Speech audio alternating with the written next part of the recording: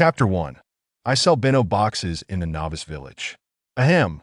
Let me tell you all that marital deception is the earliest and least terrifying game in the Guide to Surviving the Ancient Blue Star series, which is usually referred to as the novice village. Don't be afraid, everyone. Lu Xiaoya, a newly contracted game streamer for Lulu Electronic Media, had captured the hearts of many viewers who affectionately regarded her as their little sister due to her sweet, delicate appearance. Her fans all understood that Lu Xiaoya was a classic case of being timid yet craving the thrill, often engaging in dangerously bold activities. For example, while watching other streamers become terrified playing Guide to Surviving the Ancient Blue Star, she had astonishingly decided to dive in herself today. 2333. Don't worry, we're not scared, it's you who's afraid, right? Have you grown braver after just one day, little sister? Don't be afraid. I'll lend you my courage. I'll lend you mine too. I'll lend you 101. All right, with everyone's courage. I feel brave all over now. Standing in front of a dilapidated stone archway in a holographic setting, Lu Xiaoya exchanged a few last cheerful remarks with her live chat before completely diving into the game, her smile radiant. Once I truly enter the game, I want to be able to see your comments. I'm so excited to be one of the first players to complete this after the game has just been updated. I'll be counting on your support to show off my skills. Complete the game. Be careful, little sister. Tears, it's fine. Even if you die in a novice village, our Lulu will still be the cutest. Don't worry, I've read many guides for this game. I could complete it with my eyes closed. I tell I'll be absolutely fine. After confidently patting her chest and shutting off the chat, Lu Xiaoya stared at the gloomy, dripping sky beyond the stone archway. She couldn't help but gulp nervously. Did this late 19th century water town really need such a terrifying backdrop? Trying to bolster her courage, she took a deep breath and stepped through the archway, fully entering the game. Just before crossing the threshold, she glanced up at the beautiful characters engraved above the archway. Oh! The characters were strikingly appealing, square, and well-formed. Too bad she couldn't read them. When she had browsed through the guides earlier, it seemed no major players had explained what they meant. Fortunately, this role-playing escape game was multiplayer, allowing several players to solve puzzles together. There were numerous strategies available online, all of which she had committed to memory. Even though the game officials had recently made some modifications, she wasn't worried. After all, they hadn't changed the overall storyline. If the details or NPCs were made cleverer, what difference would it make? Lu Xiaoya had diligently studied the guide for marital deception multiple times. She knew all about the key items, tools, and vendors within the game. Be brave, Lulu. Charge forth. With her thoughts plucking at her determination, Lu Xiaoya pressed ahead into the archway, feeling an immediate change in her attire. To her surprise, she found herself donned in a lovely little gown, clutching a pink and white wooden box. The electronic display before her revealed her new identity card. Miss By, a newly returned heiress, engaged to the game's villainous boss. The mere notion of her connection to that nefarious figure sent a shiver down her spine, and she felt a wave of dramatic tasks ahead of her. Both the viewers watching Lu Xiaoya's stream and Lu Xiaoya herself felt an overwhelming urge to cry. What? I was wrong. Why do I have to be this character? In an instant, Lu Xiaoya's previously unshakable confidence dissolved, and her large, sparkling eyes threatened to overflow with tears. This miss by identity was truly tragic. Whether she failed the mission by being gruesomely dismembered or devoured by malevolent ghosts, or whether she valiantly joined forces with other players only to have her arm mercilessly wrenched off in the process, either way, the pain of either scenario was unbearable. The cruelest element of this game was the realism of the suffering. The kind of pain that was not merely a dream. As far as she knew, no player had ever completed their role with the satisfaction of a swift, clean death or with all limbs intact. In that moment, the chat flooded with responses, a cascade of poor thing mourning her plight. Some even speculated that Lu Xiaoya might genuinely perish in the novice village. A streamer dying in the novice village? That would surely become fodder for ridicule among other streamers for quite some time. Miss, would you like a fresh beno box? At that moment, a delicate, pale hand rested lightly on Lu Xiaoya's shoulder, and suddenly, her tears dried up, her heart nearly ceasing to beat. Delicious beno boxes? Would you like one? Listening to that cold voice, laced with an unsettling coolness from right behind her, Lu Xiaoya could no longer contain herself. A scream, reminiscent of the original character's tragic fate, erupted from her lips.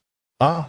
Screaming for what felt like an eternity, Lu Xiaoya squeezed her eyes shut, jumping in place until she sensed no further threat. Only then did she dare to open her eyes. Before her stood a black-haired beauty, slightly shorter than herself, gazing up with a curious expression. With waist-length, slightly curled hair cascading down her back, the girl wore an outfit characteristic of the game's specific time period, an ethereal light blue school uniform. Disregarding her cold yet delicate features that contrasted her petite stature, Lu Xiaoya thought she resembled a larger-scale figure from a figurine collection. Bam! As if struck by an invisible bullet, Lu Xiaoya's cheeks blushed brightly, leaving the girl in front of her, who had merely inquired about the bento boxes, utterly perplexed by her dramatic reaction. Gosh! Sister, you're so cute. How do you look so adorable? In a star-spanning age where the average female height reached a remarkable 1.8 meters, Lu Xiaoya, standing at 1.75 meters, already felt like an anomaly.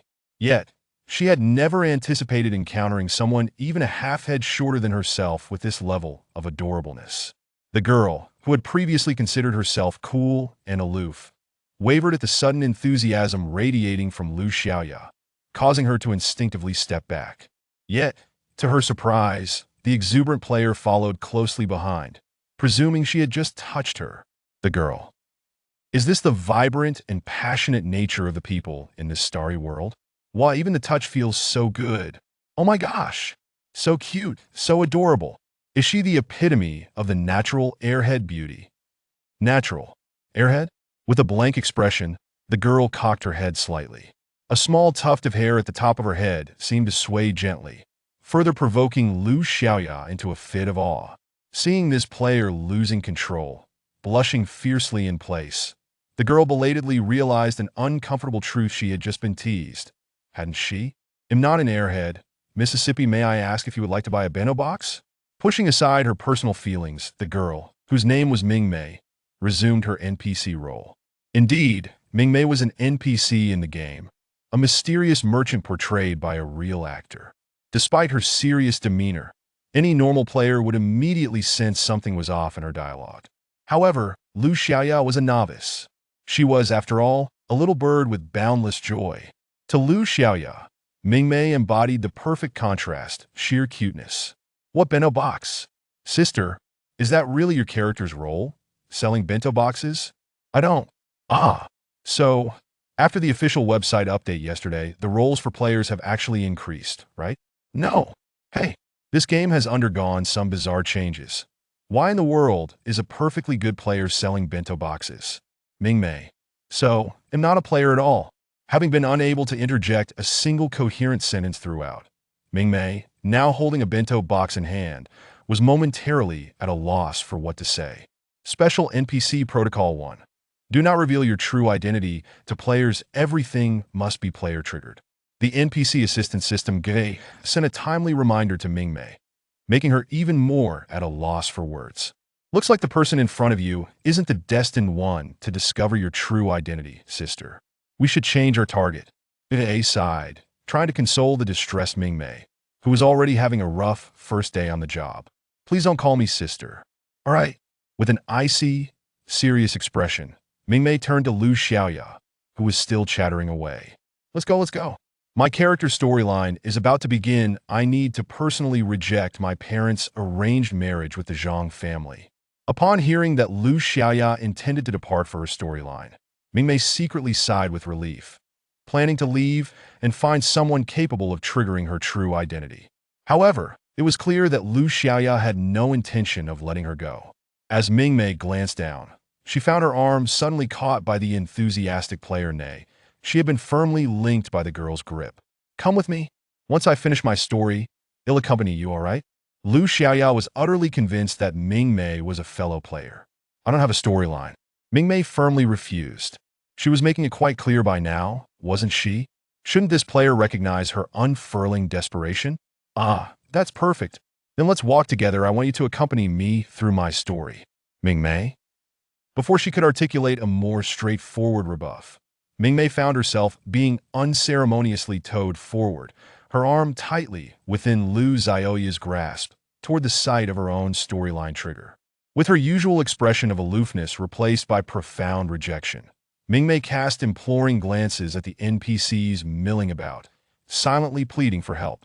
Yet everyone ignored her plight, their gazes averted as if predetermined. Wasn't it supposed to be said that NPCs had become more intelligent? Why did they suddenly seem so oblivious to her abduction? Mingmei, Guige, rescue me, save me, System Guige. Why not just surrender to her? Mingmei? Chapter 2. Rumor-like conversations. Mingmei felt that encountering a player like Lu Xiaoyao was nothing short of torment for her as a unique NPC. She had hinted so clearly. How could they mistake her for a mere player? Was there anyone who could reiterate the updates from the official website for her, please? It seemed as if by some unseen hand of fate, everything was predestined. Just as Lu Xiaoyao was about to drag Mingmei back to her home, two voices suddenly rang out from behind them at the doorstep. Hey, are you also players entering? Lu Xiaoyao and Mingmei turned to see a man in a gray robe and two girls in light blue school uniforms gazing at them. Ah, you are the ones temporarily residing in the Zhang family's backyard. Lu Xiaoyao immediately realized that these three were also players. The trio was portraying a temporary art teacher residing in the villain's home along with his two female students. You are portraying the Bai family's young lady, exclaimed one of the student players, whose hair was styled into two large braids, as she recognized Lu Xiaoyao's attire. She then turned to Mingmei, and this lady is... Ahem. Now would you like to buy a box meal? Everyone. Huh. Buy what? To be frank, Mingmei's line was exceedingly awkward and stilted. She felt an overwhelming urge to dig her toes into the ground after saying it. However, the NPC's role demanded that upon encountering players, she must inquire if they wished to purchase a boxed meal. If they agreed, it would trigger the discovery of a mysterious merchant, allowing them to buy a crucial item, boxed meals, that significantly aided in completing the game. That if they declined, then, for the next 6 hours, the player would be unable to trigger the mysterious shop. At other times, Mingmei could act freely.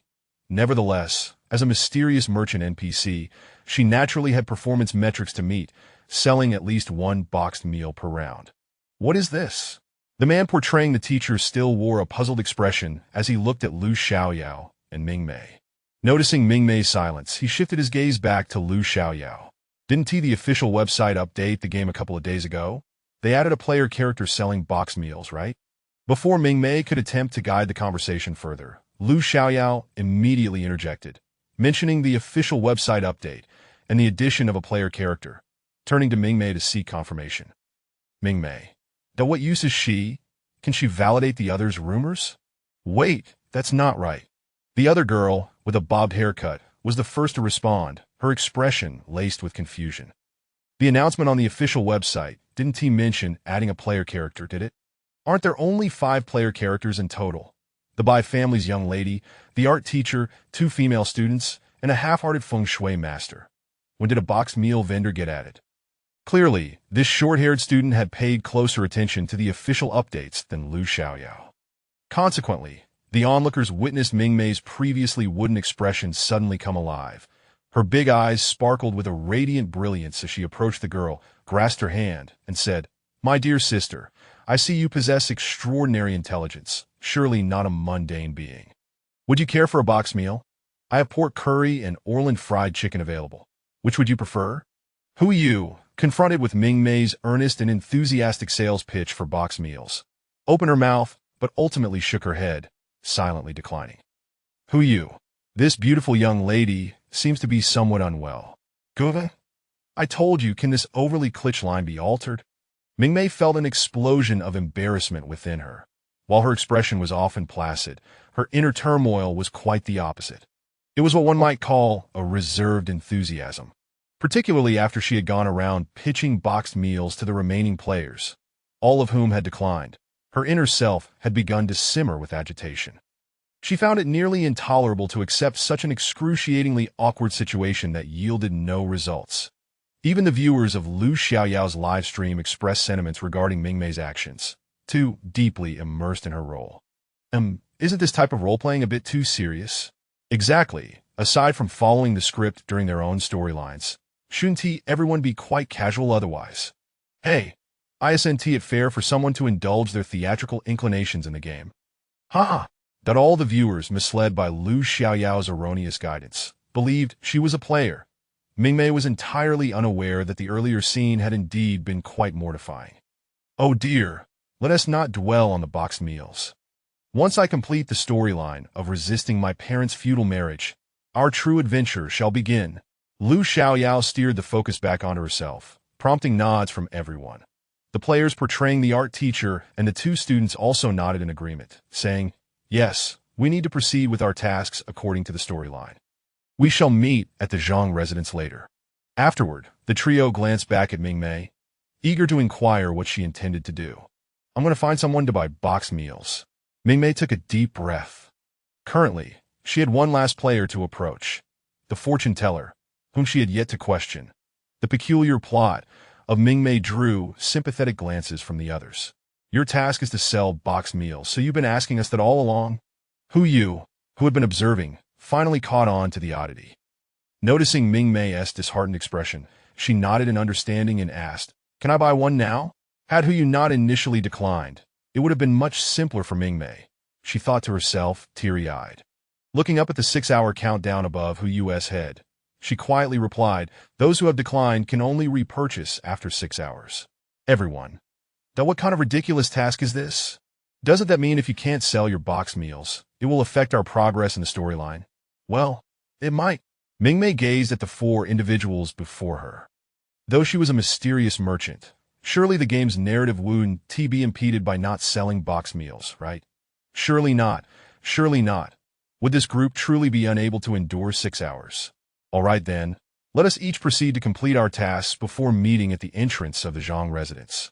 After watching everyone disperse, Lu Xiaoyao still gazed longingly at Mingmei, her expression reminiscent of a little dog waiting for its owner to return home.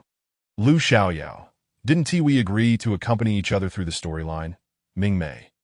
Ultimately, Mingmei resolutely declined, determined to seek out the last player and continue her quest to sell boxed meals. Chapter 3. The Deceptive Beginner's Village. The tale of deceptive marriage draws its inspiration from an ancient folktale of the Blue Star.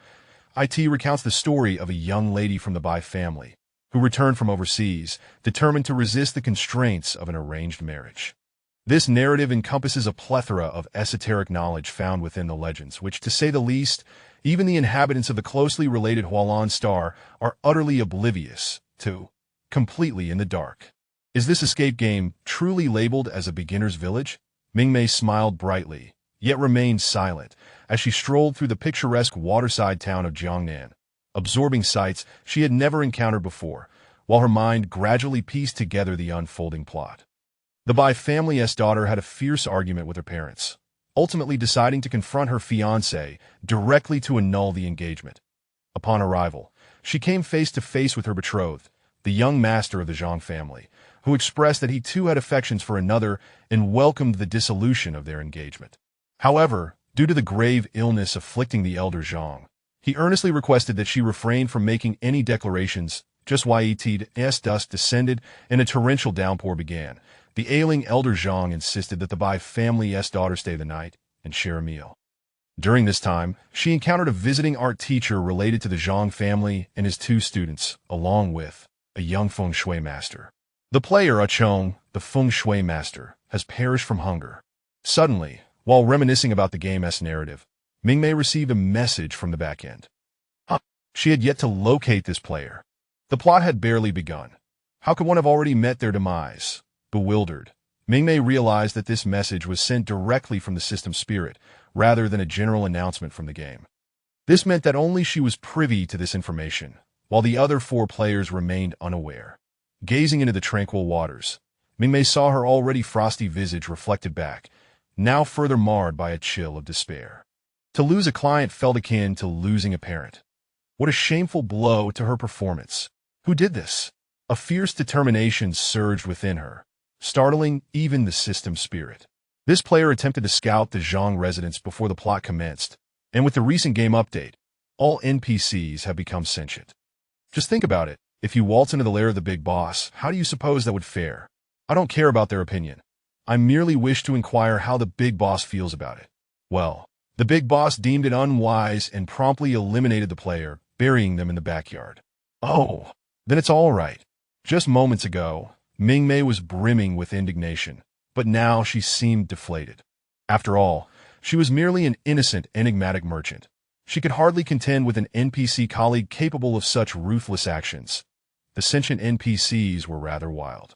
Ah, there you are. Let us head to the Zhang residence. While Mingmei stood lost in thought by the riverside, the teacher and students encountered her once more, greeting her with an invitation to join them.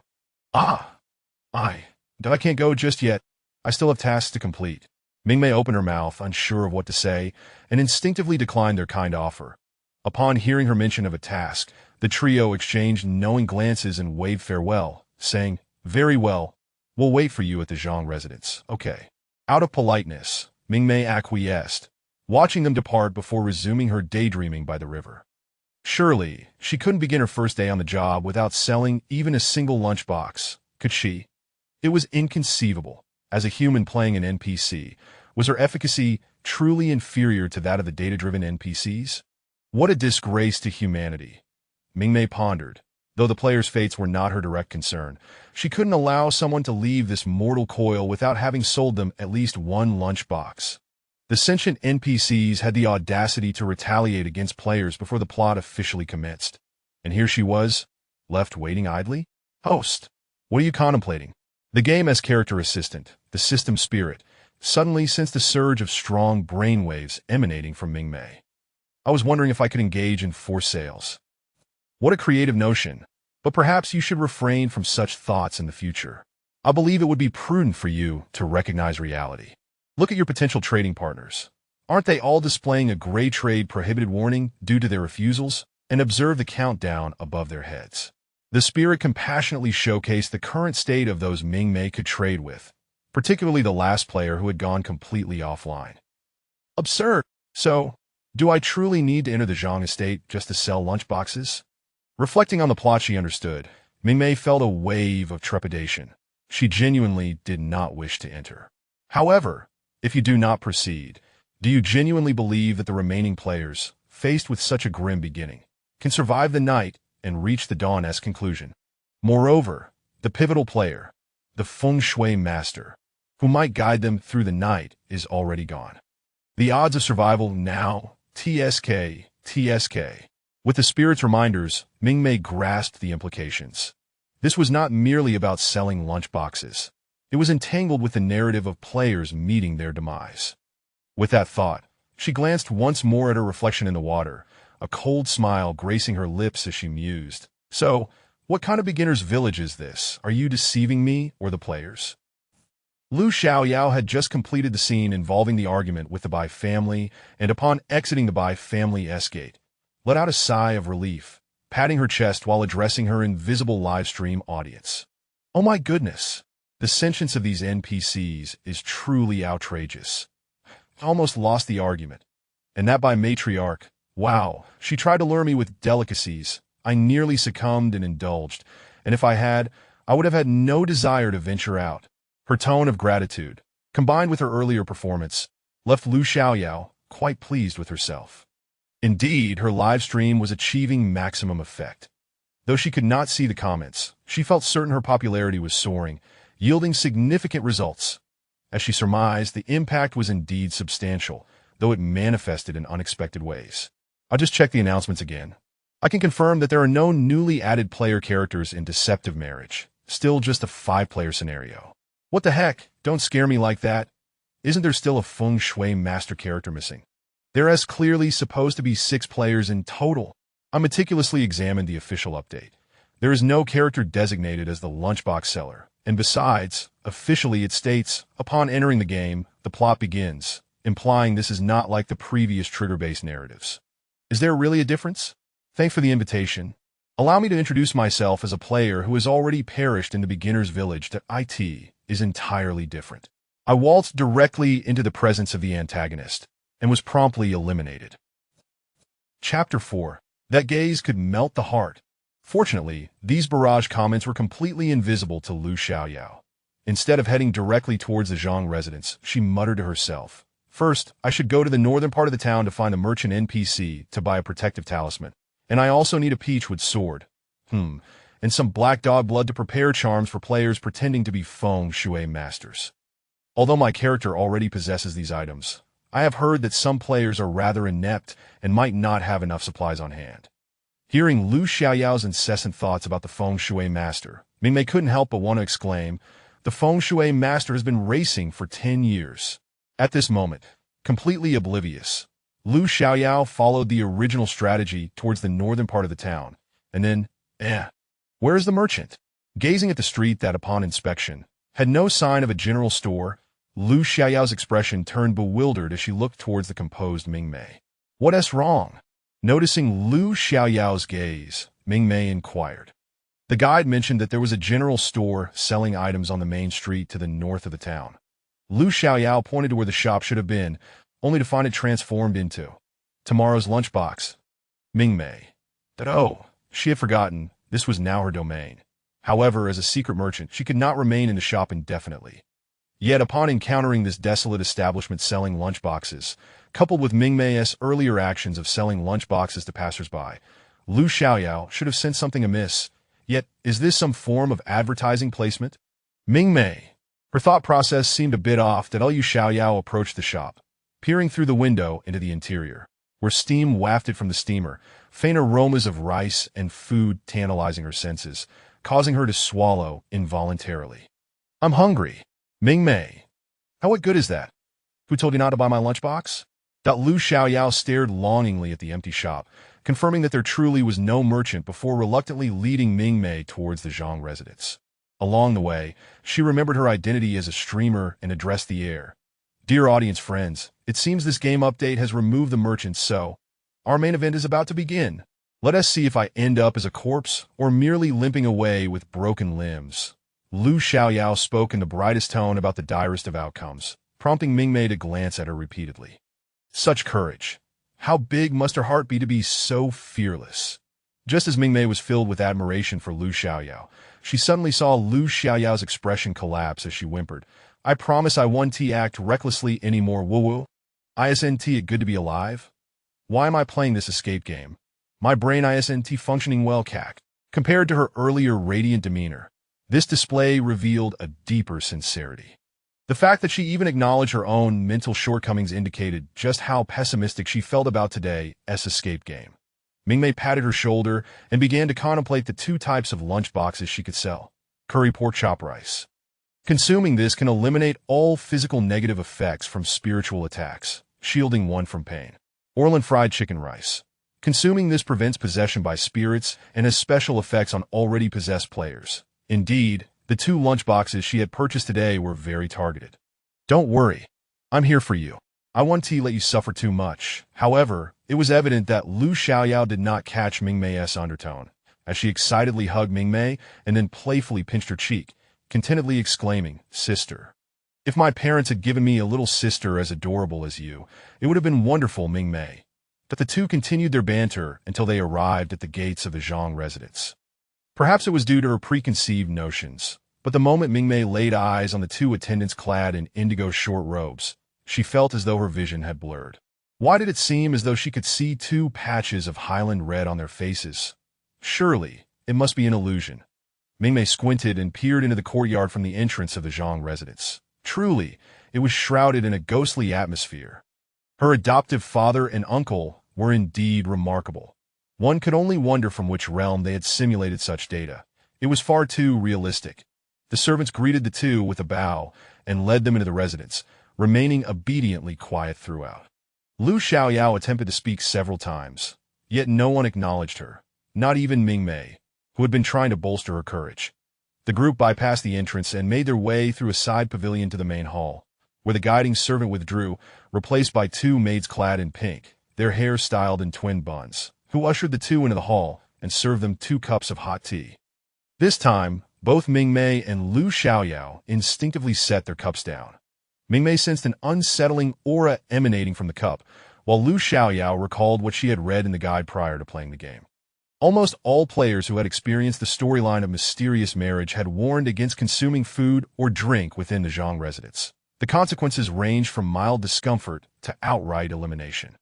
It was said that previously, players had become enchanted by the culinary delights of the ancient Blue Star, transforming this escape game into a gourmet tasting event, only to find that most of the food was problematic, resulting in frequent eliminations. Ahem, I apologize for my tardiness. I hope Miss Bai can forgive me.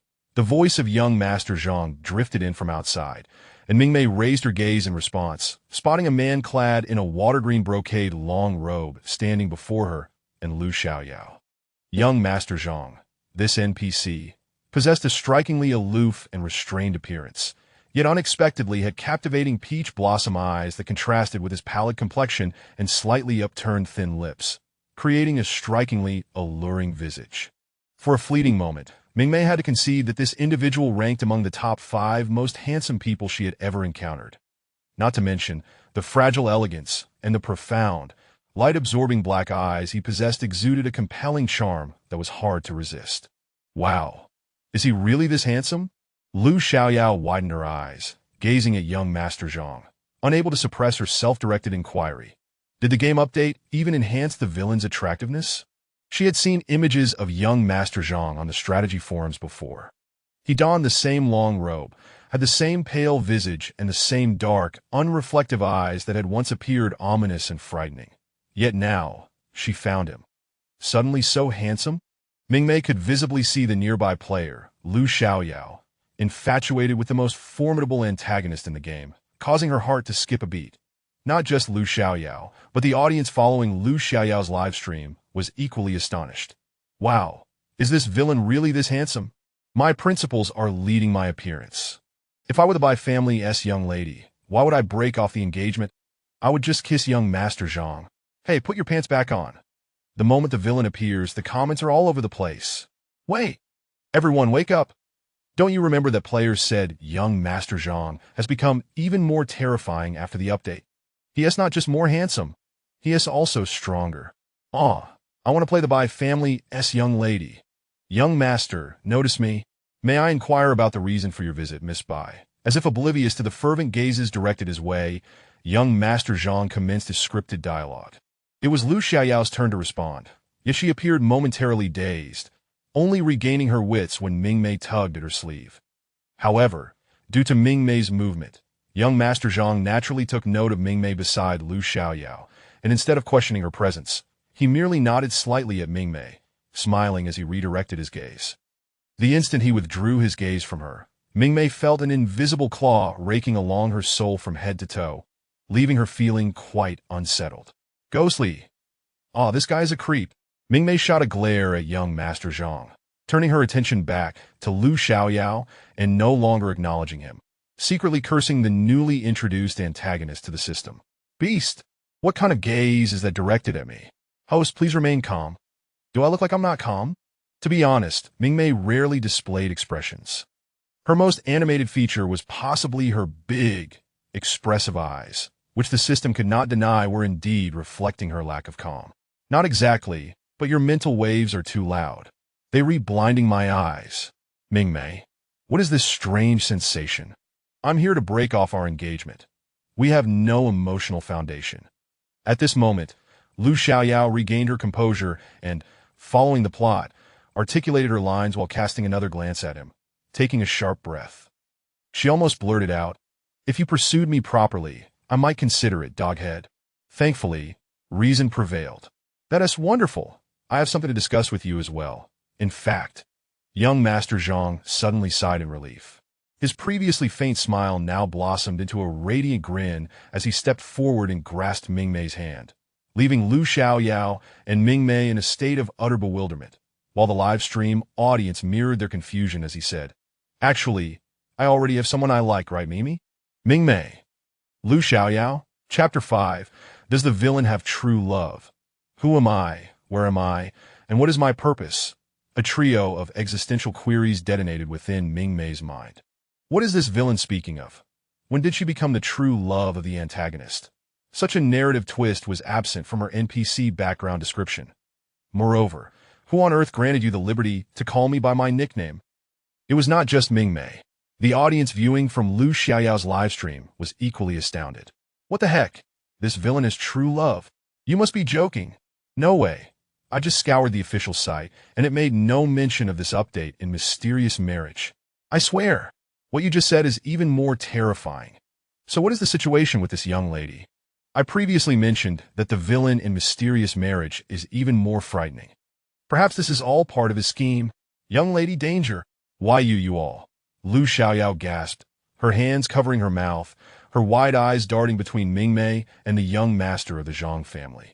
Goodness, what on earth is happening with this storyline? In the original plot, young Master Zhang merely mentioned having someone he favored, and the forum speculated that it was merely to placate Miss Bai, intended to lower the player's guard. Goodness, this gaming company has truly concocted such a twist post-update. The more she pondered, the more convinced Lu Xiaoyao became that this was indeed the case. So, this additional player is acting as the true love of the villain? Unbeknownst to Lu Xiaoyao's wild imaginings, Mingmei could only sense the shifting emotions in the gaze directed at her. First surprise, then confusion, followed by hesitation, culminating in an expression of sudden realization that left her utterly bewildered. What on earth is this player contemplating? Hey, why didn't you mention you have someone you like earlier? Lu Xiaoyao suddenly feigned ignorance of young Master Zhang's villainous persona. With a beaming smile, she seized Mingmei's hand, then courageously pulled young Master Zhang's hand over to rest upon Mingmei's. Patting the backs of their hands to ensure they clasped tightly, Mingmei watched as Lu Xiaoyao exaggeratedly squeezed out a single tear of emotion and declared, "Then let us hasten to annul the engagement, so you may marry your beloved." Mingmei, though were it not for her knowledge of the plot where Miss Bai faced a gruesome fate of being dismembered by vengeful spirits while adorned in a delicate bridal gown, she might have believed this absurdity. Should Miss Bai call off the engagement, who knows what tragic fate would befall her? However, aside from the unexpected turn of events, the ensuing plot resumed its familiar course. Young Master Zhang wore a pained expression, first explaining that his father was gravely ill, and that a sudden annulment would be a severe shock to the elderly patriarch. He further mentioned that Mimi's status was problematic, and that it would likely take time for the elder Zhang to accept it, necessitating a period of hardship for Miss Bai. Mingmei stood by, utterly flabbergasted. Is this a slight against her? My status is problematic? Mingmei quietly inquired of the back-end system. The owner of a lunchbox stall with no parental records, doesn't that indeed render her somewhat less than favorable? Wasn't the past focused on social standing? Gue was equally baffled. It had never anticipated such a narrative twist from young Master Zhang. Young Master, the elder has awakened and wishes to see you. At that moment, a servant summoned young Master Zhang away, leaving Lu Xiaoyao and Mingmei alone in the hall. Once the man departed, Mingmei breathed a sigh of relief that Lu Xiaoyao, brimming with excitement, grasped Mingmei's hand and exclaimed, "Oh my goodness, sister! What script are you following? This is so thrilling." Mingmei merely tugged at her lips, refraining from answering. Could she confess that she too was caught off guard by this script? So, what tasks do you have? Are you truly the true love of young Master Zhang, or are you also being used by him? Mingmei. That the plot of Mysterious Marriage is not particularly intricate.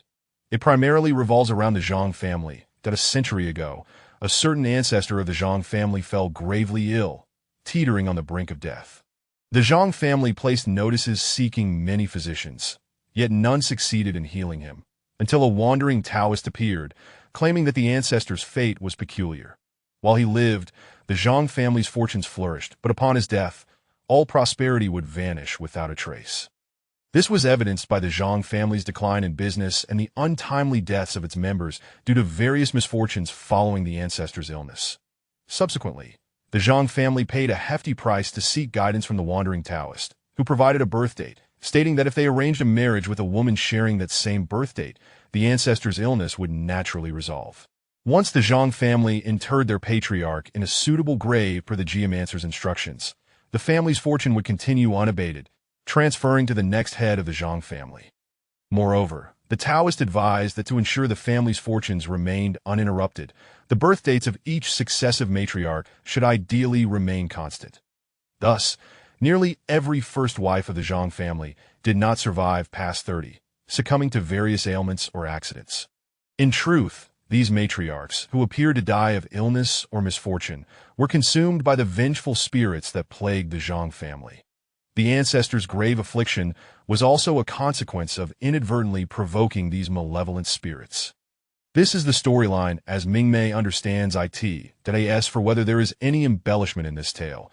Recalling the aura she sensed from young Master Zhang earlier, Mingmei could not vouch for its authenticity. Simultaneously, her wariness towards this colleague soared to new heights. Mingmei and Lu Xiaoyao exchanged a shiver, their eyes locking in mutual understanding. Stay away from the villain, lest you find yourself ensnared in misfortune. After a moment of hesitation, Mingmei chose not to divulge any information about the other. Mindful of their colleague's status, she had no desire to provoke hostility, although it was apparent that the other party clearly intended to drag her into peril. Ahem. In any case, we must exercise caution. One cannot predict the thoughts of a villainous boss, as they may merely seek to sow discord between us. That NPCs cannot harm one another, right? Mingmei felt uncertain whether the other might ultimately turn against her. They shouldn't, right? Mingmei. Listen to that tone. Doesn't the system itself feel somewhat guilty with such a lackadaisical response? Suddenly, a flash of lightning illuminated the hall, followed by a deafening clap of thunder. Seeing this, Lu Xiaoyao's expression shifted, and she looked up at the overcast sky outside, murmuring, "The plot is about to commence." The thunderstorm heralded a torrential downpour. The sound of rain pounding against the tiles instilled a rhythmic quality that allowed Mingmei, who had been sitting in the hall, to easily pass the time as she closed her eyes, recalling moments spent meditating with her sister for hours on end. However, Lu Xiaoyao, who had accompanied Mingmei, found it difficult to remain still. She fidgeted, contemplating the plot she had previously witnessed, knowing that after the downpour comes darkness, and following that, the unfolding of the narrative.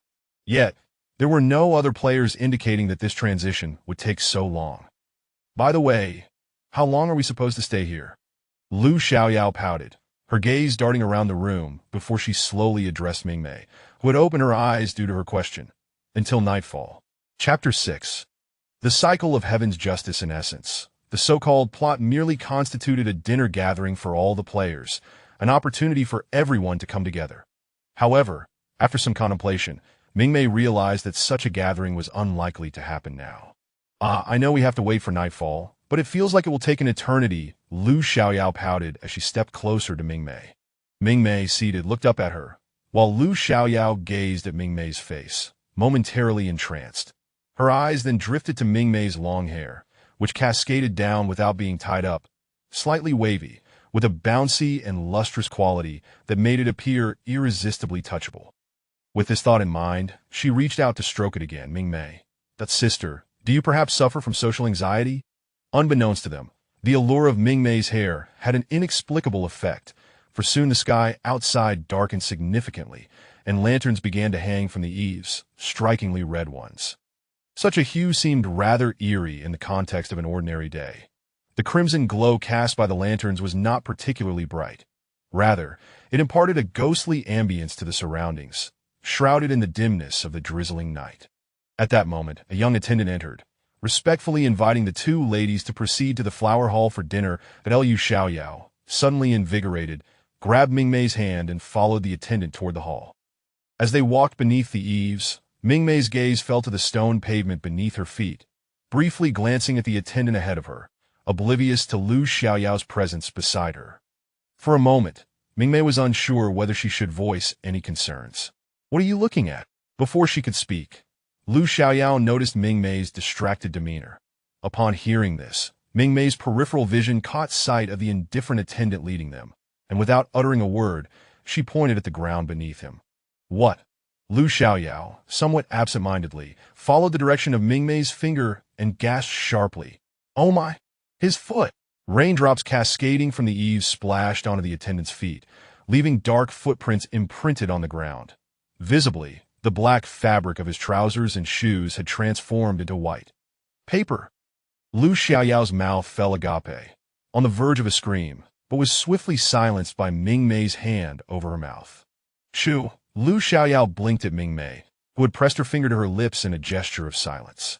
Trembling, Lu Xiaoyao managed to suppress the tears welling in her eyes, preventing herself from crying out in fear.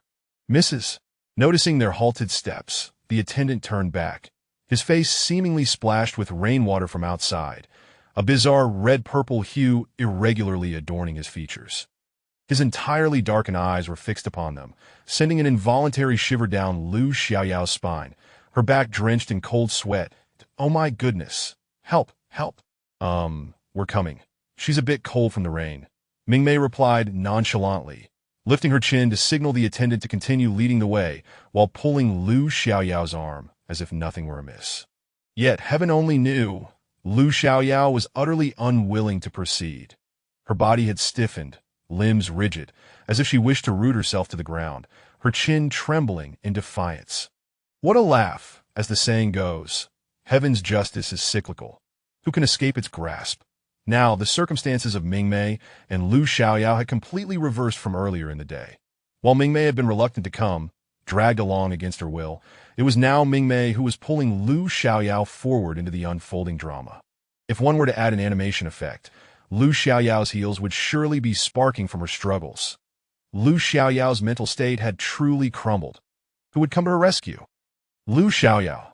Help me. Help me. Who will save me? Laughing so hard. Did you see the look of pure resistance on Xiaoyao's face? Ha ha. She was scared half to death, but just thinking about how all of this was Xiaoyao's own choice makes me feel better. Ha ha. Though I feel for her, let me laugh for 2 minutes first. Ha ha ha. Ha ha. Take your time walking, dear girl. Daddy is just back here laughing for a bit. The barrage of comments erupted with laughter, thankfully not visible to Lu Xiaoyao. By the time they arrived at the flower hall, young Master Zhang, old Master Zhang, and 3 other players had already taken their seats, leaving only the 2 of them. As Lu Xiaoyao and Mingmei settled down, old Master Zhang, who had just revealed himself, cheerfully beckoned everyone to begin their meal, promptly instructing the servants to start serving the dishes. During the serving process, although numerous candles flickered throughout the room, the bustling of shadows as dishes were carried back and forth caused the flames to sway, imparting a dim and dusky atmosphere. Amidst the candlelight, Mingmei's gaze fell upon the flickering shadows cast by the flames, almost causing her expression to crack. The silhouettes were distinctly different from the actual figures. What in the world was that white patch in the middle of one shadow? And why did another shadow appear to be missing half of its body? Realizing this, Mingmei's internal composure started to unravel. I was wrong. Ghosty, I shouldn't have approached the players to sell boxed lunches right from the start. Then what do you intend to do? Make amends? ? At this point, the system Ghosty was utterly perplexed. I should have sought out the antagonist first and asked him to delay his actions, allowing me to sell the boxed lunches. After securing a wave of performance, I wouldn't linger. Whatever he does to the players afterward, be it 1,000 cuts or dismemberment, I would have no objections. Mingmei had an ominous premonition that these players were bound to fail. Host, you must be more resolute. Have you forgotten your earlier lofty ambitions?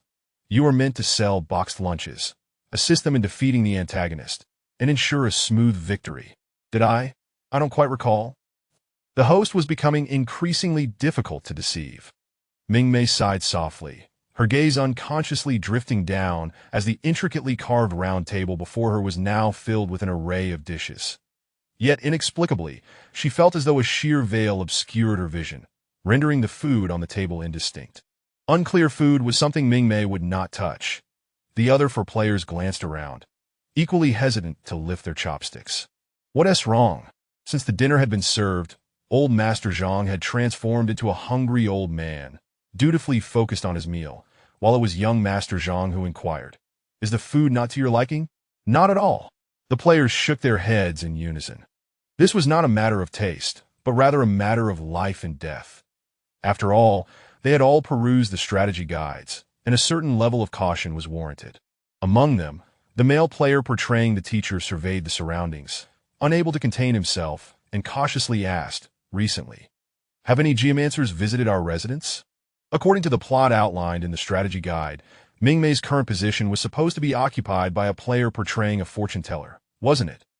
Upon hearing this, all eyes turned toward young Master Zhang, while only Lu Xiaoyao looked at Mingmei, who in turn gazed at old Master Zhang, noting that he remained engrossed in his meal, with no intention of lifting his head.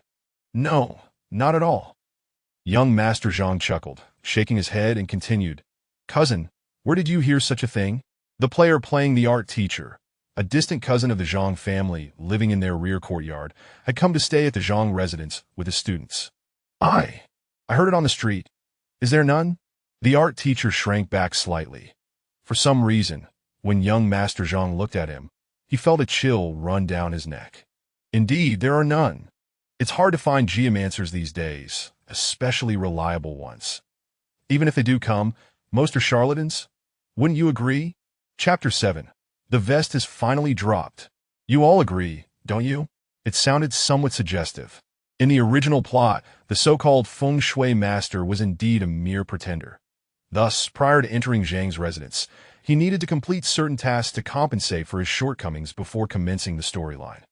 Otherwise, it would yield counterproductive results. However, the more this was the case, the more Zhang Xiaoye's inquiry sent shivers down the spines of the other players. Everyone thought, why does it feel as though the villain is already aware, perhaps even having eliminated the protagonist? Upon Zhang Xiaoye's remark, he glanced at the audience, clearly pleased with their terrified expressions, his only dissatisfaction seemingly directed at Mingmei, who remained inscrutable. Her exquisitely beautiful visage bore no trace of the panic and fear he had anticipated. Yet, in reality, Mingmei, calm on the surface, but her heart raced uncontrollably. Good, what should I do? Just look at these foolish players. The villain has already revealed himself, and they remain oblivious. Do you think I can still sell my box meal? Gue, frowny face? At this moment, host, why are you still fretting over selling box meals? I'm full. Just as the atmosphere in the room reached an eerie climax, Zhang Laoyi suddenly called out, akin to a needle popping a swollen balloon, jolting everyone back to reality. Father, since you were full, why not retire and rest? Zhang Xiaoyi turned to Zhang Laoyi, who nodded repeatedly and departed under the guidance of the servants. This left Lu Xiaoyao utterly stunned once more. Wasn't he supposed to say something? Lu Xiaoyao's eyes widened in terror. Earlier in the storyline, Zhang Laoyi insisted that she stay overnight due to the rain and darkness. Now he had shown his face, indulged in food and drink, and left without uttering a single word. Not only Lu Xiaoyao, but the other three players were equally taken aback. The previously praised Hu Yu found herself in a state of confusion that it was illogical that she would be unaware of something Lu Xiaoyao knew. Yet with Zhang Laoyi's departure, the food on the table was swiftly cleared away, as if everyone had dined like Zhang Laoyi just moments ago. It's getting late. After Zhang Laoyi exited, Zhang Xiaoyi also rose, prompting the others to stand as well. He approached Mingmei directly and extended his hand, saying, It's quite late. Allow me to escort you home? The crowd? Mingmei tilted her head, casting a glance at the others, especially Lu Xiaoyao, who seized her arm with a face full of refusal. To Lu Xiaoyao, this villain was clearly intent on separating the players to strike them down one by one. She thought, surely this villain isn't about to drag the young lady out to kill her, right? Perhaps due to the myriad of expressions on Lu Xiaoyao's face, Zhang Xiaoyi seemed oblivious, while Mingmei understood all too well. Was Lu Xiaoyao concerned for her safety? Zhang Xiaoyi, you're being too formal. Why not take us both home? Though timid, Lu Xiaoyao's loud voice seemed to embolden her as she clutched Mingmei's arm, preventing them from leaving. Meanwhile, Zhang Xiaoyi merely stood there, smiling silently. Yet his gaze, filled with an ominous intent, once again frightened Lu Xiaoyao away. Courage only lasted 3 seconds. Reluctantly releasing her grip, Lu Xiaoyao forced a teary smile at Mingmei, waving her hand. Well, sister, you take care? Mingmei? Ah, how disappointing, ruining her moment of heartfelt sentiment. It's late. I've arranged for a room in the back courtyard for you to rest. Zhang Laoyi's original line was now echoed by Zhang Xiaoyi. Moreover, he was blatantly hypocritical. It was dark, and he offered to escort Mingmei home, while Lu Xiaoyao remained there to rest. What is going on? Hu Yu approached Lu Xiaoyao and whispered, What role card did that young lady take? The scene where Zhang Xiaoyi declared Mingmei to be his true love had gone unnoticed by the three who were not present. It seems she is someone Zhang Xiaoyi favors. What? This time it was Hu Yu's turn to be astonished. Had her memory deteriorated so significantly? How could she not recall that a new player character had been added, let alone that this character had a connection to the villain? This shouldn't be the case. Hu bit her finger, frowning as she contemplated Mingmei, who, at this moment, was genuinely reluctant to leave. She hadn't yet sold her boxed meal. If she were to be invited out by the villain, once the door closed behind them, the game might very well conclude before dawn, entirely unrelated to her. What's wrong? Without offering Mingmei a chance to refuse, the servants had already brought an umbrella, which Zhang Xiaoyi held at the door, watching her intently. I'm still hungry. I can't walk when I'm this famished. Mingmei's expressionless declaration left everyone momentarily dumbfounded. Was this a valid excuse? The players. Hey, staying is perfectly reasonable. Mingmei flashed a charming smile at Zhang Xiaoyi, a smile that, despite her usual stoicism, conveyed a hint of endearing innocence. Mingmei, big shot. Wait a moment, Zhang Xiaoyi. That though he said nothing, Mingmei noticed him retracting the umbrella. Are you all hungry? I still have box meals. This time, whether stemming from a desire to delay Mingmei's departure or to keep her around, all four present nodded in unison, exclaiming, We're hungry. Food! Ding. Congratulations. Players have discovered the mysterious merchant, an opportunity not to be missed. Please select your desired items carefully. A crisp electronic notification resonated in their ears. And the next second, the players, who had just been moved to tears by Mingmei, were now utterly petrified. Lu Xiaoyao. What? No way. The crowd? Is this real? This is simply beyond comprehension.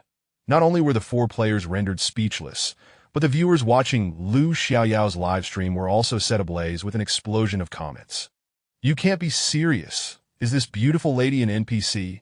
Are you joking? Wow. Is she really that lifelike? This NPC is something else? No wonder the in-game item shop disappeared. It turns out there's a merchant NPC wandering around. Countless comments flooded in regarding the enigmatic merchant NPC, Mingmei. Many players who had not logged in immediately after the game update had heard of the chaos from the stream hosted by Lu Xiaoyao, resulting in millions flocking to the live broadcast. Then a striking comment suddenly alerted all viewers. By the way, this is supposed to be a 5-player match. If this lady is the confirmed NPC then. Where's the last player? Oh my. Now that you mention it, where's that Feng Shui master player? Thinking it over, I might just be the player portraying the Feng Shui master who has been eliminated. Initially, there was a comment stating that the antagonist had become far more menacing than before, with someone claiming they had been ruthlessly dispatched by the villains. Now, they too have come to this realization. I am indeed the Feng Shui master player from their match. Fellow commentator above, please share your tale. Chapter 8. The journey begins with buying box meals, so does this mean we can only purchase box meals in this round? The four players in the game, having regained their focus, fell into silence as they gazed at the two types of boxed meals displayed on their electronic screens. They had encountered merchants in escape games before, though not ones offering such peculiar items. Boxed meals with bizarre effects were truly unprecedented for them. Is this boxed meal made of glutinous rice? In preparation for playing the escape game developed by Hualan Star, Hu had absorbed a fair amount of half-baked knowledge, including the concept of glutinous rice warding off evil, a notion for which he still could not quite grasp the scientific basis. Regardless of the type of rice, are you really not going to eat the boxed meals? Seeing their hesitation, Mingmei glanced back at the villain who was fixated on her, his gaze so intense it could almost stretch. Goodness, in this day and age, does the term pervert even differentiate between humans and non-humans? Suppressing her goosebumps, she quickly urged them, if you don't by now, the next opportunity will be in 6 hours. Then, I'll take both of them. Lu Xiaoyao, disregarding all else, insisted that with Mingmei being the sole merchant in the game, not purchasing from her would leave the four of them at a loss. With the Taoist gone, would they just stand by and watch themselves perish? Particularly with that curry pork cutlet meal, which promised to numb the pain. Even if she ended up with a bad ending, she wouldn't fear the hurt. Seeing Lu Xiaoyao's enthusiasm, the others followed suit, each purchasing 2 boxed meals. After all, if they missed this chance, they might not find another. In an instant, Mingmei had sold 8 portions that night. Mingmei, Gui, frowny face, celebratory confetti. Encouraged by the enthusiastic support of her companions, Mingmei couldn't help but indulge in a box of curry pork cutlet herself, joining in the feast. "Host, you are a boxed meal vendor," Gue exclaimed, unable to contain herself as she watched Mingmei enjoy her meal. In response, Mingmei, while swallowing her food, retorted, "It's my boxed meal. I make the rules." The phrase struck her with a sense of déjà vu, reminiscent of something she had once heard from a certain predecessor. The crispy, tender pork cutlet made a delightful crunch as it met her lips, and the savory juices burst forth, momentarily making her forget her surroundings. The outer layer of curry spices dulled the greasiness of the fried pork, intertwining the meaty aroma with the curry's distinctive fragrance, filling her mouth and nose with an exquisite flavor, providing a rare sense of substantial satisfaction. "And can I have another portion?" Lost in her reverie, Mingmei looked up to find Lu Xiaoyao gazing at her with starry eyes. Having tasted the boxed meal, Lu Xiaoyao had made up her mind. Tonight, she would rely on this meal to take down the enemies. Who was afraid of whom? Just as Lu Xiaoyao felt a sudden surge of excitement, nearly blurting out her intentions to confront the foes, she caught sight of the villain boss, standing not far away, which brought her back to her senses. Turning around, she realized her companions were equally entranced, their expressions betraying their blissful intoxication from the boxed meals. Could they all be actors trying to trick us into playing the game? Hualan Star's cuisine is indeed renowned across the stars, but it's just boxed meals. Isn't that a bit exaggerated? No way, there are so many delicious dishes. Your reactions are over the top. The comments on the screen regarding Lu Xiaoyao's reaction were becoming unbearable. Yet some viewers found their curiosity piqued by her enthusiasm. "Brothers, I have a bold idea." "Me too. Shall we join forces?" "Sure, let's team up." Everyone was deeply engrossed in their meal until a voice broke through the chatter. "Is it good?" "Delicious. Could you spare me a portion to try?" "Mingmei." Everyone, that voice was infuriatingly familiar. But they all looked up to see young Master Zhang standing beside Mingmei, his charming eyes curving into a crescent smile that sent chills down their spines, making the food in their mouths suddenly lose its appeal. It's all gone." Mingmei forced herself to utter those insincere words, while internally grumbling. "You're all NPCs. You don't have the player's resources to eat, so why should you?" "Perfect, I'll take you home, and you can cook a portion just for me." For reasons unknown, upon hearing this, Mingmei felt an overwhelming urge to shove her boxed meal into his face, wanting to see whether her meal box was larger than his face. Was he so eager to chase her away just to wreak havoc? Initially intending to take the place of the Feng Shui master in the storyline, Mingmei found her plan abruptly halted.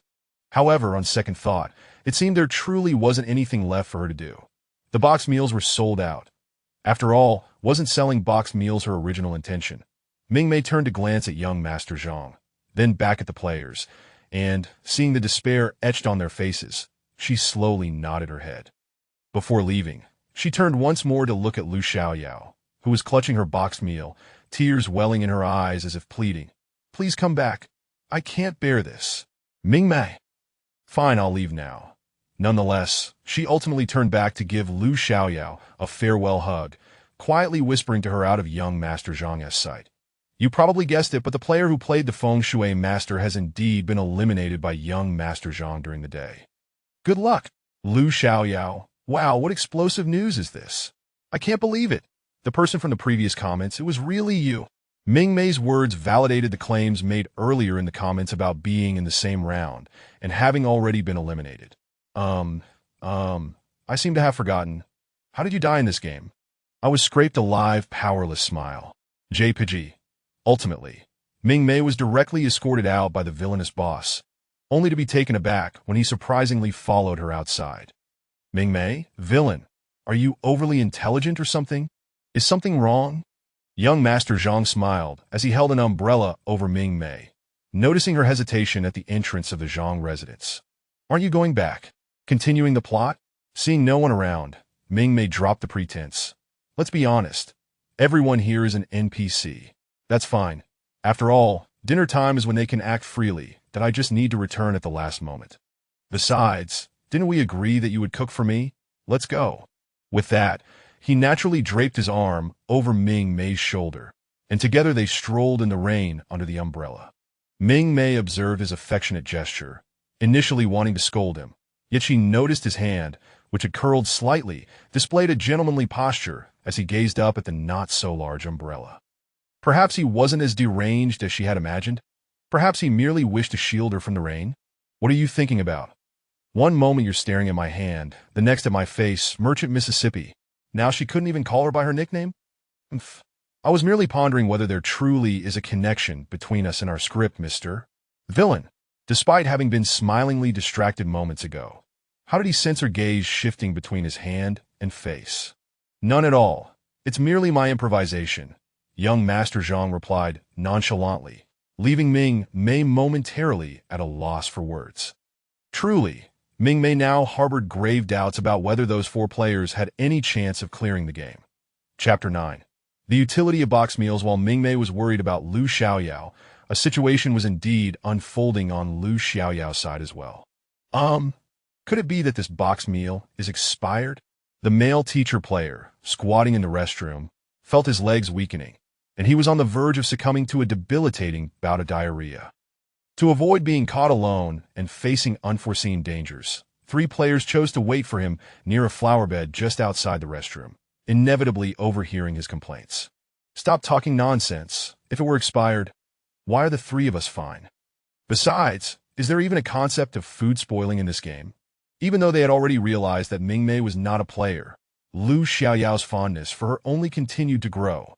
They were grateful for the merchant's unwavering support. Otherwise, the 4 of them would truly be in a dire predicament, unable to call for help.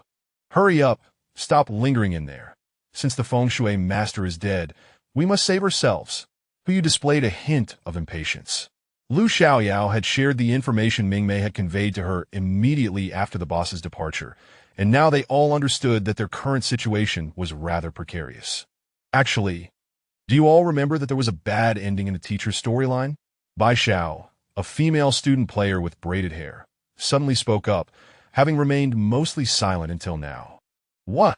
Although everyone had done their homework before playing The Deceptive Marriage, very few had bothered to explore the various bad endings. However, Bai Xiao had this habit, and thus she was aware.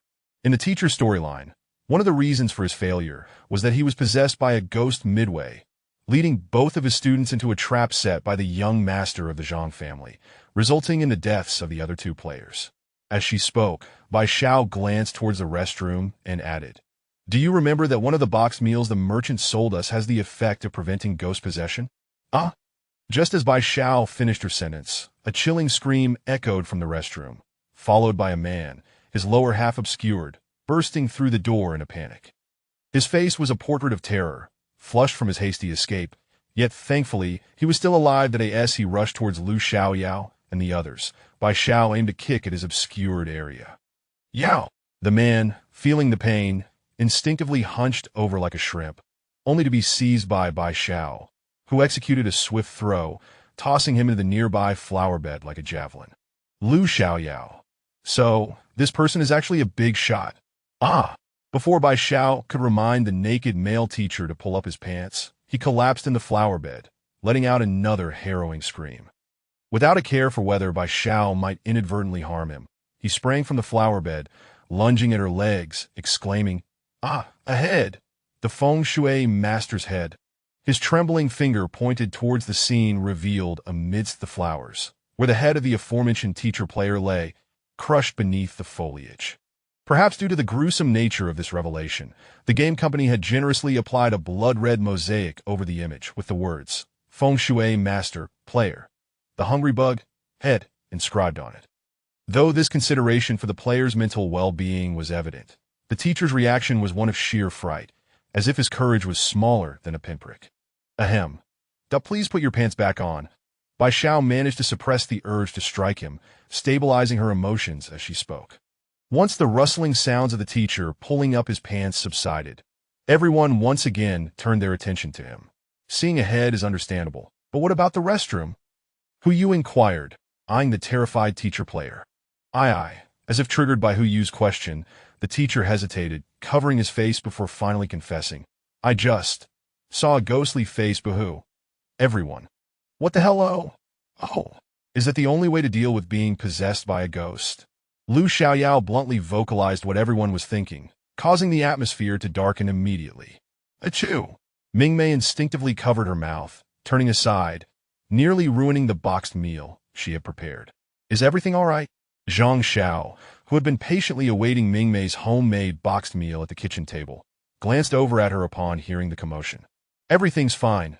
I suppose my cooking was simply too fragrant, Mingmei replied, shaking her head as she hurriedly handed the boxed meal to Zhang Xiao.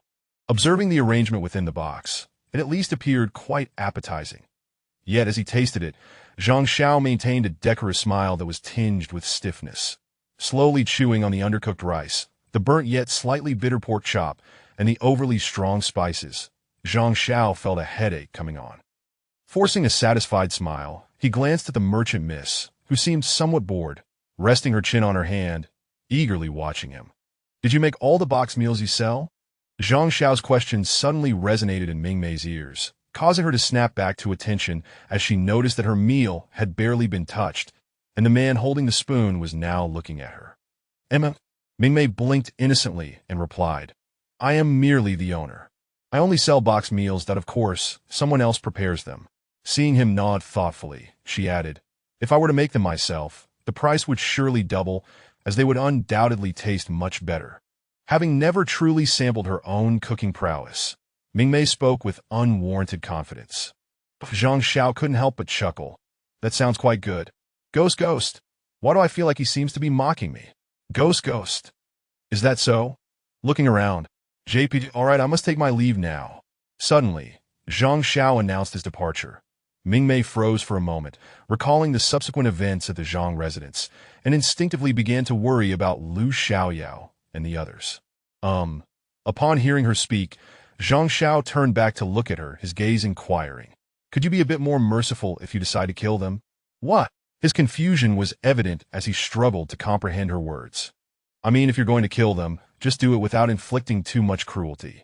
Her voice dwindled to a whisper as she cautiously glanced at him, only to be caught off guard by his gaze meeting hers. He suddenly chuckled softly. Then, without nodding or shaking his head, he turned to raise his umbrella and said, You should trust that I am not the protagonist. Since he was not the protagonist, he was not omnipotent. Some matters still had to follow the storyline, didn't they? By the way, as he was about to exit the shop, Zhang Xiao turned back to glance at Mingmei once more.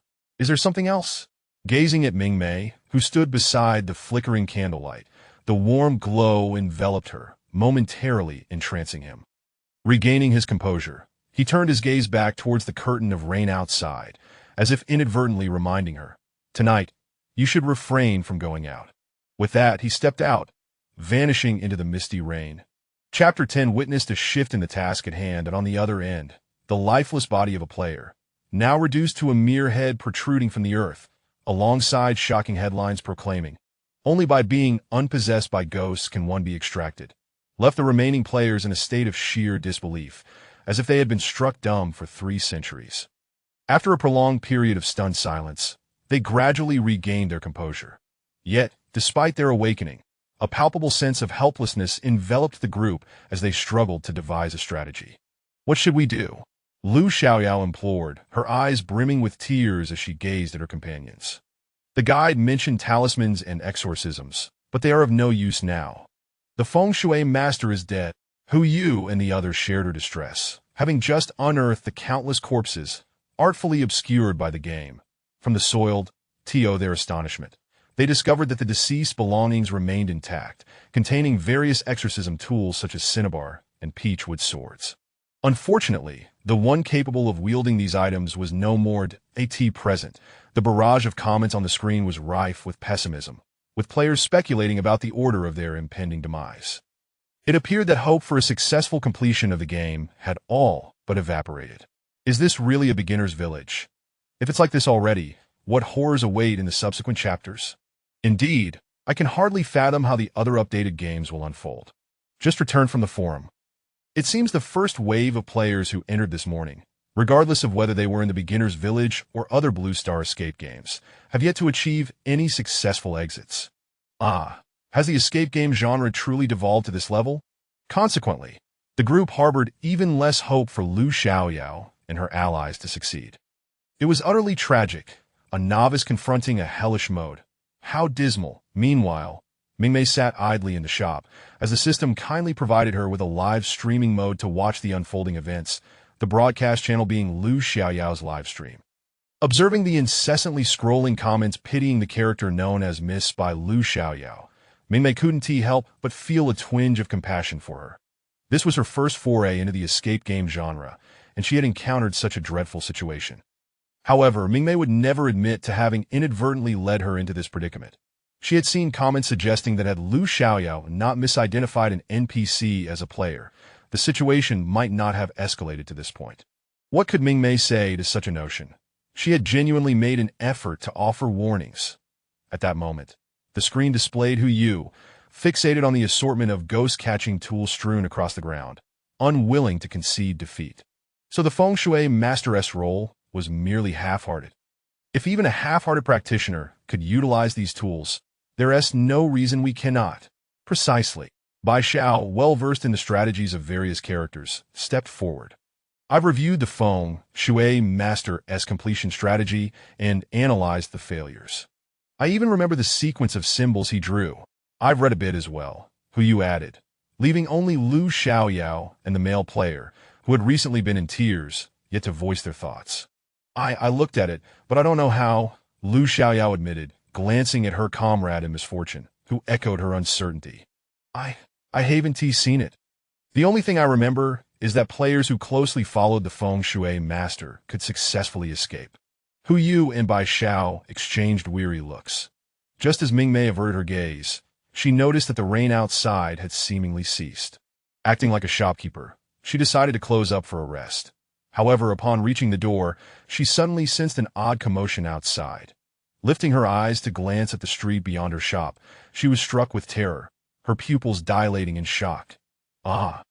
It's really working. Inside the Zhang residence, chaos erupted as 4 players wielded brushes dipped in black dog blood, painting the approaching servants with the inky substance that as soon as the brush touched the servants, they transformed into life-size paper effigies, leaving the onlookers petrified with fear. Wait! This isn't right. Shouldn't the servants possessed by ghosts have collapsed and vanished once the black dog blood was applied? Why have they turned into paper figures instead? Hu Yu and Bai Xiao immediately recognized the deviation from the original narrative. In the prior storyline, those servants had been possessed by malevolent spirits, yet now they had seemingly ceased to exist. Whatever, as long as they're gone, Lu Xiaoyao exclaimed, trembling as she hurled a talisman at one of the paper figures, igniting it in flames that consumed its form. Look, it works. The talismans you drew are indeed effective. Lu Xiaoyao cried out in exhilaration, while the others exhaled in relief. As expected of a beginner's village, the challenges were considerably lenient. The talismans that even a novice feng shui master could draw proved useful, and their imitation of these symbols had surprisingly yielded results, largely thanks to Bai Xiao's exceptional memory, as she was the one who had drawn the symbols.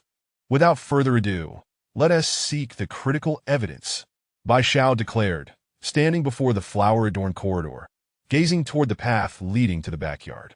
We must destroy the contract between the Zhang family and the spirits to break the deadlock. During their collaborative efforts, the 4 had unwittingly formed a team centered around Bai Xiao. Whatever she proposed, the other 3 would willingly follow. Yet this time, Lu Xiaoyao hesitated. What do we need to find the contract between the Zhang family and the spirits for? The moment Lu Xiaoyao posed her question, Hu Yu and Bai Xiao were the first to react, looking at her incredulously. What do you mean? Is your game completion not contingent upon this? Bai Xiao, having thoroughly researched every character strategy in the cursed marriage, ensured that she could adapt no matter which character she was assigned. According to her knowledge of the Bai family's strategy, the ultimate goal was to escape the Zhang family's grasp alongside everyone else. My objective is to free myself from the fate of being the Zhang family's bride and escape from Bai Shui town, Lu Xiaoyao confessed, her complexion paling as she glanced toward Bai Xiao, her lips trembling as she asked, Is it true that the final task of Miss Bai has always been this? The pallor on Bai Xiao's face confirmed Lu Xiaoyao's fears, and Hu Yu, while not as extensively prepared as Bai Xiao, had a general understanding of the situation. She looked at Lu Xiaoyao and replied, enunciating each word carefully. No, the task of Miss Bai was originally only the first half, to escape the fate of being the Zhang family's bride. The phrase escape from Bai Shui town was never included. I think my ultimate task has also changed. The male player portraying the teacher interjected, his face ashen and cold sweat trickling down his brow. My task is also to escape from Bai Shui town. Upon hearing this, Hu Yu and Bai Xiao exchanged glances, confirming that their missions remained unchanged. To unravel the Zhang family's century-old secrets and flee the estate. Thus, what was the distinction between escaping the Zhang estate and fleeing Bai Shui town? Isn't it true that if we escape Bai Shui town, we won't have to risk facing the big boss? The male player suddenly posed a question that seemed rather illogical. Lu Xiaoyao retorted sharply. What nonsense are you spouting? Male player. Then aren't we on the same team? No way, no way. Are we really on the verge of infighting now? Hey, this male player seems off. Regardless of where we flee, isn't leaving the Zhang estate the first step? Why not join the two ladies? Exactly. Who knows, helping them escape the Zhang estate now might lead to assistance in leaving Bai Shui town later. Though Lu Xiaoyao could not see the barrage of comments, it was evident that they had not reached the point of severing ties with Bai Xiao over their differing ultimate tasks. Why don't you assist us first, and once we're outside, we will help you escape Bai Shui town as well, alright? The suggestion was initially voiced by Bai Xiao, recognizing that both she and Hu Yu might not be able to escape the Zhang estate.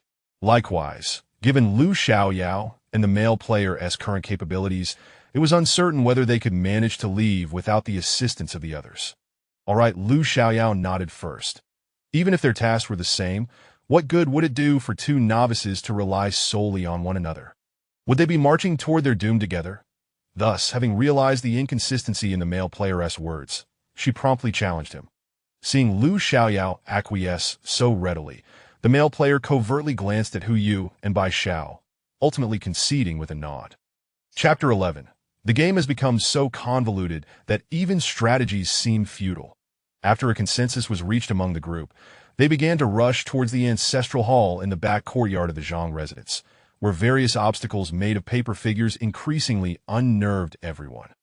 Even the usually unflappable Lu Xiaoyao, who had been screaming without pause, started to ponder aloud. These are all paper figures. Where have the living people gone? Has no one noticed something amiss? So the reason I was dragged around by her in broad daylight without anyone intervening isn't due to the NPCs' lack of intelligence, but rather because they are not intelligent NPCs at all. Mingmei, standing atop a rooftop, gazed down at the mindless people wandering the rain-soaked streets, their feet leaving damp marks that revealed them to be entirely made of paper. Witnessing this sight, Mingmei couldn't help but press her fingers to her temples. She once again found herself venting to the system.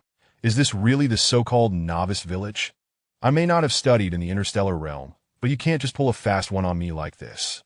As Mingmei, having traversed from a cultivation realm with her parents, sought work through the back door, she never anticipated that her arrival would be so fraught with challenges, leaving her at a loss for words. Wasn't it agreed that she could simply lounge around and take it easy? Did the villain not warn you to stay indoors at night? You insisted on coming out to see for yourself. The system discreetly reminded Mingmei not to meddle, for they were not the type of characters bound by a script to become embroiled in the unfolding drama. Their sole purpose was to serve boxed meals. This was something she certainly understood. Standing atop the rooftop with her hands clasped behind her, she directed her gaze toward the Zhang residence, her eyes gleaming with curiosity. I just want to observe. Is it impossible to refrain from intervening? Why watch someone else's live stream when I am here in person? System, so this is the kind of host you are? Just moments ago, the system was contemplating whether to caution Mingmei against being overly kind-hearted, and now her reasoning was this. The plot has become so convoluted that even after 800 years, I can't recognize it. You wouldn't tell me that the game's narrative hasn't been updated, would you? As she leapt across the rooftops, following the throng's direction, she mused, watching Lu Xiaoyao's live stream for the truth is far too tedious. I might as well see for myself. Even enjoying a melon has become an arduous task. System frowny face. Ah, how amusing. Usually aloof, but occasionally flaring with indignation, it turns out she too cannot escape the allure of gossip. It must be said that while the system was broadcasting Lu Xiaoyao's perspective from within the residence, Mingmei remained on the rooftop, keenly observing the soulless residents wandering the streets below. This dual narrative viewing, akin to a god's eye perspective, led Mingmei to realize that the plot had indeed grown even more bizarre. On one end, these paper figures had congregated at the entrance of the Bai residence. Watching the two elegantly dressed middle-aged individuals emerge from the Bai household, Mingmei noted the spark of awareness in their eyes, so unlike the soulless wanderers on the streets. I remember Lu Xiaoyao mentioning that the current NPCs are far too intelligent. She nearly got convinced to stay when arguing with the Bai family about her engagement. Mingmei's gaze sharpened. Could it be that the narrative alterations in this novice village had also affected the Bai family in some way? By the time Lu Xiaoyao and her group charged into the Zhang family's ancestral hall, for players were already in a disheveled state, their bodies marked with numerous intersecting scars, thankfully mitigated by Mingmei's boxed meal. To their relief, the injured parties felt no pain. We must hurry. The young master of the Zhang family has yet to reveal himself. Who knows what he intends? Quickly find that contract and destroy it with a brush dipped in black dog blood. Hu hastily closed the door to the ancestral hall, bolting it shut while urging everyone to act swiftly. All they needed to do was locate the contract hidden among the offerings before the ancestral tablets. With this thought, the group's eyes sparkled with enthusiasm for success. So many tablets. Gazing at the array of square characters, Hu and Bai Xiao, possessing the best memories, found their minds momentarily blank upon seeing the tablets. Does anyone recognize the ancient Wanxing script? Bai Xiao whispered, clearly at a loss. Regrettably for her, the other 3-inch illiterates lined up beside her all shook their heads in unison. Bai Xiao, well, she thought it might be worthwhile to take lessons in this language in the future, considering this game had already collaborated with them. There are so many tablets. While they are numerous, have you all closely examined which tablet contains the contract? Lu Xiaoyao placed her hopes on Hu and Bai Xiao, firmly believing that even if they couldn't read it, they were still better than ordinary folk. I remember some, but Hu observed that nearly half of the words on the tablets seemed identical, her expression darkening as she held up 2 tablets for everyone to see, asking, "Do you notice any differences between these?" How absurd! They were all square characters. What distinction could there possibly be? Most viewers in the live stream had never seen these 2 tablets either, with only a few from the Wanxing realm providing some context. First wife by family's given name Yunxiang, died giving birth to Shilian. First wife by family's given name Jiaoying, died giving birth to Shilian. First wife by family. Wait, why does the Zhang family always marry into the Bai family? Wait a moment. What are you talking about? Isn't the focus on why all the brides are from the Bai family? Indeed, they all share the Bai surname. Observing the flood of messages scrolling through the chat, Mingmei stood atop the rooftop, gazing at the Bai couple, murmuring, not just the Bai maidens, but these tablets denote those without heirs, commemorated by their husbands after passing. How could the Bai family, with their unusual connection to the Zhang residence, remain oblivious? In contrast to the 4-inch illiterates in the ancestral hall being forced to sift through the tablets, Mingmei had already discerned numerous discrepancies just by examining them. These tablets commemorate wives who died without leaving heirs, set up by their husbands. Moreover, these Bai ladies have no offspring. Who then is the progenitor of the subsequent Zhang family heads? And why is there no tablet for the birth mothers? If there were heirs, the tablets written by their husbands would read, First wife Zhang mother by family given name, gave birth to Shilian.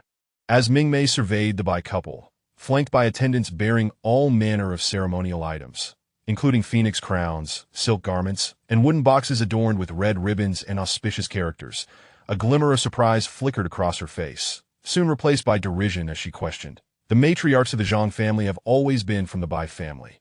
How remarkable that the Bai family can so effortlessly marry off their daughters. A single scoff, laden with sarcasm. What was the Bai family truly after? Mingmei's mind was rife with mockery when suddenly she felt a drop of icy liquid splash onto her face. Looking up, she found heavy raindrops cascading down once more. It's raining. Mingmei extended her hand, tilting her head to observe the sky, only to find an oiled paper umbrella appearing above her head. I told you not to go out at night. A man sighed softly. Turning back, Mingmei saw him standing before her, one hand behind his back, the other holding the umbrella, his smile still intact, his dark eyes reflecting her image. Chapter 12. A Scene of Grandeur. I just came to see the commotion. For reasons unknown, Mingmei felt a twinge of guilt, as if she had been caught in the act. She cast a sidelong glance at the crowd below before turning to young Master Zhang and inquired, "Isn't there something you need to explain? In the realm of the living, the joyous avoid the deceased. In the underworld, brides are wed amidst the reign of the third watch. Wedded. Isn't that you who is marrying?" It suddenly dawned on Mingmei that the Bai family's daughter was to be wedded to the very villain standing before her. Perhaps. Young Master Zhang's tone was devoid of emotion, utterly unrecognizable as that of a groom. As he observed the imposing procession of the Bai family heading towards the Zhang residence, his eyes betrayed not a flicker of sentiment, even less so than Mingmei, who was merely a spectator. "Do you wish for me to marry?" Although Mingmei's expression was largely composed, she could still manage a roll of her eyes. "What does it matter to me?" This villain was utterly deranged. Mingmei's barely concealed disdain was evident to him, yet young Master Zhang appeared wholly unfazed, a smile gracing his lips. Before long, Mingmei witnessed him extend his hand, grasping her wrist through the fabric of her sleeve. "Come with me." Most of the characters on these tablets looked strikingly similar. Lu Xiaoyao and her companions had become quite dazed from examining the numerous tablets, eventually mustering the resolve to flip through each one. The jig was up. She simply could not recognize the characters, so what? Clearly, she only needed to overturn all the tablets, so why make it so difficult for herself? Consequently, after rifling through a collection of tablets bearing the names of the Bai family's former ladies, they finally uncovered a piece of paper beneath the foremost tablet. "Ah! Is this the one? It must be!" Lu Xiaoyao exclaimed excitedly, waving the paper in her hand and presenting it to Bai Xiao and the others. Although they still could not decipher the characters, the singularity of this paper amidst a sea of tablets made it hard to believe it was anything but that elusive contract. "Indeed, destroy it, and you shall be free." Just as Bai Xiao and her companions were basking in their excitement, an unexpected voice interjected. Young Master Zhang and Mingmei emerged before the four of them, and in an instant, the four huddled together in a tight embrace, prompting Mingmei to involuntarily tug at the corners of her mouth. What a remarkable reaction speed. Technically, it wasn't all four of them. Two of them had ensnared the other two like a colossal octopus, holding them so tightly that even if they wished to resist, their bodies surrendered honestly. "Hu Yu Bai Xiao, we're exhausted. Let it all end 3. Upon witnessing this, young Master Zhang chuckled softly, his gaze shifting away from the group. With a subtle movement of his fingers, Lu Xiaoyao's paper seemed to sprout legs and flew straight into his hand. Ah! One must admit, Lu Xiaoyao excelled at heightening the atmosphere. At this moment, while she dared not oppose the formidable boss, she did not hesitate to let out a wail upon realizing her paper had vanished. That wail was more piercing than the cawing of crows returning home at dusk, prompting Mingmei to glance at Lu Xiaoyao with curiosity. Here, to everyone's surprise, the paper was ultimately handed back to Lu Xiaoyao by young Master Zhang, leaving Mingmei utterly bewildered by the turn of events. Nevertheless, she accepted it, examining the contract that had consumed Lu Xiaoyao's thoughts. However, upon closer inspection, Mingmei furrowed her brow. "A marriage certificate? Ah?" Mingmei's voice was rather loud, and Hu Yu and the others distinctly heard her. "How could it be a marriage certificate? Isn't it a contract signed between the malevolent spirit and the Zhang family? It is the marriage contract between the young lady of the Bai family and the Zhang family." As Mingmei spoke, she unfurled the paper for them to scrutinize, only to recall, "I forgot, you cannot read." The crowd. How frustrating. They turned to complain to the game developers, questioning how they could omit a translation system, leaving them a bunch of blind fools when faced with such crucial evidence. What on earth is going on? Young Master Zhang stood there composed. Though he appeared harmless and placid, they lacked the courage to question him directly, ultimately opting to approach Mingmei instead. "I'm not certain, but at the very least there's one thing. If you wish to escape the town, it may prove somewhat troublesome." After glancing at young Master Zhang, who remained silent, she continued, "Miss Bai's parents have already brought the bridal crown and dowry to the Zhang family's doorstep." "What? Lu Xiaoyao was left utterly flabbergasted. What is happening? As the group sought clarification regarding the unfolding situation, they suddenly experienced what felt like auditory hallucinations as the jubilant strains of a swana filled the air. Everyone turned towards the source of the sound, which emanated from outside the Zhang family shrine. At that moment, young Master Zhang's gaze also shifted to the entrance of the shrine. With a wave of his hand, the previously closed doors swung open. Outside the shrine, a sea of red light enveloped the scene, with joyous red silk and a throng of people clad in wedding attire eagerly awaiting those within the shrine, their mouths moving as if to convey, "The auspicious hour has arrived." Where are the newlyweds? In stark contrast, the interior of the shrine was suffused with a somber atmosphere, its cold hues gradually being infiltrated by the vibrant festivities outside. "So, do you still want this marriage certificate?" As young Master Zhang spoke again, the eyes of the crowd shifted back to the shrine, where the figure had donned a long crimson wedding robe. The scarlet attire accentuated his pallid complexion, while his blood-red lips parted to inquire, exuding both allure and an unsettling air. The object of his inquiry, Lu Xiaoyao, was equally taken aback. She realized, without knowing when it had happened, that she too was adorned in a bridal crown and wedding attire. Her sudden transformation startled her three companions, leaving her abandoned by them. Mingmei observed this scene, her gaze downcast, a peculiar sensation stirring within her. Just as Lu Xiaoyao was grappling with her confusion, the marriage contract materialized in her hands once more. "Do you still want it? This marriage certificate?" Young Master Zhang's voice fluctuated in Lu Xiaoyao's ears. She looked up only to find herself utterly alone, clutching the marriage certificate as she turned to see the crowd outside the shrine. There stood Bai's father and mother, their previously jubilant expressions now contorted in shock, mouths agape, as if attempting to convey something to her. Yet, she could not hear them. However, the barrage of comments in the chat had erupted. "What is this? The scene suddenly feels exquisite? What the hell is exquisite? A wedding robe in a shrine? Isn't that rather eerie? Why does the daughter's expression seem off?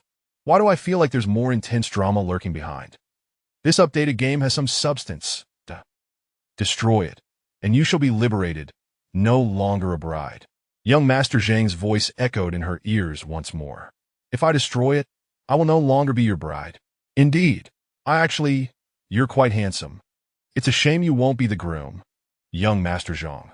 But the crowd, what a pity! They watched in disbelief as Lu Xiaoyao, whose state was decidedly amiss, continued to blurt out her innermost thoughts. They exchanged glances with young Master Zhang, pondering that there was no need for regret. If she agreed, given his expression, he would likely eliminate her for being such a lovesick fool. Young Master Zhang nodded, a glimmer of something unusual in his gaze as he smiled at the now dazed Lu Xiaoyao.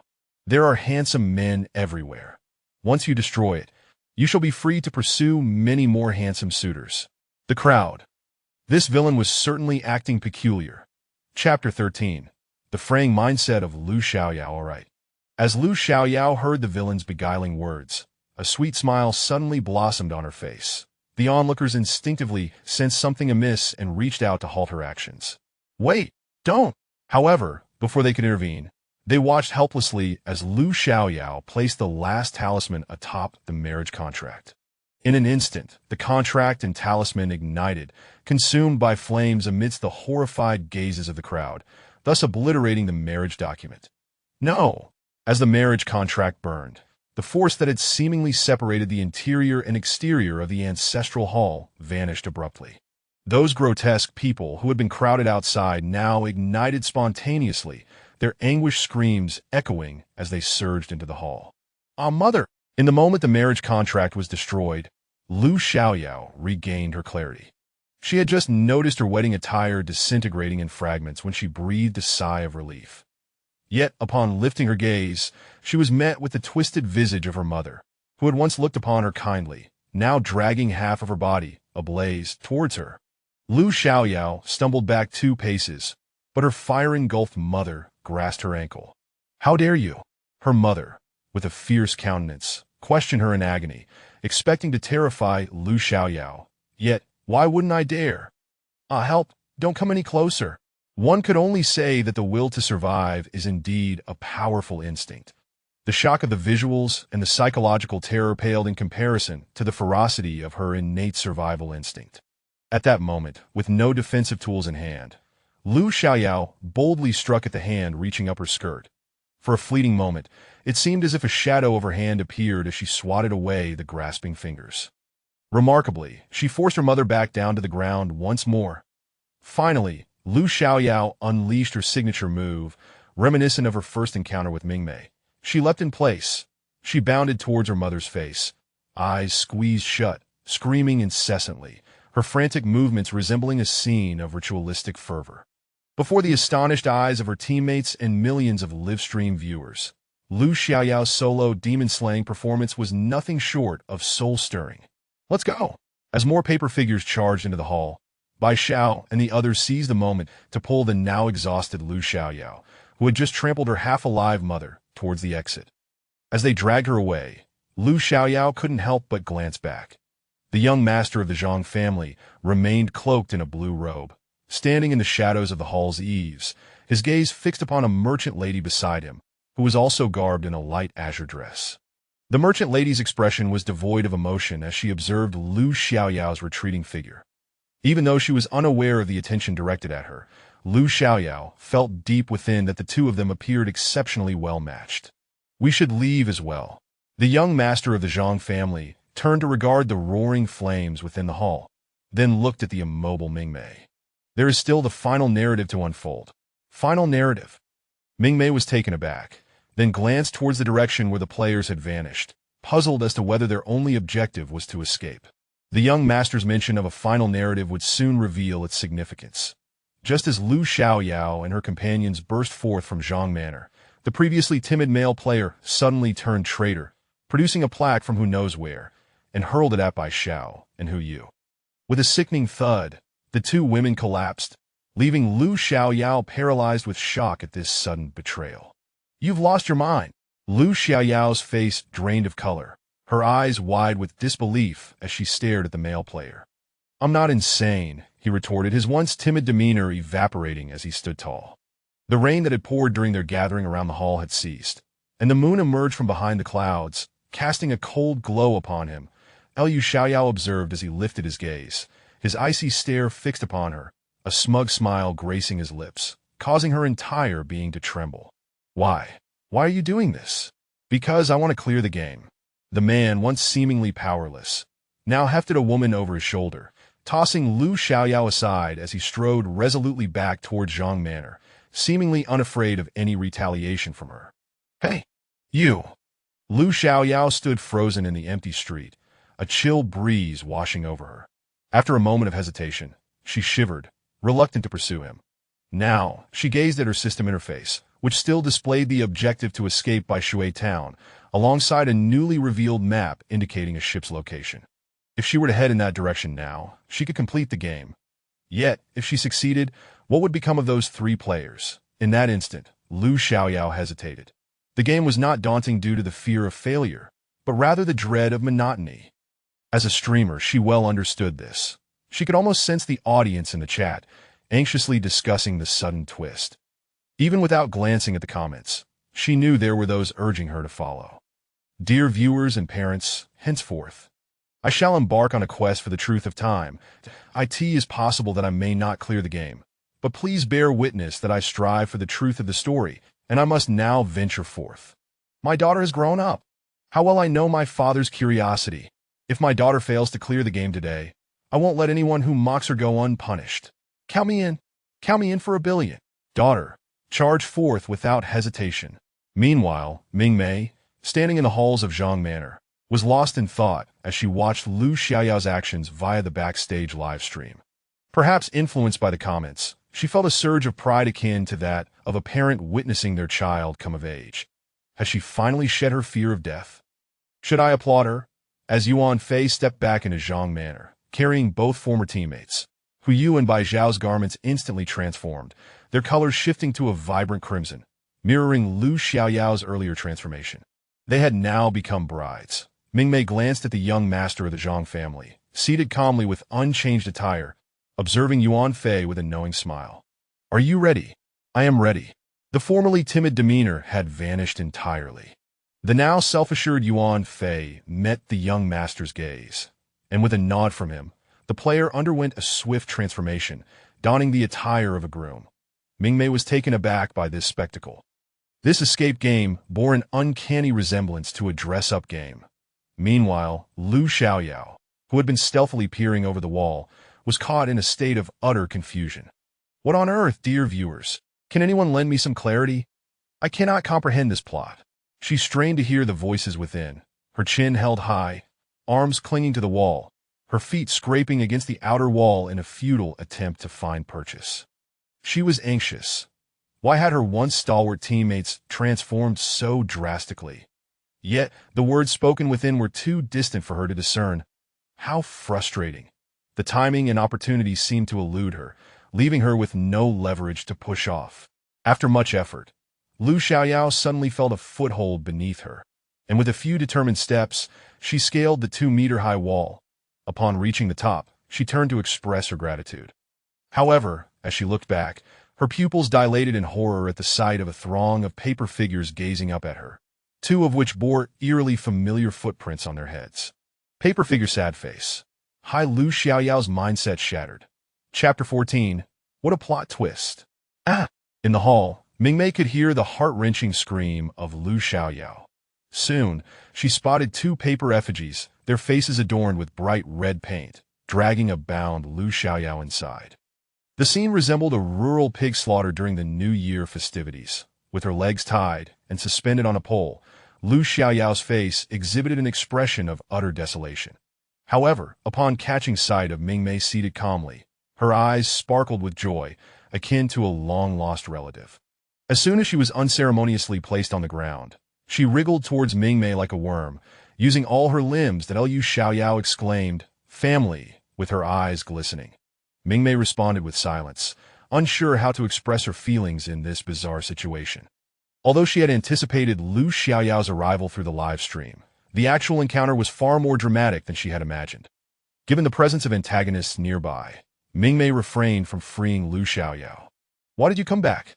This question was not originally intended for Lu Xiaoyao, but given her current predicament and her position beside Mingmei, she quickly interjected, "I just want to understand what is happening." Lu Xiaoyao gazed intently at Yuan Feng, asking, "Why did you betray the game? Could it be that you are not actually a player, but an NPC in disguise?" After Mingmei's experience, was everyone now an NPC in her eyes? One couldn't help but admire Lu Xiaoyao's imaginative thinking. The others, including Mingmei, chuckled. Even Zhang Xiaoyi, who heard Mingmei's soft laughter, joined in. Yet upon witnessing the laughter from everyone, Lu Xiaoyao felt an overwhelming urge to cry. Had she said something wrong? Why were the villains laughing? Shouldn't players like her be the ones in tears? Do you know what's going on? Lu Xiaoyao gazed up at Mingmei with a pitiful expression, hoping for some useful information. Without directly answering Lu Xiaoyao, Mingmei shifted her gaze towards Yuan Feng and Zhang Xiaoyi, and then inquired, "Is tonight's ceremony the transfer of the Zhang family head's position?"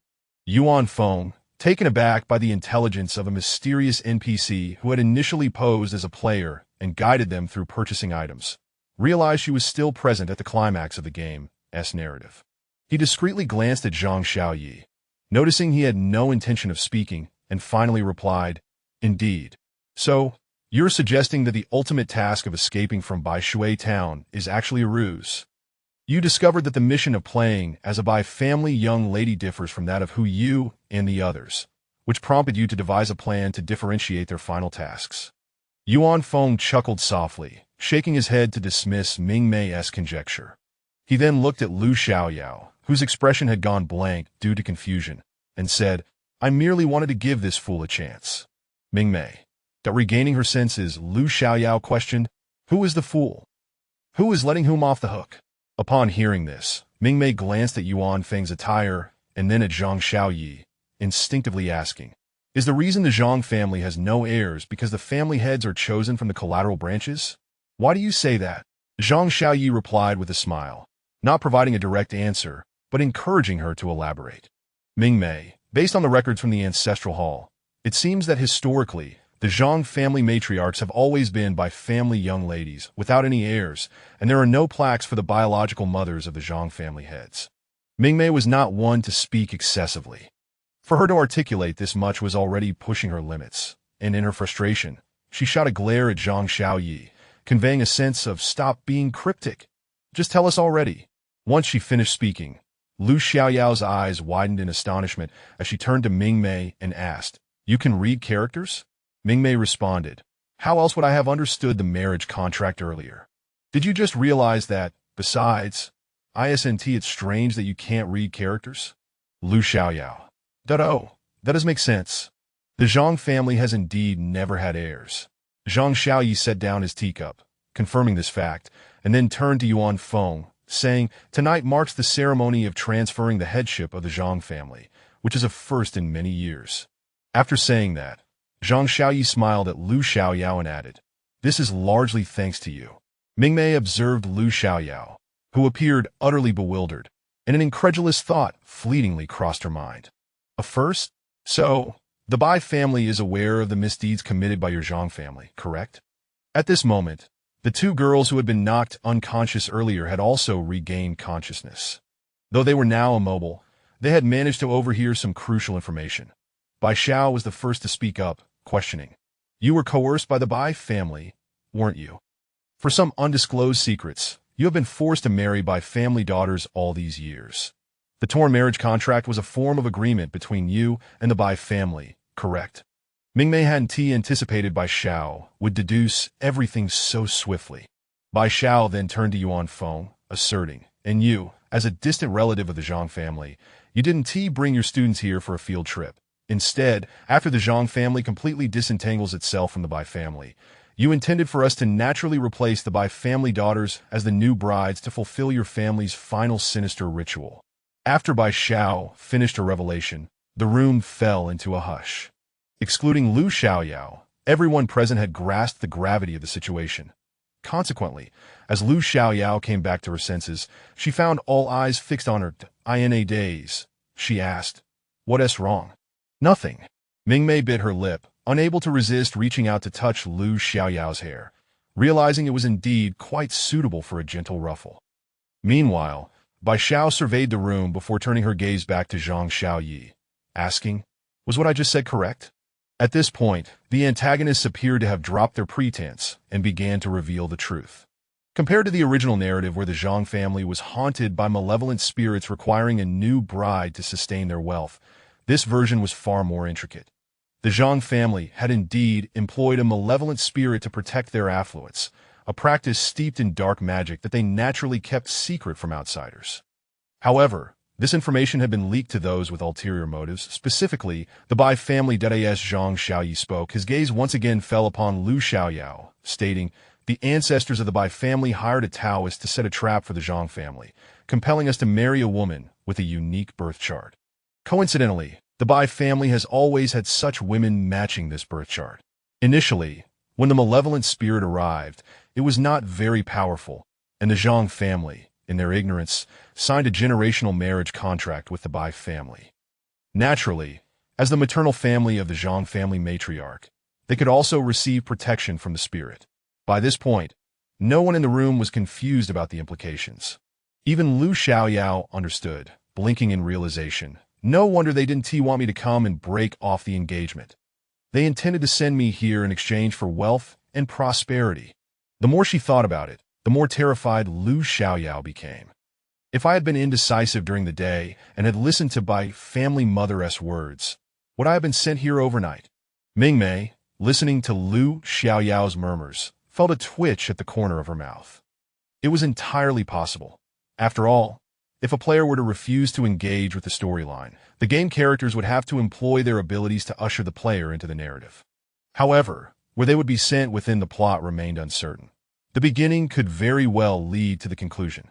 Chapter 15. I have been waiting.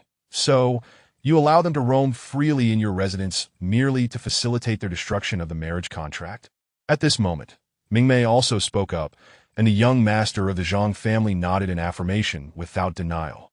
Then, are you truly the young master of the Zhang family, or merely the malevolent spirit summoned by someone?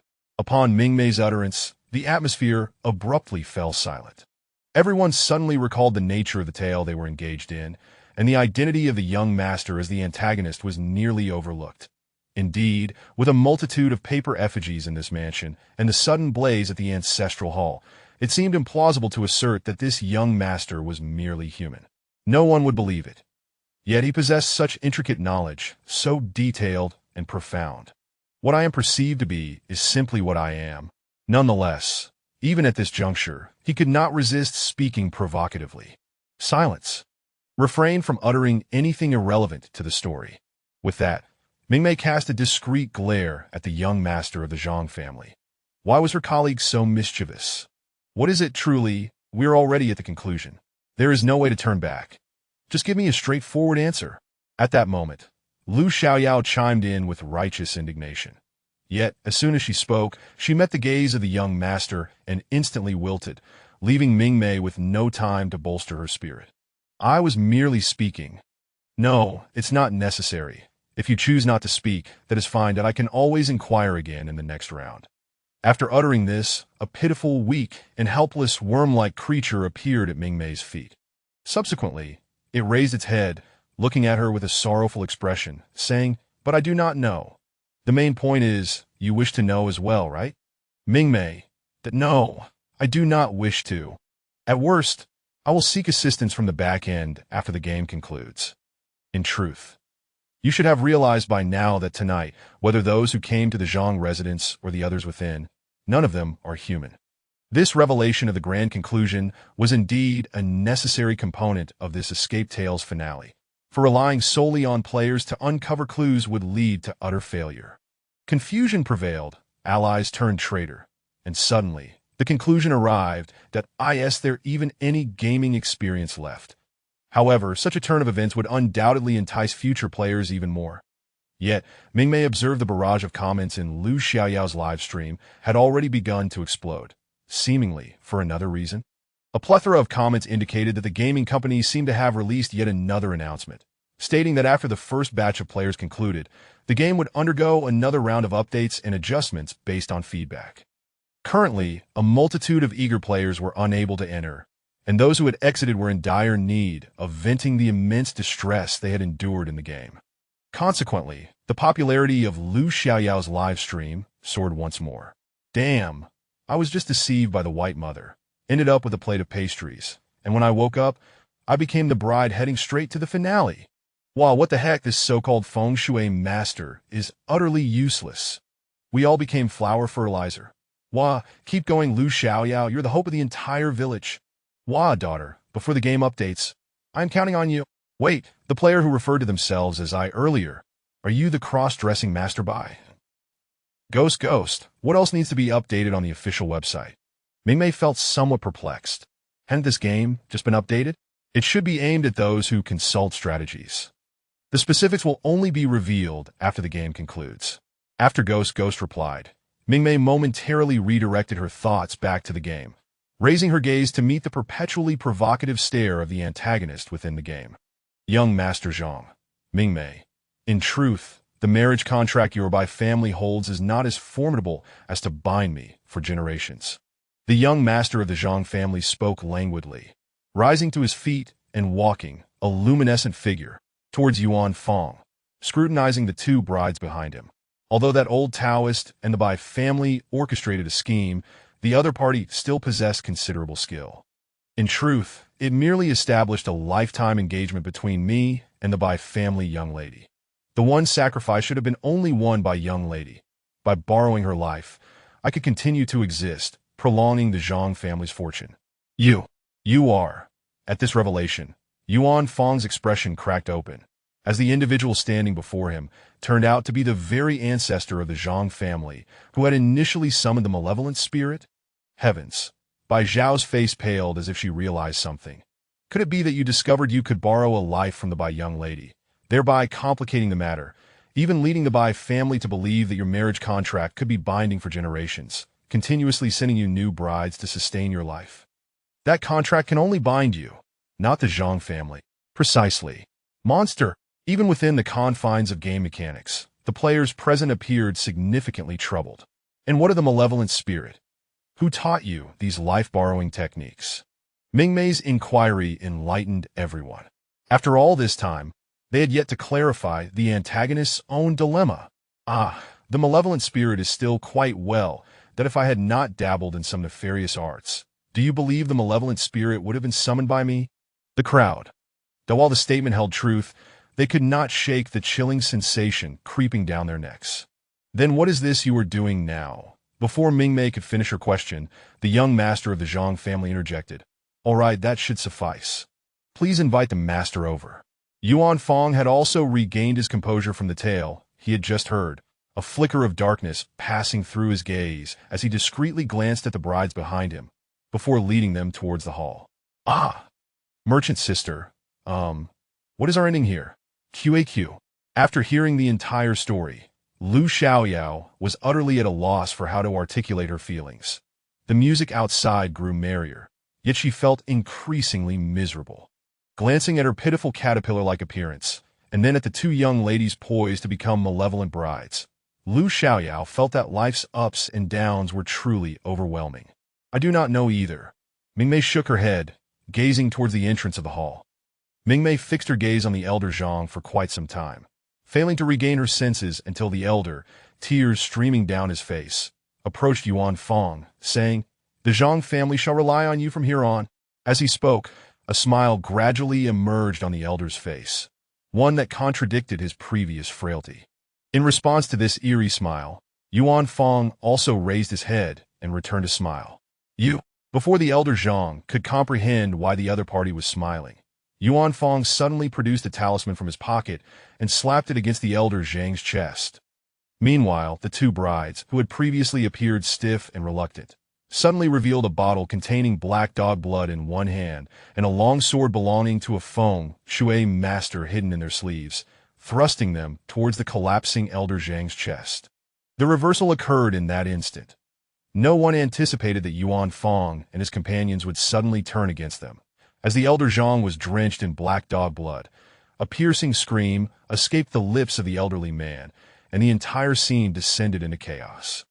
If the young master of the Zhang family was not the malevolent spirit, then the malevolent spirit must be this elder Zhang before them. The trio enacted a spy thriller, and after eliminating the elder Zhang, they promptly turned and fled, but they did not forget to drag the caterpillar-like Lu Xiaoyao along as they dashed towards the exit. Although the ground was hard and the stairs were quite jarring, during this extraordinary moment, Lu Xiaoyao did not hold it against them for choosing such a course of action. Surviving was all that mattered, as long as her limbs remained intact. Lu Xiaoyao felt that in this regard, she had already surpassed her predecessors. Meanwhile, Mingmei remained seated in the hall, watching as the joyous hall transformed into a hall of mourning, red candles turning white, and the elder becoming a mere skeleton. The entire Zhang residence swiftly crumbled, and even the town of Baishe began to fade, centered around the Zhang residence. Through the livestream perspective, Mingmei observed 4 players making a beeline for an unoccupied boat on the outskirts of Baishui town, leaving behind a scene that was once a bustling Jiangnan water town, now reduced to desolation, the banks still adorned with funerary rites from countless years past. The monochromatic imagery made everything that transpired feel like a dream. Yet, when Mingmei turned her head, she was met only with that man in the green robe. He remained seated in the dilapidated hall, accompanied by the bones left behind after the malevolent spirit was vanquished, his gaze fixed on her with an enduring smile. Your story has yet to be completed. Mingmei looked at the young master of the Zhang family, who, despite the game seemingly reaching its grand conclusion, lingered on stage as if unwilling to depart. Do you wish to hear it? The young master of the Zhang family stood once more before Mingmei, and she looked up into his ink-black eyes, slowly nodding. This was exclusive insider information. How could she miss it? Primarily, Mingmei's solemn expression was exceedingly deceptive, concealing her innately curious heart. The young master of the Zhang family, indeed, had someone he cherished, but alas, she passed away too soon. Others advised him that their fates were intertwined, yet ultimately separate. Yet he refused to believe it. He sought out forbidden paths, exhausting nearly half his life, and all he garnered was waiting. For reincarnation? Who knows?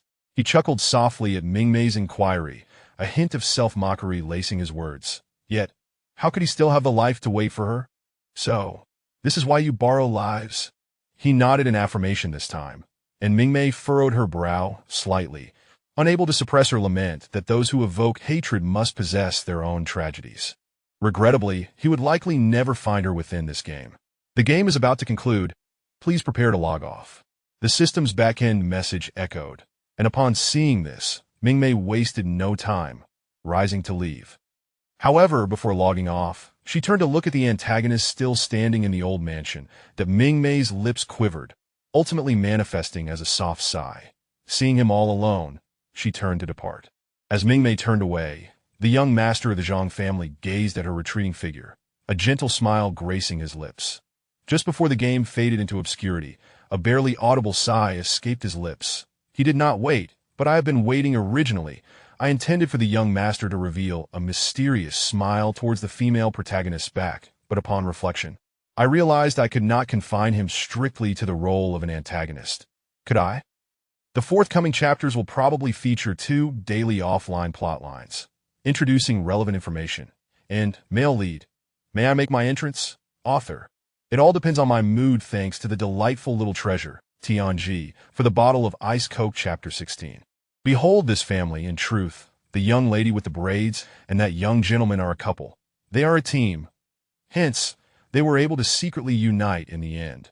Oh, and that other young lady is also their classmate. They all get along splendidly, so they formed a team as well. Hey, what do you mean by that? Am I being abandoned? How despicable. I completed the level, after all. And yet, you still speak of me like this. Emerging from the game, Mingmei reclined in the holographic pod, continuing to watch the unabated live stream of Lu Xiaoyao, who was standing with her hands on her hips, exuding an air of triumph as she declared, "I'm the best in the world," while the barrage of comments erupted in a cacophony around her. At that moment, the comments mercilessly scrolled past Frowny Face winning by lying down dozen T count. Earlier, the audience had been moved by Lu Xiaoyao's decision to forego an immediate, smooth ending to guide them through the subsequent storyline. However, after witnessing her cowardly performance and the dramatic reversals from her teammates, their initial sentiments were swiftly cast aside. That Lu Xiaoyao? Oh, dear viewers! Consequently, as she exited the game, everyone began to tease her about riding on the coattails of others to win. Of course, Lu Xiaoyao would never admit to such a thing. Nevertheless, through her interactions with the comments, Mingmei gleaned a clearer understanding of the situation. That Lu Xiaoyao had indeed been fortunate this time, for her 3 teammates were all students from the Imperial Central Military Academy, and they had teamed up together, albeit with an impressive level of secrecy. With Lu Xiaoyao's intelligence and observational skills, she could not have possibly discerned any issues with these 3 individuals, which made their eventual dramatic turn of events all the more shocking for her. It was only after they exited the game and added each other as friends that Lu Xiaoyao finally comprehended the entirety of the matter. Well, that box meal was absolutely delicious. I never lie. Comments began to flood in, inquiring about the quality of the boxed meal. That Lu Xiaoyao honestly responded, "Moreover, it truly works. The pain-blocking effect is simply marvelous. Otherwise, after I fell from the wall and was dragged along the ground, I would have been in agony long before. But I remember you still screamed, though." Indeed, it was quite a tragic sight. Many in the comments recalled Lu Xiaoyao's continuous shrieking during the later stages, making it seem as though the box meal had no effect whatsoever. She fell, bumped, and collided, yet continued to scream incessantly. Even Mingmei began to doubt whether the boxed meals she sold were genuinely effective. Ahem, that was a reflex action, an instinctive response in the face of danger. Regardless of whether it hurts or not, shouting a little makes one 10 years younger. Understand, what on earth does that even mean? Mingmei, unable to suppress a chuckle while watching her live stream, couldn't help but marvel at the curious logic of her godfather's prize newcomer. She certainly possessed a knack for garnering audience affection. After finishing the live stream, Mingmei leisurely opened the official game website, and indeed, just as her friend had mentioned, the game was undergoing another update. Meanwhile, discussions on StarNet regarding the difficulty and changes brought by this update were fervent. Mingmei delightedly perused the comments from StarNet users, and shortly thereafter, a message popped up in her personal account. The game will be updated for 2 days. Make sure to rest well. Oh, by the way, I'll be resting too. Remember to come home for dinner tonight and spend a couple of days playing at home? Uncle Ruan Sun gazing at the message, Mingmei let out a gentle sigh, shaking her head in resignation. Ever since she awoke and confirmed there were no lingering effects from her transdimensional travel, her parents had embarked on their honeymoon trip. Mingmei had crossed over from the world of cultivation with her two ascended parents, tearing through the fabric of space into the interstellar realm. Do not inquire why her family always traversed together. Simply put, they had connections in the stars. Yet, even so, during their journey, a few minor mishaps occurred, resulting in her spending decades in a state akin to a comatose plant in a nurturing pod, only awakening this year. Mingmei also had two biological brothers, but her eldest brother and sister-in-law were as clingy as their parents, and she was disinclined to be a third wheel at AS for her second brother. As per their father's description, he was a walking disaster magnet, causing chaos wherever he went, leading a life that was nothing short of exciting. Mingmei felt her lethargic nature could hardly keep pace with her second brother's antics. Thus, her parents recalled the relatives who could assist in her care, including two godfathers, an uncle, and an additional uncle.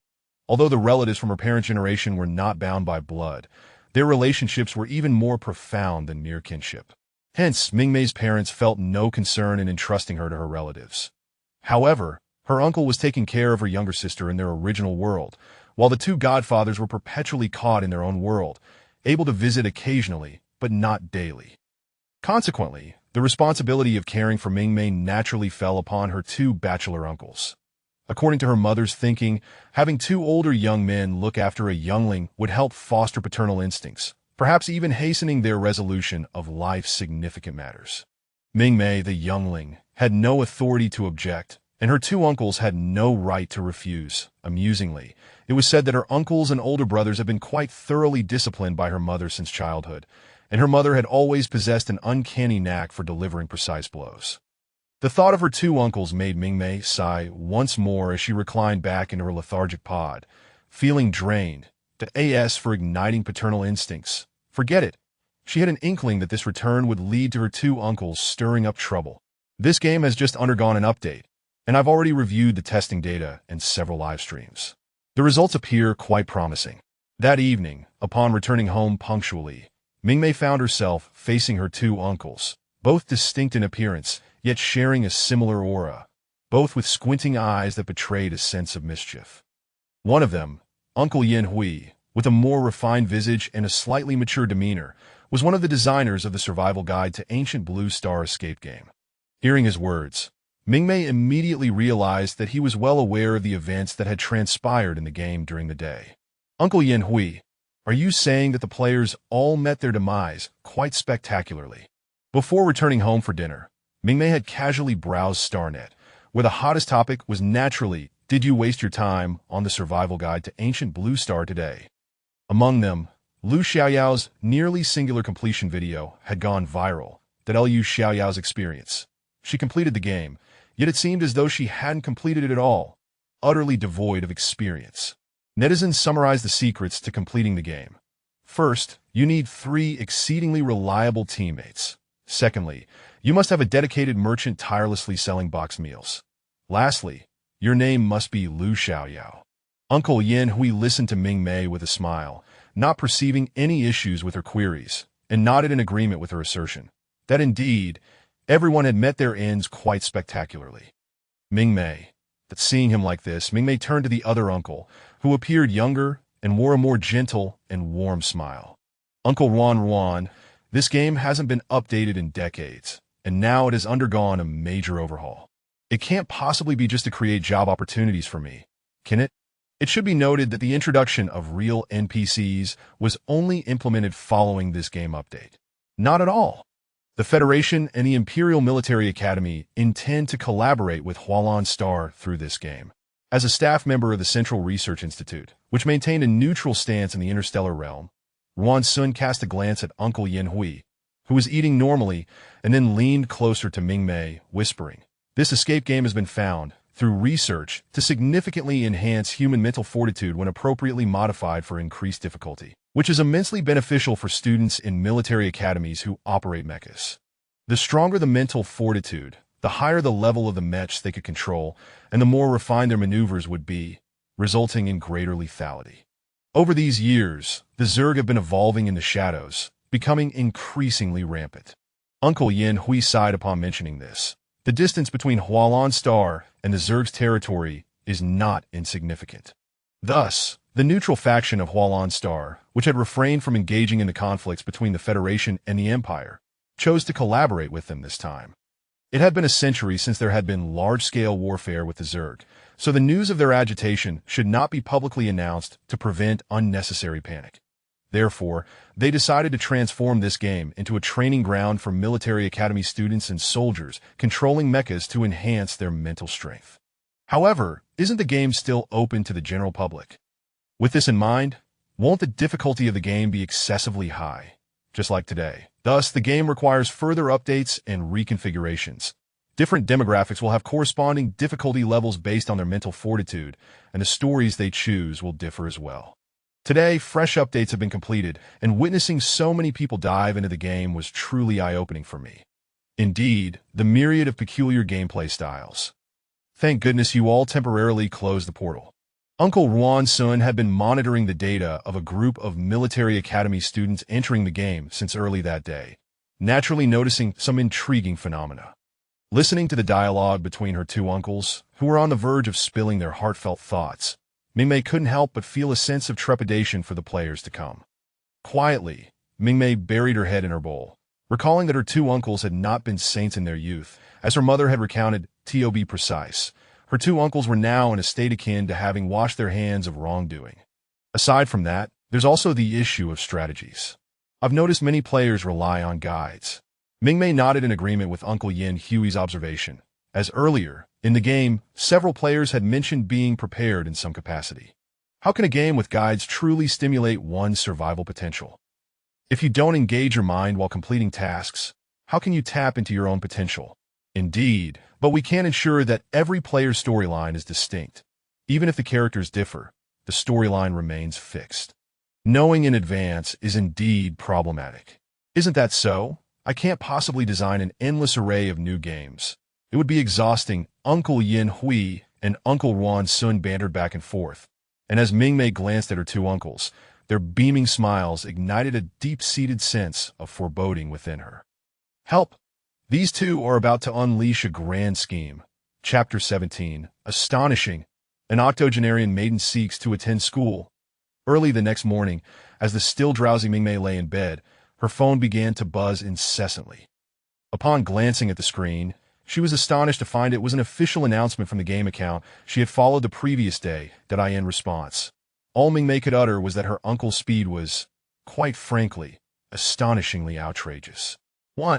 The introduction of a difficulty selection setting for new game levels allows all games to be categorized into 4 modes: easy, normal, hard, and super hard. Players with higher mental fortitude levels will have the option to choose more challenging gameplay. Upon entering the game, players' physical attributes are uniformly elevated to an A-grade standard. Furthermore, a selective sealing of players' memories is employed, whereby the system automatically obscures all knowledge pertaining to the ancient Blue Star Survival Guide series of games that players possess. This mechanism ensures that each day offers players a novel experience. Regarding the design of merchant NPCs in games, the boxed lunch merchant is classified as a rare NPC within escape games, appearing only in a select few titles. Players are encouraged to discover them on their own. P.S. Information pertaining to merchant NPCs is also considered a part of sealed memories, so keep up the good work.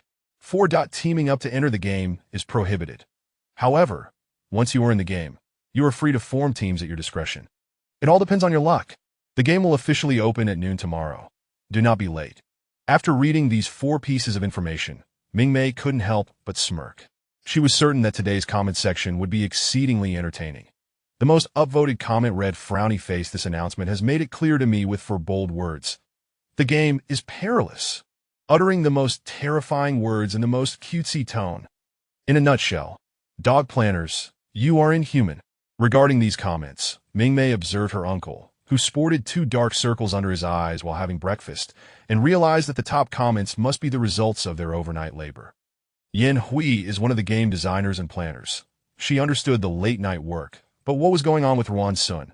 Meeting Mingmei's puzzled gaze, Ruan Sun confessed candidly, I helped him test the game last night and completed several levels. It was decent, but the escape difficulty has its limits. One night, several games, completed levels, and it was decent. That infuriatingly nonchalant tone. Mingmei took a sip of milk and refrained from responding. A mere amateur could not comprehend the prowess of a master, that a game that requires traversing through a narrative and seeking details ought to take at least 5 to 6 hours, if not more. What was her uncle's secret? She didn't want to delve deeper into the matter, so while having breakfast, she shared those online comments with Yan Hui. Clearly, over the years, Yan Hui had cultivated a remarkable resilience to criticism, much like how one becomes impervious to the itch of numerous lice. After years of creating escape games, he had likely developed a thick skin. Thus, when Mingmei mentioned the comment about him being inhuman, he appeared utterly unfazed. By the way, Mimi, you've been in the cultivation pod for over 60 years. After waking up, you immediately sought employment, that if you calculate carefully, you've never attended a formal school or experienced campus life. Have you? While they were eating, Ruan Sun broached the most dreaded topic for children worldwide: school. In the interstellar world, the schooling age is until 30. Uncle, I am now an 80-year-old youth, a mature individual capable of self-sufficiency. Mingmei replied, her face set in a defiant expression. Although she still appeared youthful and unchanged from the day she arrived, she was indeed 80. The lifespan of interstellar citizens is generally extended, often reaching several centuries. Not to mention, Mingmei, having traversed from a world of cultivation, had consumed rare herbs and treasures since childhood. Furthermore, her family had ties to the most enigmatic and influential entity in the interstellar realm, leading them to live far longer than they could even comprehend. Therefore, after such a lengthy existence, did they expect Mingmei to attend school? Mingmei's school? No way. No, an education is still necessary. On this point, her two uncles provided no grounds for her refusal. Then what about my job? Mingmei persisted, bringing up her newly started position. Moreover, she had already secured a game victory with a generous reward. However, it was evident that the two of them were already aware of her impending query. Yanhui stated, your job only requires you to participate in one game each day, and besides? Upon hearing Yin Hui's insinuation of further information, two words flashed through Mingmei's mind. Run. Besides, if you attend school, you'll meet more classmates and make friends, which can only be beneficial, right? Not necessary, Mingmei frowned. Studying in the interstellar realm, having not learned the foundational subjects beforehand, would undoubtedly be arduous. She preferred to avoid unnecessary struggles. Why can't life be a tad easier? We won't make you struggle. You'll be placed in a special recruitment class. Once you accumulate the required credits each year, you will graduate and receive your diploma. Yin Hui, noticing Mingmei's disinterest in schooling, resorted to a mix of coercion and enticement. Do you know about the special recruitment class? Each year, the Imperial Central Military Academy only accepts about 10 individuals, offering preferential treatment to exceptional talents, along with better living conditions, meals, and allowances. Allowances? Upon hearing about the allowance, Mingmei's eyes immediately sparkled, her previous reluctance vanishing. In response, Yin Hui and Ruan Sun couldn't help but sigh. Indeed, the trait of loving wealth runs deep in the family. Yes, that allowance is even higher than your current salary. Mingmei, wow.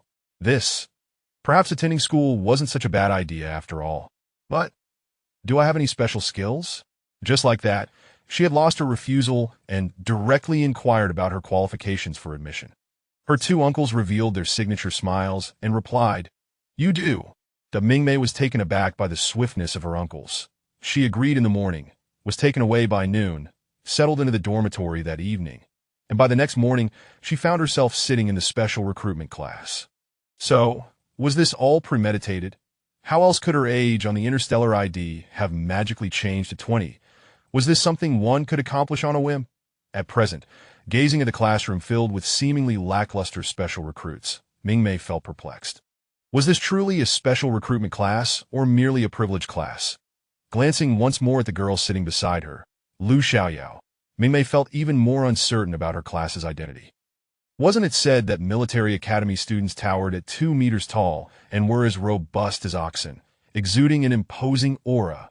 Yet, the individuals surrounding her seemed to be a collection of refined and gentle souls. Wow, you look truly stunning. I feel like I've seen you somewhere before. Before Mingmei could survey her surroundings, Lu Xiaoyao eagerly approached, grasping Mingmei's hand with sparkling eyes, reminiscent of their first encounter in the game. Sister, do you truly possess a social prowess? Mingmei desperately wanted to remind her that they had only met in the game 2 days prior, and she had approached Mingmei in a similarly enthusiastic manner.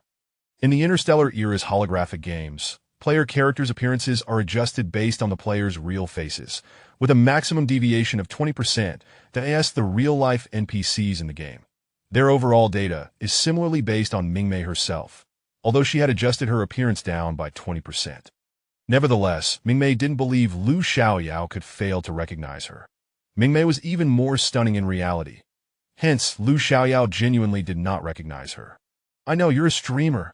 Seeing that Lu Xiaoyao truly had forgotten, Mingmei had no intention of revealing her identity, so she redirected the conversation. How did you end up in the special recruitment class? Because my mental strength is high.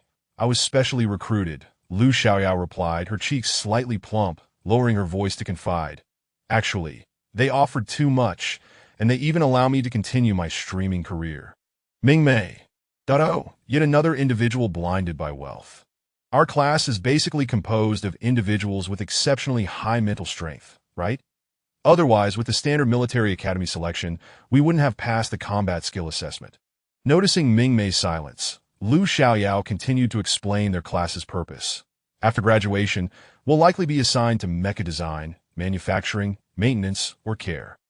If we put in a bit of effort to practice our combat skills, who knows, we might even be able to pilot mechas in battle. Just imagine how cool it would be to stream while piloting a mecha. Observing Lu Xiaoyao's face filled with longing, Mingmei silently turned away. She had no intention of revealing that her sole purpose here was to obtain a diploma. Just as Mingmei wished to change the subject, her gaze was drawn irresistibly to a boy sitting in the corner. He, like Mingmei, possessed a mane of ebony hair, slightly curled and glossy, tied back with a white silk ribbon resting on his shoulder, exuding a refined aura. He was currently engrossed in a rare paper book from the interstellar era, radiating a lazy and alluring charm, as if he were not in a classroom, but rather in a luxurious courtyard sipping afternoon tea. Although Mingmei could not see his face, she sensed from his profile and the overall aura that he must be incredibly handsome. So, why was he keeping his head down and not looking up? Chapter 18. The rule changes for NPCs. How could this individual persistently keep his head bowed, never lifting it? Mingmei had not encountered someone who piqued her curiosity in such a manner for quite some time. Yet this person appeared utterly oblivious to his surroundings, engrossed in his book, showing no inclination to raise his gaze. What a peculiar individual! Mingmei mused to herself, recalling her uncle's words that she should not merely aim to obtain a diploma, but should at least strive to forge a few friendships. Lu Xiaoyao could be considered one, but perhaps she should seek another companion who appealed to her sensibilities. However, as Mingmei observed the stranger for several minutes without catching a glimpse of his face, the courage she had mustered swiftly evaporated, and her already frosty demeanor appeared even more frigid. Never mind, she decided to let it be. Clearly, her timid nature was ill-suited for taking the initiative. With that thought, she turned away, inadvertently missing the moment when that inky black gaze finally lifted to settle precisely upon her. The fingers of the man, which were delicately pinching the pages of his book, trembled slightly, the knuckles showing an unusual pallor. When he cast a glance in her direction, the vibrant scenery around Mingmei seemed to drain of all color, serving only to highlight her singular presence. Such a restrained and reserved gaze had taken him considerable time to cultivate. He wished to appear before her openly and engage her, believing that time was on his side. It was only when Miss Chelsea, the homeroom teacher, entered the classroom that the 10 or so students, each with their own thoughts, redirected their attention to her, a woman of remarkable poise and gentle demeanor. Ms.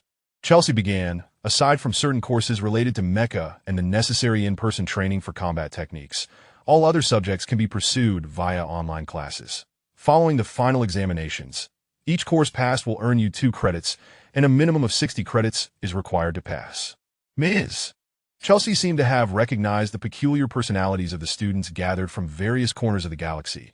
Thus she addressed their most pressing concerns directly. However, 60 credits, with only 2 credits per course, wasn't that rather off? Mingmei furrowed her brow, ready to inquire, when someone nearby raised their hand to pose a question. Teacher, I just checked the syllabus, and we only have 10 courses this semester. Is there something else to account for the 60 credits? In addition to credits earned through passing final exams, there are also various competitions hosted by the school, as well as the completion of the survival guide of Ancient Blue Star series of games, each granting corresponding credit points based on your performance. At this revelation, Mingmei was momentarily taken aback. Wait, her uncle had mentioned that the military academy collaborated with gaming companies, but she had not realized this was tied to their final grades. Others could earn credits for clearing stages, but what about her? What if she was merely an NPC in the game? How would she achieve any clearance? And there's one more thing. At this point, Miss Chelsea paused slightly, her gaze shimmering with an inscrutable glimmer as she surveyed the assembly. Due to the high levels of mental acuity present among you, the gaming system will grant corresponding credit points based on your mental ratings prior to entering the game. A sort of safety net. How many points can one secure as a safety net? Those with SSS-level mental acuity will receive a guaranteed 15 credit points, with a deduction of 5 points for each grade lower than S. I trust that most of you will achieve at least 10 credit points. Upon hearing this, Mingmei found herself involuntarily slowing her breath, casting her gaze around the room. It seemed that everyone in this class possessed at least SS-level mental acuity. Was it commonplace for individuals with S-level or higher mental acuity to be so abundant in the galaxy? This thought flitted through her mind, and she quickly grasped the implication of being in such a special recruitment class. She couldn't help but glance at Lu Xiaoyao beside her, astonished that her mental acuity also reached SS level. This was rather unscientific. What about the stipends? Are those also tiered according to SSS, SS, or S levels? Just as Mingmei was lost in her thoughts, Lu Xiaoyao directed her inquiry toward Ms. Chelsea regarding the stipends, which seemed to be of utmost concern. However, the response differed. Ms. Chelsea smiled gently and nodded with appreciation. The stipends are tied to your final credit points. A minimum of 60 points qualifies for the lowest tier, while the highest tier requires 100 points, with each increment of 10 points representing a new tier. And what about the game clearances? What is the maximum score possible? Upon hearing that credit points were linked to stipends, half of the students present became intrigued by this query. Completing a game with full marks earns you 5 credit points. That doesn't sound too difficult. Completing one game each day over the semester should surely yield full marks. For reasons unknown, Mingmei felt that such a statement, when voiced by others, seemed plausible, but coming from Lu Xiaoyao, it filled her with trepidation. Is it really that easy? As expected, some students began to express skepticism regarding Ms. Chelsea's assurances, questioning whether she was merely spinning grand tales to ensnare them. However, I trust you all are aware that the gaming company has graded the difficulty levels of the Escape from Ancient Blue Star series. As members of this special recruitment class, you will only be permitted to select the ultra-difficult level. Upon hearing ultra-difficult, Lu Xiaoyao's expression transformed dramatically. The game offered 4 difficulty levels: easy, medium, complex, and the final ultra-difficult level, which required a minimum mental acuity of S to be selectable. Would they truly be able to clear that? The transition from elation to despair was instantaneous. What if we fail to clear the game? Also, how is full marks determined? As if to provoke tears from Lu Xiaoyao, another student raised concerns about potential failures. Naturally, the scoring will depend on the completeness of the narrative progression. If you merely rush through without genuine engagement, that won't suffice. The most careless approach, attempting to scrape by to the end, will result in a minimum score of 1 point, and should such negligence occur consecutively 3 times, you will incur a deduction of 5 points. Do not attempt to take shortcuts or exploit loopholes, my dear students. The use of "my dear students" left all present feeling somewhat nauseated. Mingmei glanced again at Miss Chelsea, who maintained her warm and composed smile, and couldn't help but snicker inwardly. Truly, appearances can be deceiving. This homeroom teacher was not as benevolent as they had assumed. Aside from being used for final grade assessments, do these credit points serve any other purpose? A particularly astute student suddenly pondered whether the credit points had additional functions. To their surprise, Miss Chelsea smiled brightly and nodded approvingly. Our military academy has a collaboration with the gaming company. While the general populace plays these games for thrill and entertainment, we engage in them to enhance our abilities. Thus, to motivate your efforts and ambition, all purchasable escape items within the game will require credit points for redemption. At this, Mingmei instinctively lifted her gaze to meet Miss Chelsea's, only to find the teacher winking at her conspiratorially. Mingmei was left bewildered. Did this homeroom teacher know something she didn't teach? Chapter 19. A new copy. Why does everyone else have basic credits, yet I do not? Mingmei appeared to be staring vacantly at the dome of the tent above her, while in reality, she was scrutinizing her system back-end. The glaring zero displayed in the credit section incited her to voice her discontent that Ms. Cheshire had mentioned in class that upon entering the game, players would receive guaranteed credits based on their mental prowess level. She recalled Ms. Cheshire's words during their post-class conversation, where, besides encouraging her with a simple keep it up, she had also said two other things. I learned about your situation through your uncle. Mingmei. Which uncle? It's nothing. I trust in your abilities. After all, you're Mei Chio's sister. You must be quite exceptional. Mingmei. Huh. Is this the first time someone has praised my elder brother? Only now did Mingmei comprehend the profound tone in Ms. Cheshire's second statement. What on earth has Mei Chio done? Because you, dear host, are an NPC. Thus, your method of earning credits naturally differs from that of others. The system's spirit, Gui, had already learned of Mingmei's schooling, and upon merging it with her latest student profile, she fully understood Mingmei's current predicament. Other military academy students earn credits through gameplay progress, while she earned credits by persuading them to spend money. Essentially, she was profiting from others' credits. Am I fortunate that these military academy students can share credits? Otherwise, how embarrassing would it be to encounter only those from the Federal Academy? Mingmei sighed in resignation, gazing at her task panel. This time, she was still a lunchbox vendor, but more accurately, she was a chef from the Prairie Iron Cavalry of the Chu Rong Army. Just you come with me. The king is hosting a banquet tonight, and the kitchen over there is short-staffed. As Mingmei was lost in thought, a burly man lifted the tent flap and called out to her, speaking in a dialect that should have been incomprehensible to her. Yet, inexplicably, the meaning of his words materialized in her mind. Yes, please wait a moment. I will be over shortly. A glimmer of understanding flickered in Mingmei's eyes as she responded. Indeed, it was a string of incomprehensible words. After hearing her reply, the man glanced at the pile of wooden boxes in front of Mingmei, a hint of puzzlement flashing in his eyes, but he said nothing further. He nodded and exited the tent, granting Mingmei some time to herself. This escape game, Assassinate the Emperor, was somewhat better than the Cursed Marriage in that it lacked any ghostly legends. The game's backdrop was set in ancient warfare.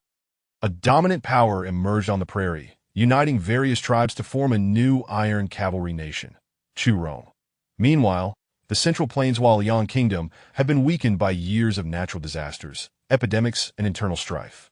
At this juncture, the newly appointed emperor of Chu Rong led his army southward, laying waste to everything in his path, earning the moniker of a tyrant. The northern prosperous cities of Hualiang had been ruthlessly sacked by this tyrant, and now his forces loomed at the gates of the Hualiang capital, awaiting the emperor's personal decree of surrender. After all, this tyrant had a notorious history, having slaughtered numerous cities in the north on his way down, marking him as a truly malevolent and ruthless individual. Although Hualiang publicly agreed to send a representative to deliver the surrender document, internally, both the emperor and the nobility had already plotted the tyrant's assassination. However, failure in this plan would cost the lives of all the citizens of the capital, including the Hualiang emperor himself.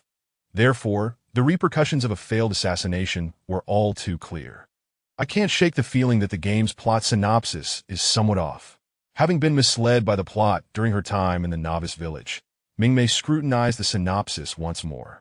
Perhaps it was best to let it be.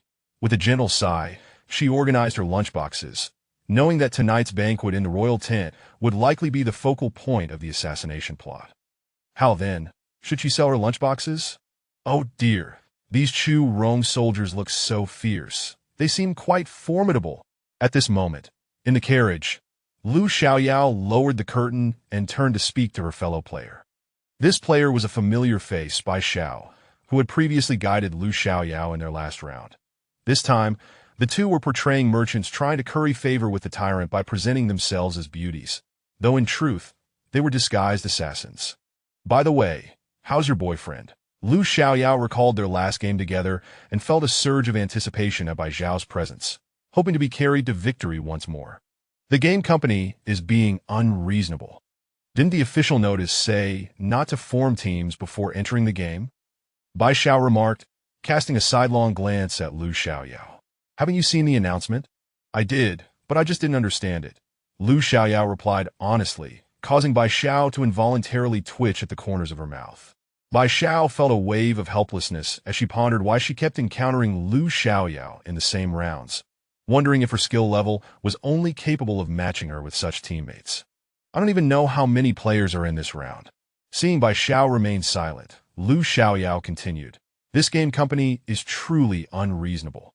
I can hardly remember anything, and now that I'm here, my mind is utterly blank." She knocked on her head in confusion, looking at Bai Zhao and inquiring, "Do you know?" "I don't." Bai Zhao shook her head. Since the official website was designed to prevent them from viewing strategies, she had opted not to study any guides, instead choosing to enter the game at random. This Assassinate the Emperor game left her with a lingering sense of unease. If Lu Xiaoyao could see the live stream comments at that moment, she would likely find a flurry of sympathetic messages passing through. Poor girl. Just when she thought she had escaped the terrifying novice village, she lands in a hellish escape game. Can someone explain why Assassinate the Emperor is considered hellish? Well, let's not even mention some of the pre-update details. Just think about the implications of countless NPCs suddenly gaining sentience. What? This game consists of 5 players. Imagine trying to assassinate the tyrant among those enemies and then escape. Digest that. What a predicament. Light a candle for the other 4 players, our girl. Never mind. Don't expect my darling to act like a person. All of these comments were clearly visible to Mingmei, who is currently washing vegetables. Wash faster. An NPC colleague snapped a whip on the ground beside her, startling Mingmei, causing her to nearly drop the carrot she was holding, inciting a wave of internal grumbling. Are NPCs bullying each other now? It's just washing vegetables. Mingmei glared at the carrot in her hand, feeling a surge of irritation, and turned to glare at the stout kitchen master. Seeing the man's face, which resembled a large round plate, and his eyes glaring at her like copper bells, Mingmei felt an inexplicable wave of intimidation wash over her. Those who know how to read the room are the wise ones. What are you staring at? You look frail. If you aren't willing to serve the king as a team maid, then you should be prepared to wash vegetables here. The kitchen master, observing Mingmei's indignant stare, remarked with a hint of condescension, "It's not so bad here, just a bit tiring. Why feel wrong?" Just as he finished speaking, a new line of information appeared on Mingmei's hidden merchant panel. The tyrant is quite taken with beauty. He has particular designs on those with a bit of charm. Mingmei. Wait, isn't she an NPC? Why is some of her character background being revealed by other NPCs? Does she have to unlock this personally? This is the brilliance of escape games outside the novice village. Everything an NPC says should not be taken lightly. Gui chimed in, quite pleased with itself, frowny face of course. You have some information hidden within these common NPCs that if players can discern your uniqueness, they will naturally seek you out based on these clues. Then you won't even have to exert yourself to find them. But aren't these common NPCs speaking in Chu Rong dialect? Gui. Mingmei frowny face, are you daft? Do you think players from Nanliang can understand Chu Rong dialect? Gui. I overlooked that detail, didn't I? Did you see what I'm selling in my lunchboxes? While washing vegetables, Mingmei had not only been daydreaming while watching the stream, but had also taken a good look at the lunchboxes she was set to sell. 1. Grilled lamb chop bento, 0. 5 credit points, able to comprehend the Churong dialect. 2. Lamb noodle salad, 1 credit point, the player is capable of fluently articulating in the Churong dialect. Chapter 20. Lu Xiaoyao. Please love me again. Enough. You fumble even while washing vegetables. Go over there and tend the fire. After a few more minutes, the NPC could no longer tolerate Mingmei's almost lethargic demeanor. After scrutinizing her face for a couple of seconds, the kitchen master once again directed her to the fire. However, Mingmei stood before the stove, gazing vacantly for quite some time, seemingly at a loss for how to stoke the flames. I suppose just adding firewood will suffice, thought Mingmei, and so she acted accordingly. Ultimately, amidst the billowing black smoke from the stove and the kitchen master's furious shouts, Mingmei was finally dispatched to serve tea and snacks to the dancers preparing for the evening's performance. At last, she could seek someone to buy a boxed meal. Mingmei, what are you doing here? Lu Xiaoyao, entranced by a dazzling array of dance skirts while setting up a tent, was momentarily taken aback upon seeing Mingmei before her. Mingmei was equally stunned. Just yesterday, she had failed to recognize her as the mysterious merchant from the novice village. Yet how had she managed to identify her the moment she entered the game? However, while Mingmei was lost in thought, Lu Xiaoyao furrowed her pretty brows, staring intently at her for a while, and then muttered to herself, This doesn't seem like Mingmei. She's far more beautiful. Mingmei. Thank you for the compliment. My dear, will you not require some sustenance to fill your stomach during the lengthy banquet this evening? Suppressing her urge to retort against Lu Xiaoyao, Mingmei spoke again. This time, her NPC dialogue had transformed, no longer as blunt or bizarre as it had been in the novice village. Yet, to Mingmei's utter astonishment, Lu Xiaoyao once again declined. If I eat that, will my belly not protrude? It would ruin my appearance in my dress later. Then never mind, I shall simply stick to tea. Indeed, Lu Xiaoyao failed to grasp Mingmei's subtle hints, instead lowering her head in contemplation while gazing at her own abdomen. Following her gaze, Mingmei raised an eyebrow, surprised to discover that beneath Lu Xiaoyao's delicate and sweet exterior, she possessed defined abdominal muscles. After examining her belly, Lu Xiaoyao lifted her gaze to the motionless Mingmei and, without a second thought, took the teacup from her hand and drank, completely disregarding the exquisitely boxed meal she held. Enough. You need not serve here. You may leave, she declared as Mingmei watched the countdown timer on the player's interface tick down to 6 hours. Her professional smile once again froze. Damn it. At that moment, she sent a friendly greeting to her uncle, who had been instrumental in altering the game's rules. Meanwhile, Lu Xiaoyao's livestream chat exploded once more. Frowny face, it's you. It's you. It's you. The mysterious merchant. Daughter, wake up, this is a merchant. The game developers are so cruel. If only the daughter had memory, she would have bought it ages ago. Agree to her? Agree to her. Darling, agree to her. What does it matter if your belly protrudes? This is a tough situation. Mingmei glared at Lu Xiaoyao with a mix of frustration and disappointment for a few seconds before ultimately taking a deep breath, turning her back, and locking on to Bai Xiao, who had already begun exchanging information with other NPCs among the throng of beautiful sisters. This time, Mingmei's transaction proved unexpectedly smooth, successfully selling a boxed meal of roasted lamb chops, upon witnessing the allocation of 3 credits from the 5 credit point to her account. Mingmei could not help but smile with delight. Although I was deprived of 2 credits, it is fortunate that I have taken the initiative myself, is it not? With merely half a credit point, Bai Xiao was delighted to comprehend the conversations of the NPCs from the Chu Rong kingdom surrounding her. The mutually satisfactory transaction was thus concluded. After exchanging a tacit glance with Mingmei amidst the crowd, she inclined her head in a radiant acknowledgement and prepared to depart, intending to seek out other players. Wait a moment. Bai Xiao suddenly recalled something as Mingmei was about to leave and stepped forward to call her. What is it? May I inquire? Have you sold that box meal to someone else? Bai Xiao remembered that there was still a player here, and it would be unreasonable for Lu Xiaoyao to miss out on this mysterious merchant. Opportunities like this are fleeting. Well, just a moment ago, a beautiful lady declined my kind offer, and so far, I have not encountered anyone else in need. Mingmei, embodying her NPC persona, naturally withheld further details. However, she felt it necessary to caution her teammate about Lu Xiaoyao's recent foolishness. Mingmei, your teammate seems rather adorably foolish, you know? Bai Xiao, dressed in her splendid new dance gown, Lu Xiaoyao twisted in front of a bronze mirror, exclaiming, Darlings, do you think it looks good? Once I step out, I shall have someone tailor this outfit for me. I simply adore it. Turning around, Lu Xiaoyao unexpectedly collided with Bai Xiao, who approached with a fragrant boxed meal. The aroma of perfectly roasted lamb ribs wafted through the air as Bai Xiao took a bite, the sound of the crisp exterior crackling eliciting a swallow from the nearby Lu Xiaoyao. Where did you get this? Lu Xiaoyao could not help but touch her stomach, which had just been filled with tea. It seemed she was indeed hungry. I bought it from a mysterious merchant. What who? Now it was Lu Xiaoyao's turn to be bewildered. The mysterious merchant. Where is she? She has left.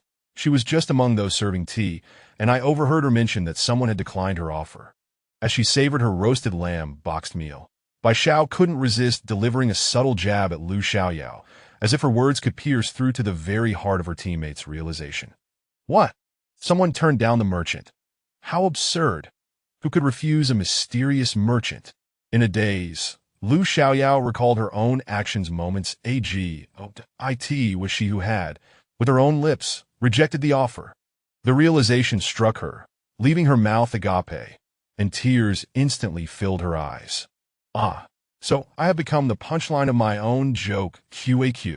At this moment, Lu Xiaoyao felt an overwhelming urge to cry, not the gentle tears that trickled down one's cheeks, but rather a tempestuous outpouring, a deluge meant to cleanse her mind of the folly that had taken root. Does this box meal have any special effects? Lu Xiaoyao, fighting back tears, gazed longingly at the meal in Bai Zhao's hands and asked. It enables one to understand the language of Chu Rong. Huh? Did you not notice when she approached you? The people from Chu Rong were speaking in their own tongue, serving tea without uttering a word, yet she was the only one speaking in a manner we could comprehend. It was quite evident. As Bai Xiao concluded, Lu Xiaoyao felt her previous ignorance weigh heavily upon her. Indeed, how could there be a palace-made NPC in the heart of the tyrant's domain, casually speaking in a language they could understand? Even Lu Xiaoyao's live stream viewers belatedly recognized the oddity. I admit, had I not remembered the mysterious NPC, I might not have noticed her peculiarities. After all, we are all playing the same game. Look at my darling, then at that lady. Darling, come home. Let your father take care of you. The world outside is filled with clever people, not suited for someone like us. So, what should I do? Can I go find her and bring her back? Lu Xiaoyao now understood the significance of being multilingual. After asking, she was determined to leave her tent in search of Mingmei, ready to accept whatever the merchant wished to sell or whatever she desired to eat. Chapter 21. Which one is that? After departing from the tent, Mingmei rejoined her original group and returned to the kitchen. Along the way, she took a moment to verify the identities of the remaining 3 players. Among them, 2 were emissaries from Huaoyang bearing surrender documents, while the third was a skilled assassin from Huaoyang, adept in disguise and stealthy assassinations. Beyond this, no further information was available. This information is rather sparse. Mingmei furrowed her brow, realizing that in this game, she could not directly access player information. Previously, the news regarding Lu Xiaoyao and Bai Xiao indicated that 2 assassins sent by Huaoyang nobles were mingling among the beauties presented by wealthy merchants. Given her familiarity with Lu Xiaoyao and Bai Zhao's faces, she was able to locate them swiftly. This assassination endeavor is of paramount importance. The Emperor of Churong is exceedingly suspicious, and his subordinates are fiercely loyal. Any hint of irregularity could arouse their suspicion that if you were to directly learn their identities and interact with them, it might draw attention from other NPCs, leading to their discovery. This responsibility will fall upon you. Points will be deducted. What? Upon hearing that her points would be deducted, Mingmei immediately felt displeased. She understood that credit points equated to final grades, and passing grades meant allowances. Allowances are money. Wasn't this effectively deducting her funds? Just as Mingmei intended to argue further with Gui Gui, the head chef NPC of the kitchen approached her once more. Mingmei looked up, meeting the scrutinizing gaze directed at her. You deliver the meal to His Majesty. Upon finishing this directive, Mingmei glanced in the direction indicated by the chef's finger and spotted a meal box far more exquisite than her own humble offerings. Why me? Mingmei recalled that this individual had hinted that the tyrant harbored some interest in her. Although uncertain of the NPC's level of intelligence, she was reluctant to take any risks. Nonsense. You are the most idle person in this entire royal kitchen. You cannot wash vegetables, nor can you stoke the fire. With your delicate fingers, you might accidentally chop them off while preparing food.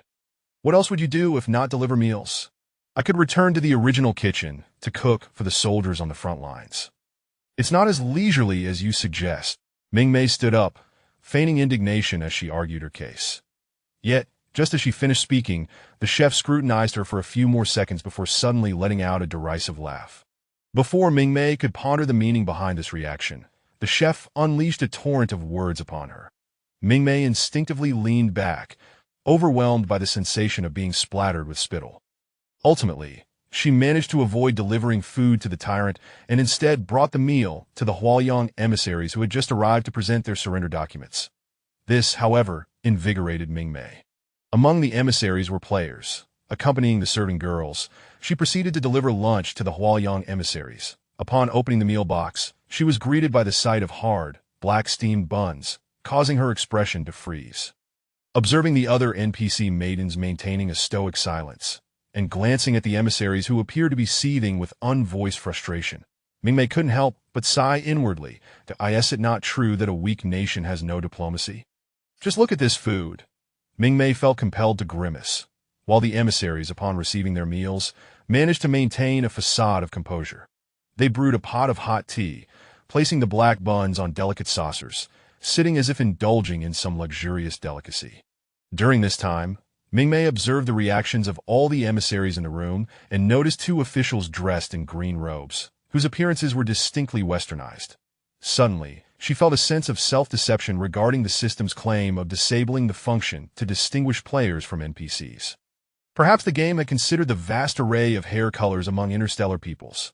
In Survival Journal of Ancient Blue Star, nearly every story blurred the lines of ethnicity. Therefore, in this alternate ancient world, based on the historical prototype of ancient Huagua, the sight of two blonde, blue-eyed boys standing among a crowd of dark-eyed individuals did not raise any flags among the generated NPCs.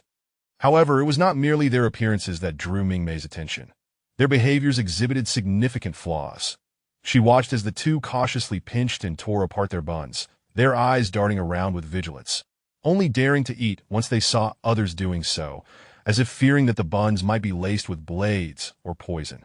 Clearly, they were seasoned players of survival games, wary of inadvertently consuming something lethal. Drinking tea followed a similar pattern. They refrained from pouring their own, opting instead to mooch off the NPCs at the adjacent table, much to the dismay of the emissaries, who frowned at their behavior. Standing at a distance, Mingmei could not catch their conversation, but she observed the two players chuckling in response to the NPC's hot tea. Heavens, this tea is delightful! Charlie stared blankly at the tiny cup, no larger than a baby's fist. The lingering sweetness, accompanied by a hint of refreshing fragrance, surged through his mind after the hot tea slid down his throat. He had never experienced such water in the stars. The emissary cast a sidelong glance at the two green-robed officials beside him, a look of resignation crossing his features. Observing their unrefined antics as they exchanged glances and giggles while holding their cups, he couldn't help but sigh. When you meet with the Emperor Chiron tonight, it would be wise for you two to stand further back. Charlie was taken aback, exchanging glances with his friend. If they heeded the NPC's advice and stood at the back, wouldn't that deprive them of the opportunity to approach the tyrant?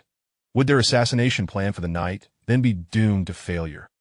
Sir, we are aware of our shortcomings in etiquette, but Charlie opened his mouth, struggling to articulate his thoughts in the archaic language of ancient Blue Star. What should they do? Even though they had heard that there were complaints about the game being inhumane and that they could not understand or read the text of ancient Blue Star, resulting in the automatic installation of the ancient Blue Star language compendium in their game systems after an update, they still felt apprehensive about directly conversing with NPCs. The disparity in social standing was simply too great. The NPC's gaze remained fixed on Charlie after he finished speaking, causing the other player beside him to break out in a cold sweat. What if the NPC discovered that they were not genuine NPCs? Julian watched Charlie nervously, and as they mulled over their unusual behavior, they caught the attention of several serving maids who, like Mingmei, had entered and were scanning the entire tent. Naturally, the reactions of Charlie and Julian did not escape their notice. That Mingmei's heart sank at the realization. The tyrant was no fool, and there must surely be numerous eyes watching from the shadows. As Mingmei gazed at the mere 3 credit points accrued thus far, a sense of urgency gripped her heart. If she did not hasten to sell her boxed meals, it was likely that these two individuals would be whisked away shortly. Thus, Mingmei ultimately resolved to take a bold risk and make a move. Meanwhile, Charlie and Julian, utterly oblivious to the scrutiny directed at them, were anxiously contemplating how to appease the official before them. After a considerable wait, the official, unable to tolerate the sight of these two clumsy giants lingering at his side, finally remarked, "Since you are unwilling to step back, go find someone else to refine your etiquette." With a dismissive wave of his sleeve, he adopted a demeanor that conveyed his disinterest in further engagement, effectively urging them to remove themselves from his line of sight. This prompted a profound sigh of relief from both Charlie and Julian. "My lords, if you have not had your fill yet, we still have some specially prepared food in this corner." Mingmei seized the opportunity to approach the two players while tidying up. "You?" Upon noticing the stark contrast between Mingmei and the surrounding maidens, Charlie and Julian's eyes brightened. Mingmei, observing their reactions, felt a flicker of excitement within her. This could indeed be promising. "Are you that one?" Charlie exclaimed, his face alight with astonishment, yet his vague reference to that one brimmed with enthusiasm. Could that one be the very that one she had in mind? Seeing Mingmei fix her gaze upon him without so much as a blink and remaining silent, Charlie grew increasingly anxious and added, "Teammate, I am from the Federal Elite Military Academy. What about you?" Mingmei. Chapter 22. Stealing Lunchboxes? After being mistaken for a teammate by Lu Xiaoyao, Mingmei could hardly believe that she was now being recognized as a player. Was it really that obvious that she was human? In response to Charlie and the others, Mingmei neither nodded nor shook her head. Instead, she could only muster a faint, insincere smile to lift her stiff expression, continuing, "If you two gentlemen are still hungry, there are some other provisions available. Hey, what's the point of eating in this escape game? Be careful not to fall for it. Trust me, it's better to eat less." After saying this, Charlie patted Mingmei on the shoulder, earnestly advising her. Mingmei thought to herself, "Then I suggest you refrain from patting a lady's shoulder." She turned her hopes toward another player, but upon doing so, she found that this person was equally cautious, stating, "Yes, Charlie is right. It's best to eat sparingly in the game, that if you can avoid it, do so." As the three of them conversed, a maid had stealthily exited the tent without anyone noticing. The glaring 6-hour countdown looming above the heads of the two players instantly wiped the meager smile off Mingmei's face, reverting it to a blank expression. "Sister, are you angry?" Charlie had barely registered Mingmei's swift change in demeanor when a group of fierce Chu Rome soldiers barged in, without uttering a word. In the midst of incomprehensible conversations in Chu Rome, Charlie and his companion were swiftly bound together and taken away, only realizing something crucial as they were being led off. "Was that just now one of our teammates?" Charlie inquired. "It seems not," Julian replied. "So, have we been exposed?" "Ah, perhaps. Why?" "You're asking me? How would I know?" Mingmei, having observed the entire exchange in silence, stood there expressionless like a statue. Heaven knows, when those fierce soldiers came in to apprehend people, Mingmei's heart nearly leapt to her throat, fearing she too might be captured. After all, the master chef had threatened to whip someone earlier. Who could say whether these other NPCs wouldn't consider her an accomplice? The seemingly ordinary maid who had entered with the soldiers stepped forward to identify someone, conveniently positioning herself to obscure half of Mingmei from view. After the soldiers had taken their target, she seamlessly joined the other maids, preparing to leave. While standing among the crowd of maids, the one who reported the player happened to be directly in front of Mingmei. Unable to resist her curiosity, Mingmei stared at the maid's back, lost in thought. Gue had previously mentioned that this game was populated with numerous NPCs, each possessing their own consciousness and thoughts after gaining sentience. Thus, was the maid's inclination to conceal Mingmei a matter of ulterior motives, or was it simply that her programming allowed her to betray players? As Mingmei pondered, the maid suddenly turned to look at her, saying, "Here." "What?" Mingmei asked. "The food box you brought earlier, it's over there." "We're leaving, and you've forgotten it." The maid's reminder instantly heightened Mingmei's alertness. The box contained not only the black steamed buns meant for the NPCs, but also the lunchbox at the very bottom. Earlier, when she attempted to sell the lunchbox, she had concealed it in a corner to avoid drawing attention. She may have forgotten it, but when had this maid discovered it? Forcing a smile, Mingmei replied, "Thank you. I had forgotten about that." She quickly retrieved her food box from the maid's hand. "If you can't smile genuinely, don't force it," the maid remarked, scrutinizing Mingmei's face for a moment before adding, "You really shouldn't smile like that." At this comment, Mingmei's awkward smile froze on her face, and in the next moment, it vanished entirely, her inner thoughts rolling their eyes dramatically. Oomph! Disdainful of her smile, Mingmei stood behind the maid, glaring at her back and silently lamenting that NPCs who had gained consciousness were indeed less likable. Be sure to rest well when you return. There is more to do tonight. Just as Mingmei was about to grumble internally, the maid unexpectedly spoke gently to as the saying goes, sudden concern can be disconcerting. Mingmei looked at the maid's slightly taller, sturdier silhouette with confusion. As they exited the tent, Mingmei took small steps to draw closer to her, just as she was about to speak when she noticed the maid's back stiffening abruptly. What are you doing? Mingmei asked. The maid seemed to quiver slightly at the sound of her voice. I just wanted to say, thank you. In truth, she had intended to inquire whether they were acquainted, but thus far, no one in her known background matched this individual. However, she hesitated, unsure if her direct question might reveal something. No need, the maid replied, glancing back at Mingmei for a fleeting moment before swiftly averting her gaze. Just call me Aiken. Hawichin? The Chunframchin Shurda. Aiken. As soon as Mingmei uttered the name, the maid suddenly turned around and lowered her head. At that moment, a group of soldiers passed by them, the stench of blood assaulting Mingmei's senses. Instinctively, she lowered her head, frowning slightly. The Chu Rong army was stationed outside Huaiyang City, and although there hadn't been an official confrontation, these soldiers reeked as if they had just returned from a recent slaughter. The sounds of the Chu Rong soldiers conversing in their dialect, accompanied by their boisterous laughter, gradually reached her ears. Vague phrases like slaughtering villages and raiding made Mingmei feel uneasy deep within. The commotion outside also caused Bai Xiao to eavesdrop, her eyes turning red with distress. Bai Xiao, what's wrong? Lu Xiaoyao, who had missed out on the lunchbox, noticed the change in Bai Xiao's expression after overhearing the conversation and couldn't help but ask what she had heard. They slaughtered the villagers nearby, saying it was for practice. By the end of her statement, Bai Xiao felt her teeth clenching in fury and closed her eyes tightly, taking a deep breath as memories from other aspects surged forth. Seeing this, Lu Xiaoyao quickly grabbed her hand, offering no words of comfort but simply saying, hang in there. We must succeed tonight. Watching the two women encourage each other, Mingmei had already returned to her small tent to rest. Meanwhile, the comments on the live stream regarding the Chu Rong Army's brutal conduct were vociferously critical. Damn, they're all human. How can they do such things? My home is in the Border Star region. My grandfather once told me that during the war with the insect race, it was the same. The insect race must die. The insect race must die. Go for it, girl. Defeat the tyrant. A multitude of viewers couldn't help but draw parallels between the brutality of Chu Rong and the insect race, amplifying the outrage towards the Chu Rong army's actions. Everyone fervently wished for Lu Xiaoyao and her companions to succeed that night.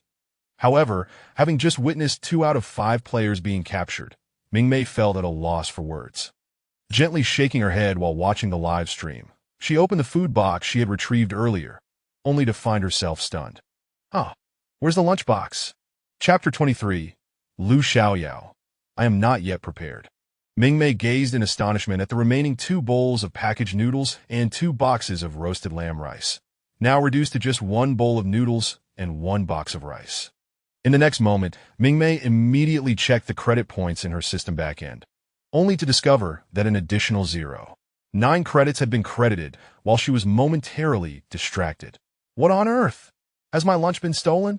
Mingmei exclaimed in surprise, only to swiftly deny it. Wait, that doesn't make sense. Has my lunch been purchased? When did this happen? Gay, do you know? Gigikara trista. Clearly, it was just as unaware of the timing. Could it be Aiken? She recalled that her lunch had only been touched during that brief interval by Aiken, who had discovered the food box and even helped her retrieve it when departing. However, she distinctly remembered that it was the maid who had reported the other 2 players. If they were players, how could there be reports against teammates? What if your food box was tampered with before Aiken returned it, and we simply don't know? Gue also found it perplexing why players would engage in mutual reporting. Such an act was utterly detrimental. The player base was already limited, and to report 2 more, was that not madness? Then, host, why not approach her to probe for information? Gugay suggested, directly inquiring, reasoning that, as a player, she would likely not be overly cautious regarding a mysterious merchant. If it were an NPC, it would be inconsequential, provided the questions were not overly direct. Mingmei deemed this a viable plan and promptly stowed away her lunchbox. As she exited her tent, she made her way towards the resting quarters of the other maids. Halfway there, Mingmei observed the earlier two players, now bound and being escorted to the most central and opulent royal tent in the camp. Are they to be personally interrogated by the tyrant? Mingmei silently inquired of the system while fixating on their retreating figures. It appears so. The character design in Assassin Emperor portrays Churong's tyrant as an absolute war maniac and a brutal offender, should an enemy fall into his clutches. Guegue's response trailed off into silence. Host, I believe your current situation is quite favorable. Should you encounter that tyrant before the plot unfolds, Guegue would no longer reiterate the earlier assertion about NPCs in the novice village not being able to harm one another. Hearing Guegue's words, Mingmei felt a chill. While she found the boss in the novice village somewhat tolerable, she dared not entertain reckless thoughts in this instance.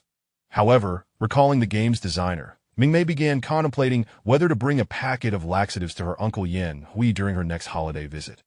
It was one thing to trap players, but to ensnare her own kin? With lingering resentment towards her uncle, Mingmei arrived at the maid's tent only to learn that Aiken had already been summoned by His Majesty and taken away. Taken away? Mingmei felt a wave of confusion wash over her as she turned to gaze at the largest, most extravagant tent in the camp, her heart racing with sudden intensity. Host, what is wrong? Why is your heart racing so fast? Guegue immediately sensed something was amiss with Mingmei's condition and hurriedly inquired about the situation. Gue, that player named Aiken, might just be the one portraying the assassin. Then, why would she report the other two players?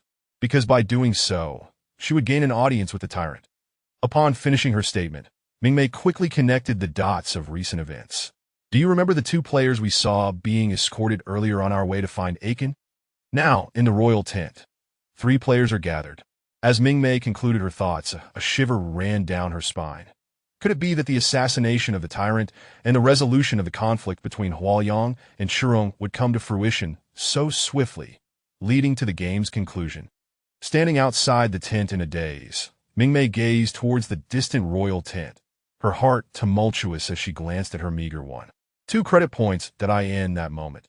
She found herself torn between wishing for Aiken and his companions to succeed or hoping for an unforeseen mishap. A misfortune might allow her to sell some additional boxed meals, yet she pondered the perilous fate of the 3 players should calamity befall them. However, it soon became evident to Mingmei that the group appeared to have failed. That afternoon, Mingmei stood outside the throng of fervent Churong soldiers, her complexion paling as she beheld the gruesome sight of a mutilated corpse, clad in a maid's attire, hanging high and exposed to the sun.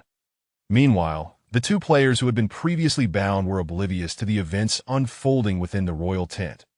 Although they had managed to retain their lives, Mingmei could clearly see their disheveled state. Their clothes were tattered, wounds visible on their faces and bodies, and they stood despondently in a corner, also gazing towards the corpse. Yet it seemed that the 2 had been cleared of suspicion and released. The NPC envoy, who earlier had been treated to tea by the 2 players, appeared equally despondent. Grasping their arms, he urged them to leave, while Mingmei stood at a distance, unable to hear what the envoy was saying. She merely observed as the 2 players suddenly clenched their fists, veins bulging, and confronted the envoy, only to have their dispute abruptly interrupted by a sweeping gesture from him, which summoned nearby guards to forcibly escort them away. They have failed. Mingmei withdrew her gaze and turned to return to her place, her eyes sharpening with determination. Tonight, I shall sell all of these items. Sensing Mingmei's displeasure, Guegue wisely refrained from speaking, yet it kindly provided her with a live stream featuring Lu Xiaoyao. In the live stream, Lu Xiaoyao and her companions, adorned in resplendent dance attire, surrounded a middle-aged wealthy merchant, attentively listening to his admonishments that he essentially instructed them to behave and avoid any mischievous thoughts, using the gruesome sight of the maid's corpse as a cautionary example. Have you seen that body outside? Let me tell you, if you don't perform well tonight, that could be your fate. The merchant concluded, his small eyes bulging as he shouted, "Did you hear that?" "Understood." Lu Xiaoyao, slow to respond, blinked and exchanged a furtive glance with Bai Xiao, who discreetly winked at her. Only after the merchant departed did Lu Xiaoyao turn to Bai Xiao and ask, "Why do I feel something is off about what he said?" Bai Xiao, impressed by Lu Xiaoyao's sensitivity, was about to compliment her when, "We are here to entertain, not to sell ourselves, right?" As Bai Xiao was about to nod in agreement, she froze, awkwardly touching her neck, which had almost been a point of contention, forcing a strained smile. "What do you think?" She couldn't comprehend how Lu Xiaoyao had drawn such a conclusion. "Didn't they say the offerings are beautiful dancers? Surely we wouldn't be expected to do anything else, would we?" Bai Zhao's eyes twitched at the thought, and she asked, "Are you implying they are pimps?" "Exactly. We wouldn't actually be required to seduce, would we?" Lu Xiaoyao exclaimed, anxiously covering her chest, her eyes wide with concern. "I'm not prepared for that yet." Bai Xiao. Though regarding Lu Xiaoyao's assertion that she wasn't ready to seduce a tyrant, Bai Xiao tugged at the corners of her mouth, her usual serious demeanor faltering as she scrutinized Lu Xiaoyao from head to toe, simply stating, "Rest assured, it's not worth it." Lu Xiaoyao. The audience before the screen frowny face. Chapter 24. Previously, you were indifferent to me, but now, it's too much. This time, Lu Xiaoyao's live stream commenced from her own first-person perspective, thus everyone witnessed her gazing down at her utterly unremarkable neckline. The crowd, this description is spot on. Mingmei couldn't help but chuckle in admiration. The girl hasn't grown up yet. She's never going to grow up. Cuddle, am I cute? It's all about the figure. Now I understand why Yao Yao has so many fans who are like parents. Brothers, shout with me. It's too much. One can only say that in these times, the bamboo shoots are exceedingly sweet, and everyone wishes to seize a piece. After watching for a while, Mingmei felt her earlier sadness dissipate, and even her movements while tidying up the takeout had become considerably more sprightly. Did I wonder why in this game my takeout cannot be taken out and sold at will, but must be pre-packaged? Had she not pre-packed the takeout into those boxes earlier, the theft of the takeout would not have occurred. Do you think this is still a supernatural escape game? Do you believe that if you simply pulled out the takeout, the NPCs would immediately see you as a ghost and offer you as a sacrifice? Mingmei fell silent at this question from Gue. She wanted to retract her earlier complaint about the difficulty of the novice village in comparison to this round. Mingmei felt that this was not only a test for the players, but also a significant challenge for her as a takeout vendor. How could she blend into the banquet tonight without drawing attention? Mingmei pursed her lips, calculating that the next opportunity for her to sell takeout would likely coincide with the banquet's commencement in approximately 6 hours. Suddenly, an unexpected voice emerged, startling Mingmei into hastily stuffing the takeout into the large food box in front of her. Turning around abruptly, she was met with the sight of Charlie and Julian, who had been previously taken away. "Is there something you need?" Mingmei inquired, observing that they had changed clothes and that their wounds had presumably been treated, as the air was tinged with the scent of medicine. We would like to buy takeout too, please." Charlie raised 2 fingers to emphasize his request. "I'm sorry, but there are still 3.5 hours until you can purchase again." Mingmei reminded them that they had missed the mysterious merchant's trading window, which would last a total of 6 hours. However, she was also curious about how these two had suddenly realized they were customers. Charlie and Julian exchanged incredulous looks, then blurted out, "When did we ever refuse you? Didn't I mention that you ought to eat something else? And you were unwilling?" Didn't we? Mingmei's cold demeanor and sarcastic tone were undoubtedly first-rate. Following her rhetorical questions, before they could reminisce, she preemptively recounted their earlier words. Who said, "Listen to your brother, it's better to eat less"? Charlie. And who said, "Sister, you should eat less of the game's provisions if possible, avoid eating altogether"? After saying this, she glanced at Julian, who was now counting ants, and with a cold laugh, both men trembled and fell silent.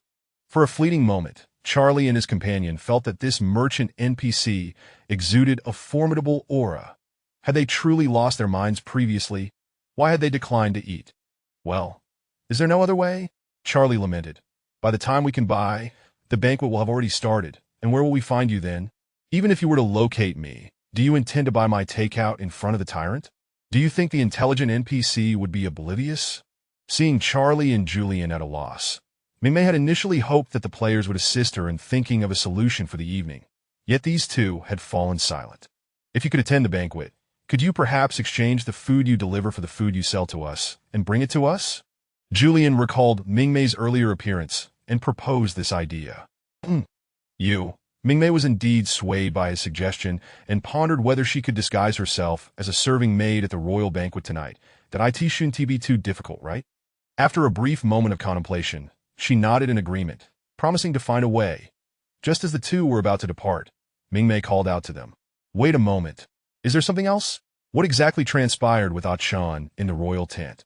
Why did she die? And you two were released. Mingmei couldn't help but inquire about the maid named Ah-chan. Their initiative to seek her out and admit their mistakes to purchase takeout could not simply be explained by a mysterious message prompting them to buy takeout. Someone must have enlightened them. Charlie and Julian were utterly unprepared for Mingmei's question, exchanging astonished glances. Listening to the tone of this mysterious merchant, she seemed to have some connection with that individual. Goodness, could one really establish a rapport with a mysterious merchant? In this day and age, NPCs could be pursued. Noticing their speechless expressions, Mingmei furrowed her brow and pressed, speak. It was during our interrogation by the tyrant that we remained silent, prompting him to summon that player. She took the opportunity to assassinate the tyrant, but ultimately before her failure, she claimed that everything was merely a ruse to approach the tyrant, asserting that she had falsely accused two individuals to deceive him. Upon reaching this point, both Julian and Charlie turned pale, as if recalling something dreadful. Their lips trembled, and their voices grew so low that Mingmei could scarcely believe they were speaking to her. She was truly a player? A fleeting glimmer of intrigue flashed in Mingmei's eyes upon hearing this. Yes, it was she who urged us to come find you. As they spoke, their voices brimmed with the terror of recalling that scene. Though the tyrant believed us to have been manipulated by an assassin, he did not intend to release us directly, stating that he needed to make an example of us. Thus, he brutally executed her before our eyes.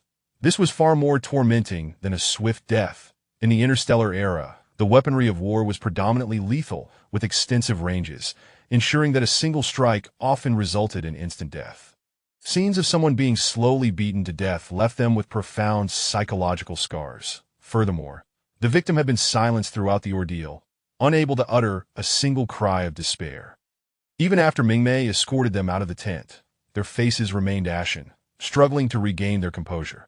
However, once Mingmei re-entered the tent, the two immediately snapped back to reality, their demeanor entirely transformed. Goodness, this NPC truly surpasses all expectations, right? Just now, I felt as though I were conversing with a real person. Desperate to shift the focus from their earlier harrowing memories, Charlie eagerly began discussing this topic with Julian. Isn't that the truth? However, I feel there is one aspect in which she differs from a real person. What is that?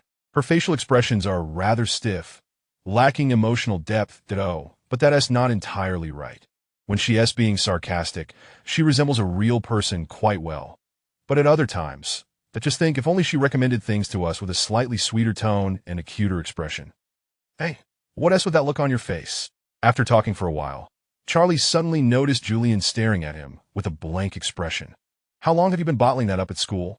You see an NPC, and you're like this. How embarrassing. It's not like those imperial brats.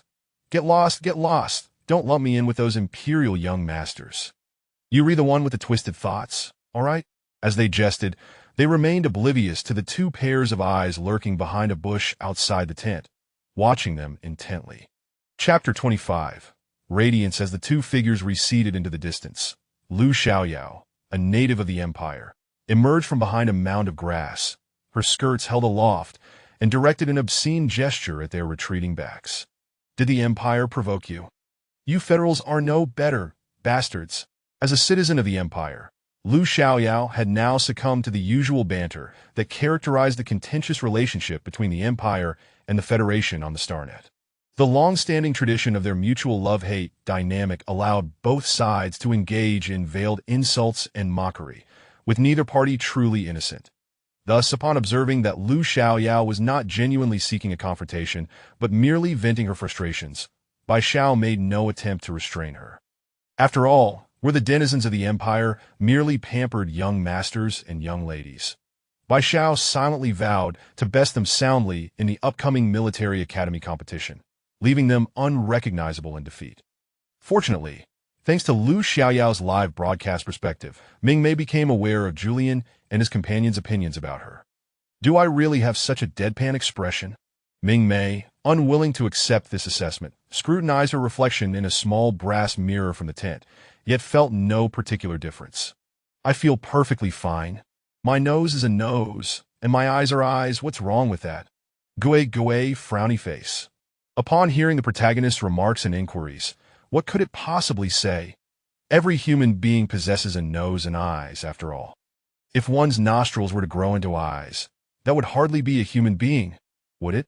In truth, they meant that the host could be a tad more gentle and a little more enthusiastic while promoting the lunchboxes.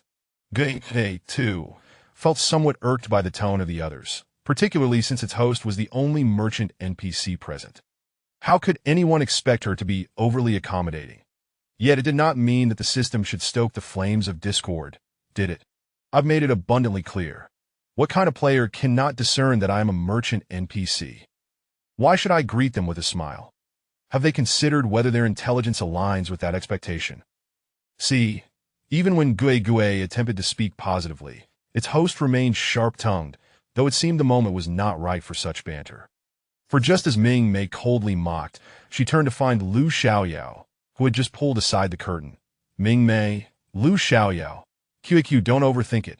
I wasn't referring to you, so don't take it personally. Facing Lu Xiaoyao, who seemed to have misconstrued her words, Mingmei succinctly clarified.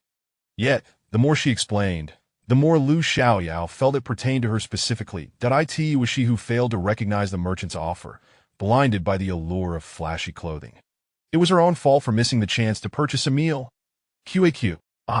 Lu Xiaoyao gazed pitifully at Mingmei, yearning to apologize, but the latter's frosty demeanor left her speechless, prompting her to seek assistance. Observing Lu Xiaoyao's sheepish demeanor, Bai Xiao could only offer an awkward smile to Mingmei and inquire, "May I ask, is that lunchbox still available for purchase?" "There is nearly a 3-hour buffer," Mingmei replied honestly. "Once missed, it is missed. If you let an opportunity slip, there will be a 6-hour recovery period." The two nodded, falling silent. Ultimately, it was Lu Xiaoyao's failure to recognize the situation. "By the way, may I inquire if those two earlier also purchased your lunchboxes?" Bai Xiao recalled the two male players, noting from their tone that they seemed to have come to buy lunchboxes as well. Mingmei nodded but offered no further details, stating merely, "They initially rejected my offer. Now they have come seeking forgiveness." Mingmei disdainfully curled her lip. "They'll be waiting even longer than you. Sometimes a single sentence can bring immense joy." "Wah! I am not in last place." Just moments after wallowing in sorrow over Mingmei's comments regarding her perceived lack of intelligence, Lu Xiaoyao sprang back to life, laughing foolishly. "As long as I am better than the Federation, ha ha ha ha." Mingmei regarded the animated expression of Lu Xiaoyao before her, a rare smile gracing her lips as she nodded in agreement. Indeed, it was Lu Xiaoyao's attraction to the clothing that had led her to reject the offer, but the other two. They approached treating her as a player, and even advising her against eating, meddling in her affairs. For a moment, Mingmei found their overreaching behavior to be even more absurd than Lu Xiaoyao's obliviousness. "However, we need to prepare for the dance soon. Will we have time to buy your lunchboxes?" After her moment of exuberance, Lu Xiaoyao grew concerned about her uncertain future, grasping Bai Xiao's hand and sighing deeply. "Those two from the Federation are clearly unreliable. We cannot ally with them, especially since one doesn't even know where he is." "Are you referring to the last player?" Mingmei suddenly interjected. What do you know about it? Do you truly wish to know?" Mingmei raised an eyebrow, her tone suggesting that she might be willing to share this information, as if baiting a fish. In the novice village, selling lunchboxes was a matter of performance, while here, it was a means of earning credits from players. Players, too, sought credits while playing the game. Just as Bai Xiao had initially noticed 2 lunchboxes, but ultimately chose only the cheapest one. Thus, Mingmei had no qualms about employing a little cleverness. Bai Xiao quickly grasped Mingmei's intent and, after nodding in understanding, directly inquired about the conditions necessary to obtain this information. She bought all my boxed meals, 2 portions. After Mingmei finished speaking, Bai Xiao was taken aback. The 2 types of boxed meals amounted to 5 credit points. Even if they achieved a perfect score, they could only obtain 5 credit points. After giving 5 to the merchant, she would be left with at most 5 credit points. Without delving into the question of whether it is ultimately worthwhile, if one were to invest 5 credit points only to find oneself failing to pass successfully, resulting in a dismal evaluation, that would indeed be an entirely different sorrowful tale. Alright, in stark contrast to Bai Zhao's cautious deliberation, upon hearing Mingmei's voice, Lu Xiao Yao immediately nodded in agreement. Devoid of any hesitation, Bai Xiao, haha, splendid. Mingmei's eyes sparkled with delight, yet when she glanced at Bai Xiao, she found the other's expression to be utterly contrary to her own. For a fleeting moment, a look of desolation flashed across Bai Xiao's face as she tilted her head towards Lu Xiao Yao, seemingly conveying, "Could you not take your time a bit more? The last player hasn't perished. They even purchased 2 boxes of takeout from me," Mingmei declared, then added, "However, the 2 players who just came to buy takeout informed me that the last player has indeed died and is hanging outside." Although Mingmei's back-end trading system did not display the details of all players, none of the 5 gray silhouettes had turned black. This indicated that the one hanging outside was not a player. Upon finishing her statement, the barrage of comments from Lu Xiao Yao's side erupted. "Wait, what is this merchant lady talking about? I don't quite understand. Surely it's not what I'm thinking, right? Clarify. What are you referring to? Have you forgotten what our girl did in the novice village?" "Oh, 23333. So there are indeed players worse than our girl? Ahaha. Oh my gosh. Are you saying that even the Federation mistook NPCs for players?" The conjectures in the comments predominantly suggested that the 2 players appeared to have mistaken NPCs for players. Nevertheless, when Lu Xiao Yao continued with her next statement, Mingmei could not help but give a thumbs up, exclaiming, "Truly impressive, Lu Xiao Yao. Could it be that the one hanging outside is not actually dead? Perhaps they still draw breath, for some unknown reason." As Lu Xiao Yao spoke these words, Mingmei instinctively turned her gaze towards Bai Xiao, only to see Bai Xiao's mouth poised to open, yet silently closing instead. As Lu Xiao Yao fixated on her, seemingly urging her to speak, Bai Xiao had already covered her face, bearing an expression that clearly indicated her reluctance to engage. Bai Xiao. "My heart feels so weary. Well, let it be. Let it end in destruction." Chapter 26. Never on the same brainwave at this moment, Bai Xiao, with her face buried in her hands, displayed a look of distress that Mingmei could deeply empathize with.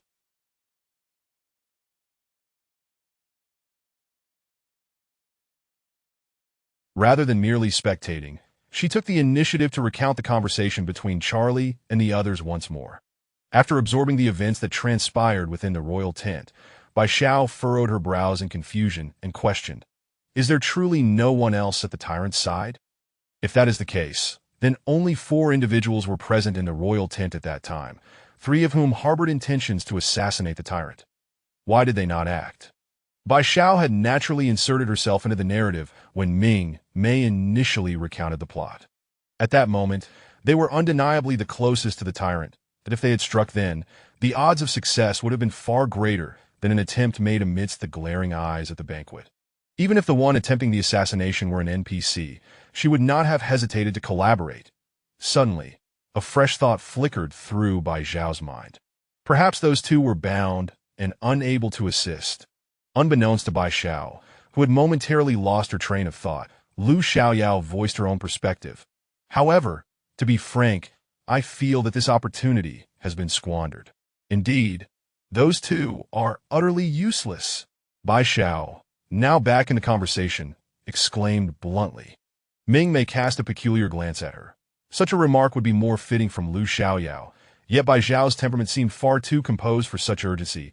As Mingmei pondered this, Bai Xiao continued, "Fortunately, the NPC who met with failure and death cleared their names before passing.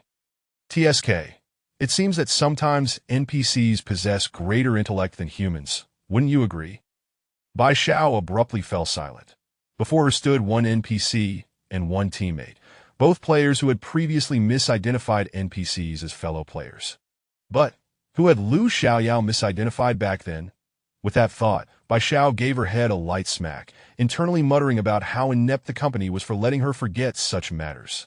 Fearing that Lu Xiaoyao might again take things personally, Bai Xiao quickly glanced over, only to find Lu Xiaoyao still preoccupied, contemplating whether the player left hanging outside would succumb under the relentless sun. At this moment, she belatedly remarked, "Ah, that wasn't a player, it was an NPC." Bai Xiao. Before Bai Xiao could respond, a flood of comments filled the screen in agreement. "Daughter, please use your brain." That being said, the identity of the last player remains unclear to you. Does it? Mingmei nodded slowly. Now, Bai Xiao meticulously analyzed their predicament. A player who could speak and understand Shurong language had completely concealed themselves, while the two male players from the Federation seemed rather dim-witted. As for herself and Lu Xiaoyao, now recalling Lu Xiaoyao, Bai Xiao discreetly glanced at her, noting her vibrant demeanor, and sighed inwardly. How could they possibly collaborate on an assassination? Should she simply hoist Lu Xiaoyao and hurl her at the tyrant? Mingmei had been observing the interactions between Lu Xiaoyao and Bai Xiao, noting that Lu Xiaoyao remained blissfully unaware, pondering how she might capitalize on her advantages after dinner. But Bai Xiao was far more intriguing. Mingmei watched as Bai Xiao stole several glances at Lu Xiaoyao, her lips and eyes twitching with unspoken thoughts, leaving Mingmei to wonder what absurd images were flitting through her mind. Before the evening banquet begins, someone should still deliver food to you. I will mingle among them and bring you your meals. Once the two departed, Mingmei couldn't help but release a long sigh of relief. Before she could catch her breath, she ventured outside once more, boldly approaching the gruesome sight of a Chin's corpse hanging nearby. "Host, what are you planning to do?" Gui noticed the bloody scene before Mingmei and kindly warned, "Do you need me to activate a mosaic visual protection?" "No need. If you do that, what will I see?"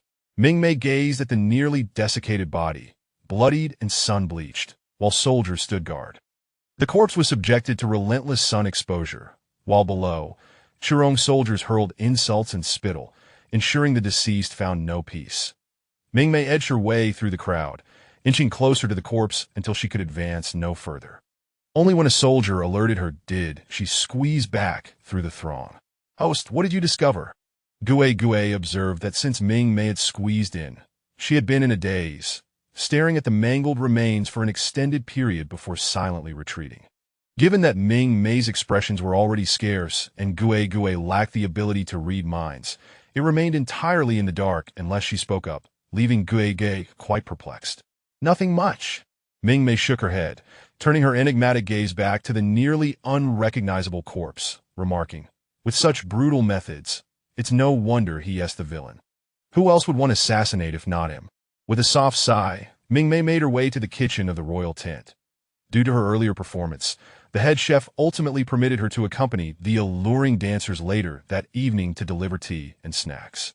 As for the banquet, in the past I offered you chances, yet you turned them down. Now that there are more beauties, you are suddenly eager? The head chef's sarcastic tone prompted Mingmei to glance back, noting his fierce demeanor and acerbic words. Yet, when he turned away, he murmured under his breath, "This foolish girl has lost her clarity. Can't she comprehend the gravity of the situation? Why must she hover near His Majesty?" Mingmei. Does this head chef genuinely worry that I might encounter trouble? Could it be that his incessant sarcasm stems from some form of tsundere disposition? As Mingmei stood contemplating the head chef's contradictory nature, he too turned back to sneak a glance at her. The more he scrutinized, the deeper the concern etched across his brow. Forget it. If you wish to go, then go, if trouble arises. You may as well spend the rest of your days washing vegetables in the kitchen."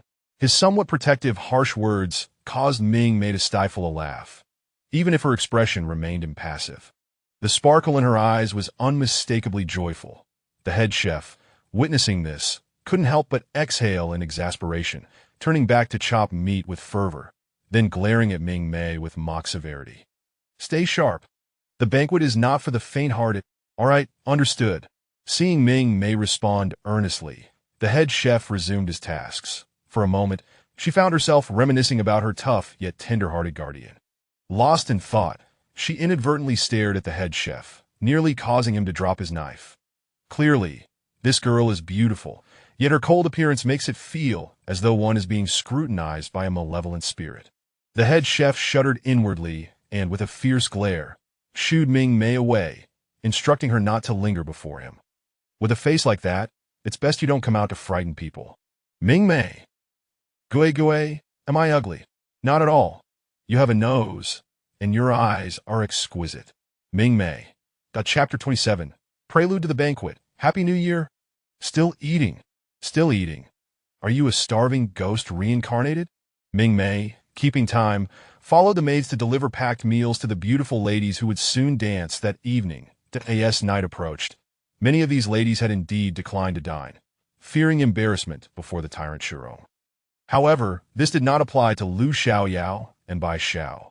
Adhering to the principle that not eating would be wasteful, Lu Xiaoyao munched on her meal with her cheeks puffed out, reminiscent of the adorable mythical uncle at home, prompting Mingmei to smile with delight. Watching her relish the food, Bai Xiao found her own appetite stirred, indulging in the noodles without a hint of guilt. Thus, as the two enjoyed their meal with fervor, the wealthy merchant who had sent the beauties over happened to visit his ladies. He was met with the sight of two, one devouring a box meal and the other slurping noodles. Both thoroughly savoring their food that in an instant, the merchant felt as if he might transform into a chubby. Haven't you noticed that the other ladies around have refrained from consuming the food brought by the maids? Still eating. Still eating. Are you a starving ghost reincarnated? The merchant pointed at Lu Xiaoyao, who was holding a bowl in one hand while another bowl rested on her lap, feeling utterly suffocated. Ah! If you eat so much, what will you do when your clothes no longer fit? To make matters worse, the bowl on her lap contained garlic cloves. Who sent this? What kind of madness is it to send garlic? The merchant could hardly fathom the scenario that awaited him. The tyrant lifting the beauty's chin, her shy lips curling up, only to be met with a waft of foul breath. Isn't garlic a good thing? It kills bacteria and disinfects, as the saying goes. Without garlic, the flavor is halved. Bai Xiao, who had only heard of garlic but never truly tasted it, recalled the saying Mingmei had mentioned when she had asked them if they wanted garlic earlier. Upon hearing this, Bai Xiao and Lu Xiaoyao, driven by curiosity, each took a few cloves that, to be honest, Bai Xiao found it quite agreeable. Especially with the lamb noodles, the combination of wide noodles enveloped in lamb sauce and the spicy garlic created an extraordinary flavor, the spice mingling with the lamb's essence, rendering it even more aromatic. Unbeknownst to Lu Xiaoyao, who had yet to experience the delight of lamb noodles, the merchant felt as if darkness enveloped him the moment Bai Xiao spoke. The pungent aroma of garlic surged forth as the beauty spoke, causing the merchant's flesh to quiver in dismay. Help! The smell is overwhelming. Don't you realize that eating garlic leaves an unpleasant odor in your mouth? What if His Majesty summons you? The merchant's words only served to exacerbate the situation, as if he had stepped on Lu Xiaoyao's tail. Having finished her box meal, she began to tackle the noodles, peeling garlic with one hand while retorting, "Oh, I get it. But, with my figure, His Majesty shouldn't be interested." After saying this, Lu Xiaoyao glanced down at her flat physique, letting out a heavy sigh. The merchant's lips twitched involuntarily, and he glanced at Bai Xiao, who was only marginally better in figure, then surveyed the other beauties before shutting his mouth, as if coming to a realization, and turned to leave. Bai Xiao asked, "What did he mean by that? Perhaps he thinks we are quite safe in this manner?" Lu Xiaoyao couldn't help but glance at Bai Xiao, who was only slightly more shapely than herself, then nodded as if confirming her thoughts. She turned her gaze to the other curvaceous beauties and sighed. Alas, in the face of sensuality, cuteness is hardly significant. With that, Lu Xiaoyao resumed her meal, tossing garlic into her noodles, completely disregarding the merchant's earlier comments. Who knows if they would escape after assassinating the tyrant tonight? They might as well indulge as gluttons, right? Meanwhile, Mingmei, who had sold the box meals, was now caught up in a frenzy with other NPCs, preoccupied with how to sell meals to the other two players at the banquet. However, when she cast her eyes over the numerous bowls and dishes in the kitchen, her heart began to race. Where were those two sitting? As she observed the maids placing portions on trays, Mingmei followed suit, positioning herself at the back under the direction of others. She found this placement ideal, granting her ample time to observe the banquet scene. Moreover, being at the back was inconspicuous, allowing her to sneak a glance at Charlie and the others while transforming the box meal. After all, she could no longer pretend. These dishes had no lids. The platters held boiled meats, roasted meats, and boiled vegetables, while her own offerings were merely rice and noodles, far too conspicuous. Mingmei, trailing behind the serving maids, approached the banquet set outside the king's tent. Not far from the tent, Ah Chen's corpse hung there, and Mingmei could not resist casting a lingering glance at it. Upon reaching the banquet's perimeter, Mingmei lifted her eyes to survey the lively assembly, where numerous robust and valiant warriors of Churong were seated.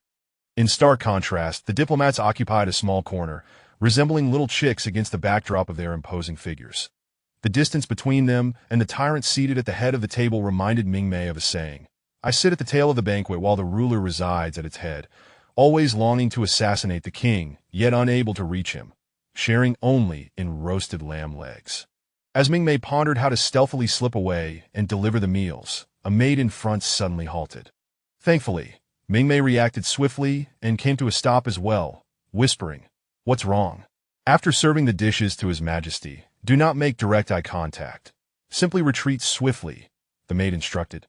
Mingmei? Who? Is serving food to the tyrant? Confused, Mingmei scanned the banquet, witnessing numerous maids delivering food to tables other than the tyrant's that in that moment. Her scalp tingled with disbelief. How could this be? Am I serving the food to His Majesty? No. How could the tyrant accept a meal that I had just eaten from? Unwilling to give in, Mingmei glanced at the dishes on her tray again, then at the trays of others. Mingmei, that it seems that my tray holds more appealing dishes? But at that moment, Charlie and Julian, seated in the corner, noticed Mingmei's arrival. The instant she appeared, their excitement ignited. The intensity of their gazes was palpable, causing Mingmei to feel flustered and quickly avert her eyes. Charlie, Chapter 28. I am shipping this couple so hard. Why is the merchant miss not looking at us? Charlie noticed Mingmei deliberately avoiding his gaze from a distance. He raised his wine glass, using it and the wide sleeves of his attire to obscure his face, subtly inquiring Julian. In such an occasion, with the envoys of Huaoyang and the maidens of Churong exchanging glances at the banquet, do you have any shame? Julian, acutely sensitive to the gazes directed at them due to the events of the day, worried about being caught again during a brief moment of distraction. Who would save them then? I.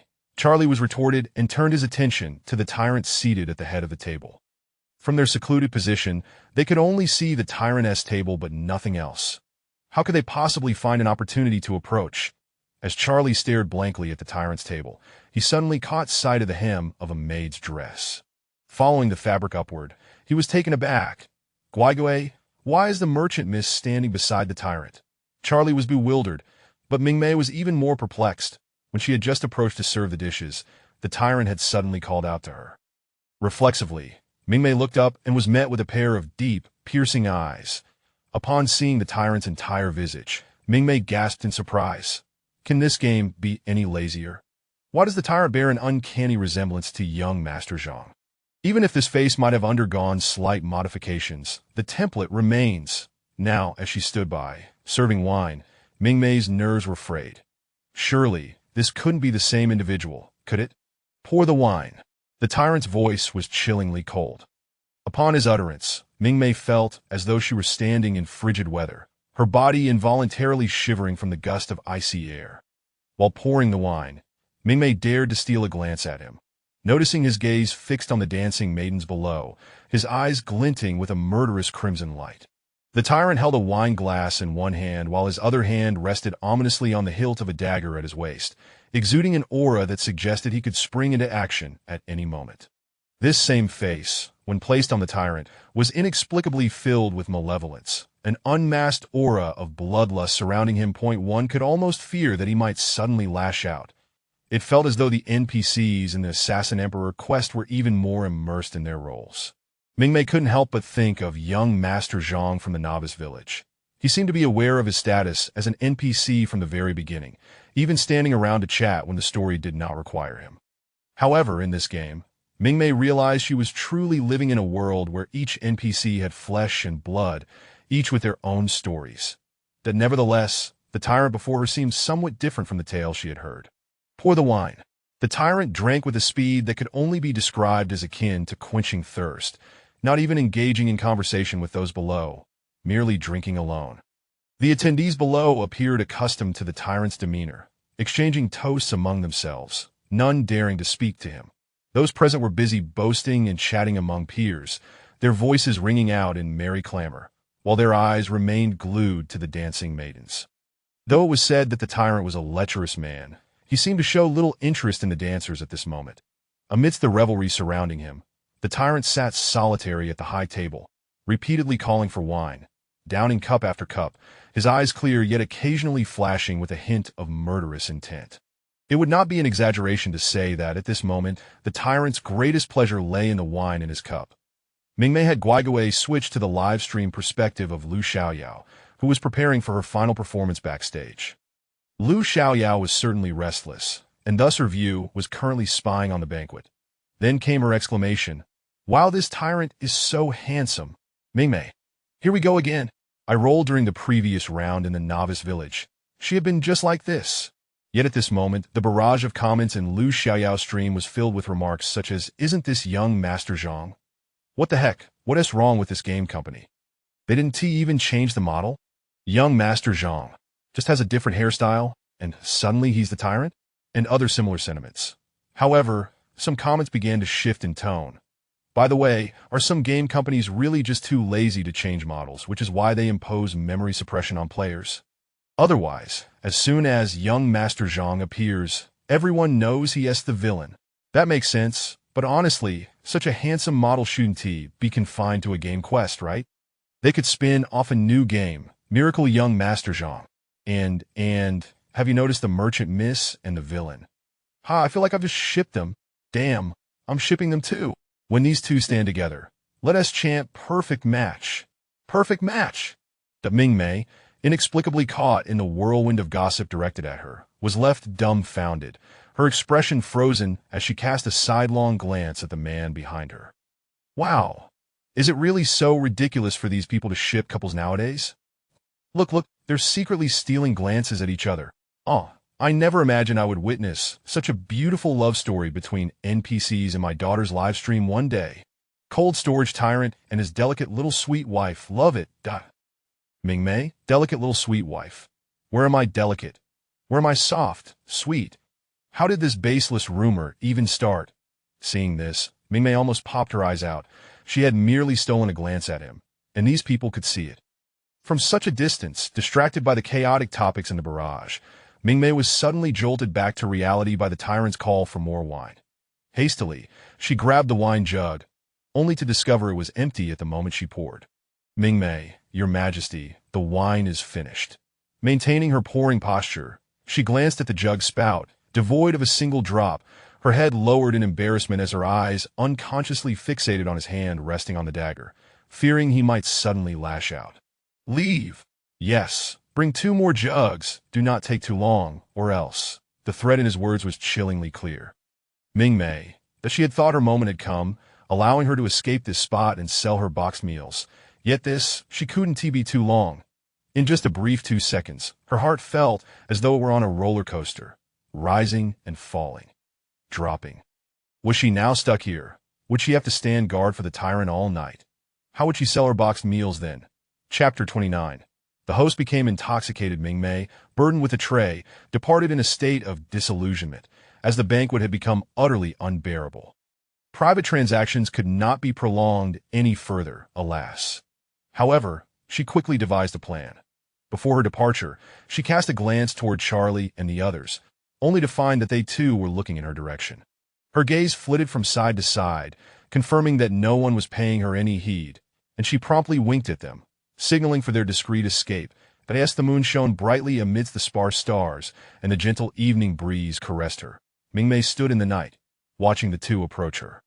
Their eyes briefly met, a mere accidental sweep, before they once again averted their gazes. That as the 3 brushed past each other, she whispered softly, informing them that the boxed meals were hidden behind the haystack on the southwestern side of the banquet area. before hastily taking her leave. My goodness, this boxed meal is truly effective.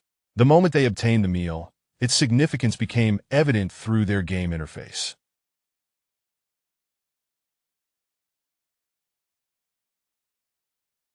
One could comprehend the language of Chiron, while the other could even speak it. Julian and Charlie, seizing the opportunity with no one around, crouched behind the haystack and began to devour their food ravenously. In the midst of their feast, Charlie could not contain himself, speaking with his mouth full. God knows what those NPCs next door are chattering about. I can't understand a single word, and it's driving me mad. Their whispers are incomprehensible. It's so frustrating. At long last, I can finally understand. Probably nothing pleasant. Lord Shui's expression has been grim ever since they started talking that I overheard them say that Lord Shui knows a bit of Chiron. Lord Shui was the gentleman they had mingled with over tea earlier that day. Afterward, they were escorted back by him, a truly kind-hearted man. Throughout their journey, their numerous blunders and abysmal acting skills would have led to their demise were it not for Lord Shui's continual assistance.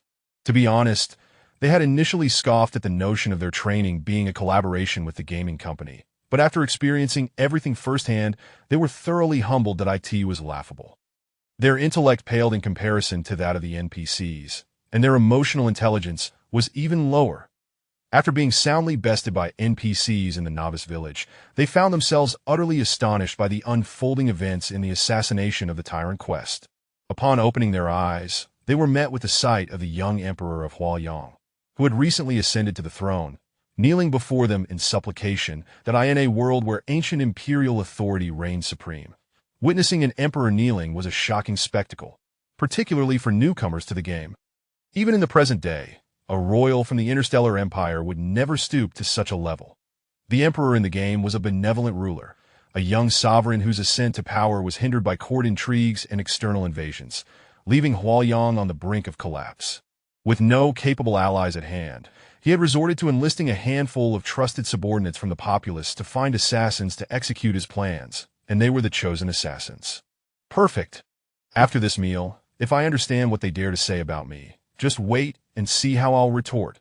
Since Lord Shui claims I lack composure, I shall embrace that and hurl insults right back. Charlie declared, continuing to devour his food. Julian glanced at Charlie's reaction, shaking his head in exasperation with a barely audible sigh. How could the precarious state of Huaoyang be sustained merely due to the tyrant's demise? After the tyrant's death, would the fragile Huaoyang endure amidst their fury? Julian scoffed, inwardly cursing the game. The new monarch was never as simple as they had imagined. Moreover, from the moment the mission was assigned, the game had been nothing short of treacherous. Player mission: assassinate the tyrant, save Huaoyang. When Mingmei returned to the banquet with a jug of wine, she felt the tyrant's gaze fixated upon her. Those dark, abyss-like eyes bore into her, leaving her feeling quite intimidated. With a composed facade, she approached the tyrant, but before she could pour wine into his cup, a large hand seized the jug from her grasp. Looking up, she found him staring intently at her, as if she were prey before a predator, causing her to involuntarily shiver. Almost immediately, he poured a cup of wine and extended it toward her. Whether it was merely an illusion, it seemed that a moment of silence enveloped the crowd as he made this gesture. Just as Mingmei became engrossed in the proffered cup, the tyrant suddenly lifted his gaze, dispelling all prying eyes below. In an instant, the banquet resumed its lively atmosphere, causing Mingmei to wonder if her earlier sense of unease was merely her imagination. "Drink up, test for poison," he commanded, perhaps due to Mingmei's hesitation to accept the cup. With no other choice, she took the cup and drank it down in one go. Though it was merely a game, the fiery sensation of the liquor coursing through her veins felt astonishingly real. A blush crept upon her cheeks as she raised her eyes to see the corners of the tyrant's lips curve into a slight smile. Did she find it somewhat appealing? For a fleeting moment, her mind became a haze. The tyrant then reclaimed the cup from her hands, pouring the wine for himself without a hint of hesitation regarding its previous occupant. That it was both bitter and perilous. Mingmei's thoughts began to cloud. Yet despite being somewhat intoxicated, her composure remained intact, standing there as if nothing were amiss.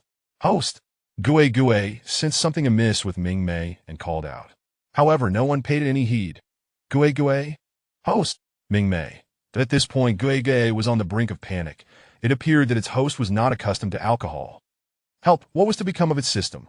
Meanwhile, the ambience of the banquet seemed to resonate with the tyrant's jovial mood, elevating the overall atmosphere. Once more, it was at this moment that a merchant, seated in a position slightly inferior to that of the Huaiyang envoys, stood up, his rotund belly jiggling as he approached with a sycophantic smile plastered across his face, attempting to flatter the tyrant in clumsy churro. Upon hearing the merchant's fawning words, Charlie's lips curled downward in disdain, regarding the traitor with contempt. Humph, he thought to himself, gulping down another drink. Wow, this simulated liquor from Hualan Star is quite potent. Do they really have such strong spirits? Almost choking on the liquor, Charlie whispered to Julian.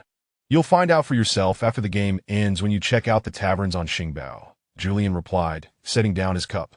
He was not accustomed to this type of liquor, and as he spoke, he discreetly glanced at the NPC merchant standing beside the tyrant. The rosy-cheeked beauty was a far cry from her cold demeanor during the day. The tyrant set down the jug, lightly tapping the table with his fingers, a wry smile playing upon his lips as he regarded the merchant. Beauty.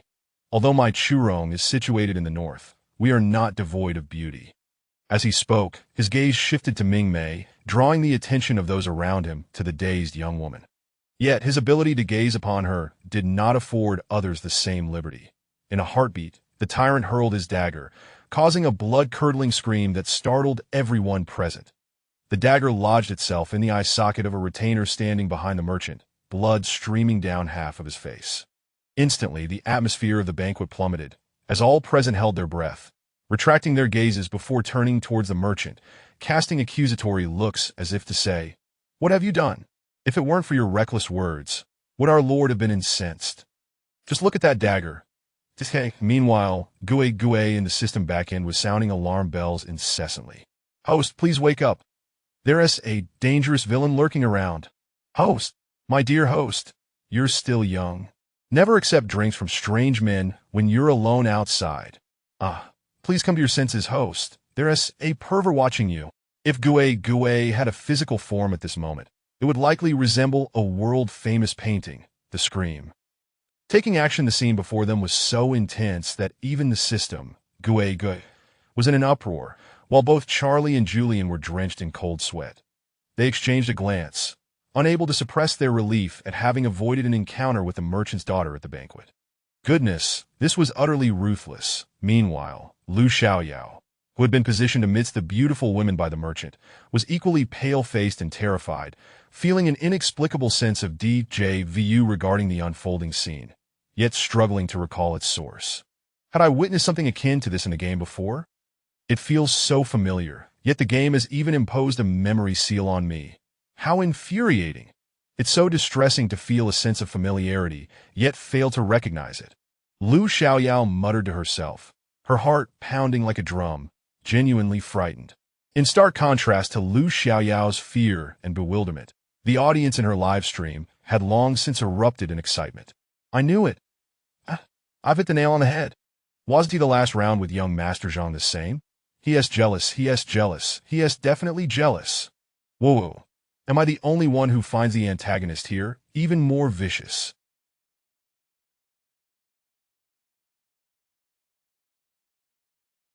If young Master Zhang had been this brutal last time, our girl would have been done for. Just think about how she was clinging to the merchant lady last time.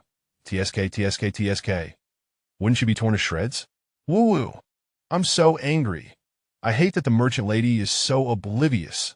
Look back already. He is looking at you again. The merchant lady seems so devoid of emotion. Can I still ship this NPC couple even if it ends badly? The barrage of comments was a chaotic flurry. And while Mingmei was oblivious to it all, the system, Gui, was already in a frenzy, internally chanting, "Don't look back, don't look back." When Mingmei finally regained her senses after the slight intoxication wore off and called out to Gui, the latter was practically in tears of joy. "Host, you reawake." Mingmei, frowny face, am I all right? Have I lost consciousness for long? Not really, just about 20 minutes. Those 20 minutes felt like an eternity for the system. Where are we in the plot? The merchant is about to present the beauties. Upon hearing this, Mingmei turned her gaze towards the stage, where the merchant, pale-faced, was kneeling on the ground, a pool of blood beside him. Did the tyrant kill someone? Not exactly. Oh. Oh what? Gui Gay, observing Mingmei's nonchalant demeanor, suddenly recalled the comments in the barrage expressing disdain for Mingmei's lack of emotion, and it too felt the urge to shout in frustration. But he has maimed someone, Gui added indignantly, and he displayed his perverse possessiveness for you while you were unconscious. But isn't there a backstory where the tyrant indeed has feelings for me? Mingmei retorted indifferently to Gui Gay. Although he might have a few screws loose, it doesn't really matter since the plot won't progress further. Whether he likes me or not is irrelevant, as it won't lead to anything tangible. Gui frowny face? Was her hostess' emotional detachment truly this severe? Wait, host, are you this unfazed? Who was the one who screamed about the antagonist's creepy gaze on her first day at work? Wasn't he at the first day? I didn't know any better then. Mingmei recalled the earlier events and concluded, I suppose it's all right. He didn't really do anything in the end. Just as the host and the system were engrossed in conversation, the banquet's plot continued to unfold. Are we not showcasing the beauties? Why not call them up for everyone to admire? Suddenly, the tyrant spoke again, startling the kneeling merchant, who sluggishly turned to acknowledge the tyrant's command.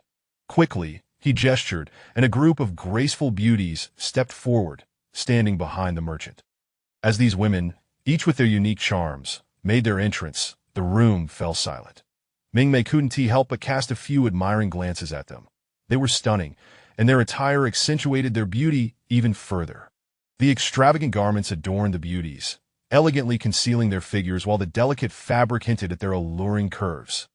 Mingmei did not turn to gauge the tyrant's expression, but she could sense the intense gazes of the generals seated below, their eyes seemingly attempting to pierce through the fabric of the beauty's attire. This made Mingmei frown involuntarily. Meanwhile, Lu Xiaoyao and Bai Xiao were positioned at the back, not drawing attention. Bai Xiao, catching sight of the lewd and lascivious glances from the NPCs nearby, felt an uncontrollable surge of murderous intent. She contemplated whether these generals should also be eliminated during the assassination of the tyrant. After all, if the tyrant were to perish, the Chu Rong army might not necessarily retreat. It would be more advantageous to eliminate the commanding generals as well. As these thoughts crossed her mind, Bai Xiao raised her gaze and glanced at Mingmei standing beside the tyrant, her eyes flickering with an unknown plan. Your Majesty, these beauties are all young maidens from my Huaoyang Qianjin pavilion, trained from a young age and yet untouched, the merchant said, an obsequious grin plastered on his face. At this point, coupled with his lecherous chuckle, Mingmei found it hard to look at him without feeling disgusted. Had she not known the subsequent plot, she might have resorted to cursing him out. The events unfolding at this banquet were merely a cursory mention. The beauties perform, the hidden blade concealed in their sleeves, the merchant harbors resentment, and all his efforts come to naught. Judging by appearances alone is indeed quite unwise. Mingmei observed Lu Xiaoyao and her companion.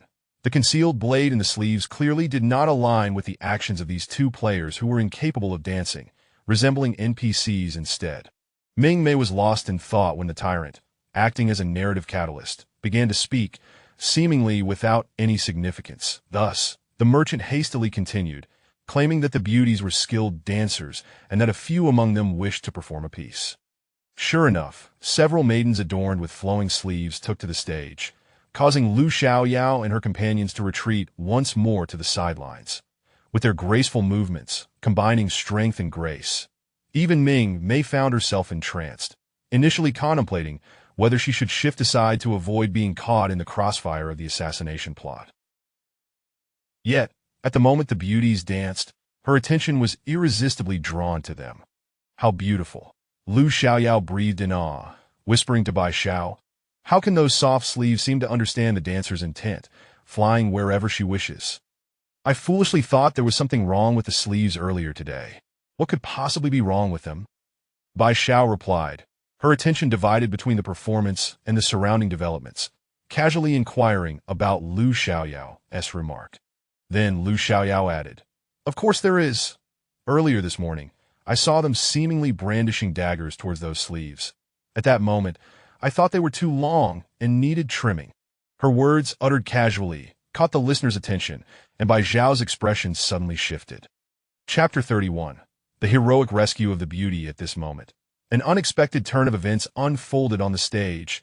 Several dancing beauties mid-performance suddenly transformed their flowing sleeves into daggers, simultaneously lunging towards the tyrant above. Danger! Bai Zhao, witnessing the sudden aggression of the NPC beauties, could not help but feel a wave of concern for them. The tyrant, in response, kicked over a nearby table, which crashed down upon the beauties attempting to stab him. The Chu Rong generals, who had been drinking on either side, instantly snapped to attention. Though unarmed, their sheer brute strength far surpassed that of the delicate beauties as they flipped the tables in front of them and hurled them towards the nearby attackers. They showed no restraint. A direct hit would spell instant death for anyone struck. Some even rushed forward empty-handed, seizing the daggers from the beauties and swiftly snapping their necks, leaving the onlookers in shock.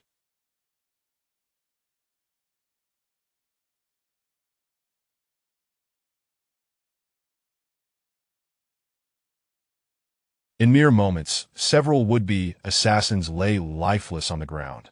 This Lu Xiaoyao's eyes widened in disbelief. Wait, weren't they supposed to be the assassins? What is going on with these individuals? Bai Zhao abruptly turned her gaze towards the merchant in front of them, only to find that his expression was not one of fear, but rather a grotesque mixture of shock and malice. In that instant, he revealed a sharp, long knife hidden beneath his voluminous sleeves. The beauties beside him, seeing this, also drew weapons from their garments and initiated a rebellion. At the banquet, aside from the tyrant, hardly anyone was armed, and the tyrant had just discarded his dagger after injuring someone. Now, it was the perfect moment for their assassination attempt. Should we also, in an instant, chaos erupted once more. Amidst the turmoil, Lu Xiaoyao thought to seize the opportunity, glancing at Bai Zhao, only to find her eyes flickering with indecision as she refrained from action. Although the plan was promising, their lack of skill proved to be a fatal flaw. Bai Zhao swiftly discerned their shortcomings. Yet this was indeed a once-in-a-lifetime opportunity to assassinate the tyrant. Just as she hesitated, she caught a glimpse of soldiers rushing towards them from a distance. Time was running out. Hide! This was the last moment Lu Xiaoyao looked directly at Bai Zhao before she was abruptly pushed forward. Startled by the assassination scene, both Charlie and Julian, clutching their wine glasses, appeared to be suppressing their impulses when suddenly, a beauty seemingly descended from the sky. Unbeknownst to her, perhaps due to caution or merely a lack of awareness, Bai Zhao pushed her directly into Julian's embrace. However, Julian leaned back, causing Lu Xiaoyao to unexpectedly land on air between his legs. With a solid thud, she hit the ground, the sound crisp and clear. Ouch! Before Lu Xiaoyao could finish her exclamation, a large hand swiftly covered her mouth and pressed her head down. In the next moment, she felt darkness envelop her vision, as if two immense iron pillars had collided against her sides, squeezing her into an even tighter space. With her head against the ground and her rear in the air, Lu Xiaoyao was utterly bewildered. Meanwhile, the envoys appeared unfazed, sitting calmly while displaying expressions of shock and fear at the sudden appearance of assassins during the banquet. Bai Zhao, however, had joined the fray. The bloodied merchant, witnessing Bai Zhao in action, exhibited a flicker of disbelief, but Bai Zhao merely nodded subtly in acknowledgement. Indeed, she and Lu Xiaoyao were also assassins. Yet, they were not aligned with the merchant's faction. Instead, when they received their orders, they believed this corpulent merchant to be the cowardly type, infiltrating his entourage to strike down the tyrant.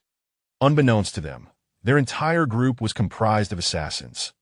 Bai Zhao seemed to possess an uncanny awareness, executing a spinning kick to deflect a curved blade that had suddenly appeared behind her. Using the momentum, she turned and swiftly slashed the throat of an advancing soldier with her dagger. In an instant, blood splattered across Bai Zhao's face, adding a vivid hue to her features. Simultaneously, she seized the soldier's sharper curved blade. Raising her gaze towards the soldiers pouring in from both sides, she observed the scene of slaughter and capture unfolding around her. Her eyes darkened as she glanced towards the tyrant, who remained seated, and the beauty beside him. This time, she feared she would not escape unscathed. Regardless of whether her assassination succeeded, she understood that her fate would be dire. Yet, the fleeting moments of chaos were simply too tempting. Suddenly, To everyone's astonishment, the previously inconspicuous and slender beauty sprang into action, dispatching several soldiers in swift succession, seizing a curved blade, and charging directly towards the tyrant. Bai Xiao dashed to the front of the tyrant's elevated platform, engaging in a fierce struggle with the general who had already positioned himself before the tyrant, neither side gaining the upper hand. What skill! Impressive, Charlie remarked as he observed Bai Xiao's movements, and Julian nodded in agreement, adding, she must have aced her combat training. Wait, Charlie paused. A player? Julian, you didn't notice? While the two conversed, Bai Xiao executed a feint, evading the general beside her. To everyone's shock, she swung the curved blade down towards Mingmei's head. Mingmei? Host! As Mingmei raised her hand in defense, she felt a blur before her eyes, a figure interposing itself before her. Looking up, she locked eyes with the tyrant as the blade struck down upon his shoulder blade. Your Majesty! The furious shouts of Chu Rong soldiers filled the air, followed by the sickening sounds of blades piercing flesh. Though Mingmei could not witness the scene, she could easily imagine Bai Xiao's fate. Don't look. A hand, imbued with a chilling fragrance mingled with a hint of blood, covered Mingmei's eyes. As she opened her mouth to speak, desperate cries reached her ears. Scoundrels! You spineless, greedy officials! How can you remain seated at a time like this? Our mountains and rivers lie in ruins, and you disregard the 30,000 soldiers of Yanbei holding the line, consumed only by your power struggles. Are the countless innocent lives lost in Yanbei merely a means for you to sit here and sign a surrender? Several piercing cries echoed in Mingmei's ears, and the merchant's voice dwindled to a whisper, only to rise again in a desperate struggle, his clumsy Chu Rong dialect faltering. The ones who manipulated me are the nobles of Huaoyang. They possess immeasurable wealth, and I was blinded by greed. That's why I acted, Your Majesty. Spare me. Eliminate those parasites and bury Huaoyang with them. In the darkness, Lu Xiaoyao found herself enveloped in pitch blackness, gradually realizing she had been shoved beneath a table. Once deprived of sight, her other senses heightened dramatically, allowing her to hear every sound from outside with acute clarity.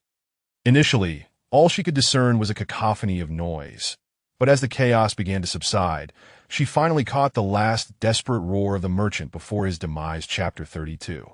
The spirits lament, oh, how difficult it is for me. Lu Xiaoyao fell silent. Through her perspective, the viewers watching the live stream heard the merchant's desperate cries before his demise, leaving them at a loss for words in their frustration. After a considerable pause, a comment floated across the screen. What use is such a country? Indeed, it would be better for a tyrant to strike straight to the capital of Huaoyang.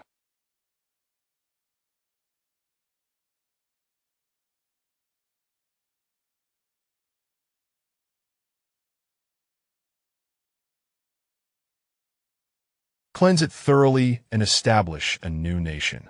Let it be, Huaoyang is not a good nation, and neither is Churong. It's akin to chocolate encasing excrement. Neither option is desirable. Alas, that wealthy merchant. Has he perished? It seems so. What a pity, considering those two players from the Federation and the surrendered envoys. Indeed, the merchant displayed more fortitude. How ironic. Aren't players in this game meant to assassinate tyrants? What are these two doing? Woo-woo, this was supposed to be a survival game. Yet here I am, with tears welling, unable to express my frustration. One cannot say that, can they? The story's backdrop indicates that the new ruler of Huaoyang has just ascended the throne, young and still unable to consolidate power, while a pack of old foxes vie for authority.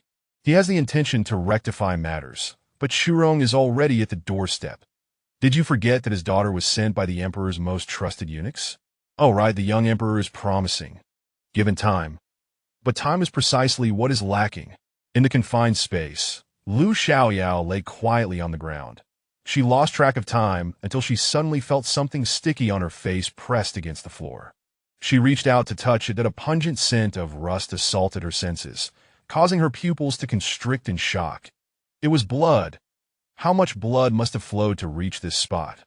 Upon encountering the blood, Lu Xiaoyao's body shuddered violently. Her mouth opened and closed in disbelief. Her pupils underwent a series of contractions, dilations, and reconsolidations, ultimately revealing a chilling expression that was utterly unlike her usual demeanor. The harrowing assassination attempt had finally come to an end, resulting in the complete annihilation of the forces aimed at eliminating the tyrant. Everything concluded under the bright, cold gaze of the observers, with a slight personal involvement. This narrative was inherently one of failure.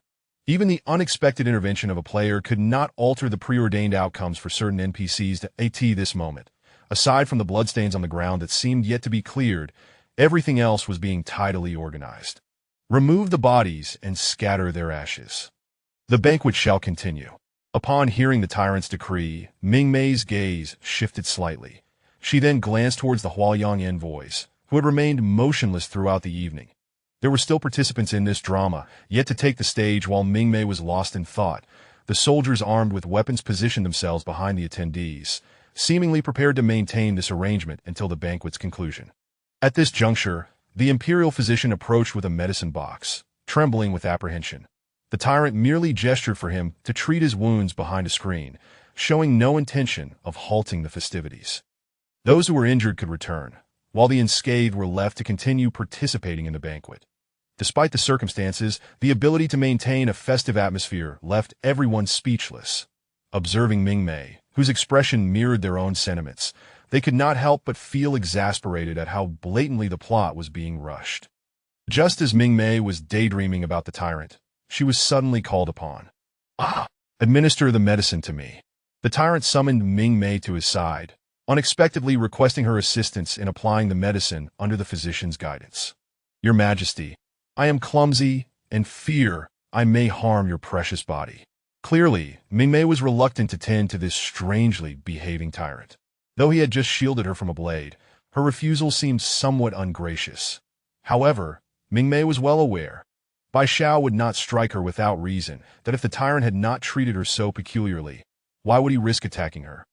He was merely wagering on whether the tyrant would appear. Of course, had the tyrant not approached, Mingmei was capable of deflecting harm herself. Noticing Mingmei's refusal, the tyrant half closed his eyes and gazed at her, a fleeting glimmer of vulnerability flashing across his expression, evoking a sudden pang of guilt within her. The next moment, the physician reminded the tyrant that his injuries could not be neglected, suggesting that if necessary, he could assist in applying the medicine. That last remark was entirely superfluous. Mingmei watched as the tyrant's eyelids drooped in a display of feigned dismay, his half-closed eyes directed at her, while, unbeknownst to her, his gaze towards the old physician was laced with an ominous intensity that sent chills down the physician's spine. Well, I am somewhat advanced in age, so I must request this young lady's assistance.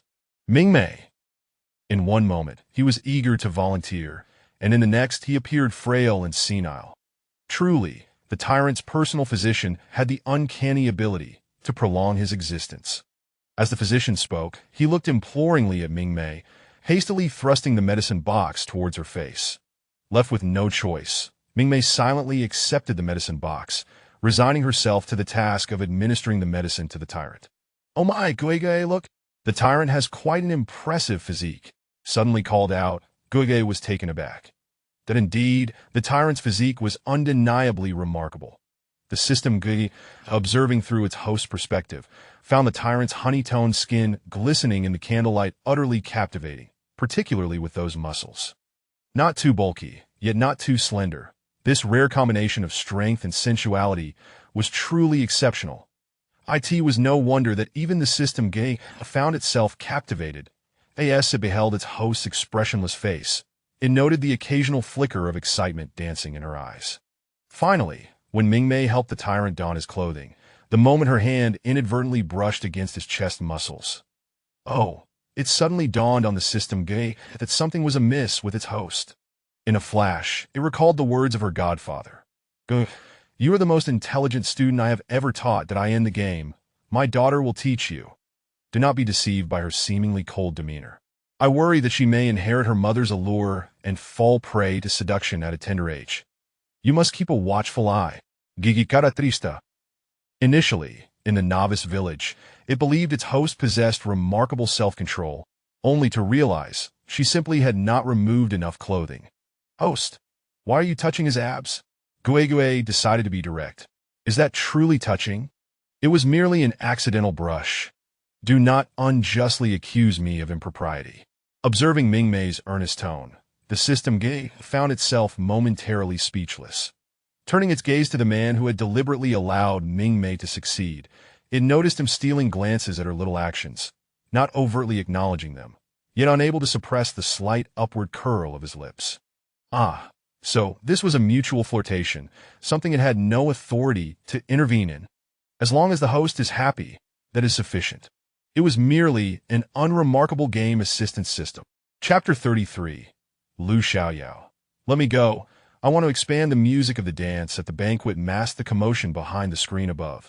When the screen was finally drawn aside, all eyes turned to the tyrant, who, apart from a slightly pale complexion, bore no visible signs of having recently sustained severe injuries. Charlie and Julian exchanged a discreet glance, choosing silence thereafter. However, Lu Xiaoyao, trapped beneath the table by Julian's legs, seemed restless, persistently tugging at Julian's limbs. Following the movement of the fabric that trembled upon Julian's legs, Charlie raised an eyebrow, silently inquiring about the situation below. In response, Julian cast his gaze downward, pondering what could possibly be done. Was it not merely this foolish girl beneath him attempting to stir trouble? Just as Lu Xiaoyao's fidgeting nearly overwhelmed him, Julian, startled, swiftly produced a small plate of snacks, discreetly placing it beneath the table as a means to divert her attention, exuding an air that implied she should eat and refrain from vexing him. It was already a considerable act of camaraderie among players to conceal her from an impending threat, and there was no need to disrupt their plans for the sake of a stranger. Receiving the offered snacks, Lu Xiaoyao narrowed her eyes, a flicker of menace evident within. Did they take her for someone easily placated? A mere plate of snacks to dismiss her? Undeterred, Lu Xiaoyao tugged at his trousers once more, only for him to present her with a plate of roasted meat. Lu Xiaoyao. But soon enough, the audience in the live stream realized that Lu Xiaoyao had been utterly captivated by the tantalizing aroma of roasted meat, losing herself in the act of eating within that cramped, shadowy space. Lu Xiaoyao. Stop eating. Regain your senses. Do you remember what I told you? A particularly conspicuous colorful message floated across the screen, a special effect that appeared only after a donation of 100,000 star coins, instantly revealing the identity of the sender to all. Ah, the main character, that esteemed lady. Catch the big shot. Big shot, could you please explain what is happening?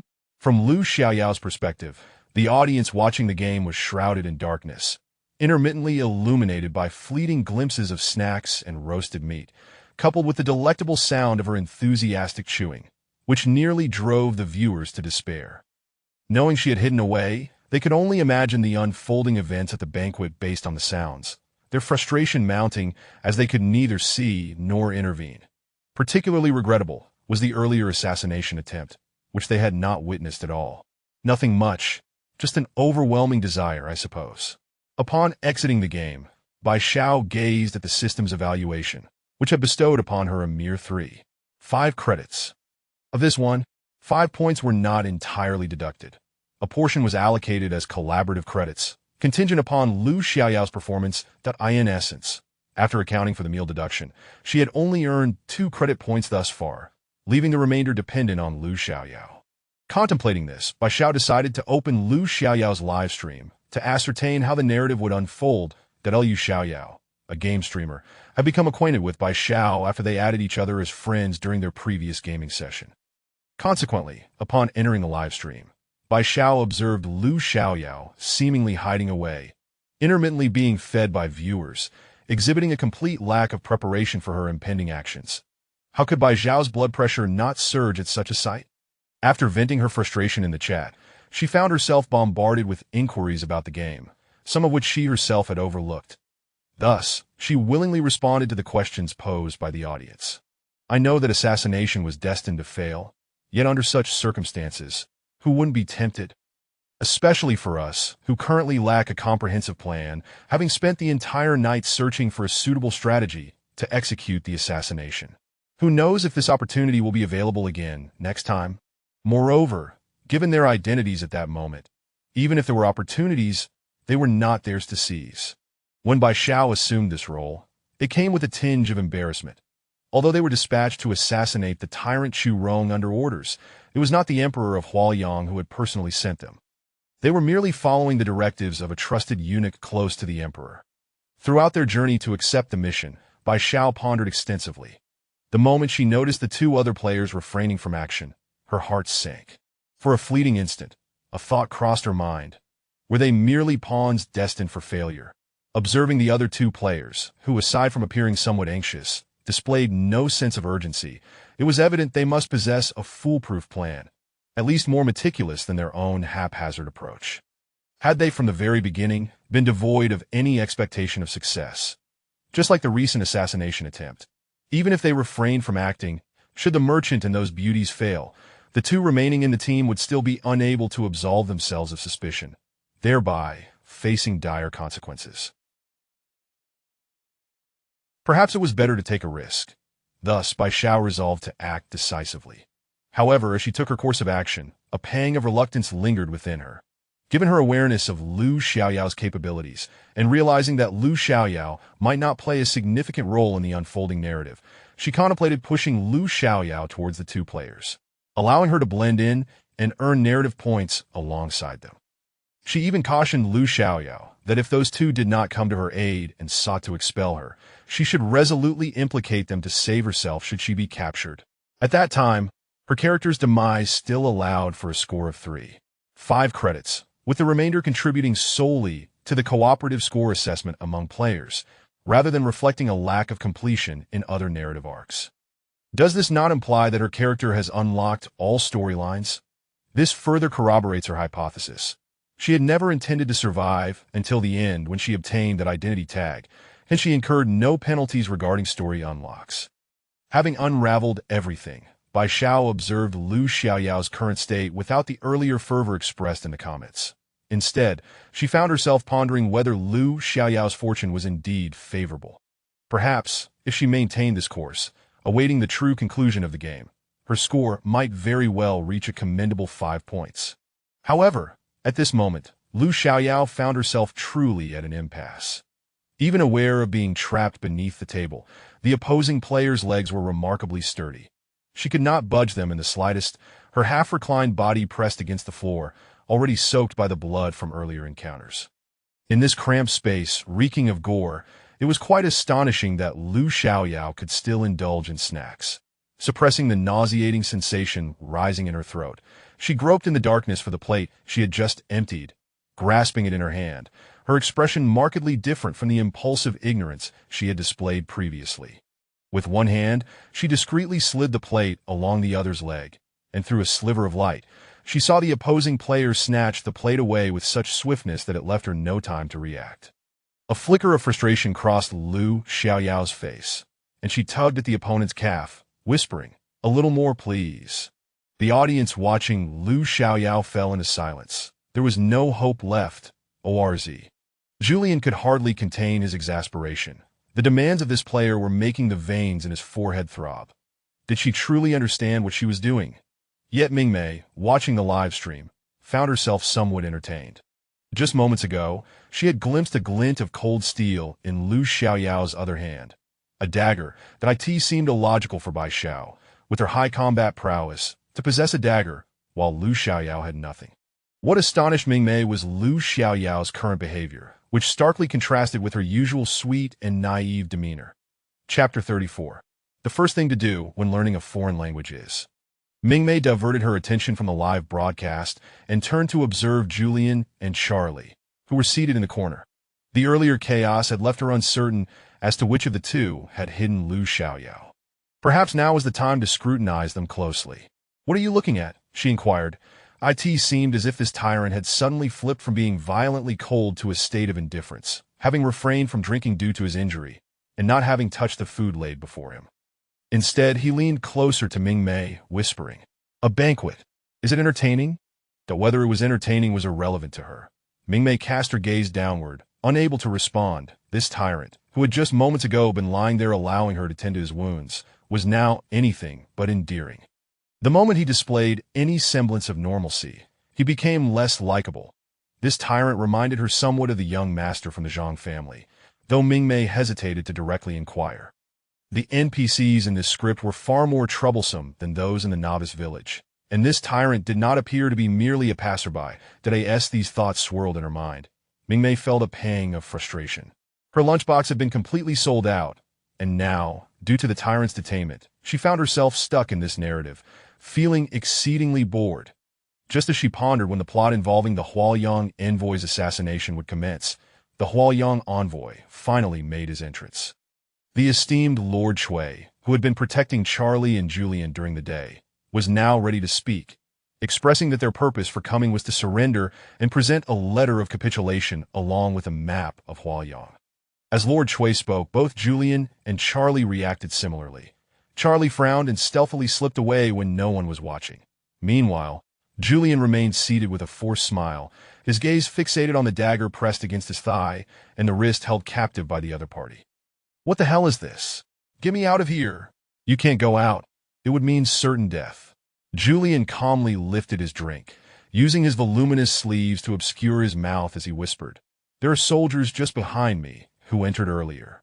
The moment you try to crawl out, they'll spot you. If they discovered him, neither he nor Lu Xiaoyao would escape. Then you mustn't move." Upon hearing this, Lu Xiaoyao instinctively glanced through the gap in the tablecloth she had discreetly raised, spotting the row of large feet behind Julian, confirming he was not lying. Aware that revealing herself could lead to dire consequences, Lu Xiaoyao wisely refrained from making any rash movements, yet she also refused to let go of Julian, that if he left, what if she inadvertently exposed herself? It was better to have him serve as a shield. The disdain she had felt earlier had transformed into a desperate desire for his presence. Lu Xiaoyao now thought, how delightful. Julian set down his cup, narrowing his eyes as he observed Lord Shui standing slightly ahead, delivering a lengthy speech. Out of the corner of his eye, he monitored the soldiers behind him, calculating the distance between them and the banquet hall. Pouring himself another drink, he downed it in one gulp while casting a glance at the tyrant on the stage, his expression darkening unconsciously. Now entangled with Lu Xiaoyao, Julian realized that the forthcoming maneuvers were beyond Charlie's capacity to execute alone. "Do you want to live?" Julian's sudden inquiry put Lu Xiaoyao on high alert. "What do you intend to do? Help me cover my retreat." "Ha!" Lu Xiaoyao blinked, pondering his meaning as an announcement rang out, summoning an envoy to present the letter of capitulation to the tyrant. At that moment, Mingmei recognized who was delivering the letter. It was Charlie. He approached, respectfully holding the letter and the map of Huaoyang above his head, ready to present them to the tyrant. Instinctively, Mingmei began to move away from the tyrant, knowing the next part of the plot was straightforward. The dagger would soon reveal itself. Recalling the scene whereby Xiao was forced into a corner, Mingmei had no faith that they hadn't witnessed the earlier turmoil. If the tyrant decided to turn on her, she was uncertain whether she would instinctively step into the role of the villain and retaliate against any player daring enough to threaten her. After all, she still had a bit of pride left from selling lunchboxes. Charlie, with his head lowered, naturally caught sight of Mingmei's small feet retreating from the tyrant, and he couldn't help but frown. Was his predicament that glaringly obvious? Charlie had initially thought that with Julian currently restrained by another player, he could face the tyrant alone and successfully subdue him by exploiting the tyrant's weakness. Had NPCs truly become so cunning in this era? The tyrant, eyeing the presented letter and the neatly rolled map beside him, naturally reached out to peruse them. Unbeknownst to him, Mingmei had unconsciously distanced herself from him, oblivious to the cunning glint in his eyes. The tyrant swiftly unfurled the map, but Charlie was even quicker. The moment the dagger came into view, he seized it, simultaneously using the tray to strike at the tyrant's face. In an instant, the soldiers who had been standing at the banquet reacted, swiftly moving to apprehend the envoys who had not yet entered the fray. Those seated and not involved became their primary targets. Suddenly, Julian kicked the table away from him, propelling Lu Xiaoyao towards the soldiers behind them. "Lu Xiaoyao. What the hell, you traitor!" As she was hurled forward, Lu Xiaoyao couldn't help but curse. Gone was her innocent demeanor. Her eyes narrowed with determination, and she swiftly locked her hand around Julian's arm, using his force to propel herself higher in the in one fluid motion. Lu Xiaoyao used her legs to deliver a throat strike to a soldier lunging at her. Releasing Julian, she slammed herself onto the ground, simultaneously bringing down the soldier she had ensnared along with her. Crack! The sound of bones shattering echoed, and Lu Xiaoyao flipped herself up, snatching a curved blade from the fallen soldier's hand and swiftly slicing at the legs of another soldier charging toward her. In an instant, soldiers began to topple, and Lu Xiaoyao proceeded to slit the throats of the nearby fallen foes, blood gushing forth, splattering her face in the process. Her fierce movements garnered Julian's admiration. Likewise, the audience before their screens was left in utter shock. Wait, is this really my timid daughter? Goodness, my daughter is so ruthless. Surely this isn't a fake daughter? What on earth is going on with her? Is this really my daughter? Seeing that Lu Xiaoyao was handling herself well, Julian hurried to assist Charlie in confronting the tyrant. The two engaged the tyrant, their dark gazes locking, while the surrounding soldiers hesitated to advance. Intimidated by the chaotic skirmish among the three that observing this, Lu Xiaoyao brandished her dagger and charged toward them. At this moment, failing to join the battle against the tyrant would only leave her vulnerable to being surrounded once the soldiers finished off the trio. Be careful, miss. Lu Xiaoyao froze, her attention captured by a flash of silver behind her, revealing an NPC following closely. It was the very official who had previously represented the envoy in dialogue with the tyrant. This gentleman, previously perceived as harmless and frail, now unexpectedly joined the fray, wielding a soft sword that swiftly dispatched a soldier attempting to ambush Lu Xiaoyao from behind. Thank you. Lu Xiaoyao expressed her gratitude upon realizing that her savior was merely an NPC in the game. Your courage is commendable. I should have acted sooner. Lord Shui regarded Lu Xiaoyao as one of the merchants from before, feeling deeply moved by the presence of righteous individuals among the citizens of Huaoyang, standing up to save their nation from peril. Though her understanding of his eloquent words was limited, it didn't hinder her from recognizing that he was praising her. Time is of the essence. Let us eliminate the tyrant first. Without hesitation, Lu Xiaoyao gazed toward the incoming soldiers, preparing for a swift resolution, only to be halted by the grip of Lord Shui. To her astonishment, she witnessed Charlie and Julian subduing the tyrant in his seat, the dagger poised perilously close to the tyrant's throat. Everyone, do not move, Charlie bellowed, capturing the attention of all present, causing them to freeze in their actions. Good heavens, what a thrilling scene! Their sovereign is being held hostage. The faces of several officials from Churong changed in an instant. Regardless of whether the other party understood, they began to shout a slew of profanities in Churong. Unfortunately for those gathered, including NPC Lord Shui, they comprehended the torrent of insults being hurled. Then, taking advantage of his earlier meal, Charlie unleashed a barrage of foul language in fluent Churong, cursing the entire lineage of the opposing party without restraint. As a result, Lu Xiaoyao's live stream was abruptly shut down for 24 hours due to the inappropriate content stemming from the players' heated exchanges with the NPCs. Onlookers. That this is quite the predicament. Chapter 35. A stunning performance. Charlie unleashed a torrent of scathing insults at the enemy, Churong, with a ferocity that was nothing short of savage. Churong, for his part, responded with a fluency that bordered on the absurd, leaving Lu Xiaoyao and Lord Shui, who stood guard before the trio, visibly twitching at the corners of their mouths and eyes. In the midst of Charlie's impassioned tirade, Mingmei, who was standing not far off with other attendants, felt an overwhelming urge to cover her face and flee Da. Is this how the boxed meals she sold were meant to be utilized? To hurl insults? Charlie's solo confrontation left the group of rugged horsemen from the plains utterly stunned, their minds reeling from the spectacle. After a considerable pause, Julian intervened, restraining Charlie, and then, with a fluency in Churong's tongue, conveyed their demands to the tyrant.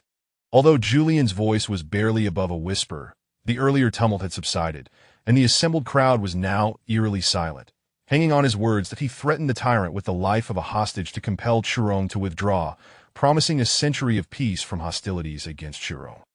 This was not merely a verbal pledge. It required the tyrant's imperial seal to formalize the promise. You shall not think to impose such demands, barked a bearded warrior at the forefront, his eyes wide with fury upon hearing their audacious request. The notion of retreating was preposterous. Then you shall not expect your sovereign to live, Charlie retorted, incredulous that there was dissent, but he pressed the blade of his dagger against the tyrant's neck, breaking the skin just enough to draw a bead of blood, prompting a chorus of cries from the crowd to cease the proceedings. 100 years is far too long. A venerable Churong elder, anxiously gripping his goatee, nervously scrutinized the dagger-wielding hand while glancing at the silent tyrant, tentatively suggesting 10 years. Is there such a thing as bargaining? Charlie exclaimed, aghast, glaring at the tyrant. You may as well be silent. He turned back to the elder, declaring, 90 years. The tyrant countered, 5 years. The elder remained silent, as the tyrant's reckless bargaining continued. Enough, enough. Mind your own affairs, ministers, Charlie shouted, emboldened by his inability to kill the tyrant outright. The tyrant remained mute, the others equally speechless. 80 years, it cannot be less, Charlie declared, having sufficiently chastised the tyrant. 20 years, that is my final offer. The elderly minister nearly snapped his own beard in frustration, defying the tyrant's glare. Do you believe I wouldn't kill him immediately? Charlie warned, incredulous at their obstinacy in demanding a mere 20 years. Then act if you dare. You may kill me, but none of you shall leave unscathed, and Churong's iron cavalry will sweep through Huaiyang's capital tonight, bathing the city in blood. As the elder's beard trembled in response to their threats, the tyrant had no choice but to speak up. His words reverberated like a death knell, sending shivers through the fragile nerves of the 4 remaining assassins. The murderous aura emanating from the tyrant was palpable, even to the innocent bystander, Mingmei, who could sense the bloodshed that surrounded him. Such a course is unthinkable, yet the tyrant's fearless demeanor did not extend to his subordinates. The nomadic tribes revered strength above all. It had taken countless years for a single ruler to unify the plains, and should he fall now, even if this rabble were to storm Huaiyang in a fit of rage, it would spell disaster for Churong, leaving them a disjointed remnant. In contrast, the Xia people of the Central Plains were different. The annihilation of their former kingdom would not compel these seemingly delicate Xia to submit to the iron steeds of foreign tribes. Absent their sovereign, Churong would dissolve into chaos, their forces scattered without the means to retreat before the plains reverted to their former fractured state.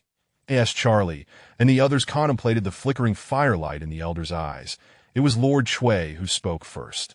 Unlike the others who were merely transient assassins, Lord Chui was a figure of audacity and strategy, willing to take risks for the sake of Huaiyang. Thus, when a moment of negotiation arrived, the elder's secret thoughts, which he had dared not voice, were laid bare through Lord Chui's eloquent discourse, plunging the gathering into silence. Mingmei observed the hesitant Churong officials, then glanced at Charlie and Julian, who held the tyrant captive and could not suppress a sigh of resignation. Was it truly necessary for an NPC to take the lead? Reflecting on Lord Chui's words, Mingmei's eyes glimmered with insight.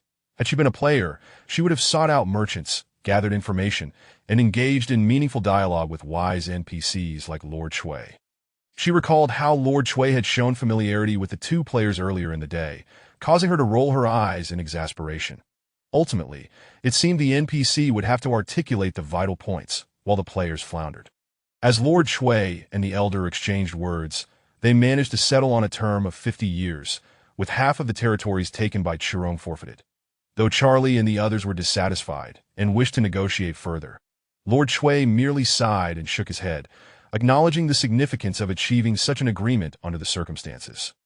What had been lost in territory could be reclaimed in time. They would one day mount a counteroffensive to reclaim what was theirs. Upon finalizing the treaty, the 4 departed unscathed. Mingmei stood before the royal tent, watching as a group of riders galloped away, their glares nearly piercing through to the 4, who had turned tail after reaching this point. Despite their desire to resist, there was little they could do.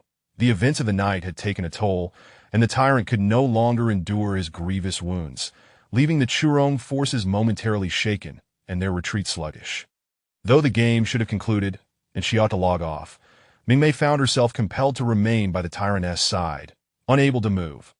Only when all others had vacated the area did she finally set down the bowl of medicine, inquiring, "You are not the tyrant, are you?" The tyrant opened his eyes, casting a frail smile at Mingmei, simply replying, "How could that be? How could it not? Ah-chun." Mingmei called him by name, realization dawning upon her.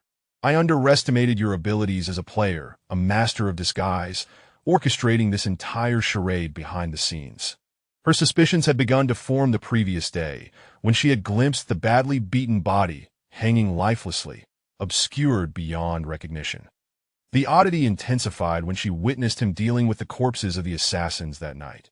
The tyrant was undeniably brutal, yet why had the morning's victim been so savagely treated, while the evening's demise was swift and devoid of such dishonor?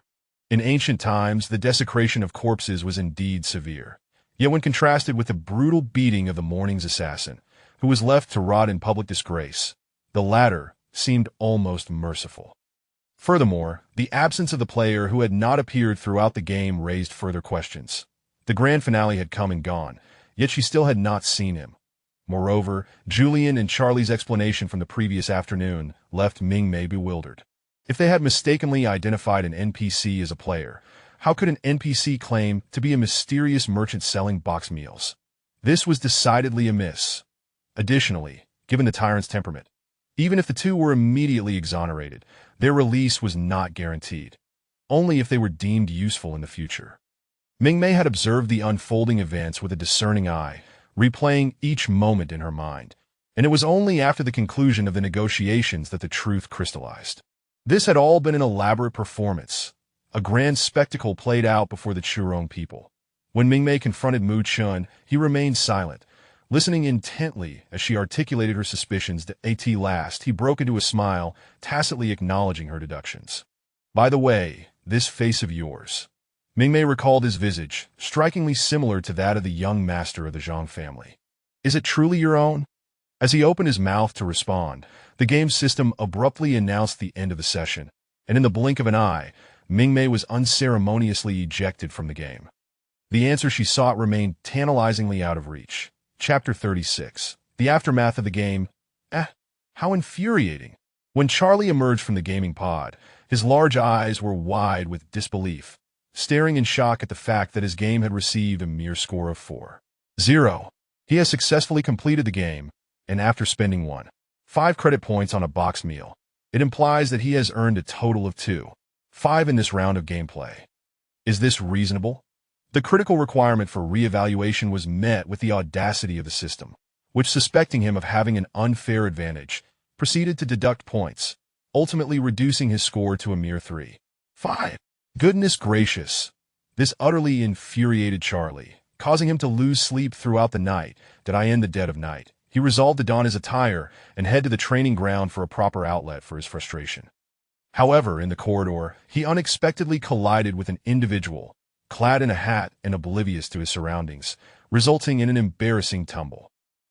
Just as his pent-up rage was about to erupt, he found himself knocked down once more, prompting Charlie to lose his temper completely. He sprang up and seized the collar of the person who had knocked him over, only to meet the gaze of the other's hazel-brown eyes, leaving him momentarily stunned. Julian? What? Julian, obscured by a mask and hat, was thoroughly bundled up, clutching food purchased from the school as convenience store that operated around the clock.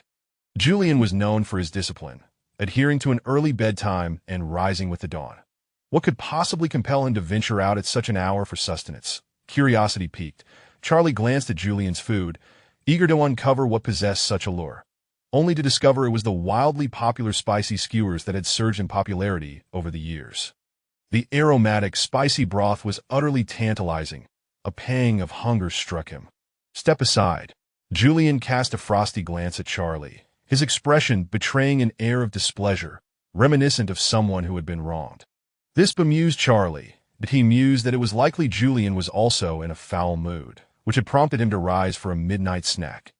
Originally, Charlie had intended to vent his frustrations at the training ground, but in Julian's presence, his ire dissipated, and he felt no urgency. With a spark of gossip igniting within him, he casually draped an arm across Julian's shoulders and chuckled, inquiring as they walked back, "Are you also upset about the game's scoring system?" "No," Julian replied, shooting a sidelong glance at Charlie. Suddenly, it dawned on him that his classmate was not one to venture out late at night. Glancing at Charlie's combat attire and recalling his earlier demeanor, Julian speculated that perhaps this fellow had emerged in the night due to troubles with his game score. "No." Sure enough, upon hearing that response, Charlie paused momentarily, only for Julian to inquire further. Is your score particularly low? Charlie. Noticing Charlie's silence, Julian concluded his suspicions were correct. Ahem, what was your score anyway? Charlie refrained from revealing his own score, solely curious about Julian's. 3 credit points. Huh, why? At this moment, Charlie was utterly incensed. Why did I only receive a score of 3? 5. Is that all you got? Now it was Julian's turn to be taken aback. That score was indeed rather absurdly low. How am I supposed to know?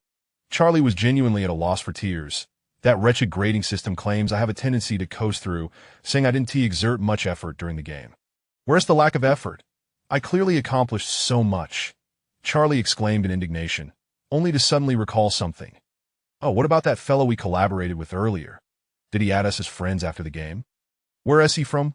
What score did he achieve? He didn't add us. Julian shook his head. That guy completely ignored my friend request. He seems rather solitary. But as he spoke of this, Julian's expression darkened slightly, a glimmer of admiration flashing in his eyes as he said, even though we didn't achieve full marks, do you think that person might have scored perfectly? Charlie opened his mouth to respond but then fell silent.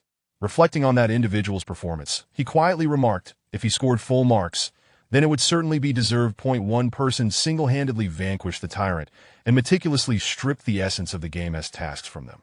The mission was never merely about assassinating the tyrant, but rather about preserving the precarious stability of this delicate framework.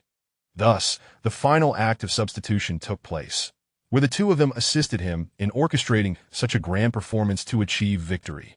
Yet, despite their diligent collaboration, it seemed the system still begrudged them, refusing to grant full marks. The two stood in the middle of the road, exchanging glances in silence until, after a while, Charlie snapped back to reality and looked at Julian, saying, by the way, why are you bundled up so tightly at this hour while buying something? I hardly recognized you just now. Julian's expression darkened at this thought. Who would have known that amongst the players they encountered in the game, one was actually a streamer? Logically speaking, all the players they had met thus far were likely from military academies. Which military cadet would be streaming during training? Remembering that he had exited the game pod and logged into his neural interface, he was bombarded with short video clips from friends, urging him to check out what was trending on the Star Network. Wow. Not wanting to look was one thing, but upon seeing, what was this trending topic labeled How Fair Will Contemporary Streaming Gatonigami? Being all the rage. The kicker was that the male protagonist in the video was none other than him.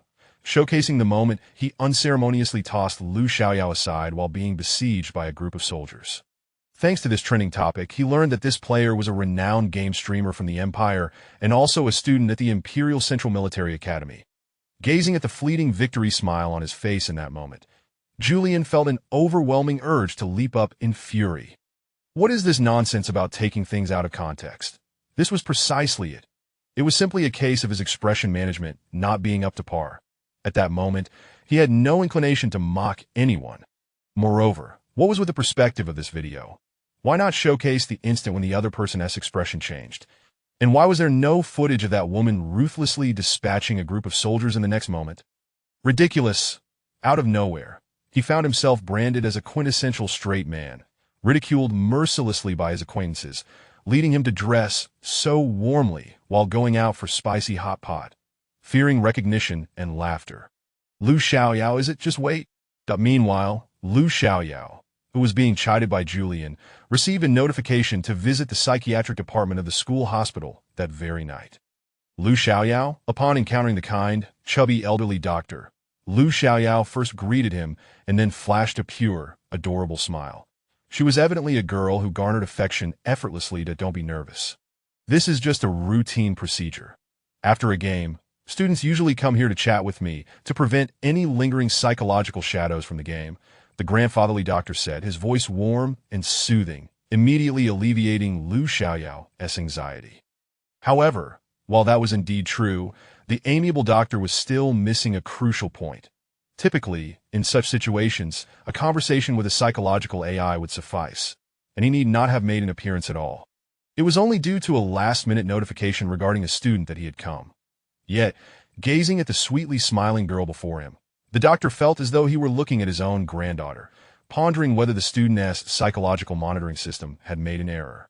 Oh, that is a relief, Lu Xiaoyao sighed with relief, her smile radiant, appearing even more charming and innocent as she relaxed. This escape game was indeed quite terrifying. I actually fainted in the game, but fortunately, I was lucky enough to wake up and clear it smoothly sitting on the high stool. Lu Xiaoyao swung her legs playfully as she spoke lightly, while the doctor meticulously took notes, never once suspecting that Lu Xiaoyao had any issues. He remained puzzled as to why he had to be the one to see her, so the doctor glanced down at the footage sent from the psychological monitoring system regarding Lu Xiaoyao as abnormal behavior in the game. It was only when he saw her in the darkness, bloodied hands touching her face while wearing a peculiar smile, that the doctor fell silent. He lifted his gaze to meet the bright smile of Lu Xiaoyao before him. At that moment, he realized he had misjudged the situation. All right, let us conclude with a psychological test, shall we? With a gentle smile, he discreetly swapped the standard emotional assessment scale for one measuring personality fragmentation, handing it to her. Chapter 37. Temptation after logging off from the game. Mingmei gazed at the impressive achievement of amassing 5 credits from a single session, a rare smile gracing her lips. Although she did not attain a perfect score, she was aware that such a feat was beyond the reach of most players. Even if one were to acquire it, wouldn't they still have to spend money on takeout in the game? She has genuinely netted a profit of 5. Thinking of Gue, she couldn't help but chuckle. By the way, Gue. However, mid-sentence, Mingmei suddenly froze. She recalled that the NPC assistance system linked to Gue would only be active when she herself logged into the game. It dawned on her that she hadn't considered a rather dull realization. She felt a sense of isolation. After a fleeting moment of melancholy, she glanced at her schedule, which reminded her of an offline class tomorrow morning, one of those large lectures attended by several majors. Compared to the previous days when her class had only a dozen students, she was now about to face a daunting assembly of hundreds. Mingmei, the socially anxious and lethargic one, shivered at the thought of being surrounded by people before, behind, and beside her. She resolved to wake up early to secure a seat in the classroom. She aimed for the last row, although she imagined that sitting in the back would allow her to survey the entire room without anyone needing to turn around to look at her.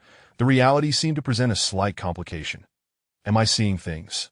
As Bai Xiao, a student from the Imperial Central Military Academy's Mecha Combat Department, entered the expansive classroom for the public course on Mecha General Knowledge, she was taken aback by the sight of 2 luminous figures in the last row. Bai Xiao felt certain that she must still be dreaming. No, I shouldn't be in the game right now, right? I did indeed exit the game pod before sleeping last night. Doubting her own perception, she stole another glance in that direction, her expression unmistakably conveying, I must be seeing ghosts. Increasingly suspicious that she had somehow entered the game, she wondered why the game's antagonist and the mysterious merchant were now manifesting in reality. What are you spacing out for? Hu Yu emerged from behind Bai Xiao, giving her shoulder a playful nudge. Look! Bai Xiao discreetly pointed towards Mingmei, and true enough, the next moment, her friend Hu Yu gasped in astonishment. The Zhang family heir and that takeout vendor. Hu Yu was dumbfounded, while Bai Xiao, who had seen Mingmei and the antagonist in 2 consecutive matches, was equally bewildered. This was not merely the Zhang family heir and the takeout merchant. This was the tyrant and his attendant. Oh my! Heavens, I've shipped a CP across dimensions.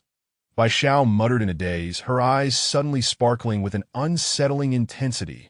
Little did she know that after leaving Lu Xiaoyao's livestream last night, the StarNet algorithm had pushed a CP recommendation to her based on big data.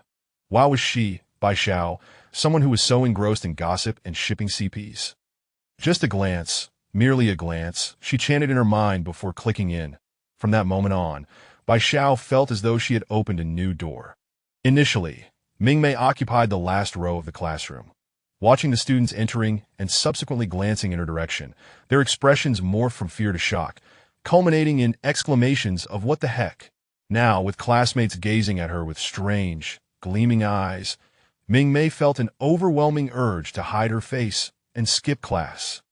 At this moment, Mingmei wore a blank expression, yet internally, she fervently chanted for calm. Alas, her composure shattered. Why did a crowd of people still turn to look after sitting down? Internally lamenting her poor judgment, she shot an annoyed glare at the man seated beside her. How was she to know that the very person who sat next to her this morning bore an uncanny resemblance to the game's antagonist? Help! It was one thing for a classmate to resemble the mysterious merchant, but to have someone who looked just like the antagonist appear in person was simply absurd. Whispers of excitement began to circulate nearby. Oh my gosh, I've shipped a CP across dimensions. Mingmei thought. What a load of nonsense.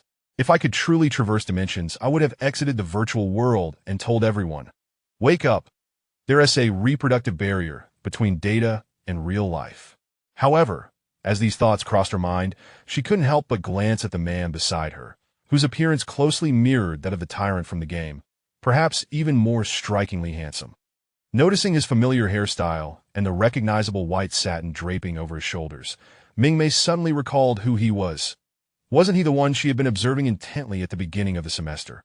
Only for him to never look up and reveal his face. Now that she finally saw his features, it was enough to send her heart racing. Could it be that aside from herself, there were other real individuals masquerading as NPCs in the game? Hello. Just as Mingmei pondered how he could look like that, he spoke, his voice smooth and refined, inexplicably merging his image with that of the Zhang family heir in her mind. How could he possess the Zhang heir's elegant demeanor, yet evoke the impression of a tyrant when simply gazed upon? Was it the distinctive aggression imbued in his striking features?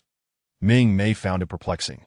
Although she could easily distinguish between the faces of the Zhang heir and the tyrant, this individual before her seemed to blur the lines of her perception. Hello. In the span of a second, numerous thoughts raced through Mingmei's mind. Upon hearing his greeting, she maintained a calm facade, albeit with a hint of coolness, and replied, Hello, I'm Mingmei. What is your name? Mu Chun. No, Hin, if Hin. The words slipped out before she could contain them, surprising him as he inquired. How do you know my game username? Mingmei.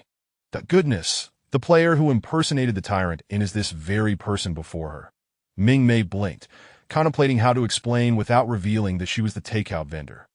By the way, I find you quite familiar. Before Mingmei could speak, Mu Chun interjected, causing her heart to race with anxiety. I think you look familiar too.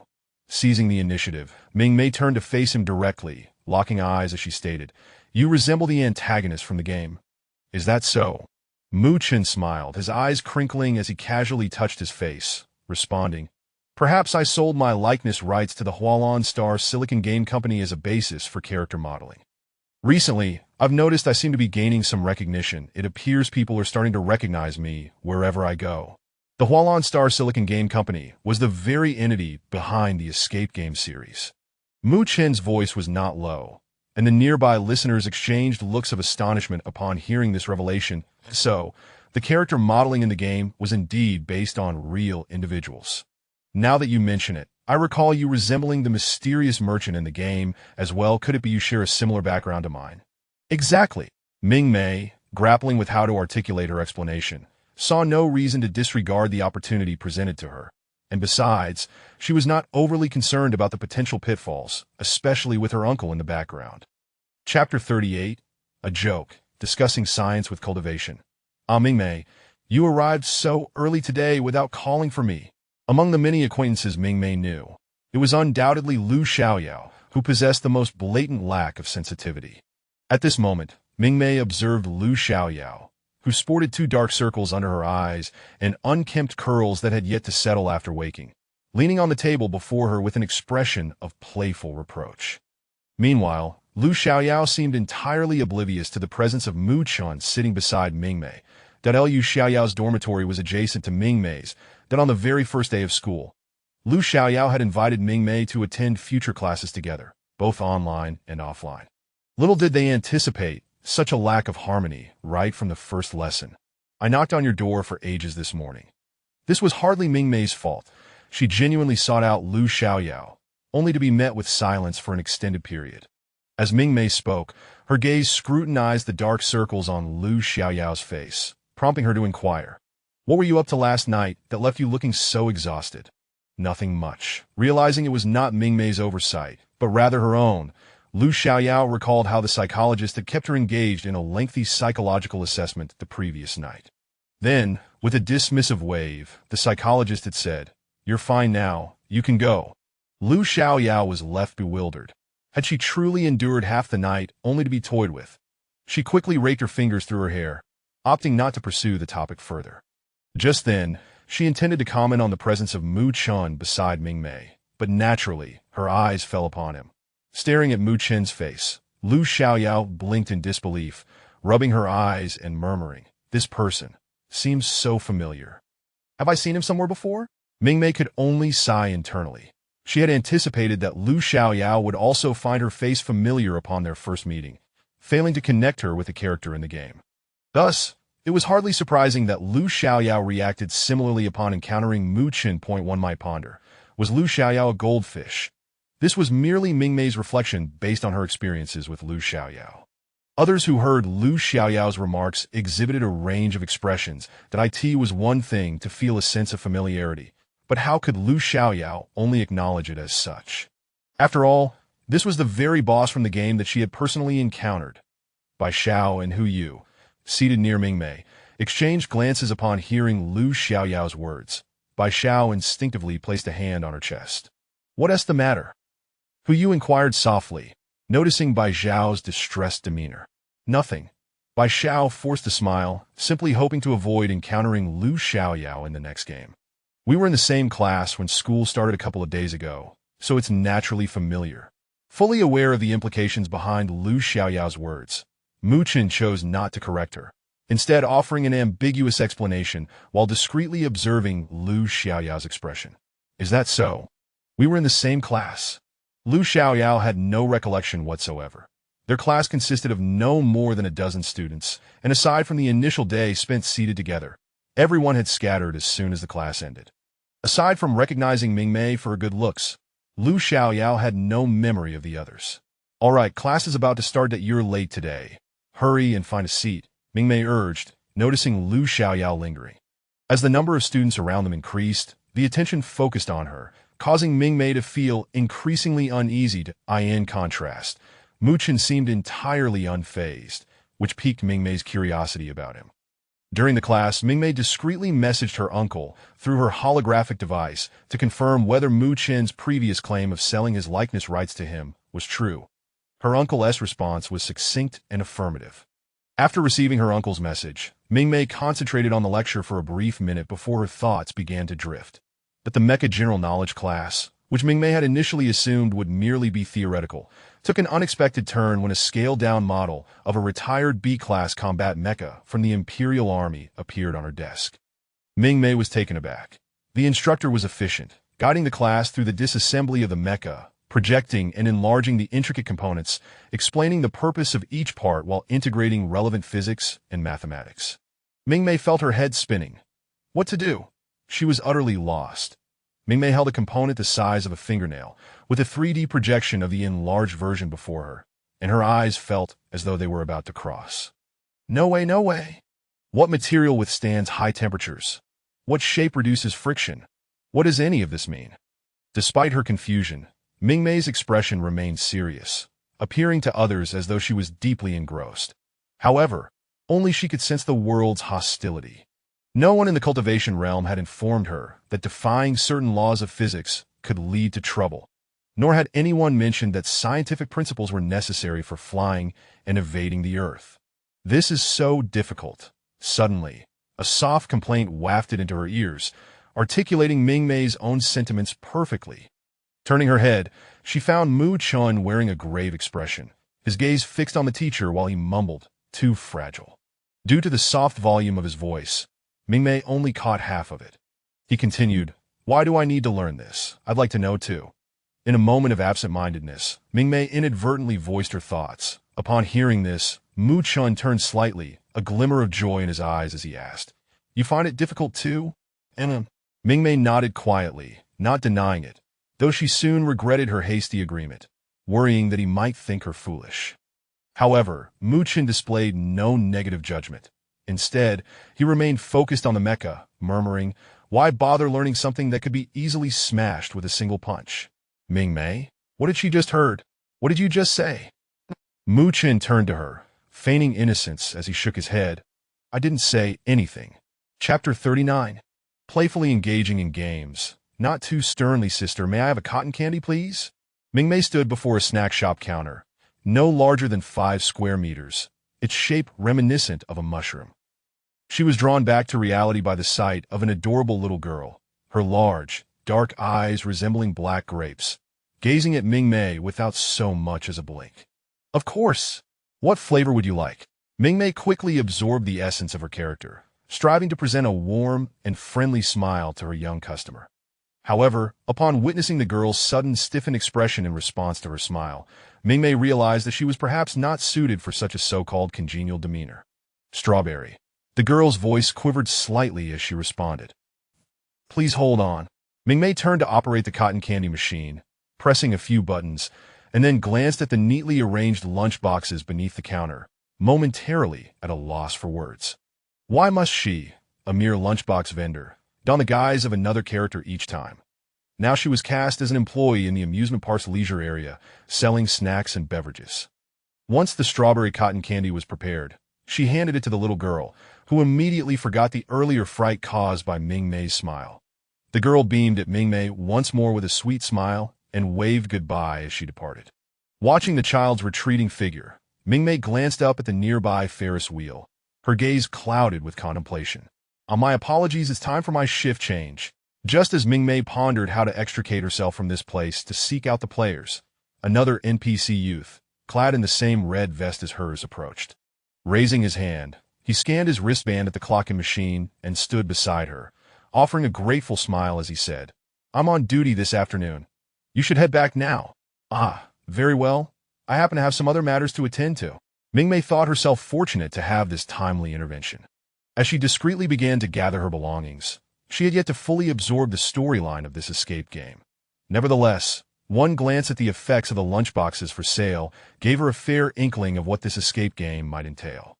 Shiitake chicken box meal. 0. 5 credit points. Reduces bomb disposal time by half after consumption. Pineapple sweet and sour pork box meal. 1 credit point. Mastery of exquisite bomb disposal techniques. Oh dear! Mingmei retrieved the insulated box from the corner of the shop and proceeded to pack her lunch boxes from beneath the bar as she made her way outside.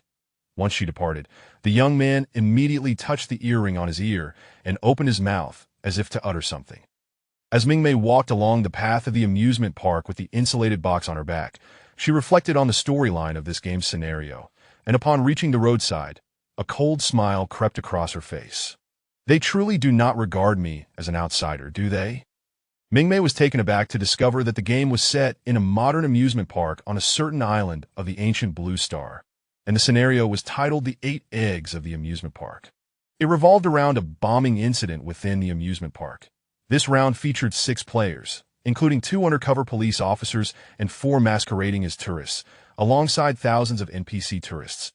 The island's police force had suddenly received a tip-off, indicating that a suspect with antisocial personality traits intended to plant a bomb in this newly opened amusement park as a means of societal revenge. At that moment, the amusement park was already bustling with visitors, and even if the police wished to evacuate the crowd, they feared that doing so might provoke the suspect into detonating the device. Consequently, numerous undercover officers were deployed throughout the park, including the 2 players. Their missions were distinctly different, operating on a demerit system, where points were deducted for each mistake made during their tasks, ultimately leading to their elimination if their score reached 0 or if their characters met an untimely demise. Apprehend the criminal, 0. 5 credit points, and dismantle the bomb he has installed, 0. 5 credit points, totaling 1 credit point. In the amusement park, the characters who perished due to the explosion incident each account for a deduction of 0. 1 credit points. Notably, the mention of the deceased characters does not clarify whether they are NPCs or players, implying that the casualties throughout the park, including herself, will be factored into the score deductions of these 2 players. Hence, Mingmei's cold smirk. When engaging in a game, one should not take matters too seriously. Consequently, Mingmei took special note of the plainclothes officers, among whom there were members of the bomb disposal team possessing defusal skills. However, the players did not assume such roles. Thus, these 2 unfortunate souls would undoubtedly become a necessary purchase for those portraying plainclothes officers that they asked for the players embodying tourists. Whether they require such a necessity was yet to be determined. Just as Mingmei was about to observe what tasks the other 4 players, portraying tourists, were engaged in, she suddenly felt a gust of wind approaching from behind. With a swift sidestep, she evaded a punch aimed at her, swiftly placing her hands in front to block a kick that followed. Seizing the opportunity, she forcefully pressed down on the assailant's leg. With one hand clenched into a fist, she aimed a blow at the face of her attacker. Ah! A familiar scream echoed, and it dawned on Mingmei that the person she had knocked down was none other than Lu Xiaoyao. Mingmei? What a twist of fate! Lu Xiaoyao.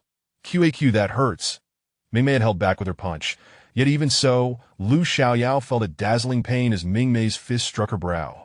Just as Mingmei recognized Lu Xiaoyao before her and marveled at this peculiar fate, a voice from behind commanded, "Don't move!" Almost immediately, Mingmei felt a chill at her waist, her heart racing in alarm. Compared to Lu Xiaoyao's clumsy ambush, this attacker's stealthy approach was truly silent. Turning her head slightly, she caught a glimpse of a face she never expected to see. That Mu Chen, with a stern demeanor, was gazing intently at Mingmei. In her moment of distraction, she felt her wrist grow cold and looked down to realize that she had been cuffed by him. Then, she felt his warm breath brush against her ear as he softly stated, "I kindly ask this young lady to accompany us." With her hands restrained, Mingmei observed him draping a coat over her cuffs, concealing them, and then he gently enveloped her in his embrace, murmuring with feigned concern, "Darling, you must be tired from waiting for me and my sister for so long. Let us find a place to rest."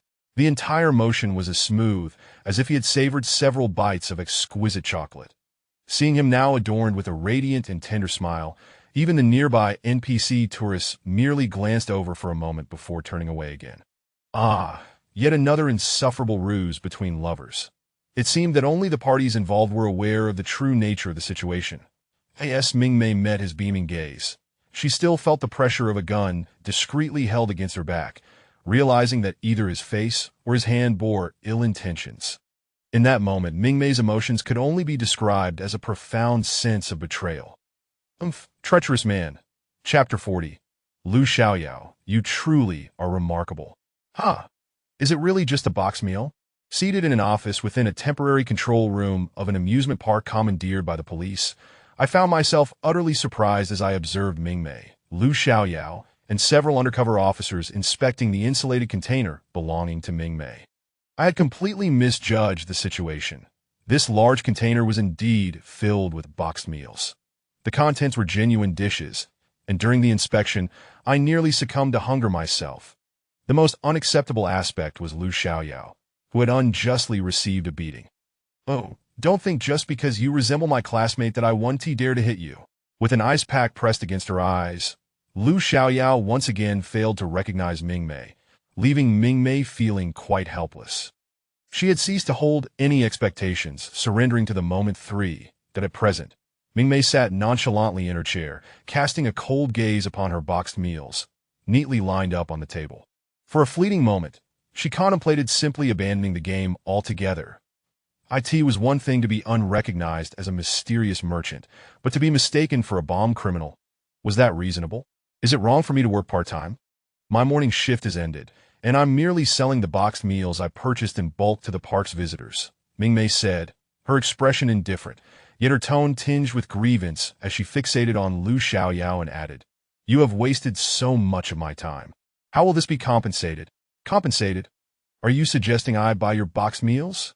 To my astonishment, the usually dim-witted Lu Xiaoyao actually grasped Mingmei's implication.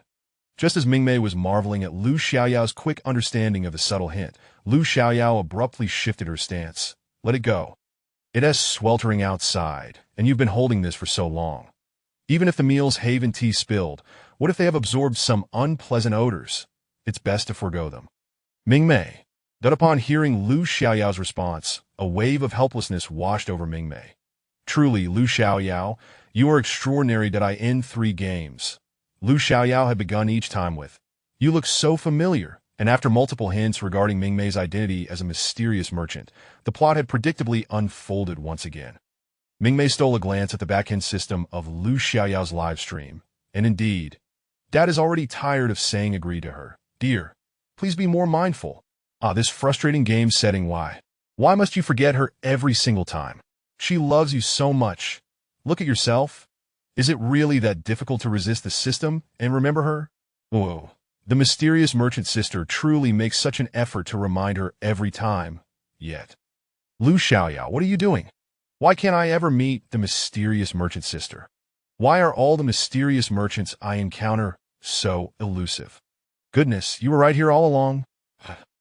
Just as Mingmei noticed the 6-hour countdown appearing above Lu Xiaoyao's character once more, she had successfully reached a state of emotional detachment, even contemplating the notion of blocking the other player.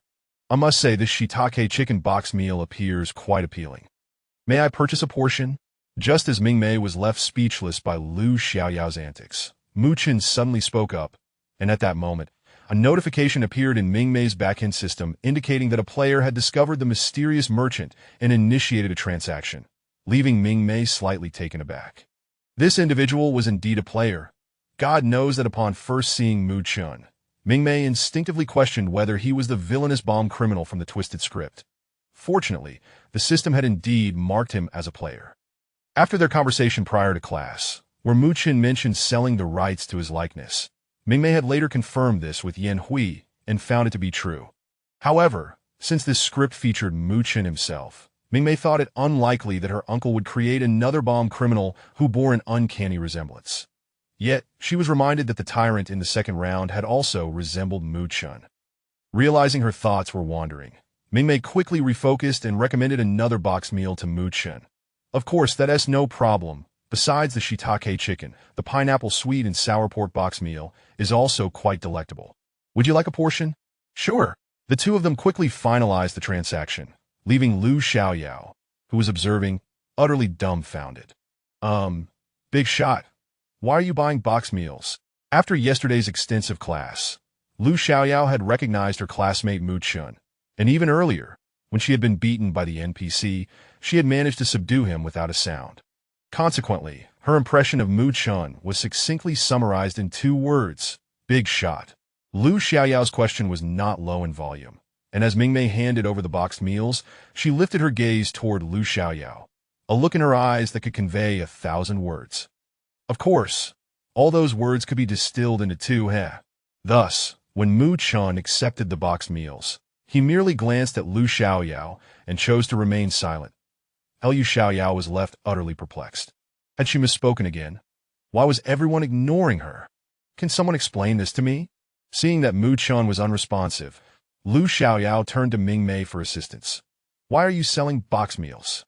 It's a secret. Mingmei suddenly felt a mischievous delight blooming within her. Moreover, the NPC role-playing rules dictated that she could not disclose her identity directly, so she resolved to carry this whimsy through to the end. When Mingmei also refrained from answering, and the big shot remained silent, Lu Xiaoyao's pout was so pronounced it might as well have been a holder for box meals. She glanced at the onlooking Mingmei and asked, "Are you really not my classmate? Who is your classmate?" Mingmei feigned ignorance, eager to see what else Lu Xiaoyao might say. As expected, Lu Xiaoyao glared at her for a long moment, as if sulking, before muttering, Indeed, you talk more than she does, and you aren't as pretty. You are definitely not her." "Mingmei, I thank you for the compliment." "Well then, since there is nothing else, I shall take my leave. My boxed meals remain unsold," Mingmei said as she began to pack up the meals displayed on the table, adding, "If you mistakenly apprehend someone again, it could incite public panic." In other words, Mingmei implied that she would keep this incident a secret. Prompted by Mingmei's reminder, they suddenly recalled that there was still a criminal suspect they had yet to apprehend. Outside, there were so many tourists, with a bomb criminal possibly hidden among them. Regardless of Lu Xiaoyao's agitation, Mingmei thought that at least with Mu Chen present, this villainous-looking player was likely quite clever. What she needed to do now was to seek out the other 4 players that and it would be best to hope she wouldn't encounter the villainous bomb criminal. Chapter 41. Do players have social relationships? How should one describe the task of the 4 players portraying tourists? It indeed tests their own capabilities that a bomber has infiltrated among the ordinary visitors, planting timed explosives in the 5 most popular attractions of the amusement park, and the players masquerading as tourists must partake in each of these attractions. 1 attraction equals 1 credit point.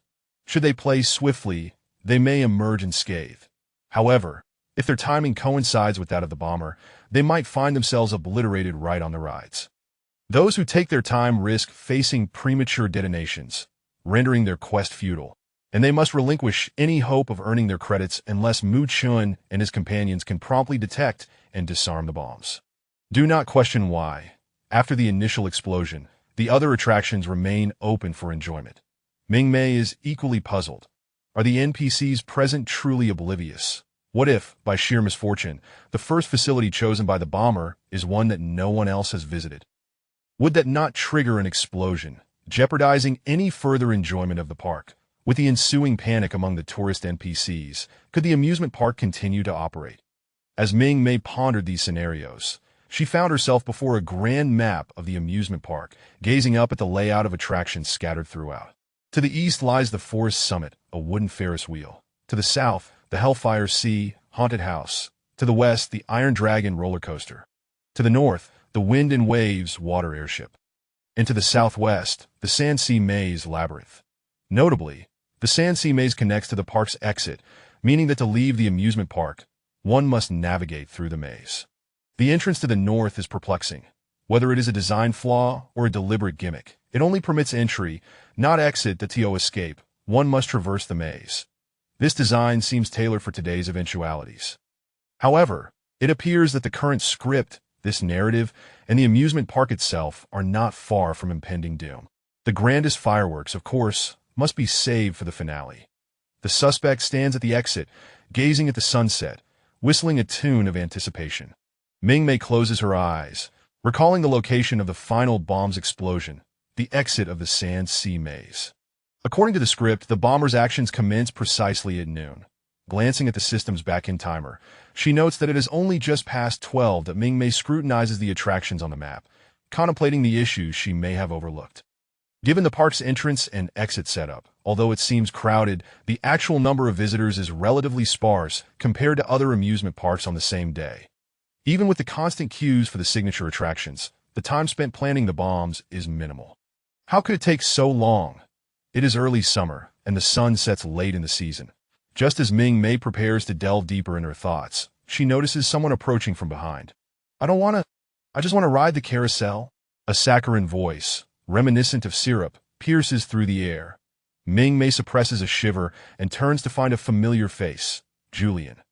Though he wears a smile, his eyes betray a sense of resignation. Following his gaze, Mingmei observes a striking young woman, elegantly dressed, clinging to his arm. Without the stabbing emperor feature that disables player recognition, Mingmei can clearly see that the individual standing before her is a player alongside a game NPC. So players in this system can indeed have social connections. Even the novice village has ties to the villainous boss. What is the harm in assigning someone a girlfriend here? Mingmei frowny face. Oh, that reasoning holds water. Darling, how about we start with something nearby? Shall we try the haunted house first? Upon hearing his girlfriend suggest an attraction, Julian seems to miraculously evade all the challenges he must face, which is quite remarkable. Thus, he maintains his character's facade while discussing the possibility of engaging in some necessary attractions. No, I'm afraid of ghosts. That's all make-believe. Besides, I'll be with you. I see you're just trying to take advantage of me, hoping I'll get scared and cling to you. The girl's words catch Julian off guard. Although he had never considered such a notion, he can't deny that if he were truly in a relationship, that might indeed be his thought process. Are girls these days truly this perceptive?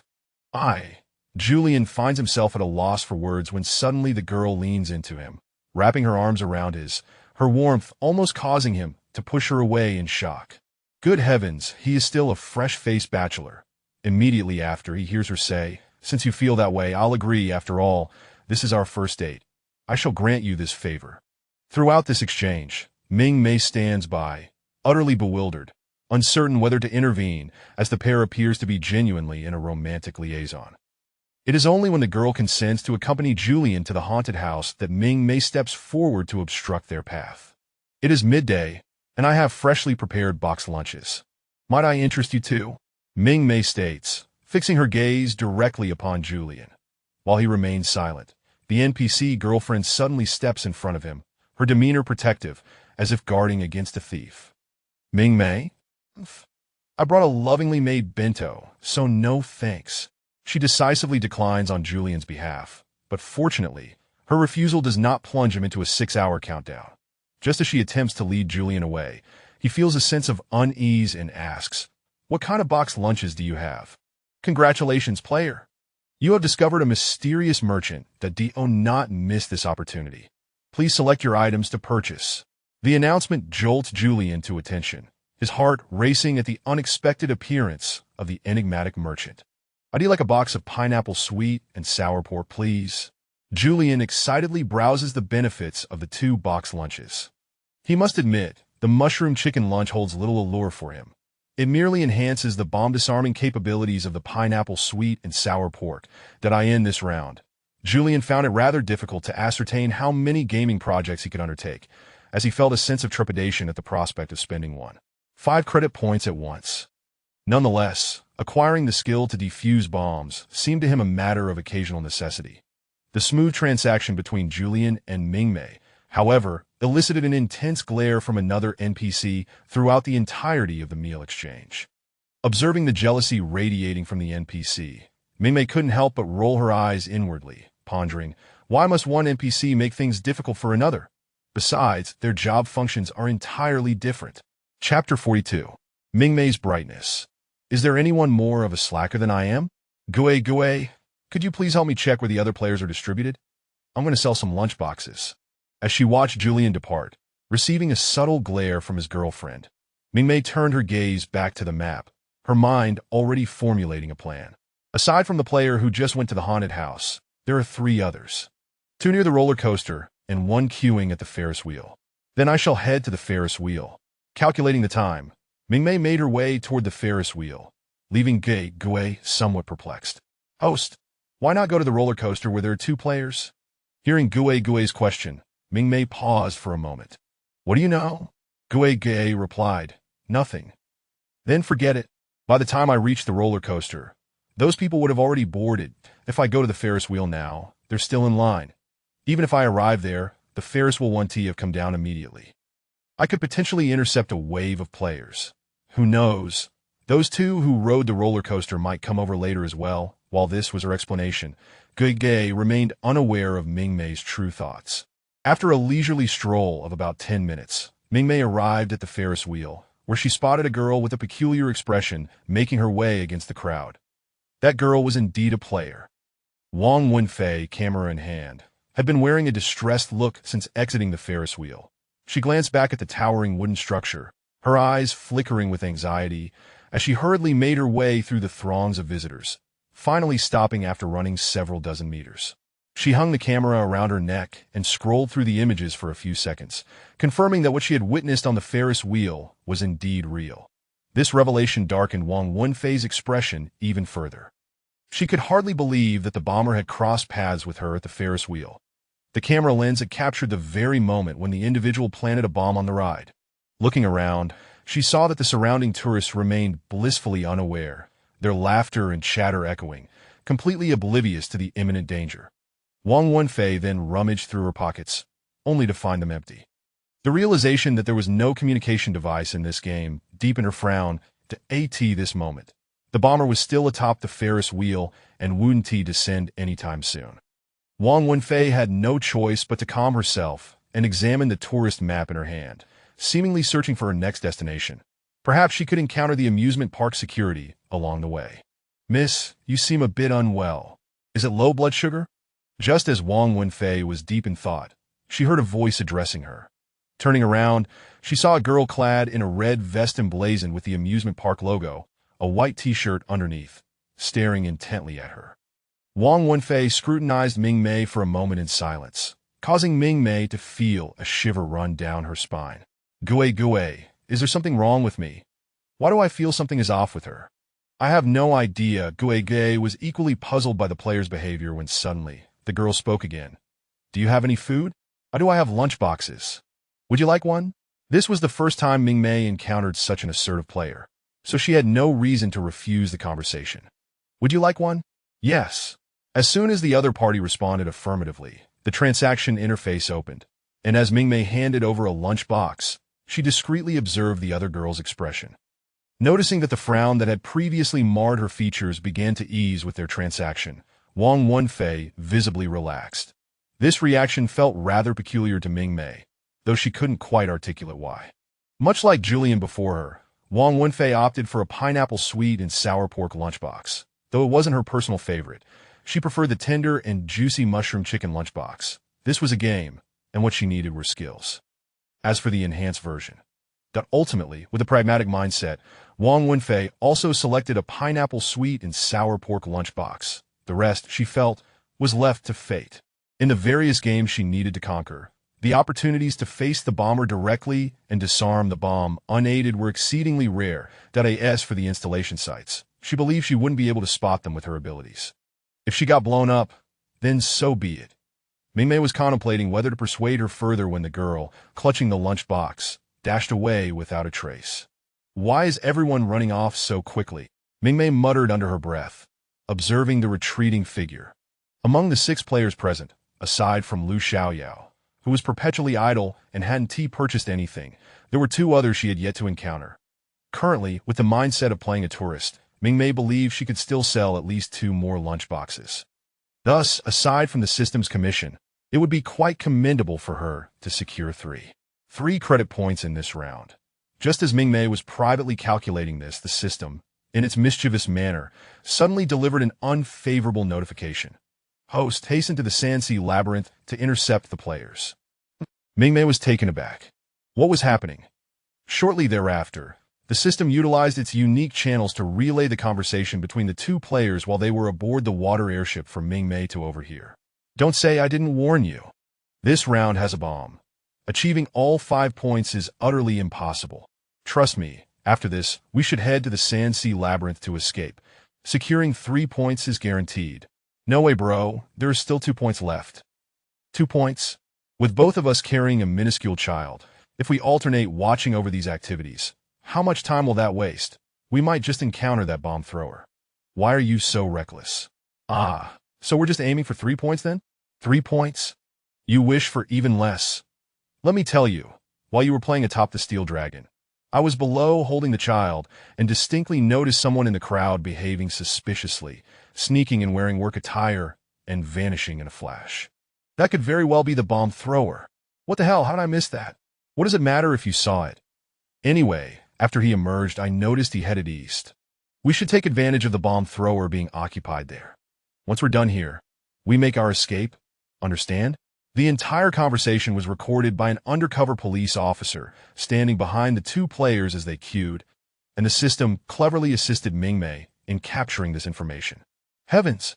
These 2 players are even more lackadaisical than I am. The system had envisioned countless expressions from its host upon hearing this dialogue, anticipating she would indignantly chastise them for their laziness. Yet, surprisingly, she was commending their cleverness instead. Is this what they call a mutual appreciation among the lethargic? Host, if you delay any longer, I suspect they would soon be apprehended by the undercover officer. Will you be delivering meals to them at the station then? Observing Mingmei's prolonged silence, the system could not help but remind her once more. Mingmei. Chapter 43. Assistants Zhun Hu and Zhun Po are a pair of twins. Even though the system does not allow for duo queues, inexplicably, they always manage to land in the same game. From the moment they entered, they began their partnership, only to find themselves now seated in the office, previously bright and lively, with 2 adorable NPC baby dolls in their arms, both wearing bewildered expressions. Daddy, why are we here? The NPC baby doll, whose eye was utterly charming, one hand clutching a balloon while the other wrapped around Zhun-Hu's neck, gazing up at him. Did you get caught peeking at the pretty lady and the police found out? Zhun-Hu replied, Daddy did not. But then it must be that Uncle took Daddy to a place filled with handsome gentlemen and got caught. Zhun Po's NPC, a little girl with horned braids, chimed in with a loud exclamation. Shut up, I did not. The Jinpa had a temper far fiercer than his brother's. After all, he was a promising young man who adhered to traditional male virtues. Just because they were in a game didn't mean they could insult others like that. Why, Daddy, are you being mean to me? Jinpa wailed, causing the little girl in his arms to burst into tears. In an instant, it felt as if he were cradling a smoldering coal, the heat and tumult overwhelming him. Oh, dear child, don't cry, He looked as if he were about to lift the little girl skyward in an attempt to soothe her. The police NPC, taking notes, could not contain a chuckle at the heartwarming scene of fatherly love and filial piety unfolding before him. Jinhu thought, "What on earth? Did I just hear that correctly? Am I being mocked?" The police officer replied, "I apologize. We are trained professionals, and regardless of how amusing it may be, we shall not laugh." The brothers, Jinhu and Jinpu, exchanged glances filled with reproach at the undercover police officer taking their statements. "What is wrong with you, Cough? Could you describe the appearance of the suspect you encountered in more detail for our sketch artist?" The officer, noticing the brothers' forlorn stares, subdued his smile and asked seriously. Upon hearing this question, Jinhu realized that their conversation had been eavesdropped upon. Thus, he recounted everything he knew. Tall and slender, dressed in a dark blue uniform, wearing a black baseball cap. I couldn't see his face well, but he has a prominent mole at the corner of his mouth. "Is this the mole you are referring to?" Just then, Mu Chun, who had just returned from disarming a bomb hidden atop the Ferris wheel, held up a park poster. On it, a man in a suit stood among a group, his prominent mole unmistakable. Yes, the chin. The chin is identical, and there is a groove in the middle. Although Jinhu did not believe he could identify someone based solely on half a face, the distinct omega chin was simply too conspicuous that Mu Chun immediately exchanged glances with the other police NPCs. And in perfect unison, they decided to retrieve the surveillance footage next door to confirm the suspect's direction of movement. As Mu Chun busied himself, Lu Xiaoyao, who had been accompanying him, returned from outside, dragging a bomb disposal toolbox and looking utterly dejected that it wasn't that Mu Chun had left her behind with his long strides. Rather, Lu Xiaoyao had requested some solitude on her way back, for no other reason than that she was lamenting her earlier foolishness, reduced to tears. This time, as a sidekick, Lu Xiaoyao had witnessed Mu Chun's bomb disposal process firsthand. Precise, swift, flawlessly smooth. While she was marveling at his skills, it dawned on her, Mu Chun could actually disarm bombs. Wait, why was it that, despite both of them having the role of undercover police, he could while she could not? Overwhelmed by Mu Chun's imposing presence, Lu Xiaoyao found herself at a loss for words as she made her way back, unsure of what to say. Finally, Mu Chun glanced at the dazed Lu Xiaoyao and kindly explained, "I bought it from that mysterious merchant, the one who sells us lunchboxes." Lu Xiaoyao. What? In that moment, she felt as though the entire world had turned gray. Why? Why had she refused when someone in the game had shown her kindness? It was apparent from the live stream that Mingmei had seen Lu Xiaoyao collapse on the ground, drained of spirit, and could only shake her head. What good was regret now? Meanwhile, Jinhu and Jinpu had completed their statements and were now ready to leave, each cradling their respective children. They had firmly decided to venture into the desert maze without further ado. Consequently, as they strode purposefully towards the exit, they encountered the disheartened Lu Xiaoyao, but paid her no mind. However, just as they were about to step out, a girl carrying a thermal box suddenly blocked their path, asking, "Excuse me, gentlemen, would you like some lunchboxes?" Before the brothers could decipher this unexpected approach and decline, a girl's piercing scream erupted from behind them. "Let me handle this, I'll buy." The brothers felt a gust of wind rush past them, and when they turned around, they found the previously dazed girl now staring intently at the lunchbox vendor with bright eyes. "Mingmei, I'll buy whatever you have, I'll take it, come on." Upon encountering Mingmei again, Lu Xiaoyao was so excited she spread her arms wide, practically wishing to sweep Mingmei into a hug, ready to sprint off as a show of her admiration. Mingmei, that although she couldn't fathom Lu Xiaoyao's internal musings, something felt amiss, prompting her to take a few steps back.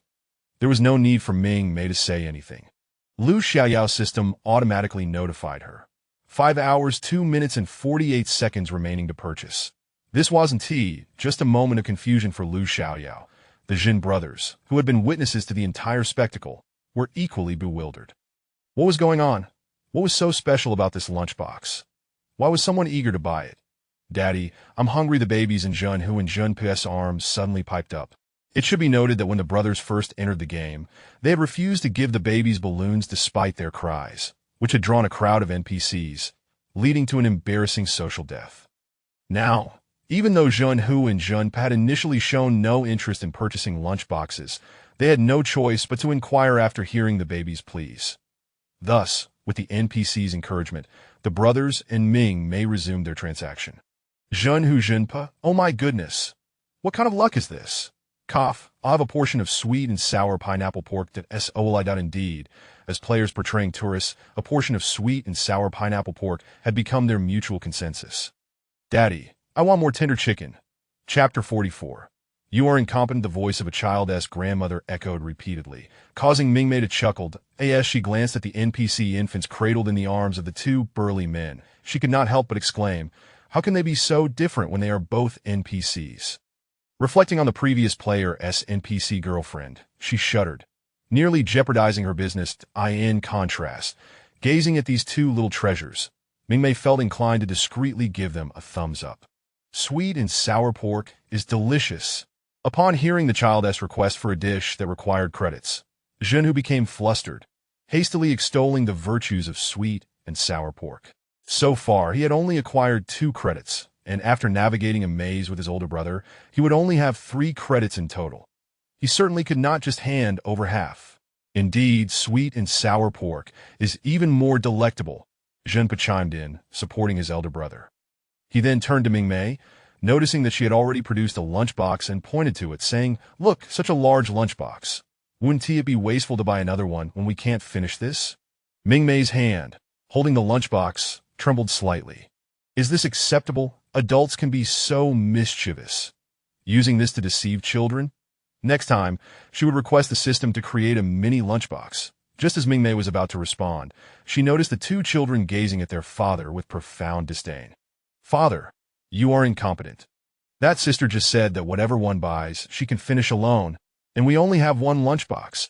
Suddenly, the envious and jealous Lu Xiaoyao was called out. Father, you are incompetent. The children's voices seemed to inscribe a spell into their minds, and their gaze towards Mingmei's lunchbox shifted dramatically. Everyone, give me a portion. A man. How could he be incapable?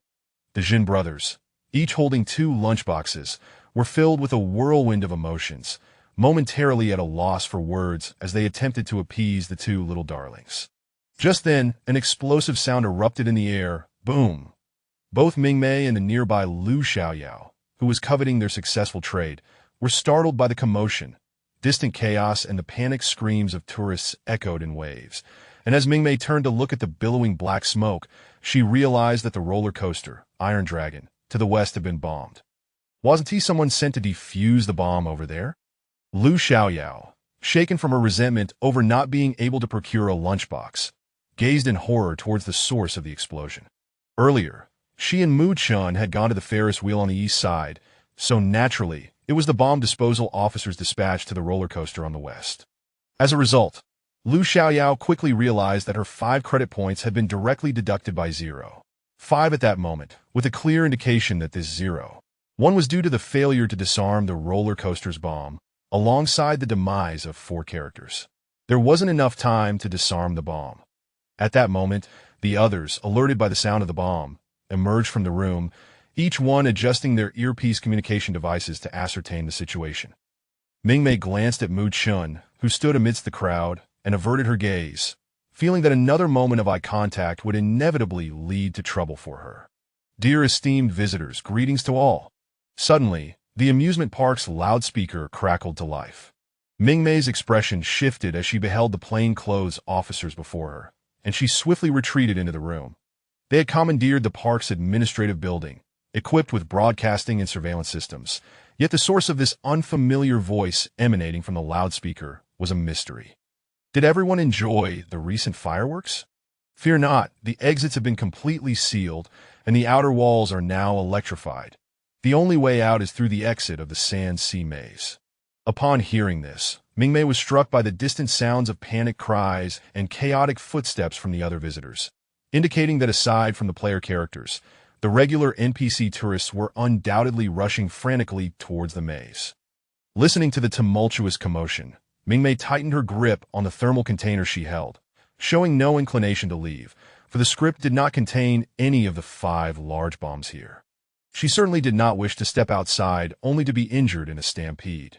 Moreover, Mingmei's gaze once again fell upon Lu Xiaoyao, who was receiving instructions that a tea present. She was the only one in this game who had yet to purchase her lunchbox, and the other party's apology appeared sincere. Selling lunchboxes was not worth jeopardizing one's credits. Jinhu and Jinpe, the two brothers, each cradled a child in one arm while carrying lunchboxes in the other, exchanging glances, both uncertain about the sudden explosion that had just transpired. Should they rush out now? Certainly not. The little ones looked thoroughly frightened and were hardly in a position to face any ensuing chaos. Observing that the mysterious merchant showed no signs of leaving, they too hesitated to depart immediately, contemplating whether to return to the administrative building to rest for a while and enjoy their lunch. Mingmei noted the Jin brothers casting furtive glances towards the administrative building, and upon realizing that Mingmei was watching them, they awkwardly smiled before turning to enter the room. Mingmei then shifted her gaze to a nearby park loudspeaker. Once more, the voice resonated through the loudspeaker. It seems everyone is eager to enter the maze, but I believe that would diminish the fun. The entrance to the Sand Sea Maze has been temporarily closed and will officially reopen at 6 o'clock this evening. Upon hearing this, Mingmei recalled the scene from the plot summary where the bomber spoke those words as the sun set. No wonder, the last explosion site had been sealed off in advance, postponing the chaos until that moment. I do not intend to complicate matters for anyone. The bomber's words reached her ears, eliciting a sense of incredulity within her.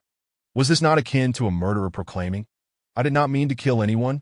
With so many attractions in the amusement park, each one more delightful than the last, really, since you are all here, there is no need to fixate solely on the Sand Sea Maze. You must relish the experience to make your visit worthwhile. Do you not recall the purpose of the wristbands after entering the park?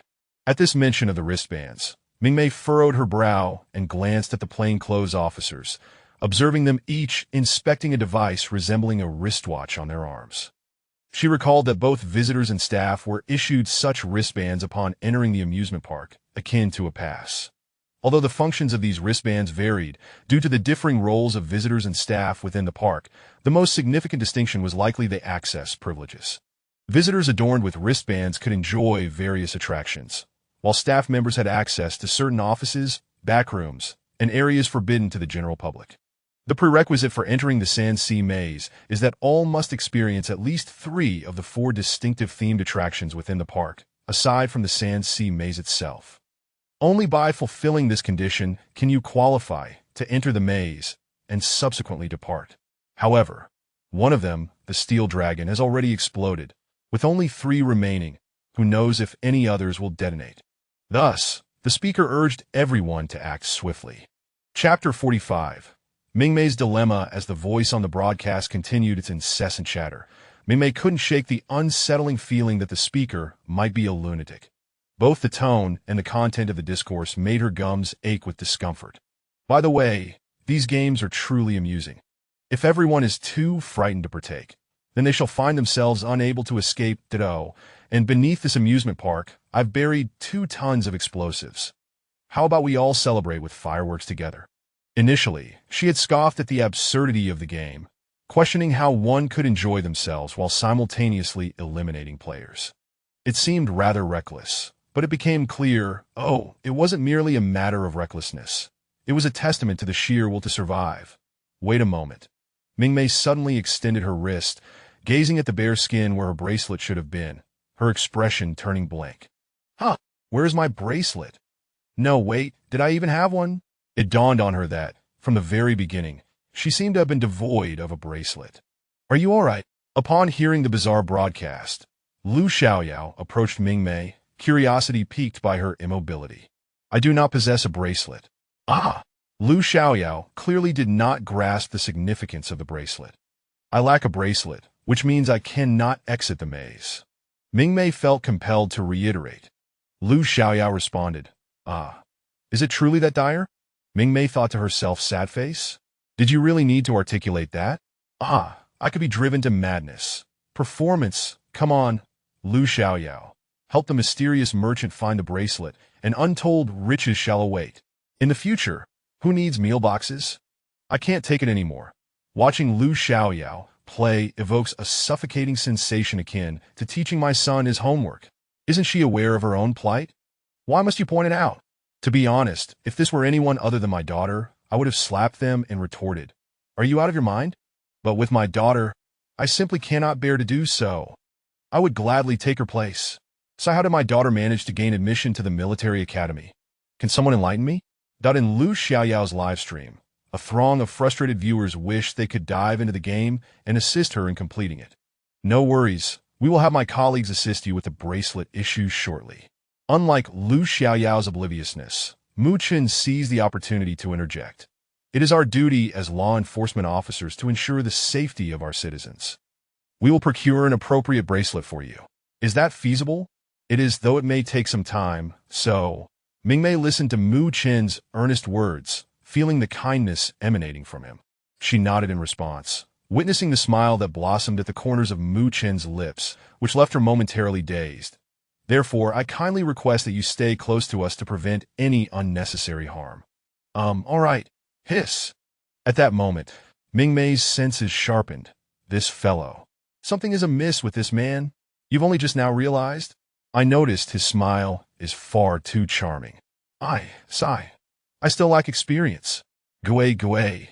Is that all you've discerned? Host. Do you not realize that since he has promised to procure you a bracelet, it would be wise to wait here patiently rather than follow him out?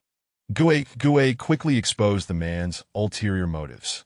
He merely seeks to lead you away, harboring ill intentions. Very well, I believe that with the two of you protecting me, I shall feel at ease after some introspection and Gui's revelations. Mingmei seized the moment to move closer to Lu Xiaoyao, grasping her arm tightly. Lu Xiaoyao 0. Huh? Mu Chen? The audience in Lu Xiaoyao's livestream was moved by Mingmei's unwavering support for her friend. The screen was flooded with comments of gratitude, frowny face, thank you, merchant sister, for your steadfast loyalty to our darling. Of course, alongside this, other cheerful comments emerged. Honestly, while I appreciate your loyalty, I must say, darling, could we do without this third wheel? For the first time, I realized the glaring brightness of my darling's aura. What is going on here? He loves her dearly, but she loves herself more. She loves no one, for she lacks common sense. To the person ahead, your words evoke such vivid imagery. What is going on? Despite no names being mentioned, I can't help but envision a dramatic love triangle. Lu Xiaoyao now found herself in a state of panic. She was at a loss as to how things had escalated to this point. Although she yearned to accompany the merchant sister, it was evident that the formidable Mu Chen disapproved. Under the pressure of his commanding presence, she dared not voice her thoughts, QAQ. Yet, she never imagined that the merchant sister would ultimately invite her along. How to describe this situation? It was both sweet and agonizing, a thrilling sensation akin to licking a blade.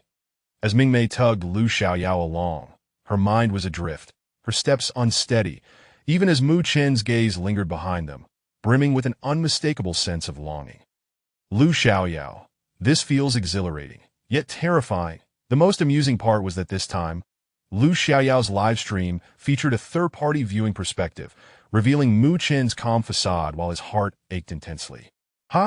Focus on the lower half of his face. You would think he's in a splendid mood, but look at his eyes. They scream anguish. Deep, profound jealousy. Jealousy, laden with meaning. Meaning everlasting. What are you all doing up there? Disrupting the formation? Break it up. But perhaps due to the game's memory suppression, Lu Xiaoyao found herself at a loss to comprehend the purpose of this newfound third-party livestream perspective. What is the matter? Noticing Lu Xiaoyao rubbing her temples, Mingmei inquired, and upon hearing her voice, Mu Chen approached their side, casting a glance at Lu Xiaoyao. That gaze sent a shiver down Lu Xiaoyao's spine. Oh, it's nothing, really, I'm just a bit frightened, so, where shall we head next? The poor Lu Xiaoyao immediately shook her head, and at this moment, even her obliviousness could not mask her realization that something was amiss. Could it be that her classmate had developed feelings for this merchant sister? This thought struck her mind like a thunderbolt. Boom! A dramatic narrative unfolded within the theater of her imagination. Quickly, Mu Chen sensed the accusatory gaze emanating from Lu Xiaoyao, which bore the weight of condemnation, as though she viewed him as a scoundrel. Mu Chen, what on earth is this foolish girl conjuring in her mind? Chapter 46. The sequence of the explosion. Where shall we go next? Mingmei sensed an odd atmosphere surrounding the individuals on either side of her, prompting her to speak up. "We're heading to the Riding the Waves attraction to the north," Mu Chen replied swiftly, without a hint of hesitation. Lu Xiaoyao nodded in agreement upon hearing Mu Chen's words. Although she was perplexed as to why Mu Chen would choose the northern route over the closer southern Hellfire Haunted House, she felt it prudent to defer to Mu Chen's prior expertise in bomb disposal. "Why?" Mingmei inquired, her curiosity piqued despite her instinctive understanding of the situation. The bomb suspect, Mitsushima Hikaru, studied abroad in a neighboring superpower and holds great admiration for its culture. His previous designs have subtly incorporated elements of ancient superpower culture, and this instance is no exception, Mu Chen explained. Earlier, he had accompanied a group to the surveillance room to investigate suspicious behavior among the visitors, and with the identification provided by the Jin brothers, he had pinpointed the individual from the poster, a person with a mole at the corner of his mouth and an omega chin. After confirming the details, he was increasingly convinced that the perpetrator was indeed the amusement park's designer. "However, I don't see any elements of superpower culture in this park's design, except for that rather serpentine aspect." Lu Xiaoyao pondered, furrowing her brow in contemplation, ultimately failing to discern anything noteworthy. Naturally, given Lu Xiaoyao's level of insight, the others present did not expect her to grasp the nuances that Mu Chen, however, chuckled softly, turning his gaze to Mingmei. "What do you think?" "5 elements," Mingmei replied succinctly. At this, Mu Chen's smile broadened, his gaze softening as he nodded in approval. "Clever." Meanwhile, Lu Xiaoyao remained utterly bewildered, her mouth agape and her wide, vacant eyes reflecting her confusion. "I want to say something, but it seems she has nothing to add," Lu Xiaoyao thought. What are the 5 elements?" Lu Xiaoyao mustered the courage to ask softly. "The 5 elements are water, fire, wood, metal, and earth," Mingmei explained, glancing at Mu Chen. Since the concept of the 5 elements was quite intricate, she opted to provide a brief overview and then looked to Mu Chen, hoping he would elaborate further. Then Mu Chen, eager to continue, added, "The relationship between the 5 elements and directions is as follows." At that moment, they passed by a map of the park, and Mu Chen pointed at it, elaborating. "The west corresponds to Dy, which is associated with metal.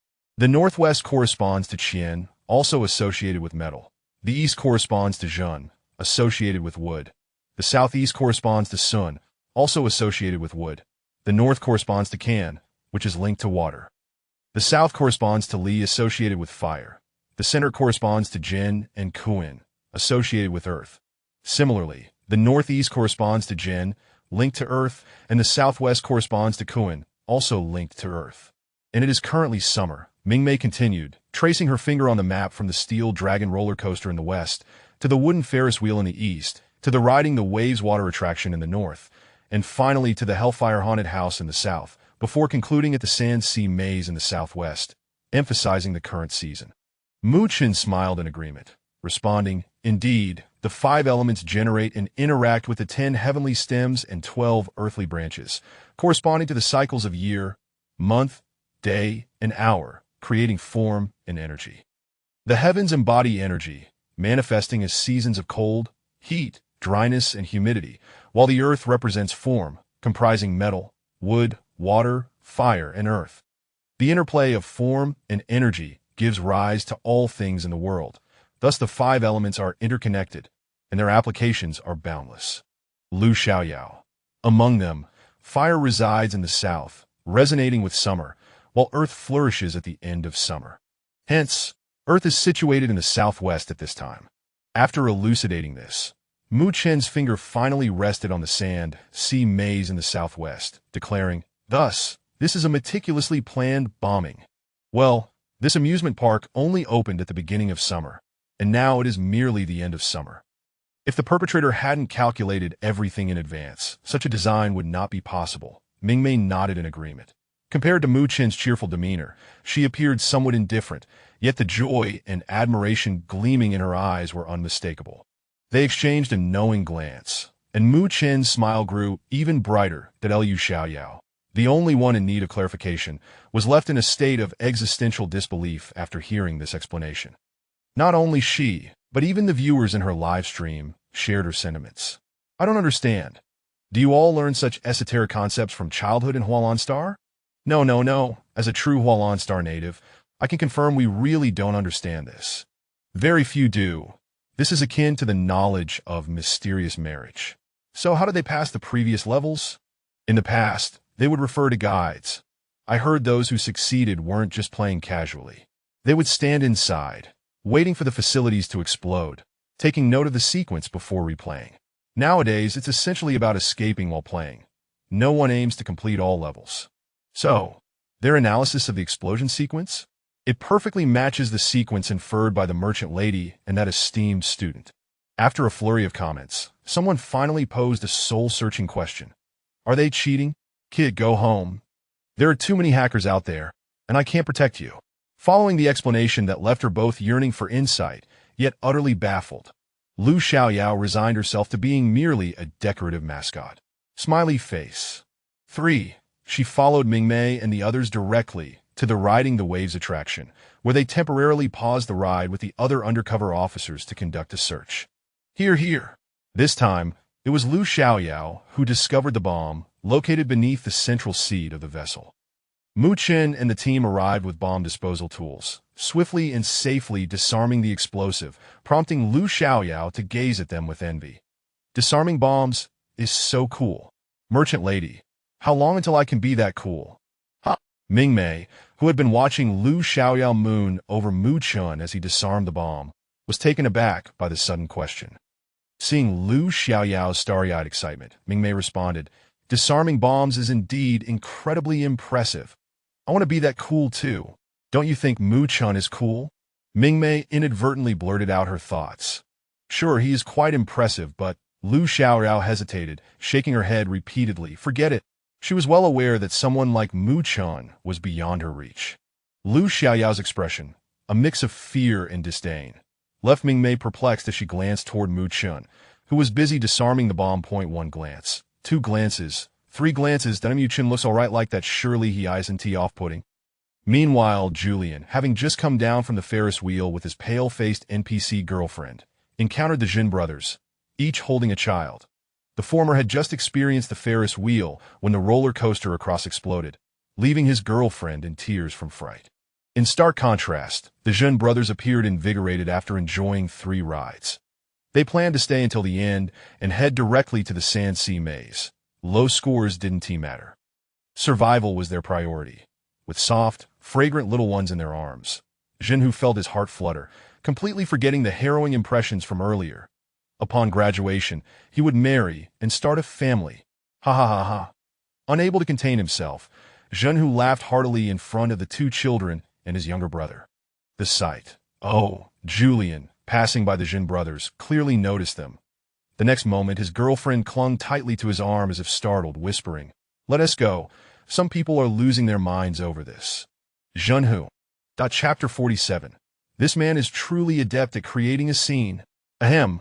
Let us take our leave and return to rest, suggested the Jin brothers after a full rotation on the Ferris wheel. Daddy. Suddenly, the call sent a shiver down the spines of Jun, Hu and Jinpa, an ominous premonition washing over them. I want to visit the haunted house. So do I. The 2 little ones chimed in unison, their voices reminiscent of mischievous whispers, urging the Jun brothers forward. Jinhu replied, "You 2 are too young. You cannot enter." Although they were unaware of the sequence of events, deductive reasoning informed them that the haunted house was far from a safe haven at that moment. "It's all right. Uncle or Daddy can carry me. We'll wait for you outside." The 2 little treasures, with their adorable, cherubic voices, uttered the most alarming words. "Daddy, you wouldn't refuse us, would you?" Last time, in a futile endeavor, the 2 of them each spent 5 credit points on takeout. This time, all right. Let your father show you my gallant demeanor. Eventually, in the same place, at the same pit, the 2 decided to lie flat inside. Jinpa effortlessly hoisted Pazai onto his shoulder, eliciting a fit of giggles from the other party, who was the first to spring forward. "Jinhu, Dad?" Meeting the expectant gaze of Hu Zai in his arms, Jinhu momentarily found himself at a loss, unsure whether to toss his younger brother into a garbage bin or to do the same. "Let's go. Your father is the strongest." Gritting his teeth, Jinhu steeled himself for the challenge. It's just a haunted house, right? Then after Mingmei and the others disarmed the bomb, they hurried towards the haunted house. Along the way, Mingmei naturally spotted Julian, who was accompanied by his girlfriend. Julian's gaze lingered on Mingmei for a fleeting second before shifting to Lu Xiaoyao and the somewhat intimidating yet familiar Mu Chun, whose face he couldn't quite place. He couldn't help but glance at them a few more times. What are you looking at? Julian suddenly felt a sharp pain in his waist, turning to find the young girl beside him pouting with displeasure, her large eyes darting between Mingmei and the others before finally fixing on his face, asking, "Do you really enjoy gazing at beauties that much?" Julian, is this NPC acting a bit off? I merely recognize someone familiar. Julian, unflustered, admitted, for he indeed found them familiar, especially Lu Xiaoyao, the renowned imperial streamer who had made a name for herself. Although he couldn't quite recall the details of their past grievances in the game, he distinctly remembered that Lu Xiaoyao had led to a rejection from a senior he was romantically interested in. All right, let us quickly finish playing the ride, and then we can await our turn at the amusement park. Julian patiently redirected the conversation, soothing her jealousy. Although she didn't understand why she felt possessive, thankfully, she wasn't one to dwell on it, making her easy to appease. Like an adorable little kitten, Julian mused. Meanwhile, Mingmei also noticed Julian's gaze. Yet she paid them little mind as they reached the haunted house. The sight of the long queue left them momentarily stunned. Is the haunted house attraction really this popular? Mingmei remarked, staring at the facade that resembled an artificial mountain, complete with high-tech special effects that created the illusion of raging flames engulfing it, raising the surrounding temperature significantly. For a moment, Mingmei felt an irresistible urge to venture inside. Her sparkling eyes naturally caught the attention of someone nearby. "Boss, should we inform the staff to prohibit visitors from entering?" "Not for now."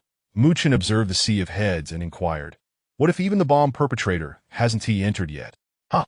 Are you suggesting that?" Lu Xiaoyao's eyes widened as she looked at the throngs of people, her voice dropping to a whisper. "Are you implying that someone among them could be the perpetrator?" Mu Chun nodded. The timer on the bomb I disarmed earlier still had a considerable countdown left, indicating it was installed not long ago. If the culprit arrived here, just moments before us, among this crowd, it's plausible they could be hiding. If we notify the staff, we might alert the culprit. Mingmei also grasped the implications, her brow furrowing slightly. They might take some drastic action. Mingmei didn't dare speculate whether the perpetrator would detonate the bomb on the spot. After all, the bombers typically aimed for a grand finale. Yet, one could never be too certain about such unforeseen circumstances. So, what should we do? Lu Xiaoyao looked bewildered, glancing at the haunted house and then at the line of people, unable to suppress a gulp, regarding the haunted house as a den of peril. "How about you sell me a meal in advance? Just a little favor?" Lu Xiaoyao turned to her with a pitiful expression, saying, "In the future, I promise, I will definitely come to you and say, 'Sell me a meal, all right?'" Had Mingmei not encountered her thrice during the games, each time smoothly rejecting her, she might have genuinely believed Lu Xiaoyao's words. However, next time, will you remember me? Lu Xiaoyao. Much like the empty promises of a cad, Lu Xiaoyao's words sounded sincere, yet were as fleeting as grains of sand, blown away with the next breath of the game starting. Perhaps I could log off and get a tattoo on my hand? Lu Xiaoyao pondered earnestly after a long deliberation. "Does your school allow that?" Our school. Huh? You know where I study? Lu Xiaoyao's mind, often not the sharpest, suddenly flickered with intelligence. "How do you know where I go to school?" Mingmei, "Oh no, I've let something slip." Thankfully, she hadn't said our school, or it would have been even worse. "I don't know," Mingmei replied, feigning seriousness. "Just a guess. You mentioned before that you were studying, right?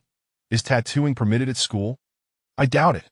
With Mingmei's comment, Lu Xiaoyao was once again appeased, realizing it might indeed be the case.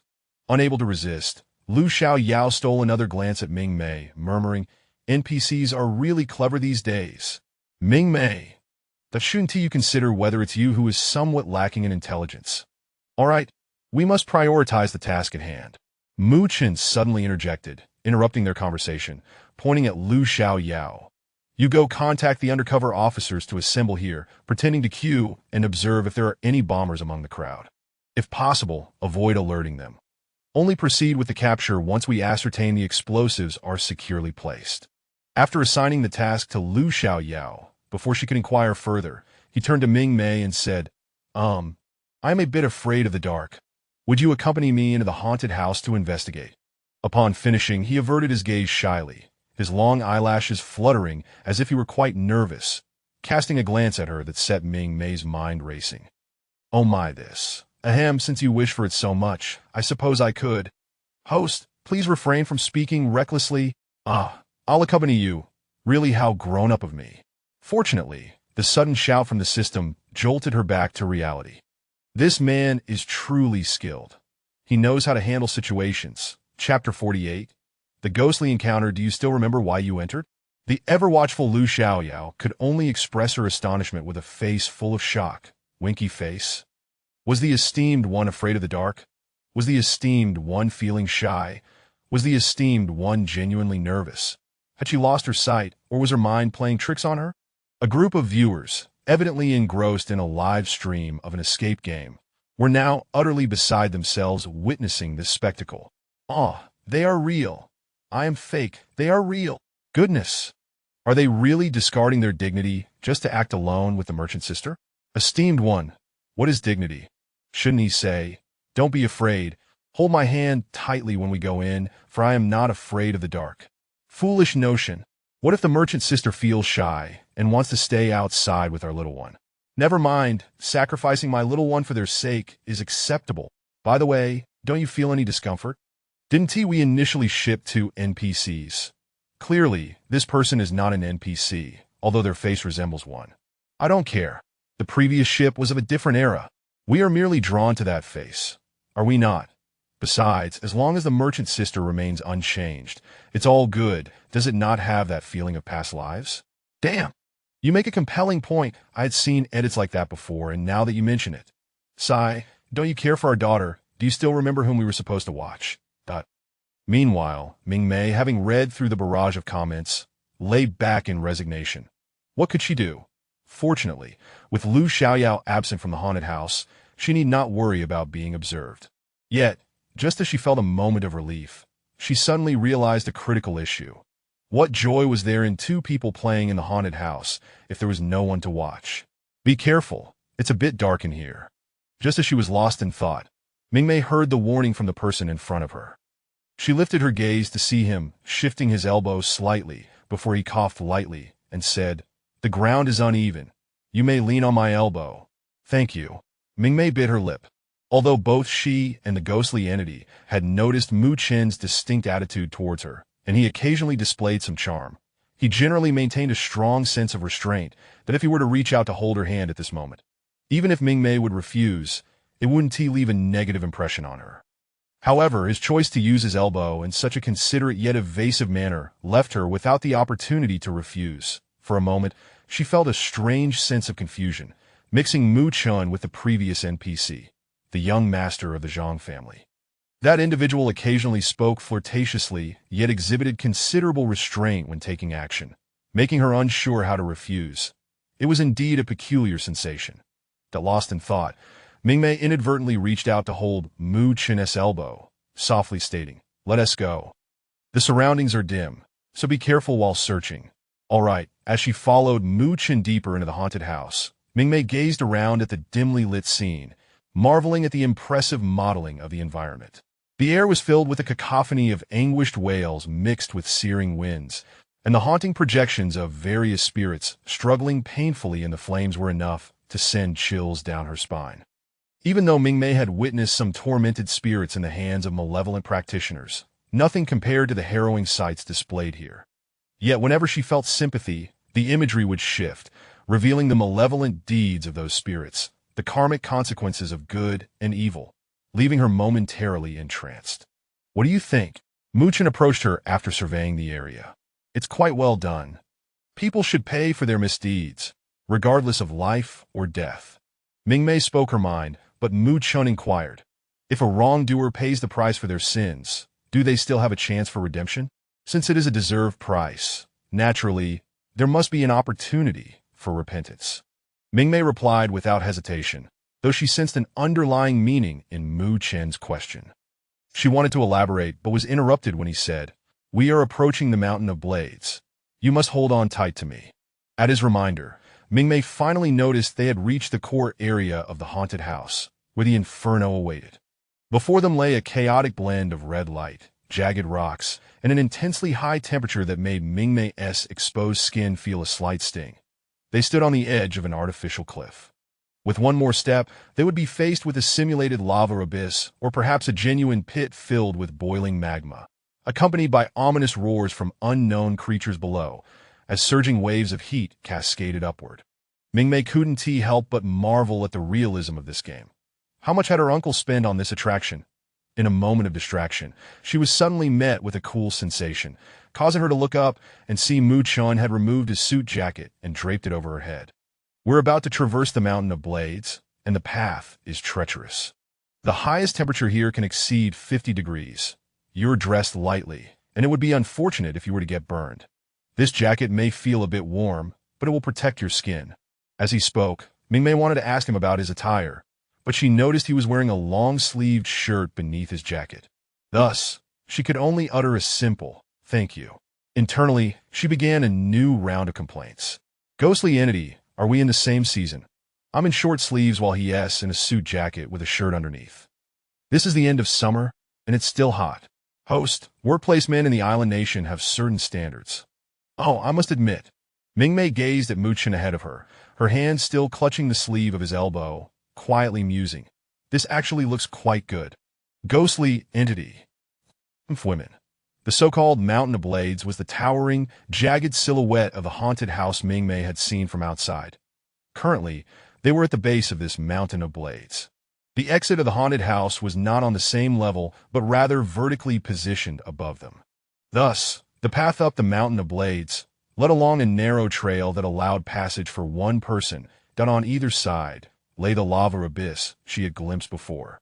As we ascend, many virtual monsters will appear along the way. Do not be afraid, just press forward. Mu Chen encouraged her, which made Mingmei realize something important. She curiously asked, "Is the lava below a theme park effect or real?" "Real.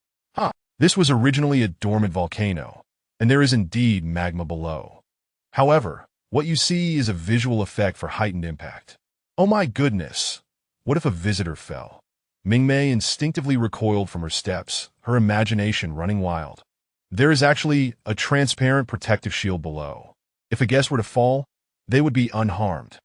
As if to prove his point, Mu Chen casually kicked a small stone, which promptly bounced back up after falling a short distance, as if propelled by some force.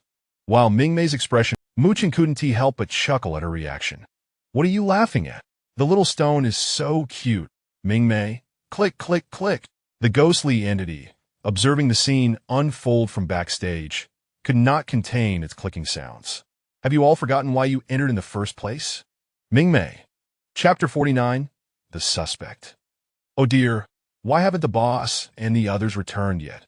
Lu Xiaoyao had already joined forces with the undercover police, blending into the crowd while murmuring to herself, keenly observing her surroundings for any suspicious individuals.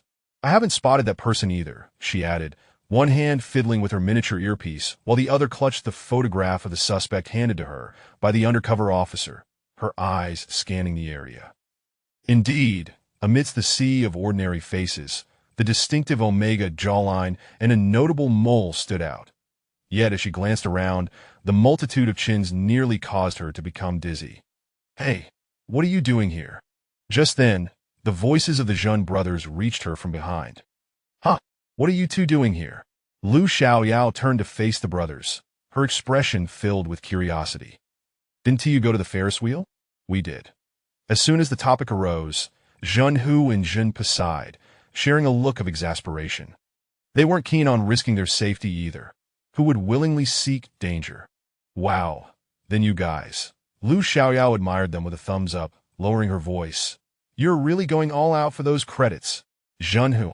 "No, we're not." Zhen Pe. "No, we didn't." At the two wore expressions of disillusionment, casting a glance at the little ones perched upon their shoulders, realizing that their earlier thoughts about children had completely evaporated. Love? Let us discuss that in a few years, children, perhaps in a few decades. By the way, what are you doing here? Jinhu asked before suddenly noticing something significant. You over there is there. Keep it low-key. Jinhu, that is this really something that can be described as low-key? Feeling increasingly anxious, he scanned the vicinity and whispered, Where is that thing? It's... Lu Xiaoyao glanced around before replying. It's probably on someone. Weary also searching. Jinhu? You mean? It hasn't been placed yet. Jinpa stood beside him, equally astonished. Were they inadvertently walking into a trap? As they pondered, the brothers began to look around nervously, wary of the bomber being in close proximity. Daddy, you re-swing too much. I'm about to throw up, the little one on Jinhu's shoulder exclaimed. Daddy, put me down, let me down, the other child echoed, joining in the commotion. Realizing their father was rather unreliable, the two toddlers were unwilling to remain perched on their shoulders any longer and immediately clamored to be let down. Unfortunately, once they were on the ground, they were only allowed to wander at their father's feet. Ugh, one more whine, and we're going home. Previously traumatized by the two little ones' incessant whining, Jinhu quickly silenced them with a stern voice, halting their antics. This entire exchange left Lu Xiaoyao both amused and intrigued, her beautiful eyes fixated on the mischievous little darlings as she murmured, How adorable. That can NPCs really gain consciousness and turn into little rascals? Not only Lu Xiaoyao, but viewers in the comment section were also chiming in with their own anecdotes. This reminds me of my little troublemaker at home. My brother is just like that. A good slap and he is fine. My sister, the apple of the family SI, is a terror when the adults are away, but as soon as they're around, she is an angel. Ive taken the blame for her countless times QAQ. Well, my little one has always been well-behaved. Actually wish he'd be a bit more mischievous. That last comment reeks of humble bragging. Other people's kids are always better. Regardless of the commotion outside, at least Mingmei was having a splendid time within the haunted house that as they approached the exit, Mu Qin turned to her and asked, Are you having fun? Yes. Mingmei nodded. I'm really enjoying it, thank you. Having spent so long in the haunted house, it finally dawned on Mingmei what their purpose for entering was. They were here to search for a bomb. Oh wait, no. They were here for fun. The bomber. He isn't coming yet, right? Mingmei finally voiced her question. Yes, that should be the case. Mu Qin replied, his tone lighthearted. After all, we cheated our way in without waiting in line. As I mentioned earlier, at his current pace, he likely hasn't entered yet. Aren't you worried he might cheat his way in just like us? Compared to entering early, he'd prefer to blend in with the crowd, relishing in the fear and panic of others while secretly reveling in their terror. He derives immense satisfaction and a sense of achievement from the fear he instigates in the crowd. You seem to know quite a bit about him. I suppose so individuals like him can be quite predictable. For instance, he previously called the police to provoke us. Wait, the reports you received were from him. Yes, we only discovered this recently. As he spoke, Mu Qin gestured to the tiny earpiece nestled against his ear, indicating he had just received information. Mingmei watched him and then recalled something. Was my initial arrest due to a report from that colleague of mine? Seeing Mu Qin nod, she finally connected the dots about how her seemingly innocent job selling lunchboxes had landed her in the sights of a bomb suspect. It turned out that the very colleague who had come to take over her shift was the culprit, but as the pair emerged from the haunted house.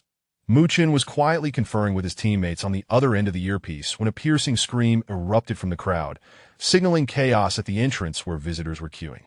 Don't come any closer. Everyone, step back. As they pushed through the panicked throng, Mingmei and the others spotted the suspect, Mitsushima Hikaru, holding Lu Xiaoyao hostage. Indeed, it was Lu Xiaoyao. Mingmei stared in shock at Lu Xiaoyao and the encircling undercover officers, while the Jun brothers stood frozen, cradling their children. Mingmei's sharp eyes noticed the baby in Jun whose arms clutching a hat that was unmistakably not theirs at a glance at Mitsushima Hikaru's disheveled hair, surrounded by the officers, only deepened her incredulity. Surely, things couldn't be as she suspected.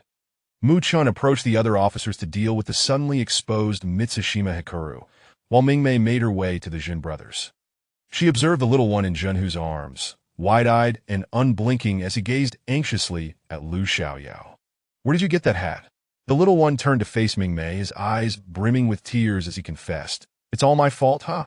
It was him. Earlier, while queuing, he and Po were causing a ruckus, and when my brother and I tried to lift them up, they were so rowdy that they accidentally knocked off a nearby visitor's hat." As Zhun, who recounted the event, his face flushed with embarrassment. "Who would have thought the bomber was right next to us?" Mingmei. But perhaps the bomber hadn't anticipated being exposed so swiftly. 3. You need to stay calm. Meanwhile, Lu Xiaoyao never expected to find herself in such a predicament as a hostage. Out of the corner of her eye, she caught sight of the perpetrator, particularly that distinct omega jawline, which seemed to shimmer ominously. "Mitsushima Hikaru, surrendering is your only option. Do not escalate the situation further," an officer shouted. Yet if he were to comply, he wouldn't be threatening the amusement park in the first place. "Don't come any closer. I have a bomb." Mitsushima Hikaru's expression was tense, his anxiety palpable as the officers shouted to him, causing him to become increasingly agitated. At that moment, the knife pressed against Lu Xiaoyao's neck inadvertently broke the skin. The crowd gasped, their expressions turning grave as they urged him to remain calm. "This isn't right." Mingmei stood atop a flower bed, observing the suspect's anxious demeanor with a furrowed brow. Mu Chun had previously mentioned that the bomb suspect was a deviant who thrived on the panic caused by explosions. Such a person would typically feel at ease in an environment they designed themselves. Yet, witnessing his frantic state now, as if cornered like a dog, she felt an unsettling dissonance. He isn't the real bomber. Chapter 50. The transformation of Lu Xiaoyao at that moment. An unexpected shout echoed from an unknown source. The crowd turned to see a woman, camera in hand, sprinting toward them. Wang Wenfei, while running, waved her camera and exclaimed, "I've captured the true visage of the bomber." Wang Wenfei's sudden appearance shattered the facade of the imposter, especially at the instant she shouted.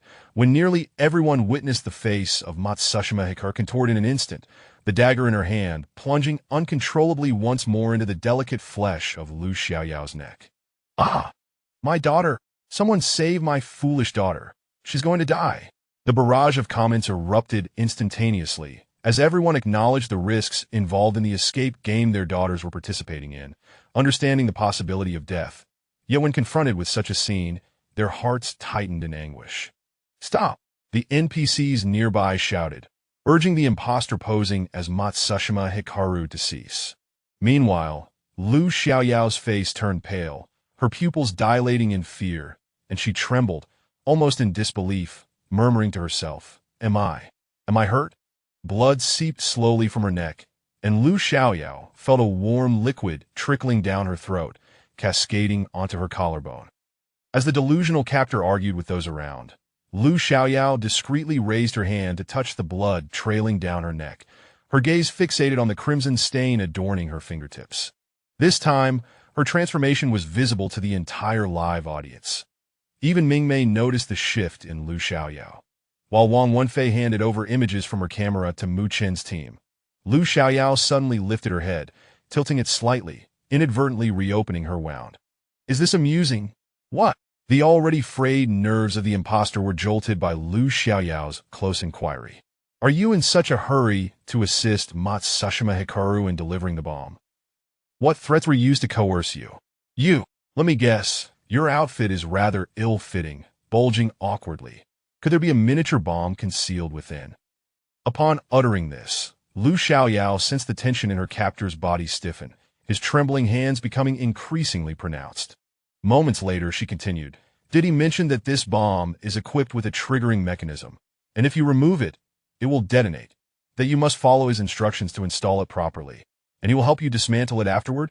"You be quiet," the imposter, nearly exposed, suddenly shouted.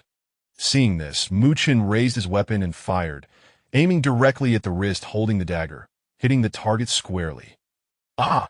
At the same instant, as the imposter's wrist was struck, Lu Xiaoyao thrust her rear end against him, propelling him away, and followed up with a spinning kick aimed at his face, sending him crashing to the ground.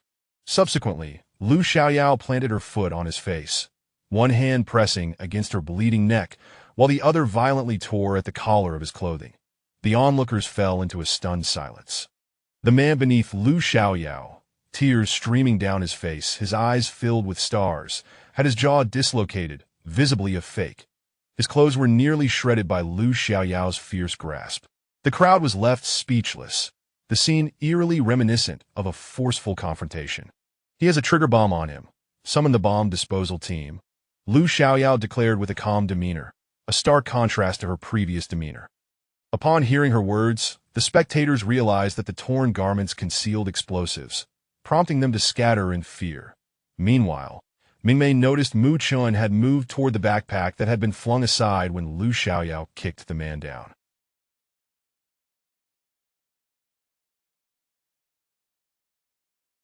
Upon inspection, she discovered that the backpack indeed contained bombs. Mu Chun began to dismantle them, and upon witnessing this, Lu Xiaoyao handed the assailant over to a nearby police officer, then received bomb disposal tools from another person and joined Mu Chun to assist him. Mingmei observed clearly as Mu Chun's gaze lingered on Lu Xiaoyao for a brief moment before he commenced dismantling the explosives. Due to the distance, she didn't quite catch what Lu Xiaoyao had whispered during the process. However, soon, through the live stream, Mingmei heard Lu Xiaoyao murmur, "We are on the same side, right?" To which Mu Chun merely responded with a non-committal as a form of affirmation. "Then I can consider this dismantling as part of my contribution." By the way, why do I feel something is off about my daughter from earlier until now? Yes, she seems to have become incredibly formidable. My daughter is a military academy student. Isn't being strong a given? But what about that panda-eyed look at the beginning? Was my daughter deliberately hiding her prowess? I can't shake the feeling that the current version of my daughter is not quite my daughter. Oh no, don't scare me. This escape scenario doesn't allow for supernatural occurrences. Perhaps, is my daughter's psyche a bit? Do you all remember when she denied her actions in the last game? Oh dear, please stop saying such things. It's giving me goosebumps. That my daughter is a sweet girl. I genuinely can't look at her the same way anymore. But the barrage of comments discussing Lu Xiaoyao's transformation was acknowledged by Mingmei as well. She had witnessed Lu Xiaoyao's metamorphosis and suspected that Mu Chun had also noticed something different in her. As Mingmei pondered, Wang Wenfei reappeared before her, the one who had previously exposed the impostor as merely Matsushima Hikaru's stand-in. "Is there something you need?" Mingmei inquired, turning her gaze towards her. "I was wondering if I could purchase another box meal. Perhaps the fragrant mushroom chicken? The time since our last transaction has not yet reached 6 hours. You must wait until the cooldown period elapses to make another purchase." Wang Wenfei's face reflected a fleeting sense of regret. Observing this, Mingmei curiously asked, "What prompted this need?" Upon seeing that imposter bomber, I realized that explosives could be hidden not only in entertainment facilities, but also that he could potentially target hostages or others with such triggering devices. Wang Wenfei was unsure if she was overthinking, forcing a smile as she added, "I tend to be a bit overly cautious, purchasing a sense of security with my credits. Just wait until the cooldown period is over, and you can buy from me again," Mingmei replied, noting Wang Wenfei's somewhat peculiar demeanor. Upon hearing Mingmei's words, Wang Wenfei's expression brightened as she glanced toward Mu Chun. Hearing them state that the situation here was under control, her voice tinged with excitement. "Then, I'll finish this haunted house and head to the Sand Sea Maze. You will be there, right?" After confirming Mingmei's final location, Wang Wenfei quickly departed, anxious not to be pursued, resembling someone with social anxiety. Chapter 51. Lu Xiaoyao, after Mingmei bid farewell to Wang Wenfei, the Zhen brothers, responded to the pleas of the two little ones, decided to venture into the haunted house. Observing from the sidelines, Mingmei found it perplexing that the little ones, who were clearly too young to partake, still insisted on their father accompanying them into the eerie attraction. Was this a manifestation of the notion that as long as you play, it is tantamount to me playing myself? "Daddy." Just as Zhen, who was about to enter the haunted house, Huzi suddenly called out, "Hey, what's the matter? Daddy, you will come back, right?" As he posed this question, Huzi's eyes sparkled with fervent anticipation, a sight both heartwarming and unsettling. "Of course. Just be a good boy and wait for Daddy to return." Gazing at Zhen, whose radiant smile, Huzi reciprocated with a sweet grin. However, as he met his father's gaze, he could no longer contain the welling tears, and he swiftly clung to Junpo's neck, sniffling softly. Junpo, oblivious to the emotional turmoil, jested, "Look at you, little man. Is this how you behave when you part from your dad for just a moment?" Mingmei observed Huzi's outpouring of feelings and glanced at the side, where Posey was rolling his eyes at Junpo. She pursed her lips, sensing that something was amiss. Were these two little NPCs exhibiting an excess of emotional depth? That the chin is fake, the mole is also a sticker. Fujita Yuichi was deliberately sent by Matsushima Hikaru to deceive us. The decoy had been taken away by the police, and the explosives on him had long been safely disarmed. Naturally, he soon divulged the necessary information. The final explosion site was now the Sanxi maze, with over an hour remaining before its activation. Mu Chun, Lu Xiaoyao, and Mingmei began to meander through the amusement park. In contrast to the anxiety and unease etched on the faces of those around them, the trio exuded an unusual calmness. That individual likely realized we had deduced the sequence of his bombs, which is why he sent Fujita Yuichi to the haunted house, using this contact bomb to coerce him into placing the explosives there within a specified time frame. For the first time, Mingmei listened intently as Lu Xiaoyao coolly articulated the facts. She cast a sidelong glance at Lu Xiaoyao, noting the absence of her previous whimsical and animated expressions, replaced instead by a stoic demeanor that rivaled her own. So, this person intends to execute a grand scheme at the Sanxi maze? Mingmei grasped their implication. He dispatched a decoy to plant the bomb, and regardless of its success or failure, his goal was to make a significant move at the Sanxi maze. Success being the only outcome that matters? Muchin nodded, adding, "Thus, the final stage will undoubtedly be quite troublesome. We need to head over there in advance." No sooner had Muchin uttered these words than Lu Xiaoyao's gaze fell once more upon Mingmei. Meeting her stare, Mingmei promptly declared, "The rules cannot be altered." The guidelines for purchasing the boxed meals were not hers to dictate. However, one thing she could ascertain was that the Lu Xiaoyao before her was aware of the events concerning the real Lu Xiaoyao. As for whether the actual Lu Xiaoyao was informed, Mingmei suspected she remained largely oblivious. Noticing a fleeting look of disappointment cross the other's face, Mingmei earnestly reassured her, "But it's all right. When the boxed meals arrive, I will notify you at the earliest opportunity, so you can make your purchase." Unexpectedly, before she could finish her sentence, Lu Xiaoyao enveloped her in a warm embrace. "Mingmei, Mu Chun, you are so adorable. Thank you for your unwavering loyalty to me. I must truly be a fool." It was unclear which of Mingmei's earlier words had struck a chord with her, but it instantly brightened Lu Xiaoyao's mood, prompting her to playfully shower the bewildered Mingmei's cheeks with affectionate kisses. "Bright, zero. Shu no tin. Oh, what on earth is this orange ambience? Holy cow. Daughter, wake up. Do you not sense the murderous aura emanating from beside you? Lu Xiaoyao, you are so brave. Goodness, I never knew my daughter possessed such assertiveness. Ah, what kind of cult is this? Mother forbids it. Father forbids it too. I do not permit you to lay a hand on my wife. Lu Xiaoyao, release your grip." Just as the barrage of comments filled the screen, Lu Xiaoyao felt a tightening at her collar, her gaze shifting from Mingmei's delicate visage to a pair of dark, menacing eyes brimming with malice. "Lu Xiaoyao, do you wish to die?" Lu Xiaoyao. QVQ, what on earth has transpired? Why is this the scene that greets her upon waking? Why does the formidable figure before her appear as if intent on throttling her? What is the matter? Muchun was nearly doubled over with laughter at Lu Xiaoyao's casual inquiry. He had been vigilantly guarding someone he dared not touch. And now, here comes someone to... What do you think? The expression on Mu Chen's face was nothing short of spectacular. He wore a smile that, rather than being welcoming, exuded a distinctly menacing aura, the cold gleam in his eyes rendering Lu Xiaoyao momentarily speechless. "Oh, I don't know. Wasn't I captured by a criminal? Big shot. Did you rescue me? QAQ, from now on, you shall be my elder brother. I shall comply with your every demand. I beg you, spare me." "No kin." Mingmei. At the moment Mingmei regained her composure from Lu Xiaoyao's unexpected kiss. Witnessing Lu Xiaoyao's simultaneously timid and feeble demeanor, she and the audience in her live stream could only express their inner thoughts through a cascade of ellipses. "Ah, is this all there is? Do you have the courage to flaunt your prowess, yet lack the audacity to admit it? Yao Yao stands at 1.5 meters, exuding dominance for all of 2 seconds. I thought she had the gall to contend with the big shot, yet is this it? Did you see the merchant lady's expression? She seems utterly speechless. But the merchant lady has always been expressionless, hasn't she? Half an hour later, at the snack stall in the amusement park's leisure area. Oh, you. Have we met somewhere before? The unfortunate Lu Xiaoyao was ultimately rescued by Mingmei, who insisted she buy snacks as an apology.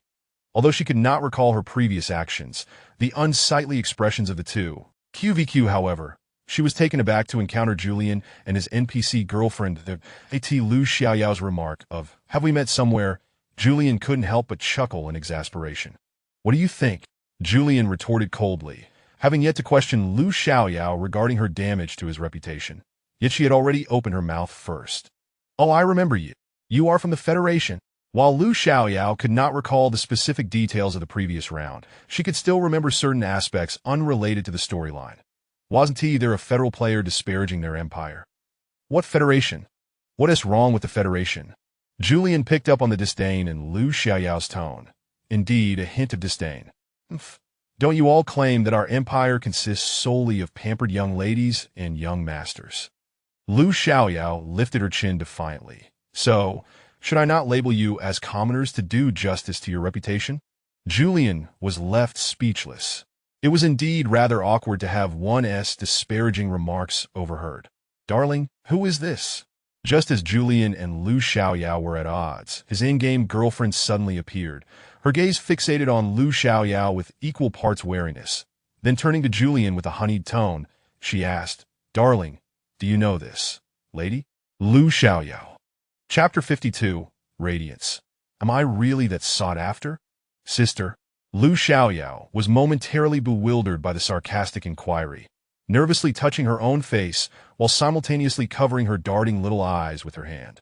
Once her hands were lowered, she turned to Julian with an innocent expression, sweetly and playfully asking, "Brother Zhu, am I really that old?" Julian, damn.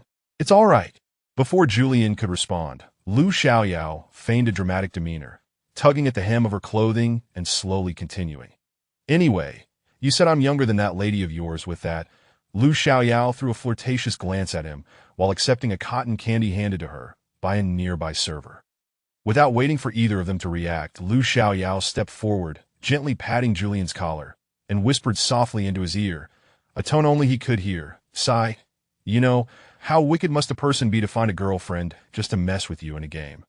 After speaking, Lu Xiaoyao abruptly pushed him away and turned to walk off, licking her cotton candy, all the while rolling her delicate eyes and muttering, "Dear audience, let me tell you, I'm not interested in that man. I merely played a little prank on that guy who speaks ill of us behind our backs in the Empire. And by the way, my girlfriends with boyfriends shouldn't behave like that, sister.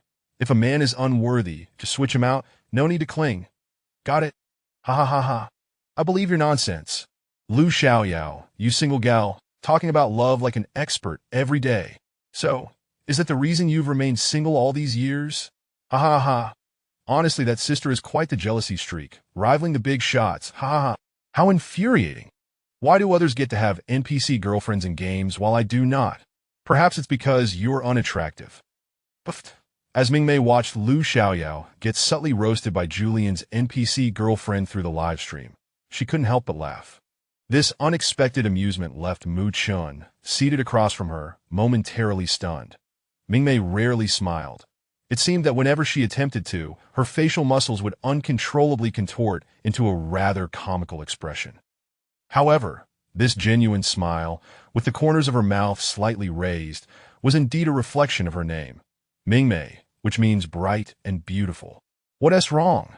Coming back to her senses, Mingmei noticed Mu Chun staring at her with a dazed expression, prompting her to touch her face nervously and ask, "Is there something on my face?" "No." Mu Chun realized he had lost his composure and quickly shook his head. Their plan to head to the Sand Sea Maze had taken an unexpected turn due to Lu Xiaoyao's antics. With Lu Xiaoyao running errands, the two of them found themselves on the Ferris wheel.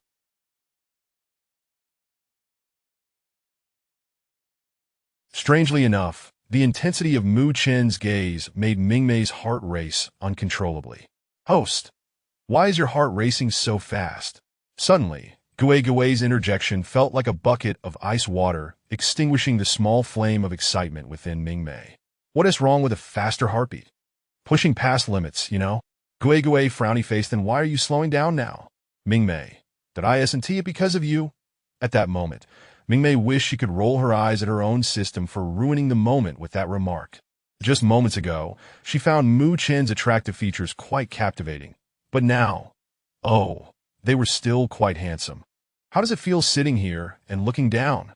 Mu Chen asked, his gaze flickering towards Mingmei, having noticed the shift in her attention towards him. He lowered his eyes, reassuring himself to take things step by step. There was no need to rush. It feels quite nice, but it's a bit slow, Mingmei remarked, feeling the Ferris wheel's pace. It would take about half an hour to complete a rotation, which indeed felt lengthy. It's fine, there's no need to rush to the Sand Sea Maze. Hearing that, who was it that insisted on arriving early to set things up? Now, it seemed like he was contradicting himself. Mingmei was momentarily at a loss for words. By the way, what? My wristband. Mingmei recalled that she did not have a wristband. She was unsure whether her uncle had forgotten to set one up for her, or if it was intentional. Without a wristband, she couldn't enter the Sand Sea Maze, and she wouldn't be able to exit either. Yes, I remember. It's almost ready. But you don't need to worry. Once it's done, I'll have someone bring it to you. After Mu Chen spoke, Mingmei nodded slightly, not taking it to heart. She thought that if it came down to it, she could just dash over. After all, it was merely the entrance to an amusement park attraction, as long as she ran fast enough. She would surely. Though when Mingmei and the others reunited with Lu Xiaoyao, the three of them stood at the entrance of the Sand Sea Maze with cotton candy in hand. Mingmei noticed that several visitors were eagerly rushing towards the entrance, and in an instant, beams of laser light shot out from the entrance, instantly turning one of the visitors into a sieve. As long as she ran fast enough, it would surely be painless. Seeing the charred, net-like remains on the ground, Mingmei quickly turned her face away. Help! This was too frightening. In an instant, the visitors who had gathered early at the entrance of the Sand Sea Maze scattered like birds taking flight. Rushing in early could indeed be fatal. What the heck is with the lethal weapon at this entrance? Lu Xiaoyao exclaimed, wide-eyed. Is that even legal? Are you discussing legality in a survival game? Mu Chen shot a sideways glance at Lu Xiaoyao. Hearing such a candid remark from the big shot, Lu Xiaoyao scratched her head, pondering for a moment before finally exclaiming, Isn't it necessary? Logic and all that should count, right? Is it necessary?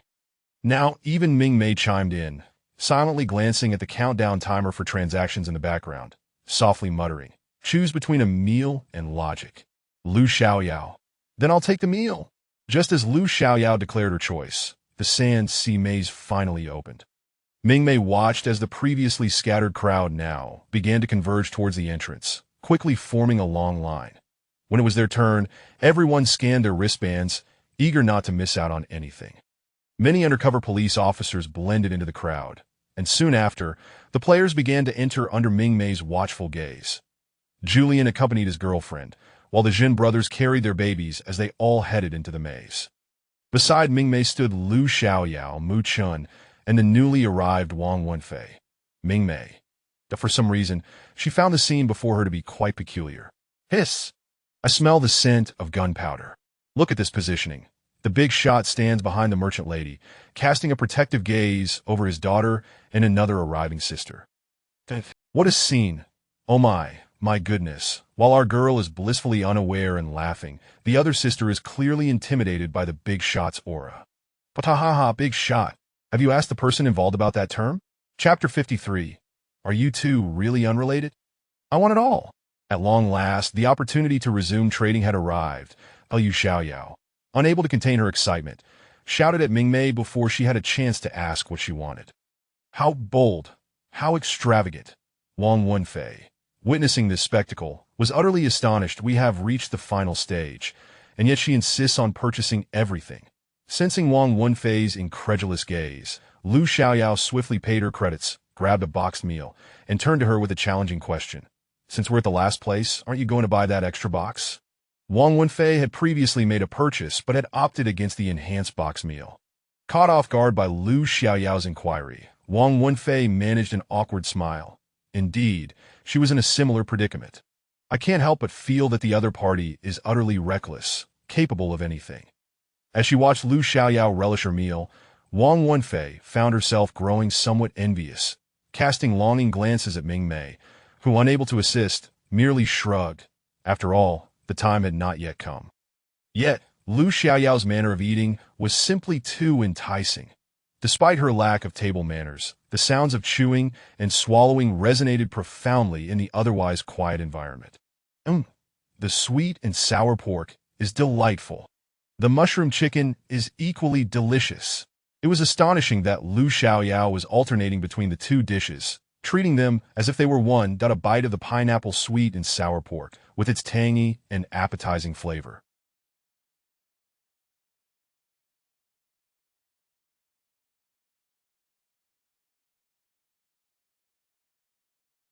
The surface of the meat, previously crisp from frying, had absorbed the sweet and sour sauce, transforming its texture into something tender and slightly chewy, with a perfect balance of sweetness and acidity that only intensified with each bite.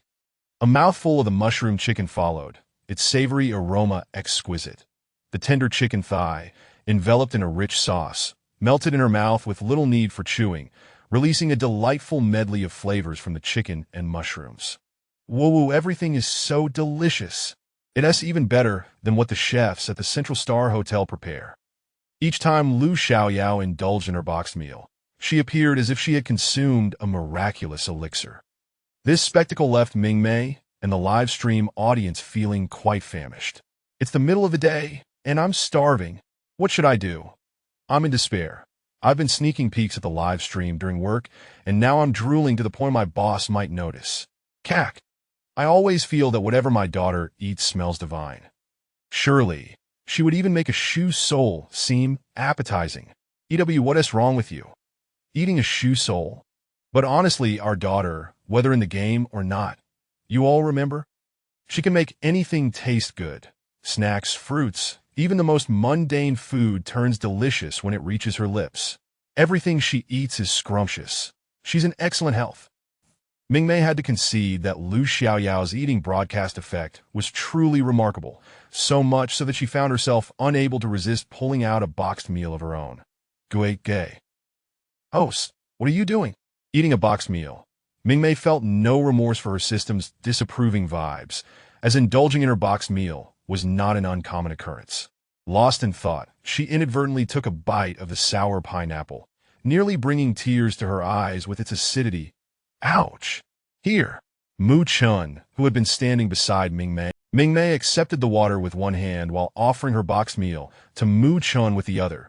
Softly uttering a thank you, he smiled gently, his warm gaze fixed on her as she drank. That moment, that interaction left Lu Xiaoyao and Wang Wenfei utterly bewildered. Something about it felt off. Excuse me. Does that gentleman have a social connection with the merchant lady in the game? Wang Wenfei inquired softly as she leaned closer to Lu Xiaoyao. For instance, are they a couple in the game? I have no idea. Lu Xiaoyao replied, her eyes filled with confusion as she gazed at the two, whose actions seemed so natural that it felt almost surreal. Ah, then does this gentleman share our predicament? What do you mean? Is he also waiting to purchase a boxed meal?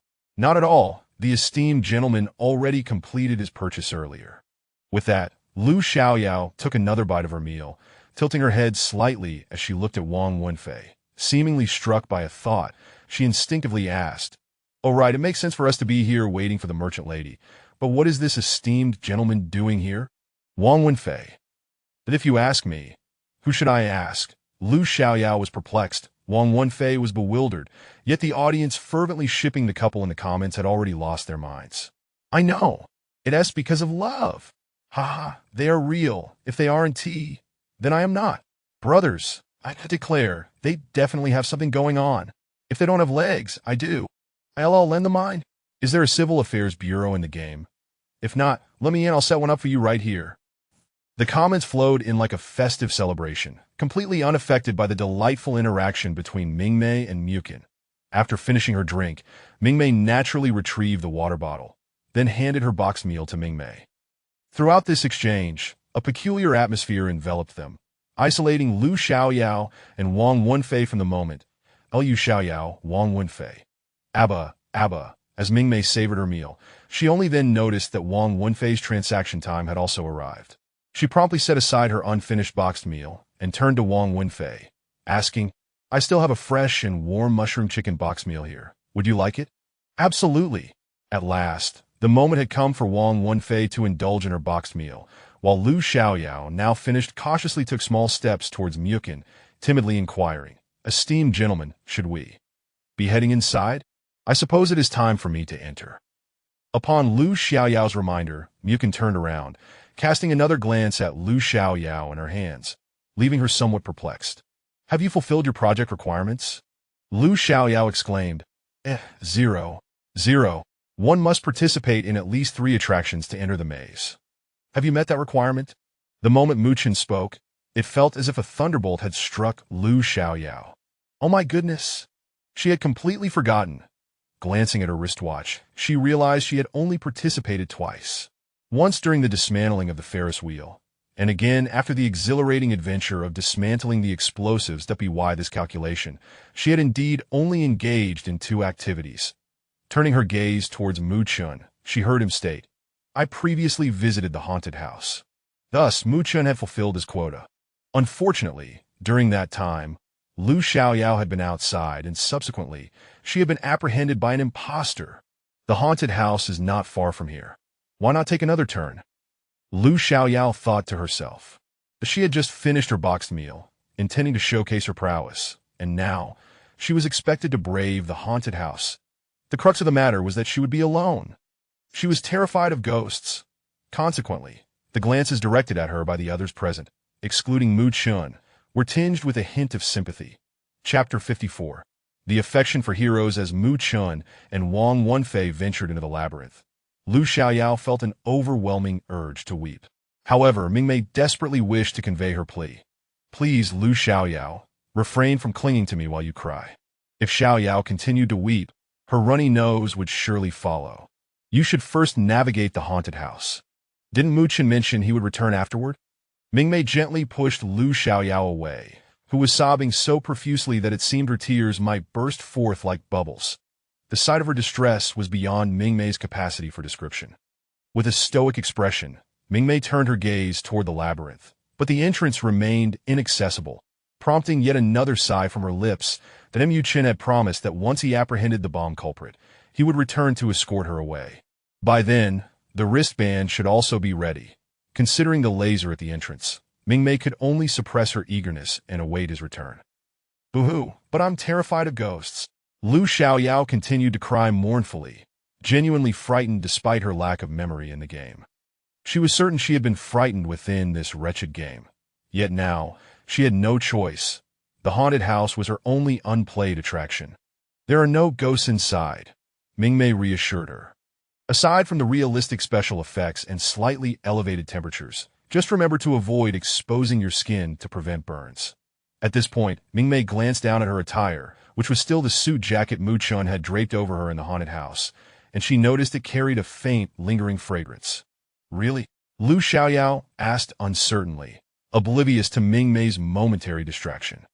Of course, Mingmei affirmed with a nod, genuinely feeling there was nothing to fear. Then will you accompany me? Mingmei was taken aback by this all-too-familiar request. Why are all these paths dead ends? Julian furrowed his brow, staring at the dead end before him, a flicker of urgency flashing in his eyes. It felt as though he had been wandering the labyrinth for half an hour without finding an exit. While there had only been one explosion in the preceding attractions, he was confident that from the moment the bomb was set until the timer expired, it would not exceed 1 hour.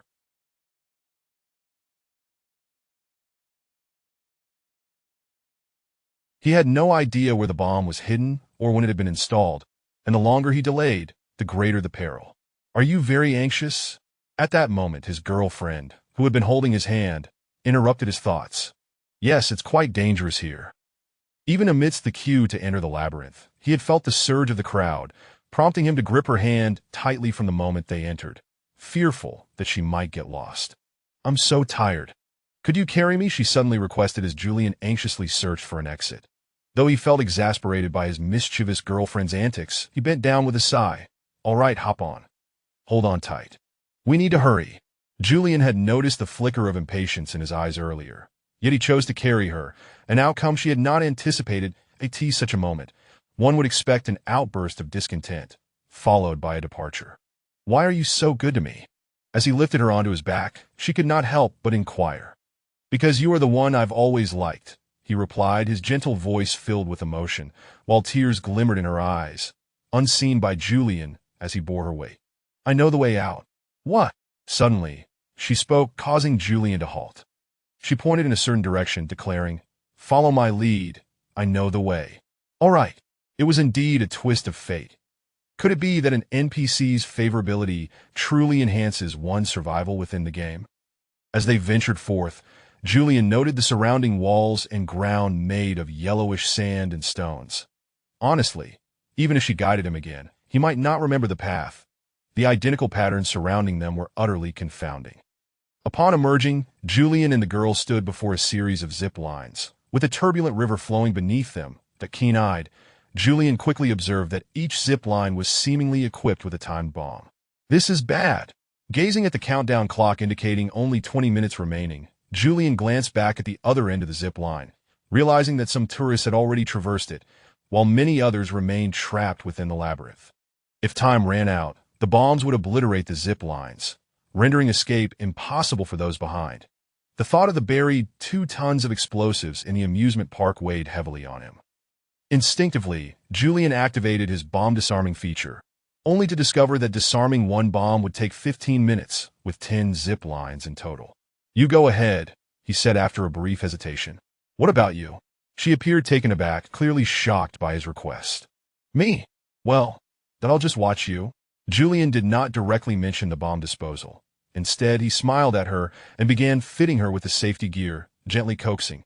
I want to see your graceful descent. Once you slide down, I'll follow. He was about to usher her to the zip line when she unexpectedly held him back. I'll accompany you. Did I want to be your first passenger after you disarm the bomb? She said playfully, winking at him as if she could see through all his intentions. Meanwhile, the Jin brothers, carrying the 2 little ones, had unexpectedly stumbled upon the exit just in time. Observing the 10 zip lines, they noticed that nearly half were being disarmed, with not only undercover police NPCs, but also unfamiliar players engaged in the task. Seeing this, they rushed forward to assist. Daddy! Both Huazai and Puzai exclaimed in unison, witnessing the Jin brothers rolling up their sleeves to deftly disarm the remaining bombs on the zip lines. The 2 little ones mirrored each other's expressions, their wide eyes fixed on the Jin brothers' backs, filled with admiration. Hey, you two, step back. This isn't safe. Jin, realizing their position was precarious, he called out to them. The girl, observing from the sidelines, pulled the 2 little ones back a few steps. Did I end the process? She overheard Huazai and Puzai exclaiming, My dad is a great hero. My boyfriend is too. My dad is the true great hero. Puzai looked up at the girl, his eyes earnest. He never abandons anyone he protects. Oh! The girl did not argue, but instead gazed at Julian's figure, softly murmuring, He embodies the qualities of the person I admire. Chapter 55. Why? Thank you for your assistance. In the final moments, Julian and the Jin brothers significantly aided the undercover police, and with the removal of the bomb's constraints, many of the crowd gathered at the exit began to escape via the zip line. Ultimately, Zhenhu recalled that 2 other players seemed to be absent from the police's ranks, and couldn't help but inquire about the whereabouts of Mu Chun and Lu Xiaoyao. Officer Chun is coordinating with other officers to apprehend the criminals. As for Officer Lu, the NPC's face flickered with a hint of embarrassment as he muttered, She's bringing up the rear. Everyone. Ah, how frustrating. I missed it. The so-called bringing up the rear likely meant that Lu Xiaoyao had contributed nothing, yet the culprits had already been captured. Emerging from the haunted house in a disheveled state, Lu Xiaoyao, fueled solely by her grandiose fantasies of seizing the moment, dashed towards the labyrinth, only to hear through her earpiece the announcement of capture concluded just as she reached the entrance. At that instant, Mingmei could only watch as Lu Xiaoyao, who had been frantically pulling her along, seemed to lose all sense of purpose, sitting vacantly on the ground at the entrance.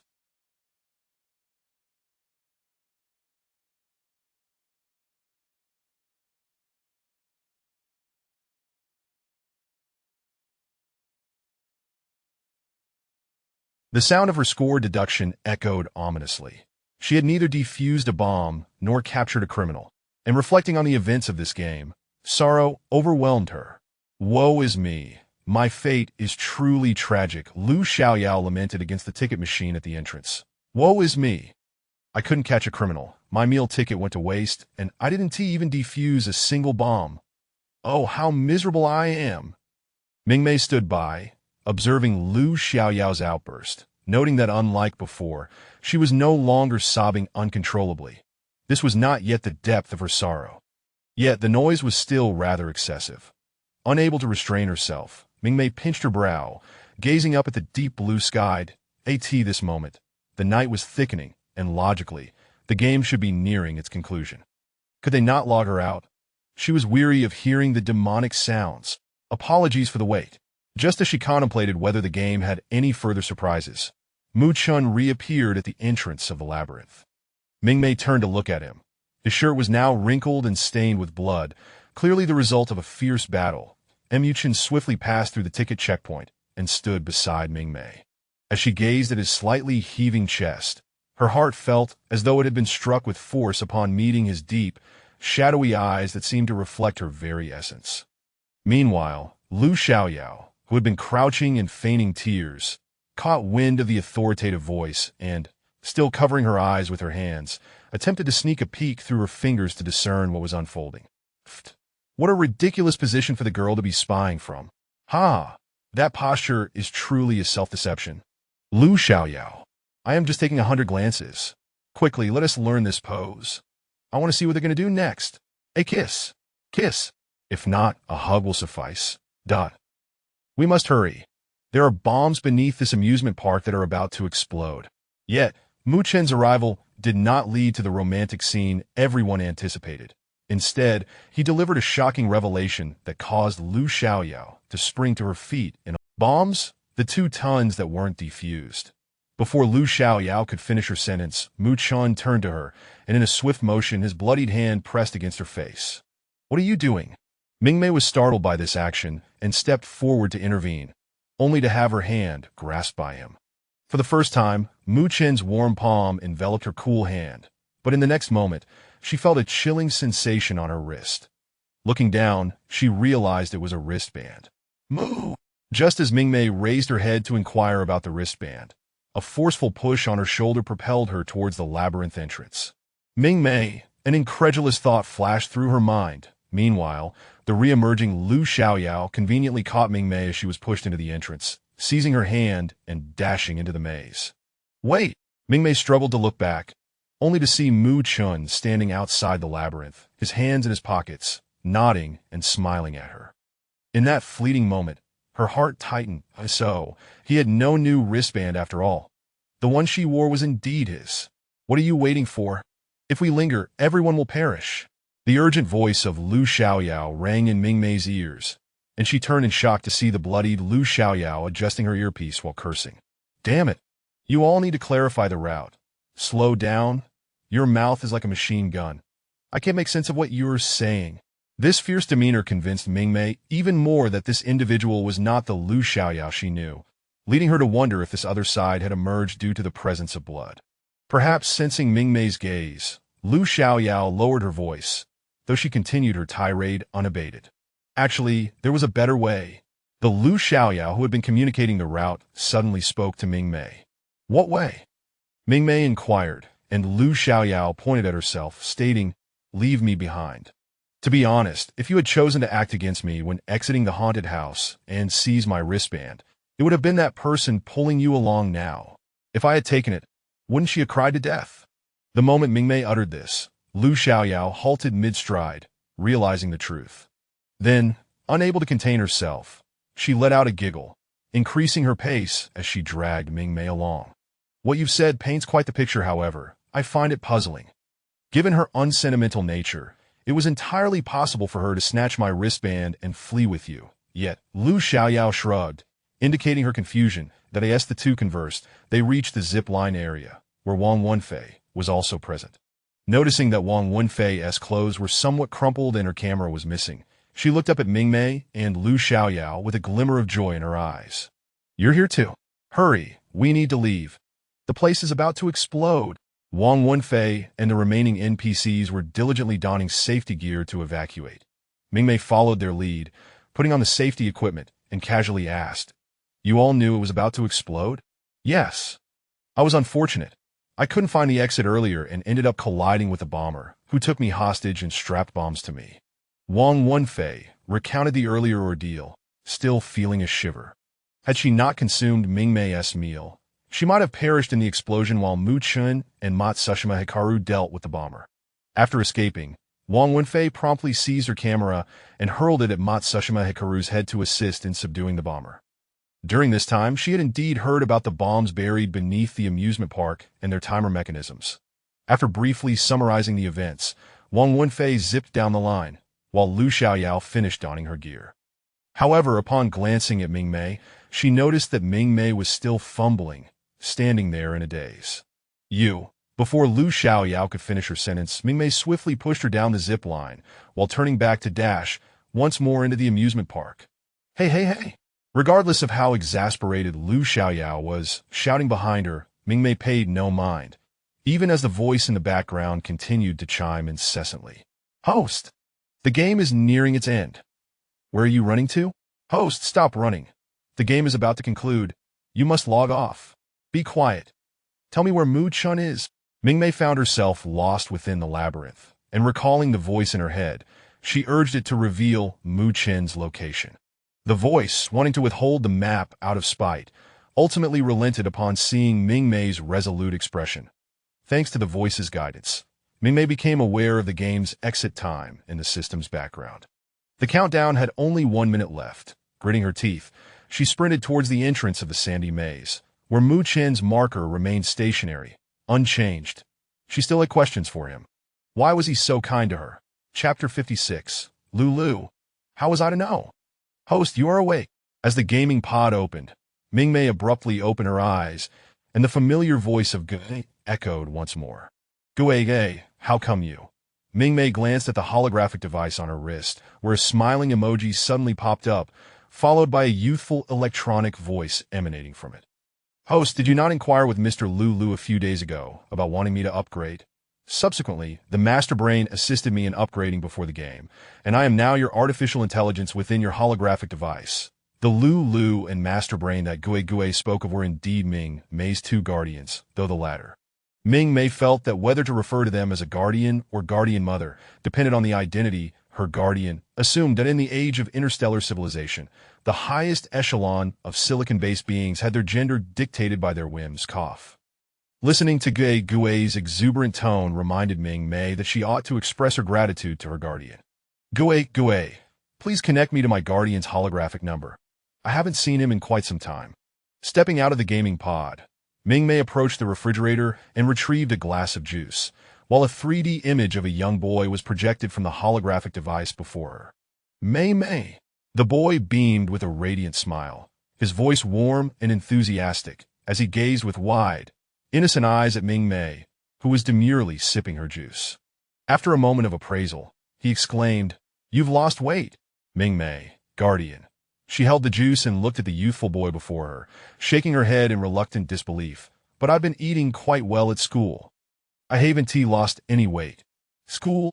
At the mention of school, Lulu's eyes flickered with a hint of confusion before he turned his gaze back to Mingmei, his eyes widening in astonishment. "How old are you to still be attending school?" "I too am curious." Mingmei took a sip of her juice and said, "Uncle even altered my identity age. I am now 20. "Oh, this matter with Yanhui." Lulu's sentence trailed off as he observed the boyish features that bore some resemblance to someone else. He shifted his tone. "It must have been your mother's request." "Ah, it seems my uncle did indeed mention that."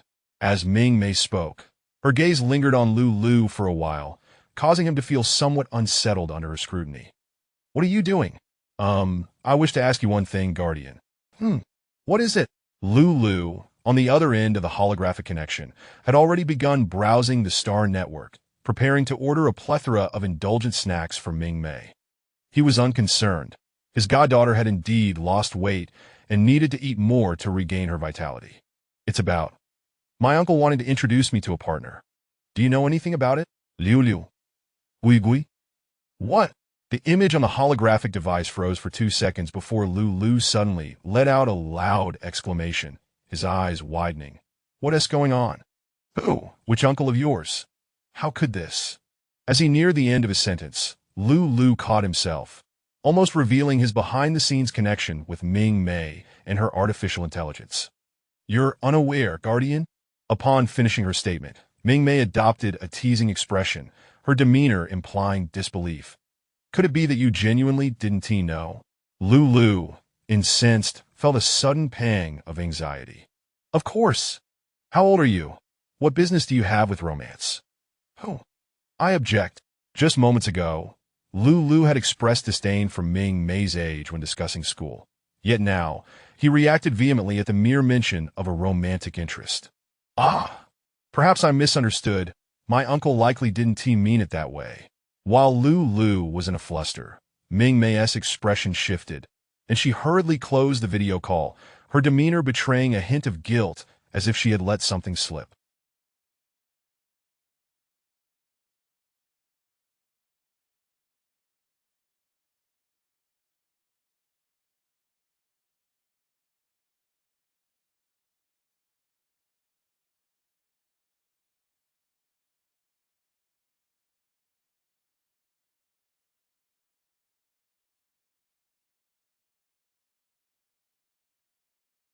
This immediately piqued Lu's intense curiosity. Consequently, another uncle pulled into this topic received a barrage of calls from Lu that very night. Meanwhile, Gui, having witnessed the entire episode unfold, found herself momentarily speechless in the face of an influx of inquiries from both Lu and the master brain. Host, did Mr. Yanhui introduce you to someone? When did this happen? Ultimately, Gui could no longer contain herself and turned to Mingmei for clarification. Not at all, Mingmei replied defiantly, exhibiting no remorse for her earlier mischief at her uncle's expense. After tossing the empty juice bottle into the trash, she began to change her clothes, preparing to head out. It's just that I find Mu Chen's demeanor quite peculiar. Holding up an outfit before the dressing mirror, Mingmei muttered, he claims to have sold his likeness rights to my uncle, and that the game's antagonist model was based on his face. Such talk may fool others, but whether as an NPC or a player, he always seems to recognize me and comes over to provoke me. It's all too blatant, Mingmei wasn't Navi. Having a handsome man appear in various forms before her daily would naturally raise suspicions. So, you suspect that he was initially a real person masquerading as an NPC, only to subsequently adopt a player identity, ceasing to play the NPC role? That's your assertion. Okay. Mingmei tilted her head at her reflection, leaving Gui, who had just recently attained her artificial intelligence status, utterly flabbergasted. By the way, Gui, do you have any secrets you're keeping from me? Gui. No, not at all. Is that so? I feel you ought to take a look at the Scar acting training manual. Gui, frowny face. Help! Could it revert to being a system again? Mingmei vividly recalled the moment the amusement park exploded, when the other party stood amidst the flames, smiling as he saw her rushing toward him. Before she could ask him why he treated her so well, she heard him say, "You still came."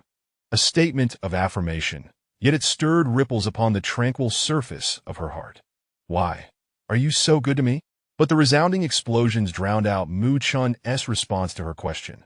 Mingmei gazed at her reflection in the dressing mirror, extending her hand to gently poke the corners of her mouth, coaxing a slight upward curve, studying it for a moment before releasing her finger, attempting to maintain the smile that had just formed. Tense, uplifted, the corners of her eyes drooping. Host, why does your smile appear so frightening? Mingmei. Guy's remark instantly returned Mingmei to her usual poker face, prompting her to exhale a sigh, roll her eyes, and step out.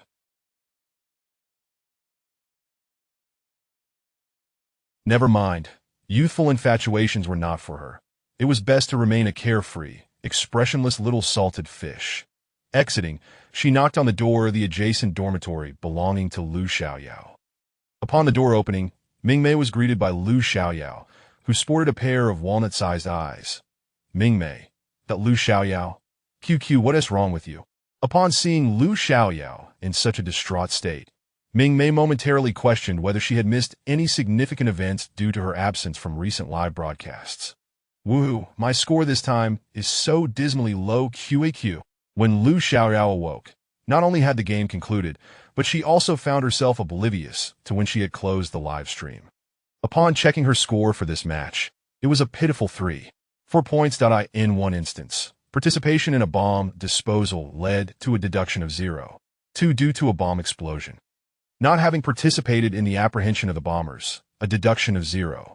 5 shall be applied. 9 individuals have perished, resulting in a deduction of 0. 9. In other words, after deducting the meal credits, Lu Xiaoyao has earned 9 points in this round. However, one must ponder, how could there be 9 individuals? If Mingmei does not account for the entirety of the situation, at least a significant portion was witnessed by her. Including herself, she could only count 6. Nevertheless, upon recollecting this, Mingmei silently uttered an apology to Lu Xiaoyao in her heart. Otherwise, in this round, had she returned, Lu Xiaoyao would have at least earned 2 credit points. Woo-woo, I just can't comprehend how there are 9 of us. Earlier, 4 of my colleagues who were defusing the bomb unexpectedly perished. Who are the remaining 5? Lu Xiaoyao appeared utterly bewildered, as if she could not recall what had transpired. Mingmei opened her mouth, eager to say something, yet she was at a loss for where to begin. I can't even manage to replay the live broadcast. Woo-woo, why did the stream suddenly cut off? The more Lu Xiaoyao pondered, the more sorrowful she became, and her stomach began to echo her lament. Observing this, Mingmei gently covered her upturned lips with her hand and inquired, "Since it has come to this, are you hungry? I was thinking of inviting you out for a meal." Food! The mere mention of dining caused Lu Xiaoyao to hastily wipe her tears and respond, "I've been crying for ages. I'm so hungry my stomach hurts." Mingmei. Quite well, at least she still remembers to eat, which indicates she is still in a sound state of mind. Chapter 57. Mingmei, it is imperative for me to reacquaint myself with my own family. The Imperial Central Military Academy operates on a boarding system, which means that freshmen are granted the opportunity to leave campus only once a month during their first academic year. Consequently, Mingmei and Lu Xiaoyao chose to dine at the school cafeteria on this particular night. The cafeteria was relatively quiet, with only a few groups scattered about, engaged in conversation over their meals. Seated in a corner, the two of them did not draw much attention. As Mingmei ate, propping her chin on one hand and gazing into the distance, she inadvertently overheard snippets of conversation from those around her. It appeared that many were engrossed in a single topic. One of my favorite directors is making a comeback. Oh my. Oh, no way, what happened? He just posted on Weibo. Indeed, I heard his daughter, who has been in a vegetative state for over a decade, has awakened. Isn't that what he just shared on Weibo? After all these years, fans have been clamoring to know if he is returning to the industry, and he finally responded. I can't believe it. I'm so looking forward to it. His previous horror films were absolutely captivating. The fragmented voices reached Mingmei's ears, and as someone of antiquity, she quietly absorbed the discussion. Then she thought, "Good, please help me search for information on this director named Durant." Having been in this world for quite some time, her exposure to entertainment news had been rather limited. The fact that the surrounding chatter predominantly revolved around this individual suggested that he must possess considerable talent, and such knowledge was certainly worth acquiring. At the very least, it would prevent her from being at a loss during conversations. Reflecting on this, Mingmei glanced at Lu Xiaoyao, only to find her wholly engrossed in her meal, seemingly unfazed by the world outside. The way she devoured her food was reminiscent of her gaming persona, utterly delightful and appetizing. Lu Xiaoyao's plate was laden with 2 sizable pieces of grilled star beast meat, a dish of vegetable salad, a glass of juice, a bowl of mashed potatoes, and 3 small cakes. Mingmei's appetite was not particularly large. She had only a salad and a piece of ocean star fish that evening, in stark contrast to Lu Xiaoyao's banquet. Mingmei couldn't help but survey the portions of those around her, only to realize that everyone seemed to be enjoying generous servings. In this day and age, could one truly not gain weight? Pondering this, Mingmei ventured a question. Isn't it a problem? Where does all that energy expenditure go? Eating too little just won't suffice. With her cheeks stuffed, Lu Xiaoyao glanced at Mingmei's modest meal, furrowing her brow as she asked, "Why are you eating so little?" Upon saying this, Lu Xiaoyao appeared to come to a realization, adding, "Is it because you've always been so picky that you haven't grown taller?" Standing at nearly 1 meter 70, Mingmei felt as if an arrow had struck her knee. Surely her height should not be subject to such ridicule. "And what about you?" Mingmei recalled that Lu Xiaoyao's height had also been the subject of humor among netizens.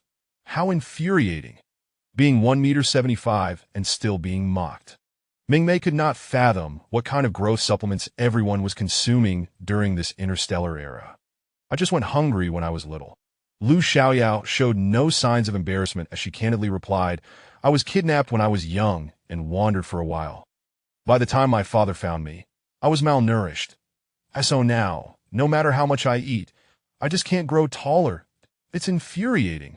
In a fit of indignation, Lu Xiaoyao stuffed another piece of cake into her mouth, only to be instantly comforted by its sweetness. So delicious." Listening to her words, Mingmei couldn't help but think of another side of Lu Xiaoyao.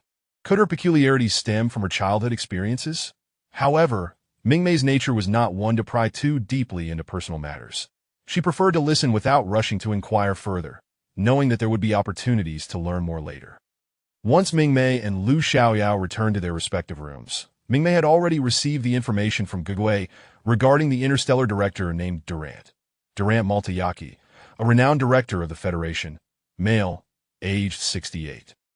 "Oh, he's not even older than me." Mingmei's sarcastic remark interrupted Gugui just as he was about to speak.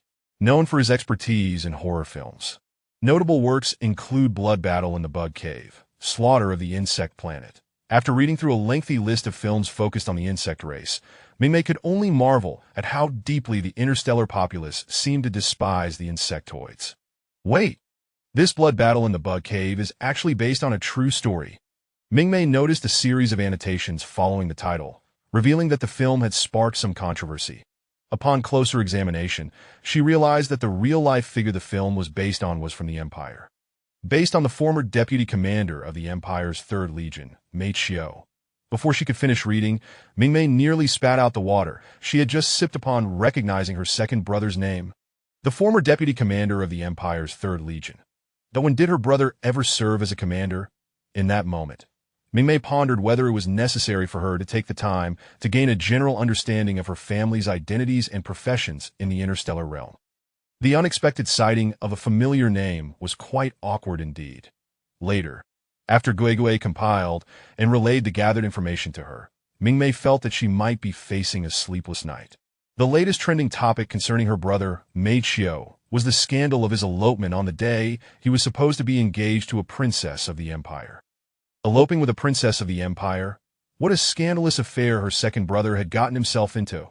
The princess's photograph was also obtained by Gui through her godfather's connections. Upon closer inspection, Mingmei was taken aback. Wasn't that her homeroom teacher, Ms. Cecil? That in the office of the chief planner of the Silicon Game Company on Hualon Star? Have you thought it over? Are you truly leaving? Yan Hui stood by the wine cabinet pouring 2 glasses of red wine, turning to offer one to a scruffy-looking yet bright-eyed man standing before his desk. "I am immensely grateful for your assistance over the years, Mr. Yan Hui.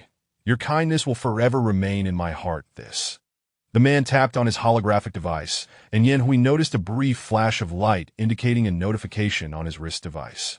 "This is a newly designed escape game I've created for you.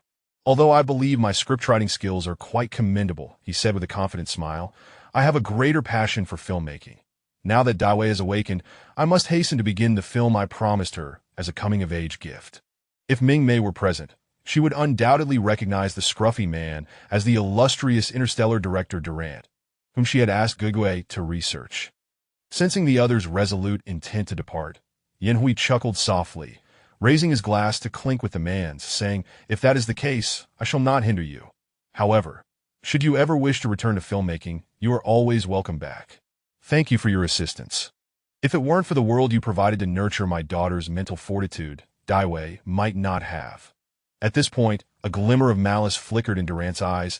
"I will not let that scoundrel who deceived my daughter go unpunished." Yan Hui smiled without speaking, as the holographic device displayed not only Durant's documents, but also several incoming messages from others. "I won't keep you any longer. I have matters to attend to," he said warmly, escorting the man out before his smile vanished in an instant. Speak. Chapter 58. Revelries and Dreams Under the Night Sky. Yin Hui. Lu's voice echoed through the air, and had it not been for the excellent soundproofing of his office, Yin Hui was certain that the intelligent security machines outside would have already reacted. I'm here, speak up, Yin Hui replied, not even glancing at the holographic projection of the person before him, instead lowering his head to ponder the story script that Durud had sent him. Don't play coy. You still haven't explained the matter of introducing Mingmei to a suitor, Lu exclaimed, his frustration evident as he stomped his feet. Ever since he had accidentally learned of this situation from Mingmei, he had specifically sought confirmation from Gue. Although Gue's response had been evasive, it nonetheless confirmed one thing. There had indeed been a man approaching Mingmei in the game. If Yin Hui were unaware of anything in this matter, Lu would find it hard to believe. I've already said it wasn't an introduction, Yin Hui replied, his words often requiring deeper interpretation. After all these years as familiar acquaintances, who didn't he know who? If it wasn't an introduction to a suitor, then surely it was an introduction to a boyfriend. Regardless, Yin Hui was skillful at playing with words. You must be joking. What about that guy named Mu Chun? You need to clarify that. Go ask the mainframe, Yin Hui said, his attention still engrossed in the unfolding plot. He decided to divert the conversation, leading Lu to the mainframe instead. Isn't the mainframe the one with higher authority in this game than I have? Whatever I've done, it would surely be aware.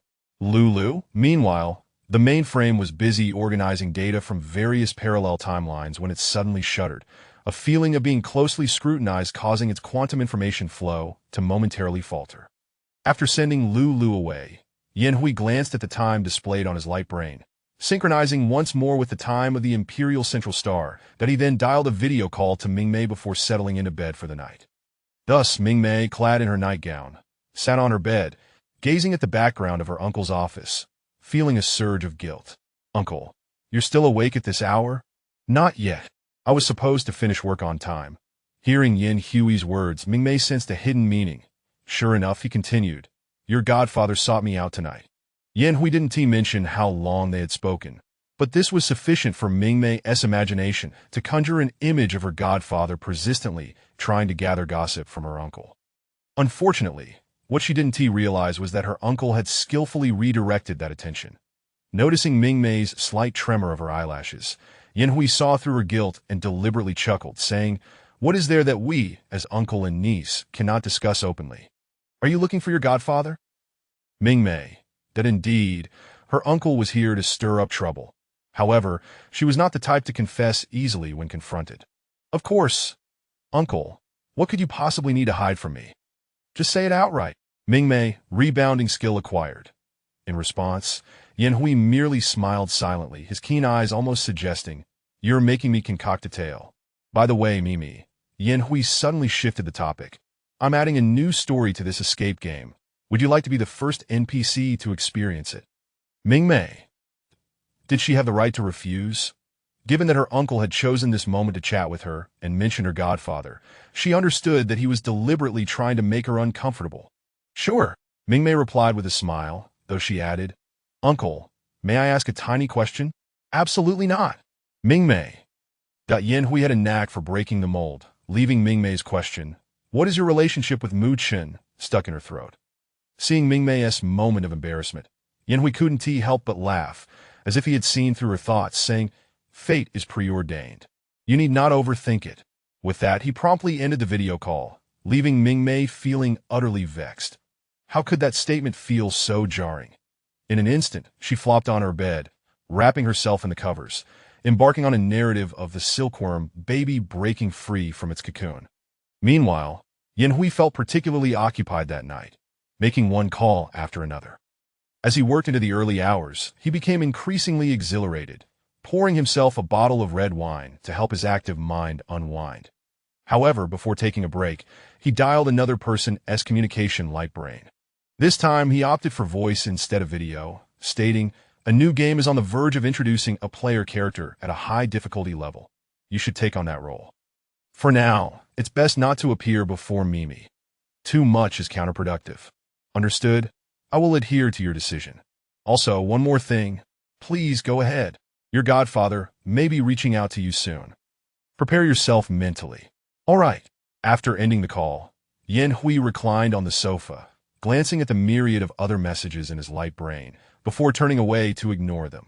Having adjusted the temperature and humidity of his office, he wrapped himself in a blanket and closed his eyes, mentally reminding himself, "Once I'm well rested, we shall engage in a proper contest within the game." Why aren't you leaving? Sliding down the gondola and traversing the wooded path leading to the amusement park's exit, the girl halted her steps. Julian turned to look at her, but she merely shook her head. The evening breeze rustled her long skirt as she stood amidst the wind, a radiant smile illuminating her face as she said to him, "You should go." "What does that mean?" Upon hearing her words, an inexplicable sense of unease crept into Julian's heart, yet the girl simply shook her head. She glanced back at the Jin brothers, who were running towards them with two little ones in tow, before turning to Julian and asking, "Do you like me?" "Yes." Setting the game aside, the girl's words left Julian momentarily speechless. Did she realize this was merely a game? Setting the game aside, would you like a girl like me? One who gets jealous, is spoiled, and needs to be coddled whenever things don't go her way. As she spoke, her eyes grew warm and tears began to fall. Am I really so unbearable, always making you impatient, never allowing you to look around, and getting jealous at the slightest provocation? Do you find me intolerable? The girl nearly shouted the last sentence, as if scared to hear him say yes, leading to her own emotional breakdown. However, upon witnessing her tears, Julian sighed after a long silence and shook his head, responding, "I don't find you intolerable." What? The girl sobbed, unable to suppress her hiccups. "If I like you, I would appreciate your teasing and your sulking. My father once said, if a girl feels jealous, it indicates that the man hasn't provided her with sufficient security and love. It is we men who ought to reflect on our actions. Is that so? Indeed. Thus you should stop feeling sad." As Julian spoke these words, he began to sense something was amiss, yet he hesitated to confirm it. The girl, wiping her tears, suddenly broke into a smile, her red-rimmed eyes fixed on Julian, remaining silent for a moment. Suddenly, Julian felt as if an invisible force had pushed him forward. In an instant, he felt himself soaring into the air. The next moment, the Jin brothers' exclamations echoed beside him as he turned to see the three of them suspended in slow motion. They managed to exchange a glance. "How coincidental. You're flying too." In the next second, as if they had all realized something, they turned their heads simultaneously, only to see the girl holding two children as an explosion erupted beside them. "No!" Awakening from what felt like a nightmare, Julian propped himself up on his hands, his forehead slick with cold sweat, taking deep breaths. The previous game had left an indelible impression on him, and the last moment before exiting the game, where the girl was engulfed by the flames of war, had been truly shocking. "If possible, would you mind if I pursued you, Mr. Julian Malvis Gutev?" The girl's bashful words lingered in his mind, as if a hallucination, a continuation of his dream that had not yet faded.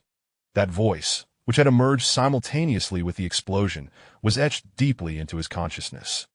Chapter 59, Mingmei, I shall grant you another chance, dear audience. I must say, this wooden sword I hold possesses an exquisite texture. What's the term for it? Patina. Yes, patina. With this patina alone, I assure you, I am invincible. I am thoroughly equipped to banish demons and capture spirits. Ha ha ha.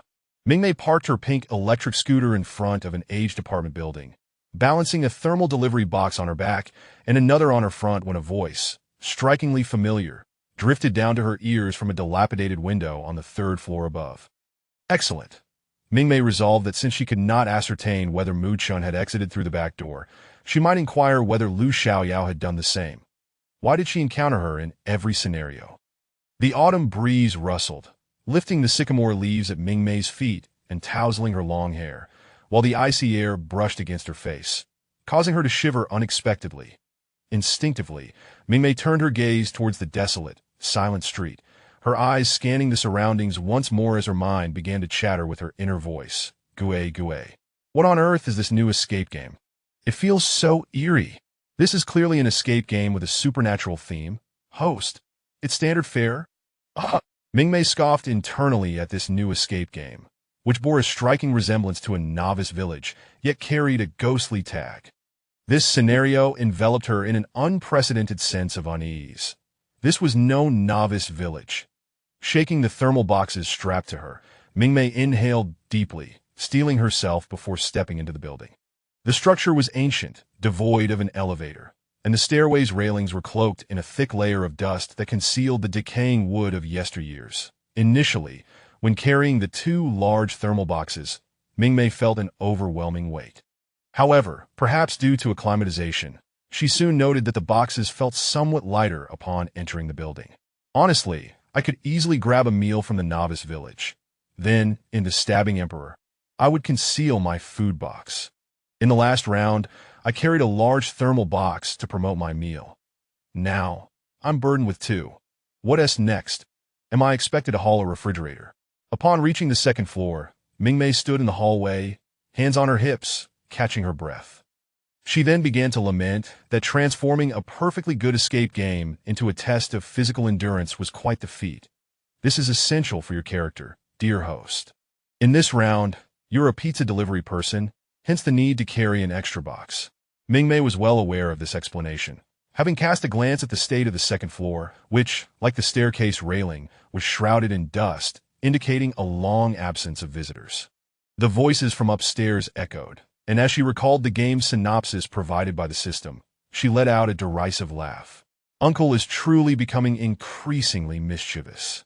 Mingmei gazed at the brief synopsis. The Bali apartment on Alice Street has been plagued by misfortunes for years. The landlord seeks exceptional exorcists to rid the premises of the malevolent spirits causing disturbances. Well, that was quite a lazy summary. Mingmei found herself at a loss for words. After all, she was an NPC. In this day and age, do NPCs not deserve to be privy to the script in advance? Her uncle truly did not regard her as family.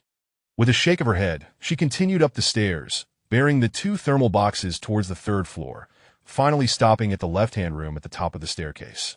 She knocked on the door and called out, "Delivery!" "Huh!" As the door swung open, a piece of yellow talisman paper suddenly flew towards Mingmei's face.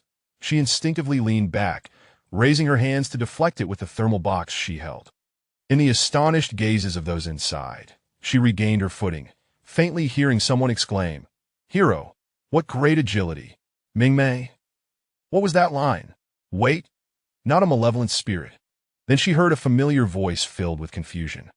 Mingmei's strikingly clear eyes met those of Lu Xiaoyao, who was clad in a deep indigo robe and sported an elaborate bun. She looked at Mingmei with a bewildered expression, that familiar look of confusion from her dear friend. Sure enough, the next moment, Lu Xiaoyao uttered, "Ah, it's you. Wait, no, you're not as pretty as her." Mingmei, that all she could say was that this "thank you" felt utterly exhausted. Sometimes, Mingmei truly wished to proclaim, "Enough pretense. I am your classmate." Just imagining that scene made her feel it would deliver a devastating blow to Lu Xiaoyao. However, she had not lost her sanity yet. She had not forgotten that Lu Xiaoyao was currently live-streaming the game. Thinking of this, Gue, with an uncanny understanding, displayed Lu Xiaoyao's live stream feed for Mingmei to see. Lu Xiaoyao. Lu Xiaoyao, open your eyes and see who this is. Why do all the mysterious merchants my darling encounters come to her, while how infuriating. Seriously, the merchant lady is stunning. I can't fathom my darling saying someone is more beautiful than her. I refuse to believe it, unless you post a picture.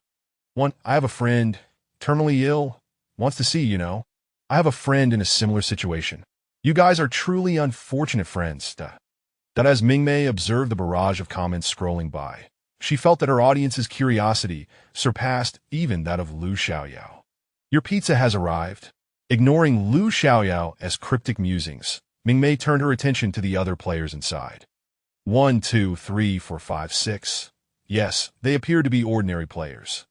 Yet amidst them, she did not spot Mu Chen's familiar face, which left her feeling somewhat conflicted. Although she felt a tad uncomfortable with the various overtures from him and did not wish to grow too close suddenly, the fact that he was now absent made her feel as though something was missing. "Ah, pizza." One man in a police uniform suddenly spoke up. Familiar, he was the player Jinpo from the last round. He rummaged through his pants pocket and indeed found an order from the pizzeria. Confirming it was an order placed under his original identity, Jinpo stepped forward. Lu Xiaoyao wisely retreated to the side. Just then, Mingmei inquired, "By the way, our shop has recently launched a Hawaii-style meal box. Would anyone be interested?" However, what left Lu Xiaoyao perplexed was that when the other spoke, his gaze passed over Jinpo and was directed straight at her. Lu Xiaoyao, 0. Why are you looking at me? Chapter 60. Lu Xiaoyao, you've made progress. Just a moment. Jinpo, oblivious to Mingmei's gaze directed at Lu Xiaoyao, assumed Mingmei was inquiring about herself. Thus, she did not immediately dismiss Mingmei's suggestion. Instead, she first carried out several large boxes of pizza from the container in front of Mingmei. Immediately afterward, Jinpo turned and entered the house, placing the pizzas on the dining table. Meanwhile, Lu Xiaoyao, observing from the side, was taken aback by the sheer number of pizza boxes, momentarily forgetting Mingmei's gaze, and exclaimed, "Heavens! There are only 6 of us, and you bought 6 boxes of pizza. That's so much. So much that amounts to 1 7-inch pizza per person." Mingmei could not guarantee that everyone would finish their share, but Lu Xiaoyao's astonishment struck Mingmei as somewhat amusing. She vividly recalled their recent dining experiences. Lu Xiaoyao's appetite was certainly not something that could be satisfied by merely this one pizza. What did she mean by saying that? "Once we eat the pizza, there won't be any room for anything else," Lu Xiaoyao remarked. Upon hearing this, Mingmei's heart raced anxiously. Surely, Lu Xiaoyao wouldn't refuse her box meal over pizza. The mere thought caused Mingmei to momentarily hold her breath, her heartbeat amplifying in her mind. She even resolved that should Lu Xiaoyao pull any tricks this time, she would not grant her a second chance. "I don't like pizza. It's too greasy. I'd rather have a box meal." "By the way, is your box meal tasty?" Lu Xiaoyao pouted, clearly expressing her disdain for the pizza, and then turned to Mingmei, her expression shifting dramatically, and posed the question. Mingmei was utterly taken aback. Lu Xiaoyao was surprisingly bold today. The sudden inquiry about the box meal's taste not only excited Mingmei, but also lit up Lu Xiaoyao's eyes upon receiving the notification sound. "Ah, goodness! Goodness! A mysterious merchant." Her offhand comment actually triggered such a function. Mingmei and the others present were startled by Lu Xiaoyao's shrill scream, and before she knew it, Lu Xiaoyao had unexpectedly pulled Mingmei into the house. As she stumbled in, Mingmei nearly lost her balance, but fortunately found support from someone at the entrance, stabilizing herself. "What are you doing?" All flustered.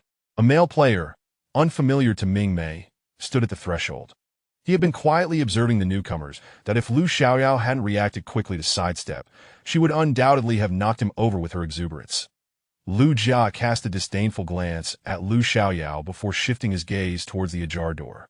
Lu Xiaoyao's sudden action had been so swift that the door had not even been fully closed, leaving the darkened entrance looking somewhat eerie.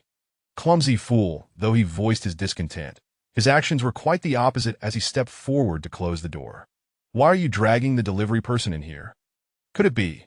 Other players expressed their dissatisfaction with Lu Xiaoyao's current conduct, but Mingmei's presence sparked a flicker of suspicion among them. "Are you also a player?" Zhenpu inquired uncertainly from the side. Mingmei shot him a sideways glance, ultimately shaking her head and feigning ignorance. "Player, are you all here to play a game?" Upon hearing Mingmei's words, the gathered individuals exchanged perplexed glances, seemingly confirming something among themselves. Though this did not include Lu Xiaoyao, who eagerly grasped Mingmei's hands and excitedly asked, "What new items does your family have? I can buy them to eat." This declaration from Lu Xiaoyao was nothing short of extraordinary. Mingmei promptly opened the thermal box slung over her shoulder and showcased 2 types of boxed meals to Lu Xiaoyao. Mapo tofu box meal. Cancels out 1 instance of self-harm caused by the evil spirit possession. Multiple portions can be purchased at once. 1 credit point portion. Tomato sardine box meal. Activates the yin-yang eye controllable. Duration totals 3 hours. 1 credit point portion. Wow! Lu Xiaoyao's eyes widened in disbelief as she gazed up at Mingmei, then down at the boxed meals before her. However, the prices seemed rather exorbitant. Unable to resist glancing at the wall clock, Lu Xiaoyao noted it was 6 in the evening. With deep autumn settling in, the outside world was already cloaked in twilight, Without hesitation, Lu Xiaoyao turned back to the boxed meals and raised 3 fingers toward Mingmei, declaring, "I'll take 3 portions of the mapo tofu box meal." Mingmei. 3 portions of mapo tofu. The crowd. Goodness, is the scoring system really this generous? Don't you want to try the tomato sardine box meal? Mingmei thought it quite a lavish decision for Lu Xiaoyao to splurge on 3 credit points. Yet in this supernatural narrative, shouldn't she consider the sardine box meal? The yin-yang, I could reveal certain things. No. Lu Xiaoyao hurriedly shook her head, brimming with refusal. What a joke. Why would she want to see those bizarre and unattractive things? She had no curiosity and did not wish to witness them. As long as she could survive until the end, that would be victory enough. After confirming that Lu Xiaoyao had no further requests, Mingmei finally handed the mapo tofu box meal to her. However, upon opening the thermal box and seeing the multitude of boxed meals, Mingmei suddenly understood why she had felt the box was so heavy today. Well, it was manageable after carrying it for a while. After passing the box meal to Lu Xiaoyao, Mingmei turned to the other players casting curious glances and inquired, "Would any of you like to try the new items?" "I would." Among the crowd, a familiar face emerged before Mingmei's eyes. It was Wang Wenfei from the previous round. Mingmei recalled how Wang Wenfei had promptly agreed after her inquiry last time, despite a hint of vigilance on her face just a moment before agreeing.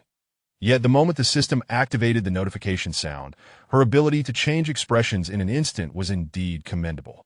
So, why did Wang Wenfei's behavior now seem somewhat off? I'll take 2 portions of the mapo tofu box meal. Her choice mirrored Lu Xiaoyao's, except she ordered 1 box less.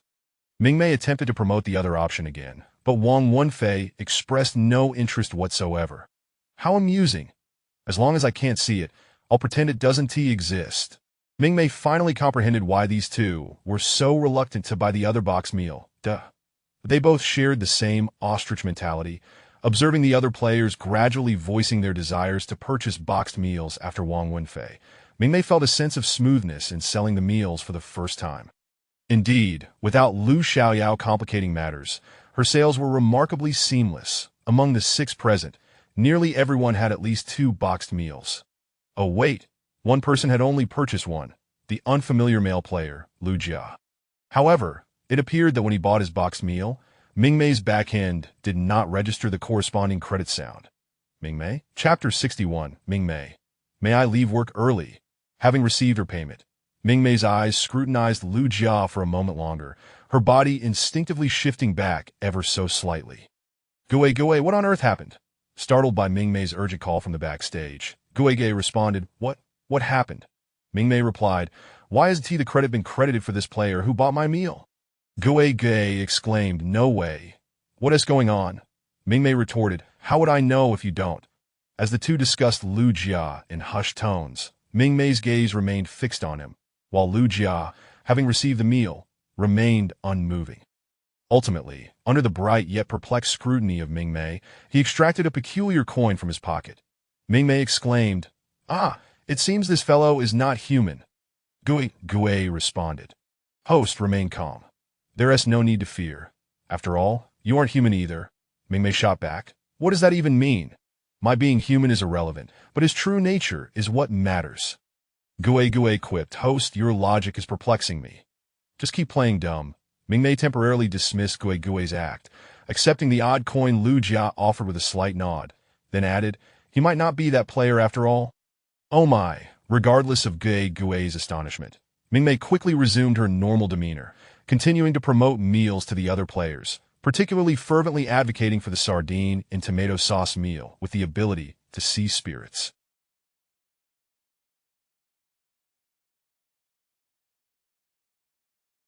While it was unclear to Mingmei whether one could perceive malevolent spirits with this ability, she reasoned there must be something visible. Yet, despite her enthusiastic promotion, only Yuan Hao, playing the role of a priest, and Officer Zhenpa opted to purchase the sardine meal. Aside from the possibly non-human Lu Jia, Mingmei found herself equally intrigued by Zhenhu, who, as a twin, held a different identity. Zhenhu's bald head, prayer beads, and his attire reminiscent of a Southeast Asian monk were strikingly difficult to articulate. Mingmei was uncertain how to feel upon seeing him. His shoulders were partially exposed, displaying muscular arms, and his expression was anything but amiable, prompting Mingmei to avert her gaze after a mere 2 seconds. To say she was slightly intimidated would be an understatement, that Mingmei's impression of monks or Buddhist practitioners leaned towards the elegant and benevolent, forever exuding a sense of compassion.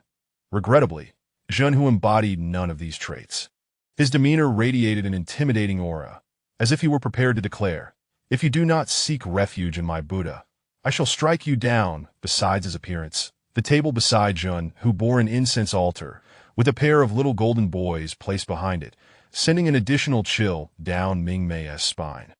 Her gaze oscillated between Lu Jia and Zhenhu, contemplating which was more fearsome, the former or the latter, who maintained a shrine to the little golden boys that in her musings, she couldn't help but marvel at the eclectic collection of characters residing in this apartment building. Taoists, priests, Southeast Asian monks, mediums. It felt as though every conceivable exorcist from both East and West had gathered here. Not to mention a police officer was present as well. Was this an intention to blend the metaphysical with the scientific, employing righteous authority to combat supernatural forces? Reflecting on the peculiar assortment of players, Mingmei decided she would not linger much longer. Having nearly sold out of meals, it was time for her to clock out. As she began to pack her belongings, a sudden bang echoed from the wall-mounted clock. It was 7 o'clock. Mingmei turned to gaze out the window, the night enveloping the scene in an inky darkness. Save for the faint reflections of blurred faces in the glass, she could see nothing else, particularly outside. An unsettling feeling crept over her. I swear, when did that spoon start moving? Lu Xiaoyao suddenly exclaimed, startled by the unexpected changes in her equipment.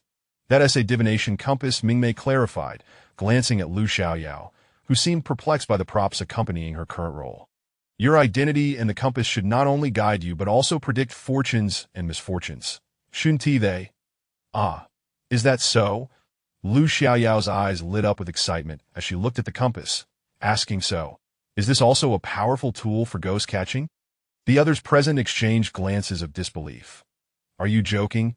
You don't even know who you're asking?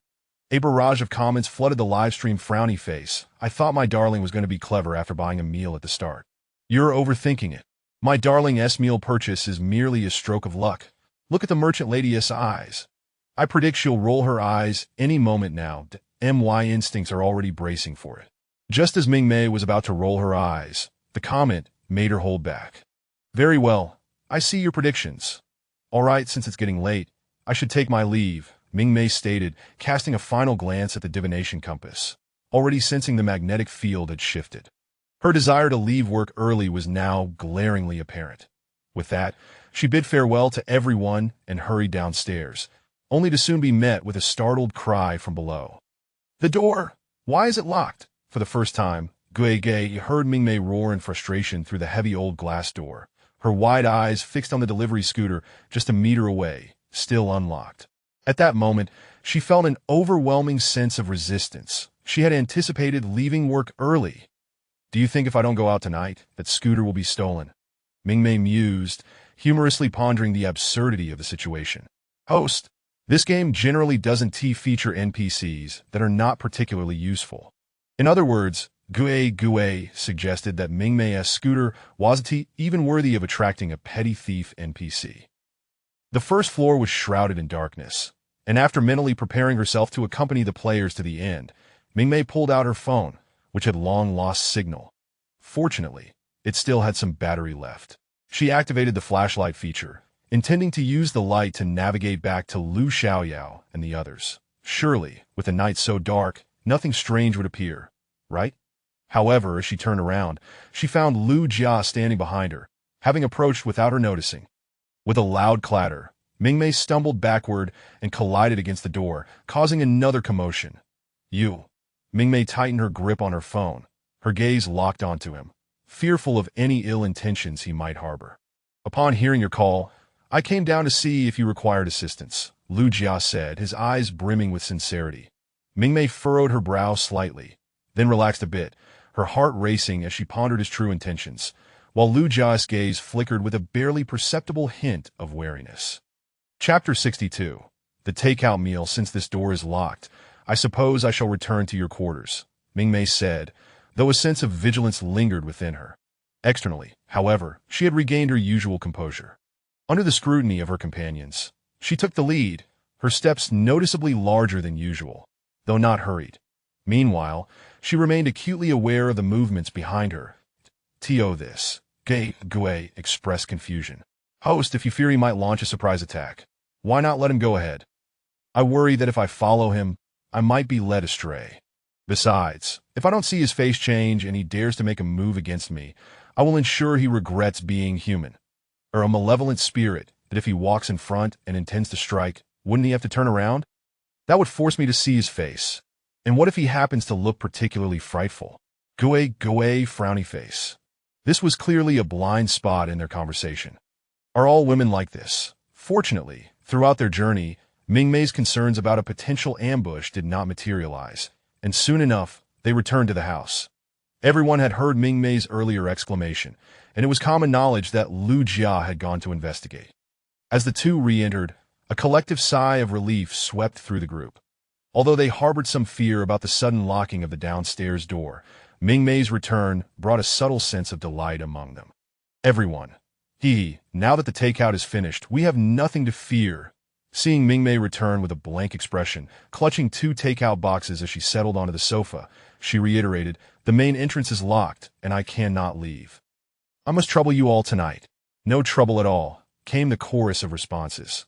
The presence of a mysterious merchant following them was more a source of excitement than concern. After uttering this, they noted Mingmei's silence as she quietly sat there, prompting the others to exchange glances before each busied themselves, the priority being to consume the purchased takeout. Mingmei sat upright on the sofa, her demeanor undeniably pleasing to behold. Though clad in a delivery uniform, her inherent grace and beauty shone through, causing Lu Xiaoyao, an admirer of aesthetics, to indulge in 2 boxes of takeout while fixating on Mingmei's visage. This left Mingmei feeling quite famished. Thus, she silently retrieved a box of mapo tofu, prompting Gei to remain silent. After all, voicing anything was futile. As long as their host was content, that sufficed. Trick the ghost into eating tofu. Upon seeing the mapo tofu, Mingmei instinctively recalled the phrase, contemplating why this dish could withstand the self-destructive damage of a malevolent spirit's possession. As she pondered, she took a bite of the fresh and spicy mapo tofu. The intense flavor and heat provided a robust stimulation to her palate, causing her mouth to salivate in anticipation of each delectable bite. That a morsel of tofu paired with a spoonful of rice created a culinary delight that was simply irresistible. Given the bold flavor of the mapo tofu, the accompanying side dishes were refreshingly mild, and regardless of whether the takeout had any special significance, Mingmei felt thoroughly satisfied with this meal. My daughter eats so deliciously. The merchant lady is also delightful. I must have mapo tofu for lunch today. Alas, I can only survive on nutritional liquids due to my busy work schedule. Hey, if you're too busy to eat, how come you have time to watch live streams? Today's atmosphere is so harmonious. Eating takeout together, I feel this new story shouldn't be scary. Wake up. This new story is titled Midnight Apartment, and the title alone suggests it cannot be devoid of fear. What about that earlier incident with the compass and the locked door downstairs? Have you all forgotten?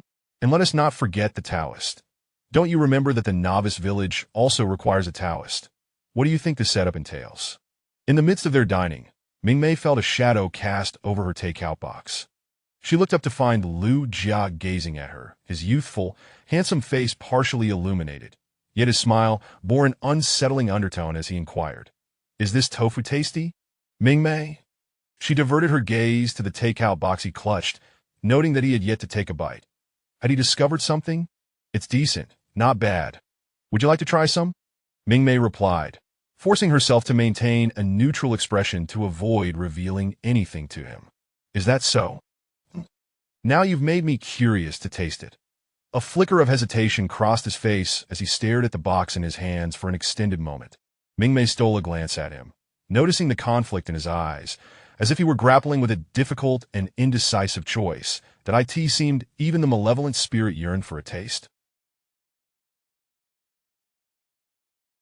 Just as Mingmei anticipated that he might say something further, a loud crash suddenly drew everyone's attention once more, It was Yuan Fong. When Mingmei looked his way, she saw him crouch down, retrieving a fallen takeout box, apparently having accidentally dropped his empty container. "Wow, you scared me.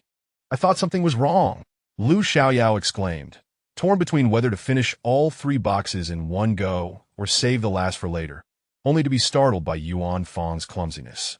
"No, I'm sorry. My hand slipped. It slipped, huh?" Yuan Fong offered an awkward smile to the group, his peripheral vision darting toward Mingmei and Lu Jia, seemingly startled by something he had glimpsed. Mingmei noticed this and, after finishing her meal, moved closer to stand among the others. She needed to demonstrate that even as an NPC, she was part of the player team. However, to her surprise, upon seeing her join the group, Lu Jia followed suit. His action sent a wave of resistance coursing through Mingmei's every cell. "Having eaten our fill, it is time to proceed with our next endeavor." As the others finished their meals, Jin Pe, playing the role of the officer, initiated the cue for the next phase. "Today, our gathering is in response to Ms. Morisha's invitation to conduct an exorcism in this building, which has been plagued by numerous mysterious cases troubling the local police department. Hence, our precinct has prepared a wealth of previously undisclosed top-secret files concerning incidents that have occurred here." Upon completing her statement, Junpe placed a briefcase on the rectangular dining table, where the remnants of their takeout had been cleared away. However, as Junpe spoke, Mingmei quietly began to voice her concerns to Guege.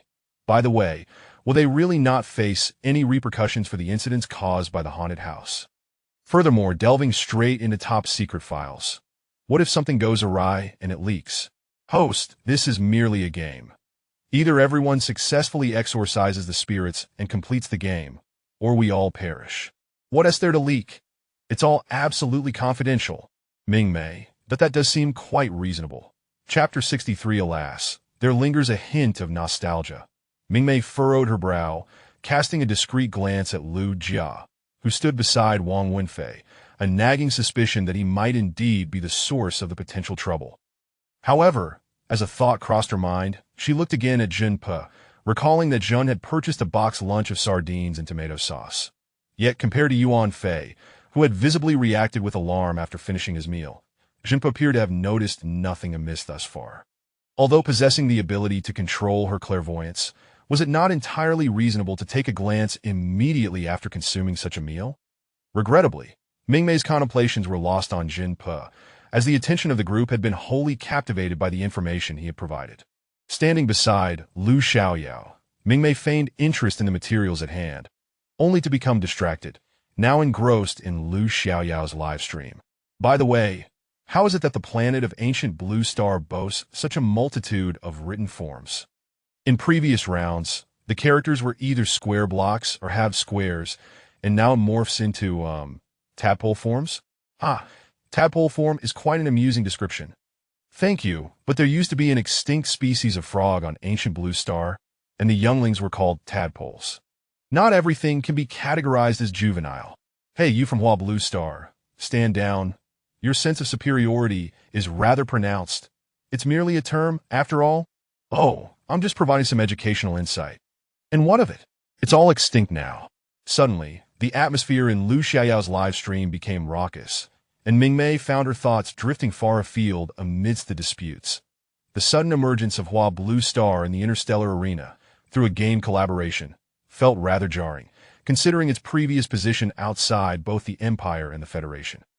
Historically viewed as humble, united, and resilient, the descendants of ancient Blue Star were now the denizens of Hua Blue Star, having been exiled to what was once a desolate planet.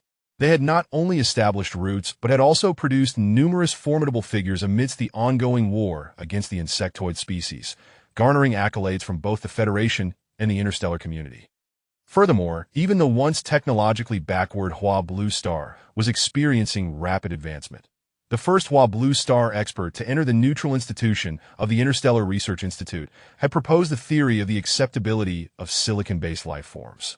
Hua Blue Star had also spearheaded discussions on immortality, which had garnered widespread attention amidst the plummeting birth rates across the galaxy. Such developments irked those of nefarious disposition, leading to various forms of instigation. Mingmei soon noticed that several accounts attempting to stir discord in Lu Xiaoyao's livestream had already been banned. My goodness, is this the power of domestic violence? She heard Lu Xiaoyao exclaim softly, prompting Mingmei to lower her gaze to the files before her, which included newspaper clippings from related incidents and photographs from the scene. The background narrative of the game began to enrich itself. The tragic events surrounding the mysterious deaths in this building began with a woman named Martha, who had succumbed to domestic abuse. The second victim was her husband, Gnarl Creighton. Subsequently, neighbors residing on the same floor as the Creightons began to meet untimely ends, leading to the conclusion that to escape death, one would have to vacate the premises. To Mingmei's astonishment, the malevolent spirits indeed ceased their attacks upon those who moved away. Once the residents of the same floor either perished or fled, the incidents of violent deaths began to proliferate throughout the entire building. Over time, all tenants had either left in haste or met their demise within its walls. Oh my! The gathered crowd gazed upon the graphic materials and the photographs of the deceased, their expressions somber as they realized the implications for their subsequent exorcism methods. No one bothered to pixelate the images, and they were all repulsed by the gruesome visuals. Having just consumed their meals, many felt a wave of nausea wash over them. Each photograph depicted victims who appeared to have endured unimaginable suffering, having succumbed to inhumane cruelty. Junpa corroborated this, noting that the autopsy reports indicated all victims had previously endured binding, whipping, and scalding, along with details that were beyond the comprehension of even a young man yet to experience the world. Mingmei found the information quite jarring. The reality of the situation was not lost on others either, as Zhen, who had already covered the eyes and ears of the 2-inch little golden boys in his arms, quietly muttering, "Children should not witness or hear such impropriety." Mingmei, so, you are a South Seas monk of this sort? It seems that the malevolent spirit responsible for the wrongdoing is primarily Gnarl. Lu Xiaoyao mused, stroking her chin, feigning seriousness. The victims all experienced abuse. Looking back at these domestic violence cases, it's undoubtedly him. While her tone was somewhat exaggerated, Mingmei noticed that the others seemed to concur with her assessment. Yet, she couldn't shake the feeling that something was amiss. However, the first victim was Mrs. Martha, and the second was her husband. His death must have been caused by her actions, that if he also suffered abuse leading to his demise, it stands to reason that there may have been a mutual hand in these events. Wang Wenfei quietly offered an alternative perspective. Yet Lu Xiaoyao appeared to have anticipated this counterargument, asserting, not necessarily. If she died, she would undoubtedly harbor resentment towards her husband and sought to end him. Once he was gone, they both became malevolent spirits, and he might be even more vicious than she was, given the torment she endured while alive. If she had the audacity to retaliate and kill her husband, that was likely the fiercest act she could muster. Even if both became malevolent spirits, her husband would likely possess greater strength. My daughter's analysis does seem rather sound.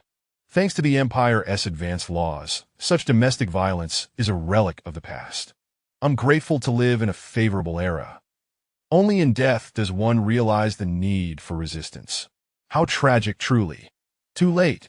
It's outrageous. The affairs of a couple should not drag so many innocent lives into the fray. Hurry and exorcise the spirits. Domestic violence is not merely a couple's affair.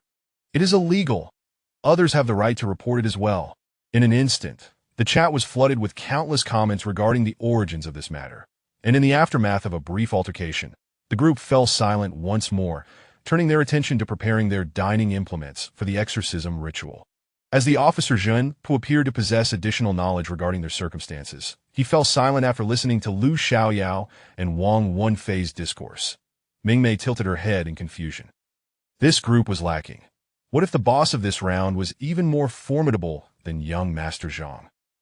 Suddenly, the image of a man with long, silken hair reappeared in Mingmei's mind. If Mu Chun were among the players, perhaps this round would progress more swiftly. Despite having suffered embarrassment from her uncle regarding Mu Chun's background, she found herself unable to suppress thoughts of him now. Sai Mingmei rested her chin on her hand at the table, momentarily at a loss for words. Chapter 64. The change of venue at this moment. Yuan Fong, clutching a cross and a vial of holy water, appeared at a loss for words. Why? Why were there still players portraying undead characters? Indeed, Mu Chen remained within the game, albeit in the form of an invisible ghost. Was he not concerned that no one would discover him throughout this endeavor? Yuan Fong gazed at the strikingly handsome man, dressed almost identically to himself, who was currently seated beside the merchant lady, mimicking her pose as he rested his chin on his hand, his gaze filled with a tender, one-sided affection. Goodness, could it be that Yuan Fong had unwittingly stepped into a romantic tale akin to Ghost?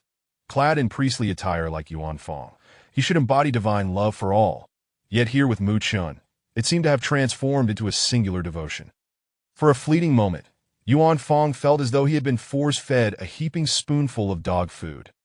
"Hey, what are you daydreaming about?" Lu Xiaoyao, who was rummaging through her belongings, nearly stumbled over Yuan Fong, who stood frozen in place. Casting an irritated glance at him, she noticed his gaze fixed on the radiant scene before them, prompting her to follow his line of sight. However, she discerned nothing unusual. Redirecting her attention, she then focused on Wang Wenfei and Lu Jia, who were clad in the most basic, everyday attire among them, and her interest was swiftly captured. "Is this your equipment?"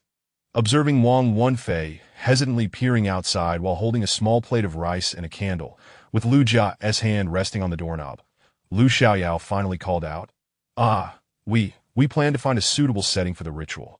Startled back to reality by Lu Xiaoyao's voice, Wang Wenfei blinked, tightly furrowing her brow as she shot a pointed look at Lu Jia. Although her response to Lu Xiaoyao was truthful, she couldn't shake the feeling that something had been amiss moments before. "Where are you headed?" The others turned their attention to Wang Wenfei.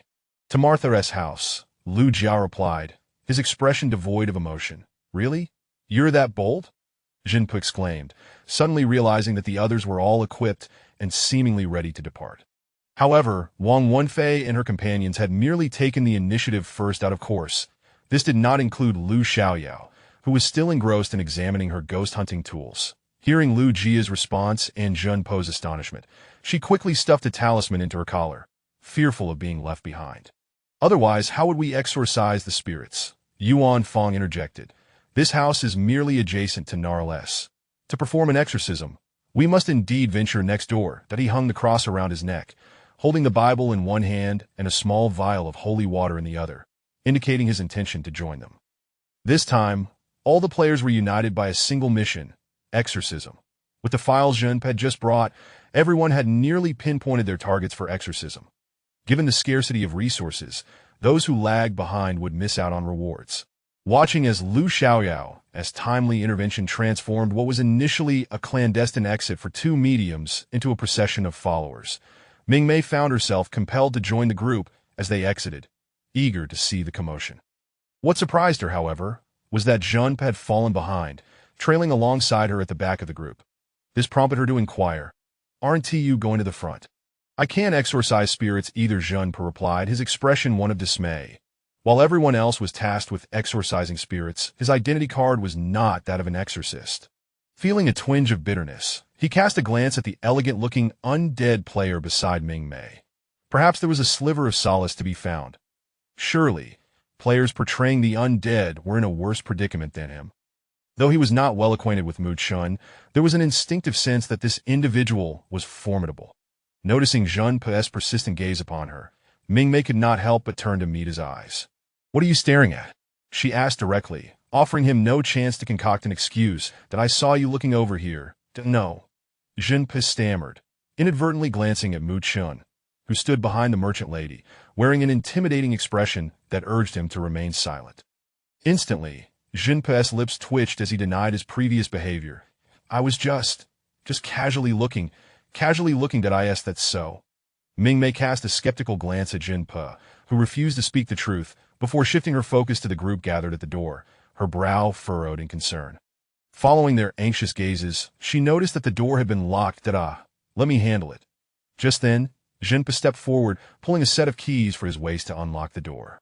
The group expressed their confusion at the plethora of keys he possessed. "I forgot, this building belongs to my mother." "No, to my character's mother," Junpe recalled, finally remembering this detail about his character's backstory. The crowd pondered. Is this the legendary second-generation property owner? Even Junpe couldn't help but marvel as he opened the door, exclaiming, Ah, how wonderful it would be to own a building in real life. With that, the door creaked open, revealing Gnarl's home.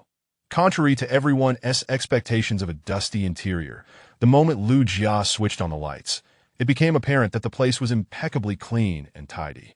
Had this once been a haunted house uninhabited for ages, such anomalies surely hinted at something sinister. The group instinctively heightened their vigilance, entering the house one after another. Once Mingmei stepped inside, the sudden sound of the door locking behind them sent a chill of sweat down everyone's spine. Ah! Lu Xiaoyao shrieked, raising her hand to jingle the bell she held, causing the others to wince at the deafening noise, momentarily forgetting their fright in favor of annoyance. Enough, enough! Yuan Fong firmly grasped Lu Xiaoyao's arm, stifling the jarring sound of the bell. This noise has certainly banished any lingering drowsiness. I was so tense, anticipating the worst, only to find Lu Xiaoyao, the master of atmosphere destruction. My fear of this story has plummeted to an all-time low.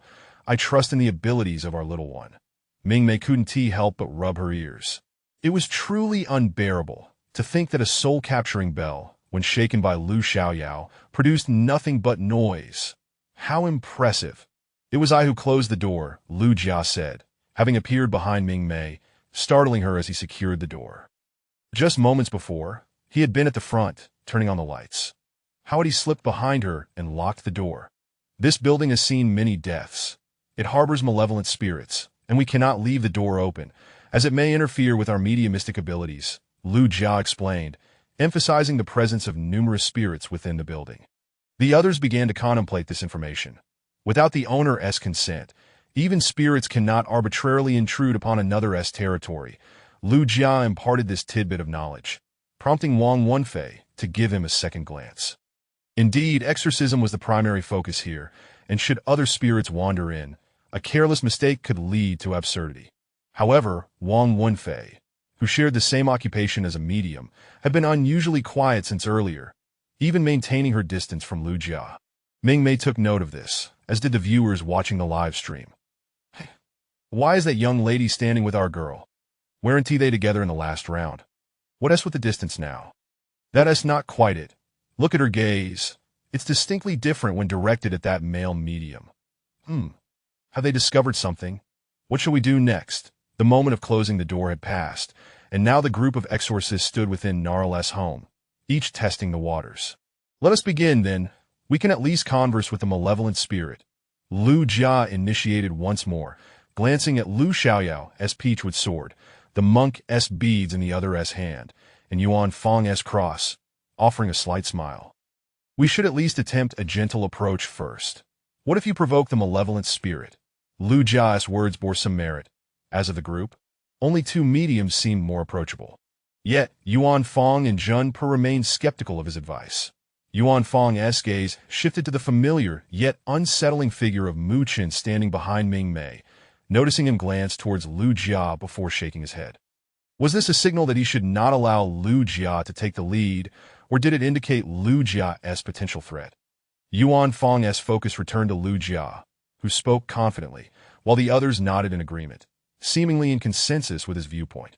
Zhen Pe, being a non-exorcist, felt his input would be futile. Thus, he shot Yuan Fong a knowing look, urging him to take the lead. Brother, it's your turn. Yet Yuan Fong hesitated. If he spoke up, would he be the first to act? He had no desire to be the target of the malevolent spirit's ire. Lu Jia, smiling at the group, noticed their silence and extended his hand towards Wang Wenfei, stating, "Then let us commence with the two of us." Chapter 65. Anomaly. Luo Jia's invitation to Wang Wenfei to engage in spirit communication was met with refusal. Wang Wenfei declined, citing the differences in their respective mediums and methods as her rationale. After her refusal, Luo Jia glanced at the other curious onlookers gathered around them and remarked, "Now that you mention it, I recall." His gaze swept over the crowd, and he sighed. "There are far too many people here. It's rather inconvenient for me to be observed." "What do you mean by that?" Wang Wenfei pressed her lips together, feeling an unsettling aura swirling around her since her arrival, possibly due to her status as a medium.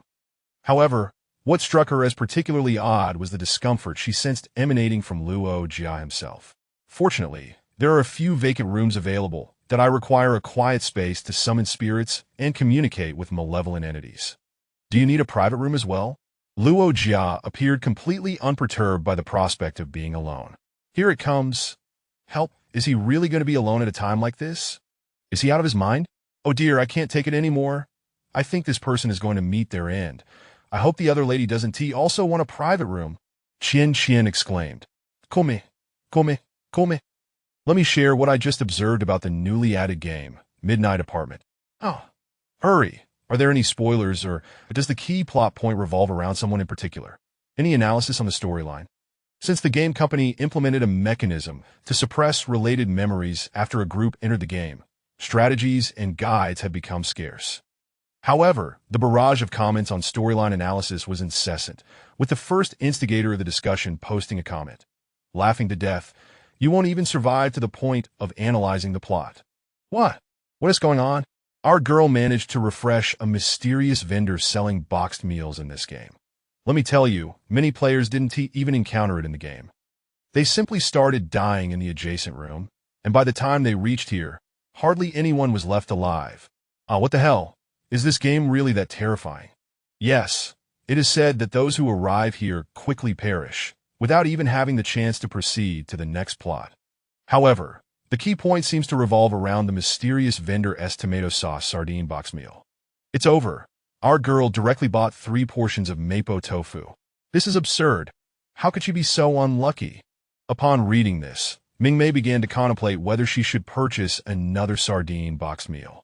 The comments suggested that opening one's eyes might yield surprises. I'll pass. Wang Wenfei declined the offer for a private room and unexpectedly moved to a position that took everyone by surprise. Would you mind assisting me? Mingmei had not anticipated that Wang Wenfei would approach her, especially since, as a mysterious vendor, what could she possibly offer? Contemplating this, Mingmei responded, no discounts. The purchase interval is 6 hours. Understood. Wang Wenfei smiled, realizing Mingmei's misunderstanding, and clarified. My spirit communication requires the presence of another person to bolster my psychic energy, continuously asking me, a question regarding the malevolent spirit and repeating it. For reasons unknown, when Mingmei met Wang Wenfei's gaze, she felt an inexplicable sense of trust emanating from her. How could she not realize that besides selling boxed meals, she was also quite trustworthy, especially with others present? I can help you ask questions to Lu Xiaoyao. Always drawn to lively situations, approached Wang Wenfei with a smile and added, I can assist you. Although Lu Xiaoyao was enthusiastic and her eyes radiated sincerity, Wang Wenfei's intuition led her to believe that relying on the vendor was a more prudent choice. Thus, under Lu Xiaoyao's hopeful gaze, Wang Wenfei gradually shifted her focus back to Mingmei. Lu Xiaoyao? Am I being looked down upon? What precisely should I inquire about? Mingmei sighed, realizing that Wang Wenfei was resolutely seeking her assistance. After all, they were all players. Wu Ti openly seeking an NPCs helped make others think she was overly suspicious. Seeing Wang Wenfei's actions made the others somewhat uncomfortable, as if they were being guarded against. It generated an unsettling feeling, as if they had done nothing wrong, but were still being treated with suspicion. This discomfort extended to Mingmei, who was now under scrutiny. The crowd thought. I am just curious to see how capable this NPC truly is. Mingmei. Please ask how they can leave this place. If they refuse, inquire why. Wang Wenfei meticulously wrote down her questions and solemnly handed the list to Mingmei. Then, I shall enter the room. Luo Jia disregarded Wang Wenfei and proceeded into a nearby room adjacent to the living area. We shall remain here, Wang Wenfei declared, selecting a spot in the living room. She requested Junpei to turn off the lights, plunging the room into darkness, save for a dim yellow wall lamp illuminating the dining area. The atmosphere grew quiet as everyone settled down, each maintaining their tools and vigilance. Only Wang Wenfei remained calm, methodically lighting 2 small candles on the coffee table. She knelt before the table and invited Mingmei to sit opposite her. Next, she retrieved a thick stack of paper. While holding her pen, Wang Wenfei lowered her head and began to mutter incomprehensible phrases that the onlookers could not grasp. Just as Mingmei and the others watched in confusion as Wang Wenfei scribbled aimlessly on the paper, suddenly, a change occurred. Wang Wenfei's entire body trembled violently, sending a shiver through the cautious observers. Then, they noticed her grip on the pen shift dramatically. With a resounding thud, the pen tip punctured the paper, and at that moment, Wang Wenfei ceased her movements, her head bowing even lower. "NAR?" Mingmei attempted to call out to the spirit residing in the room, and soon, Wang Wenfei's hand began to move once more. The word "Hai" appeared on the paper. Observing this, Mingmei thought, "She doesn't seem to be a malevolent entity at all." She then inquired, "Can you leave this place?" As anticipated, everyone witnessed the entity write another negative response. "No." "Then, what must you do to leave?" Strangely, as Mingmei posed this question, it seemed to trigger an unseen taboo, causing Wang Wenfei's hand to suddenly halt once again. At that moment, the candles on the table inexplicably transformed from yellow to a ghostly green hue. Mingmei felt a chill creeping up her spine as she watched Wang Wenfei's body begin to convulse uncontrollably once more. After a brief pause, her hand began to frantically scrawl on the paper again. Page after page, she wrote in a frenzy, accompanied by a high-pitched laughter echoing from the room where Luo Jiao was. The laughter was sharp and piercing, laced with breathless gasps, growing increasingly disconcerting. "What?" Lu Xiaoyao was petrified by the unfolding scene, hastily tossing talismans from her arms as though they were free of charge. Mingmei clearly saw some of those talismans turn to ash upon being discarded. Then, a sudden gust of chilling wind swept through the already sealed living room, causing everyone to squint against the onslaught. Strangely, despite the fierce wind, the ghostly green candles remained steadfast, and the papers Wang Wenfei had written on were swept up into the air, fluttering throughout the room like fallen leaves. Zhen, who had positioned the little golden boy on the floor, sitting cross-legged while chanting scriptures. Yuan Fong recited from the Bible, and the only person in attendance not engaged in exorcism, Jin Pe, found himself beside Mingmei. "Mingmei, wait, do you all have a misunderstanding about my abilities? Why is it that whenever there is trouble, you all turn to me?" Zhen Pe was indifferent to Mingmei's astonishment. In his current state, with his third eye open, he had no desire to cast another glance around the room, fearing that if he did, he might leave the game only to be plagued by nightmares. Mingmei was the only one present, a formidable ally, and he was determined that as long as he stayed close to her, he would survive this game, regardless of whether he succeeded in the exorcism. Chapter 66. An uncomfortable scene with a sharp crack. The pen in Wang Wenfei's hand was flung away as she completed her final stroke, shattering against the wall upon impact. The sound, though not loud, resonated sharply in the ears of those present. In the next moment, the wind ceased. The previously vibrant green flames of the candles reverted to a warm orange hue. Yuan Fei was the first to react, swiftly turning on the lights in the living room, revealing a disheveled Wang Wenfei, drenched in cold sweat, as if she had just emerged from a watery abyss. Her eyes were wide with terror, and she sat on the floor, clutching her collar, gasping for breath as if the air had been stolen from her lungs. "Are you all right?" Concerned inquiries flooded in from all sides upon witnessing her distress. Why was there such a tumult? However, even Wang Wenfei herself was oblivious to the answer. As she gradually regained her composure and alleviated her discomfort, she retrieved a second takeout meal from her bag amidst the concerned gazes of the others. Just moments before, she had felt an overwhelming rush of icy cold surge through her body, as if she had plunged into freezing waters that end that moment of suffocation. She sensed the piercing chill coursing through her limbs and neck, as if they were caught in a merciless grip, ready to be torn apart.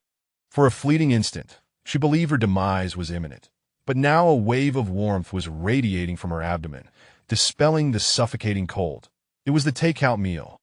For reasons unknown, at that moment, all she could think of was the meal. It had saved her. Once it was confirmed that Wang Wenfei was unharmed, everyone observed her consuming the second meal, which was none other than mapo tofu. What is happening here? One moment I thought everyone was gone, and the next, everything is back to normal? No way, no way, what on earth is this? Did I just close my eyes and miss everything? One moment trembling with fear, the next I'm perfectly fine. Wait a minute, look at that medium sister over there, devouring takeout. Didn't she already have one? Could it be that there wasn't a problem earlier, but she managed to evade it because of the takeout? That is a possibility. A chorus of realization swept through the group as they recognized Wang Wenfei's peculiar state, prompting Jun who to be the first to approach her, inquiring if the meal had played a role. In response, Wang Wenfei, unable to articulate her thoughts, simply nodded vigorously while chewing. Meanwhile, Mingmei was examining the scattered papers that Wang Wenfei had written on during her earlier loss of control. To her surprise, nearly all the papers bore the same frantic plea. "I'm sorry, please save me." The handwriting was chaotic and hasty. However, one particular note caught her attention, bearing an uncanny resemblance to the initial "Hi" Wang Wenfei had written. Yet this one read, "I am innocent." This was undeniably intriguing. Yuan Fei and Jun were attentively observing the actions of the eminent Mu Chun, who was engrossed in examining the papers held by the businesswoman beside him. They leaned in for a closer look. "What is this?" Yuan Fei murmured, momentarily taken aback as he picked up a paper from the ground to compare it with the two notes in Mingmei's hand. He, too, noted the striking frequency of the phrase, "I'm sorry, please save me." However, the other note in Mingmei's possession was evidently distinct from the rest, that on the other side, Lu Xiaoyao crouched beside Wang Wenfei, curiously inquiring about the earlier events. Once Wang Wenfei had finished her meal and her emotions had settled, she began to explain, "Just now, I don't know what happened, but it felt as if many had come." "Many?" Lu Xiaoyao blinked in surprise, but quickly grasped her meaning, as did the others, who exclaimed, "Are you saying there really are many spirits here?" The two individuals present with the ability to see beyond the veil exchanged knowing glances. Indeed, it had felt as though a dense fog had enveloped them moments ago. Just how many vengeful spirits must have crowded into this space to create such an effect?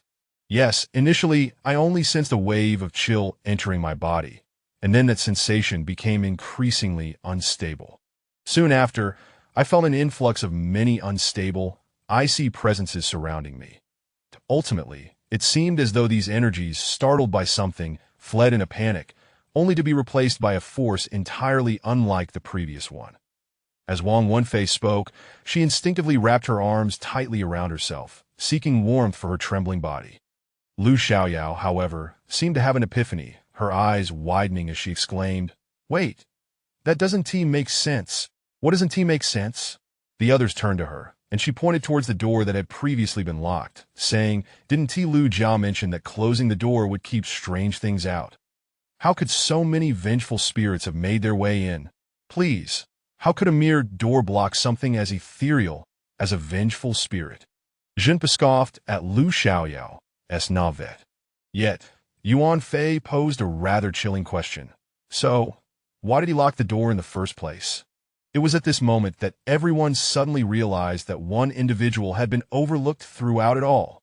"Oh no!"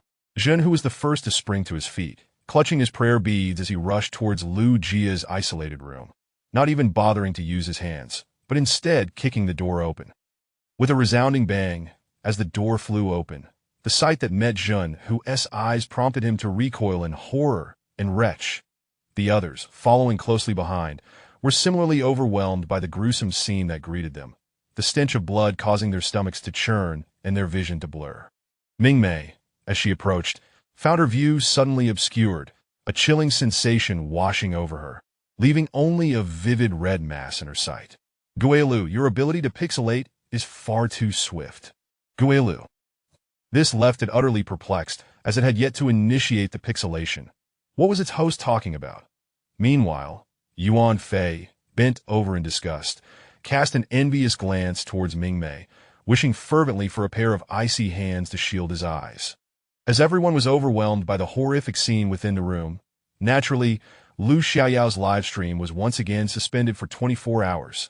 The viewer's frowny face. Chapter 67. You cannot do this, so is this not a valid reason for you to request that I enter and retrieve the corpse? Mingmei was taken aback that her distinctly unconventional demeanor amidst a group of players who were retching led them to implore her to extract Lu Jia's body. Mingmei thought to herself, "Do I appear to be a fool?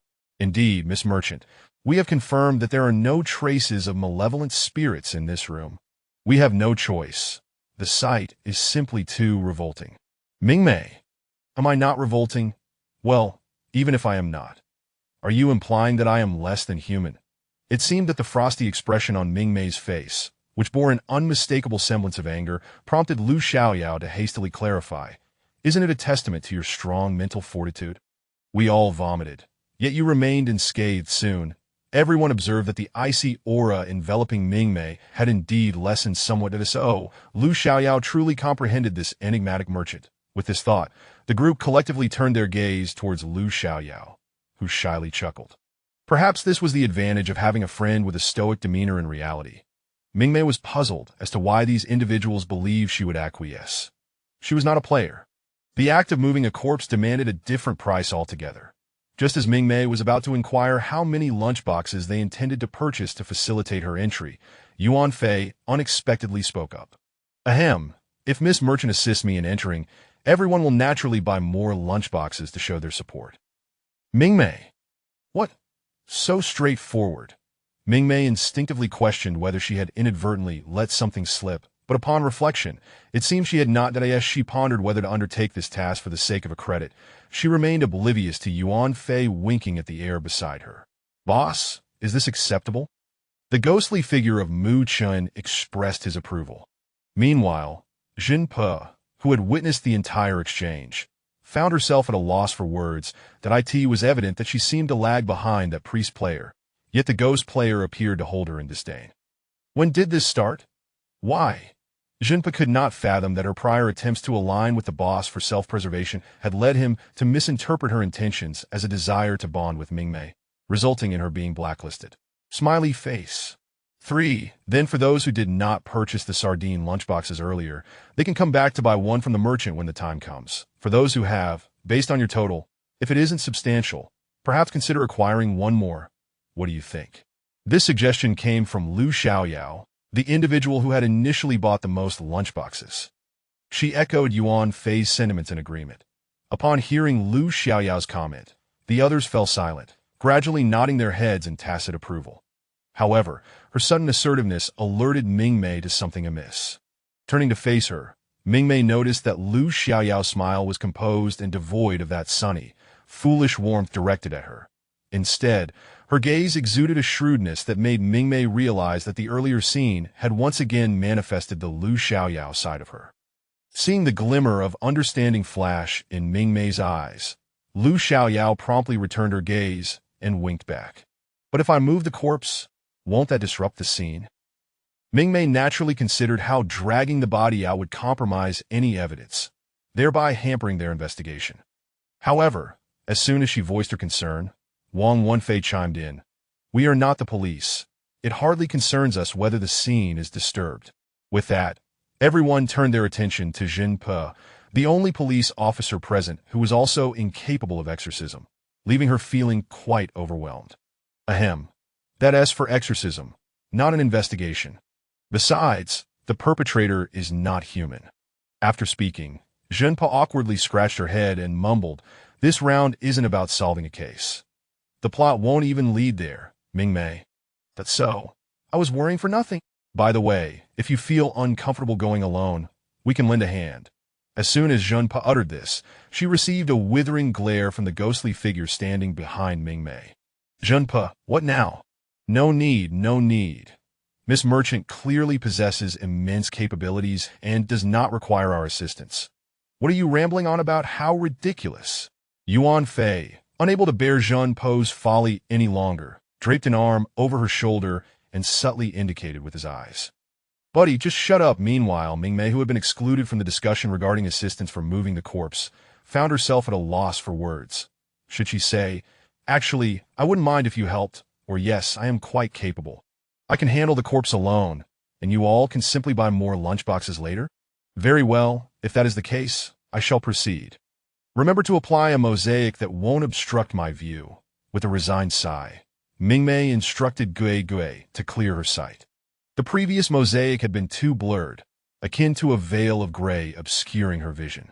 Understood. Gui Gui acted swiftly, and by the time Mingmei entered, the room appeared remarkably tidy.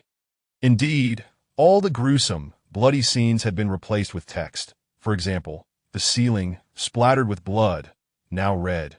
There are a few bloodstains above, floating across the pristine surface like a barrage of comets. The walls and floor were treated similarly, and soon enough, Mingmei concluded that the room was indeed quite gruesome. Approaching the bedside, Mingmei fell silent. Gui, please refrain from using text to obscure the corpse. It's rather awkward to see the word corpse lying on a quaint floral patterned bed. Mingmei could not fathom the absurdity of the word corpse rendered in bold font upon a pastoral double bed. All right. Gui glanced at the contorted body with difficulty before opting for a different mosaic, a twisted stick figure. Mingmei, this way, it at least resembles a head and limbs. Very well, Chapter 68. Mu Chun, for the sake of affection. Anything goes, though it appeared to be merely a stick figure. Mingmei still felt the weight when she grasped it, accompanied by the sticky sensation of blood dripping onto her hands and the jarring feeling of shattered flesh that seemed to cling to bone. All of this gradually conveyed to Mingmei that this corpse had endured a modicum of suffering before its demise. Which corpse is more tragic, this one or the tyranness from the stabbing emperor, Gui? At this moment, the only other corpse that Mingmei could think of that could rival this one was that of the tyrant from the stabbing emperor instance.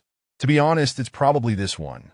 I didn't even give you a mosaic for that one. That was because I was observing and didn't need you to apply a mosaic, all right? Gui replied. In that case, this corpse is a clear victor. I advise you to be cautious. Young people should not indulge their curiosity too much. Just look at this stick figure and be done with it. Gui genuinely feared that Mingmei's curiosity might lead her to remove the mosaic, and should she be frightened, it would be a grave sin for this intelligent entity. Mingmei, why did the conversation take such a tense turn? Perhaps it was due to the recent death, for when Mingmei lifted the corpse, she surprisingly felt a hint of residual warmth, an intermediary between the warmth of life and the chill of death. Initially, it was slightly warm, but after a while, a subtle coolness began to seep in. Yet it was still a gentle coolness. Meanwhile, the onlookers outside, who had been closely observing Mingmei's actions, were already in utter admiration of her bravery. Wow! The mysterious merchant is truly formidable. Whether it was Mingmei's earlier movements, scrutinizing the room, or her unflinching gaze fixed upon the indistinguishable mass that could scarcely be deemed a corpse, they were left in awe by her calm demeanor when she lifted the corpse in a princess carry. Incredible! Of course, among the crowd, 2 insiders were particularly enjoying the spectacle. Jinpu and Yuan Fong, standing behind the others, wore expressions that screamed, "Look at how the crowd is in awe of me." Their expressions were nothing short of extraordinary. It was as if they were holding back a secret of winning the lottery while suffering from constipation for half a month. They couldn't mention either winning the lottery or their plight, for they admired not only Mingmei but also the esteemed figure who had accompanied her. Was this remarkable individual truly willing to forego their dignity for the sake of beauty? Watching the ethereal Mu Chun seamlessly merge into Mingmei's embrace, Jinpu and Yuan Fong experienced a momentary mental freeze. The corpse was cradled, with Mu Chun merging into it. Didn't this imply that Mu Chun had just been princess carried by the merchant lady? Previously, they had praised Mingmei for her strength and courage in embracing the corpse. Now, having witnessed Mu Chun's actions, they were utterly astounded by his relentless pursuit of closeness to the merchant lady through such audacious maneuvers. A true talent. A role model for our generation. However, Mingmei remained blissfully unaware of all this. She was merely questioning her existence that in just a few short steps, while carrying a corpse that had lost a significant amount of blood, she found herself slightly unsteady. It wasn't due to a lack of strength. Rather, she had inadvertently made contact with a stick figure. Perhaps it was because she had taken a stride too wide, causing her body to sway, that the hand of the stick figure accidentally brushed against her palm, which was cradling its leg. Oh my! The sensation of that warm, blood-filled hand resting against her own was electrifying. Help! Her scalp tingled. The sight of a line, yet feeling the warm blood coursing through the bony fingers gripping her own was utterly terrifying. Gui. Ah! Why do I suddenly suspect this corpse might rise again? Gui. Host, please don't scare me. Who is scaring you? This corpse touched my hand. Gui, frowny face. Gui immediately conducted another inspection of the corpse in Mingmei's arms. Before her lay the nearly unrecognizable remains. Yet it was evident that the hand, barely intact, was gripping Mingmei's palm, that appeared somewhat accidental. Even if it wanted to rise, with this corpse's condition, it would likely shatter upon any movement. Mingmei, What kind of description is that? This corpse wouldn't even be able to support itself if it tried to rise. It would fall apart at the slightest touch. It must be an accident. Just as Gui finished speaking, Mingmei took a step out of the room, only to find the corpse, which was already quite lengthy, had its feet caught in the doorframe. With a loud thud, she watched as the lower half of the stick figure fell to the ground. Mingmei, the crowd. Mingmei felt that as long as she remained unafraid, the true fear belonged to others. Thus, she calmly placed the two segments of the stick figure on the kitchen table and turned to ask, "Do we need to stitch it back together?" In an instant, a chorus of head-shaking ensued. Stitch what? They merely needed to retrieve the contents. After bringing the corpse outside, Mingmei realized her own appearance was rather ghastly. Not only was she covered in blood, but she also unconsciously touched her face, further smearing herself. Perhaps noticing the gazes directed her way, she feigned a smile at everyone, the crowd. That this was profoundly unsettling. What do you plan to do next? Seeing the sudden silence from the crowd, Mingmei pondered whether these individuals harbored some deep-seated issues, while simultaneously questioning whether her workload had just increased. How had her simple box meal business turned into a role that required her to sell her labor and cue the game process as an NPC? Was there truly an NPC like her that could serve multiple purposes? Ahem. Well, since this player is a medium, and given that a death occurred during the spirit summoning, perhaps we should have another medium check for issues, while the rest of you can showcase your respective skills? The group, jolted back to reality by Mingmei's words, realized they had been rather idle. Thus, Wang Wenfei was once again called upon. Feeling the weight of their expectant gazes, he steeled himself for the task, as the sudden appearance of the deceased had caught them all off guard. They truly needed to investigate thoroughly. Did I like to go to the room where he summoned the spirits? Did I ask there anyone who will accompany me? Although the corpse had been removed, Wang Wenfei felt he lacked the courage to enter the room alone. Upon hearing his request, Jinhu, who was portraying a Nanyang monk, stepped forward, holding a small golden child in one hand and a string of prayer beads in the other, volunteering to join him. Although the others didn't explicitly offer to join, they advised the two not to shut the door behind them. This. Jinhu, keeping a backup plan, placed one of the golden children at the door, leaving it ajar so that everyone outside could see inside. The others began to examine the corpse before turning their attention to other areas of the room. After all, this was the residence of the couple who had perished first. Previously, Wang Wenfei had connected with the spirit of the abusive husband, but unfortunately, the spirit had fled midway, leaving the question of what would compel them to leave unanswered. Perhaps they could discover something useful here. Did I in the living room? Staring at the faded wedding photo on the wall, Yuan Fong could vaguely make out the couple's features. An attractive pairing. He couldn't help but sigh. Just by looking, who could have predicted that this man would end up being abusive? Gossip is human nature, and the others gathered around to glance at the photo of the couple. Wow! Upon seeing the photo, Lu Xiaoyao exclaimed in surprise. This man's features do not suggest he is a villain. Rather, he appears indecisive, overly gentle, yet lacking in assertiveness. You understand this? The individuals present were all different types of exorcists, each with their own unique skills. Hearing her mentioned face reading piqued Mingmei's interest, prompting her to give her another glance. You wouldn't be mistaken, would you? Jin Pe, being the police officer with the most knowledge about past events, held evidence that proved Nalu was no good person. Well, that's just knowledge inherent to my character. Who knows? Lu Xiaoyao shot a skeptical glance at Jin Pe before returning her gaze to the wedding photo of the Clayton couple, and then, as if questioning her own reality, murmured, I can't help but feel that this woman's features seem somewhat sinister. Chapter 69 appears to harbor some discrepancies. Oh, really? The two gentlemen present, upon hearing her remarks about Martha, curiously scrutinized the wedding photos for a considerable time. With her golden hair, azure eyes, and striking red lips, the charming beauty seemed anything but unkind.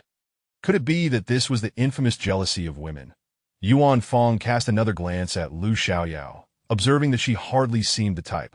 Noticing the skeptical expressions of the two gentlemen, Lu Xiaoyao rolled her eyes dramatically, unwilling to engage in further debate, merely stating, believe it or not, but perhaps my Eastern methods do not apply to these Westerners. Not necessarily. Yuan Fong, although instinctively doubting Lu Xiaoyao's claims, had a penchant for considering both sides of an argument. What if her assertion held some truth? Once doubt crept in, He turned his gaze toward Jinpe, who was still examining the photos, and inquired, "Are you certain that their family truly experienced domestic violence?" "Hey, what do you mean by that?" Jinpe furrowed his brow, suspecting Yuan Fong questioned the validity of his information. "Just what you think it means." Yuan Fong was unafraid to speak candidly. Earlier, the commotion caused by the spirits summoned by that medium. What was the outcome of that summoning? If the entity summoned was indeed this wife, considering her ferocity, don't you find it peculiar? But don't forget, Miss Wang Wenfei's situation was fine because she had her meal, while Lu Jia did not. Jinpe suddenly recalled something. Why hasn't Lu Jia eaten? Huh? Why hasn't he eaten? The Mapo tofu lunchbox ISN. Tea something that loses its value after being digested. Why is he avoiding food? Jinpe appeared to stumble upon a significant revelation, while Mingmei, who had been silently observing, exhaled a sigh of relief internally. So you're just now realizing this? ISNT that akin to courting death. Even Lu Xiaoyao, who voiced this concern, widened her eyes in astonishment, recognizing the gravity of the situation, let alone Yuan Fong. He wouldn't have been possessed from the very beginning, would he? Yuan Fong's speculation prompted Mingmei to silently applaud. Finally, someone has caught on.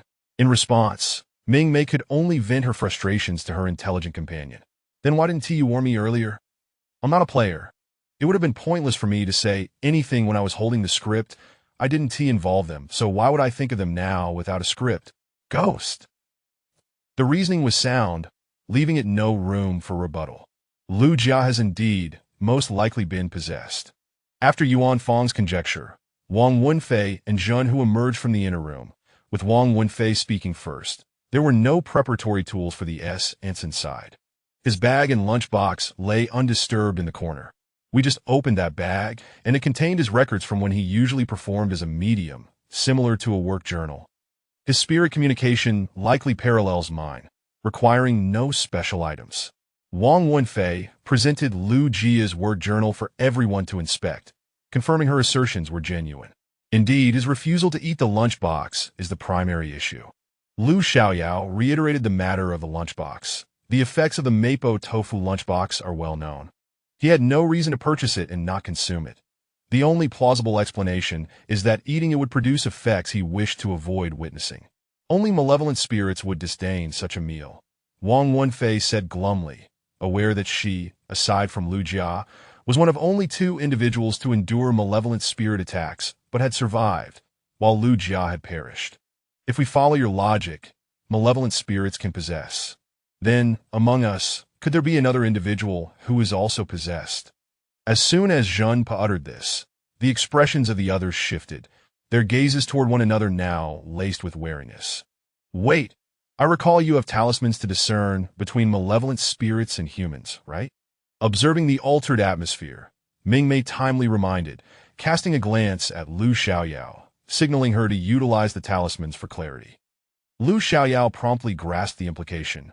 Oh, when you arrived earlier, I tested her with a talisman, and it seemed normal, but later when Lu Jia went out briefly, I didn't use a talisman upon his return. Are you suggesting that he might have been possessed while looking for someone? At this moment, everyone recalled this unexpected yet reasonable possibility, yet it seemed Mingmei's awareness of Lu Jia's peculiar state still lacked a time frame. At the very least, Lu Jia could have been possessed even before she sold the lunchboxes. Mingmei observed as the others began a haphazard discussion, and she also wished for Lu Xiaoyao to bring forth several talismans for mutual reassurance, yet she remained silently on the sidelines. Ghost, I recall Lu Jia was the one who closed the door when I entered, right? Mingmei suddenly remembered this detail. Yes. So, could it be that the other entity followed him in at that moment? It's quite possible, host. It is very likely it came in alongside us. Mingmei, suddenly could you not phrase it in such a terrifying manner? Following her in? Was she truly that fortunate? As these thoughts crossed her mind, Mingmei felt an icy sensation brush against her face. Puzzled, she touched her face, confirming it was not a stray hair causing the disturbance, only then realizing there appeared to be traces of blood upon her visage. Mingmei and the ghost had discreetly pieced together the possibility of Lu Jia's possession, and then silently began to tidy up her disheveled appearance. As for her clothing, well, it was merely a game. Once it ended, that would suffice. Meanwhile, Yuan Fong and the others rapidly confirmed that everyone else was in good condition. As the group glanced at the clock within the room, they discovered that the timepiece had seemingly long ceased to function. At that moment, Lu Xiaoyao recalled that the clock in the adjacent room was still operational, prompting her to inquire. Ah, that clock. The neighboring apartment was originally inhabited by my mother's close friend and her family. After that uncle passed away, my aunt occasionally returns on pleasant days to tidy up the place in remembrance of the past. With Lu Xiaoyao's question, Junpei's character's unlocked information began to proliferate. No wonder the neighboring apartment remains tidy. However, in retrospect, the cleanliness here is quite unusual, isn't it? What is unusual about it? Some spirits possess formidable powers and can manifest physically. Isn't it reasonable for them to clean their own homes? Is that so? The exchange of knowledge about malevolent spirits and the deceased among the exorcists from different schools proved rather intriguing. The storytelling prowess of this game company is commendable. Oh, someone has died next door? Suddenly, someone noted the presence of the deceased in the adjacent unit. Chapter 70. Things seem to be going awry. Has someone died next door as well? Jun, who was the first to notice this unsettling detail. Well, it seems that quite a few people have perished in this building, as their neighbors. It's only natural for this couple to be affected, Wang Wenfei responded, though she seemed unfazed by the revelation. After Wang Wenfei spoke, Jinpa nodded and remarked, after the couple's demise, the uncle next door also passed away. Subsequently, the aunt moved out, but sometimes she misses the uncle so much that she risks returning to visit. It seems they shared a profound bond. Indeed, the reason I invited you all here was due to that very aunt's suggestion. She mentioned that one afternoon, she unintentionally fell asleep and dreamt of her deceased uncle, who wept and urged her to seek help for everyone. A prophetic dream? Help everyone. What could this help everyone entail? Just as the group pondered this enigmatic statement, a sudden commotion erupted from next door, with a cacophony of crashing and clattering that sent their already frayed nerves into a heightened state of alert. What is happening next door? They stood frozen, eyes wide, unwilling to budge, fixated on the wall separating them from the dining area, as if their prolonged gaze could grant them insight into the disturbances beyond. In no idea. Instinctively, they held their breaths, and it wasn't until the ruckus persisted for about 10 minutes before finally subsiding that they emerged from their sheltered positions, akin to penguins cautiously peeking out after a storm. Mingmei suddenly envisioned another scene, a dog lurking suspiciously. Are you all going to check next door? It wasn't Mingmei's intention to initiate the process. She genuinely questioned the courage of her companions. Did they typically act in such a manner? Had they heard her silent doubts, they would surely have vehemently denied it. What a preposterous notion. It was simply that this game was far too eerie. Let's go. Yuan Fei and Jun Po volunteered first, for the leader behind them was pointing in that direction. How could they possibly refuse? Together then, Wang Wenfei added, glancing at the two who had already spoken up. Could they really allow only those two to venture forth? They could hardly afford the loss of any more members. Yes, together, the remaining two concurred, and the group proceeded in a line back towards the source of the disturbance. During this time, Lu Xiaoyao walked at the rear side by side with Mingmei. Here, Mingmei said, accepting a talisman extended by Lu Xiaoyao. Do you doubt me? No, it's just that this can be used for offense. If you're afraid of possession, there is also. The other girl handed Mingmei another talisman, and although she couldn't quite decipher the intricate patterns, she remembered that when she first arrived, Lu Xiaoyao had attempted to use this talisman to greet her. Thank you. Mingmei accepted the talisman, and, as if struck by a thought, she tilted her head and whispered, by the way, what should I call you? It wouldn't do to keep addressing her as Lu Xiaoyao. Mingmei felt that they were distinct individuals, and sharing the same name felt inappropriate. Just call me Deo, came the response. The name sounded like a slight alteration of Lu Xiaoyao's, not particularly melodious, yet the girl seemed entirely unbothered, smiling even more sincerely. Thank you for taking care of her in every round. You, remember me? Mingmei was taken aback, recalling the game's memory suppression, but Deo appeared unaffected. Yes, it's her memories that are suppressed. What does that have to do with me? Deo replied with a mischievous smile, glancing at Wang Wenfei ahead. This kind of thing isn't particularly difficult. As they conversed, they arrived at the adjacent unit, which was now in utter disarray compared to their initial arrival. What grievances could lead to this? Just look at the sofa and the floor and the kitchen too. Junpa gestured toward the living room sofa, which now appeared as though it had been mauled by some feral beast, the springs and foam spilling forth. Following his gesture, they observed the floor strewn with water stains, oil spills, shattered glass, and broken ceramics, and their gaze soon fell upon the dining area, which could only be described as a wreck. Everything was in tatters, and a pizza lay smashed on the floor. Though it wasn't a boxed meal, it was still food they had hoped to save for later to replenish their energy. Now it lay in ruins. Momentarily, they found it challenging to even step inside. Actually, that I've heard a theory, Dayo suddenly declared as the group fell into silence, closing the door behind them with a click that rekindled their unease. Evil spirits have their own territories. To enter another's domain, one must seek permission. Dayo referenced what Lu Jia had mentioned when they had locked the door prior. Yet when Miss Wang summoned spirits, an overwhelming number of souls appeared. Who do you suppose granted permission? It certainly wasn't he, the one possessing Lu Jia. Yuan Fei recalled Lu Jia's earlier actions, shuddering at the thought. Could it be that he intended to trap them all and eliminate them? Miss Wang summoned Gnarl, followed by a string of spirits. And when we left, the door didn't seem to be locked, did it? Junpa noted the details of the door. Who could have locked it? Are you suggesting that the sudden influx of spirits next door might have been facilitated by Gnarl? Dayo shot a glance at Junpa. What other explanation could there be? Junpo's realization dawned upon him, and he began to see the logic unraveling. If that's the case, then doesn't it imply that Martha is the principal antagonist? As soon as Junpa spoke, a heavy silence descended upon the room. The nature of Gnarl was difficult to discern, but if the entity possessing Lu Jia was indeed Martha, along with her subsequent actions, it was clear that Martha genuinely intended to eliminate them all. And what of Gnarl? What could his purpose be? Perhaps the chaos he stirred was aimed at prompting Miss Wang to reveal some truths we remain oblivious to. After Dayo spoke, they recalled the words inscribed during Wang Wenfei's spirit communication. I'm sorry, help me, I am innocent. At that moment, it seemed they collectively grasped a troubling realization. They had been led astray from the very beginning.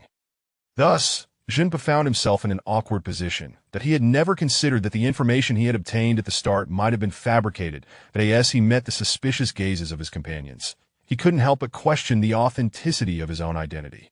Was he merely a fool who had unwittingly jeopardized his teammates with false information? Chapter 71 opened the gateway to a new world. Please, do not look at me like that. I am just as perplexed. Who could have anticipated that the information presented at the game's commencement might be misleading? Ultimately, the group chose not to return to the Gnarl couple's chamber, instead opting to clear a clean space amidst the chaos of the current room, where they began to meticulously reassess their findings. Regardless of its veracity, this information must hold some value. Moreover, even if not entirely true, there must be subtle hints within that could alert us to its inauthenticity. Surely, there are details we have overlooked.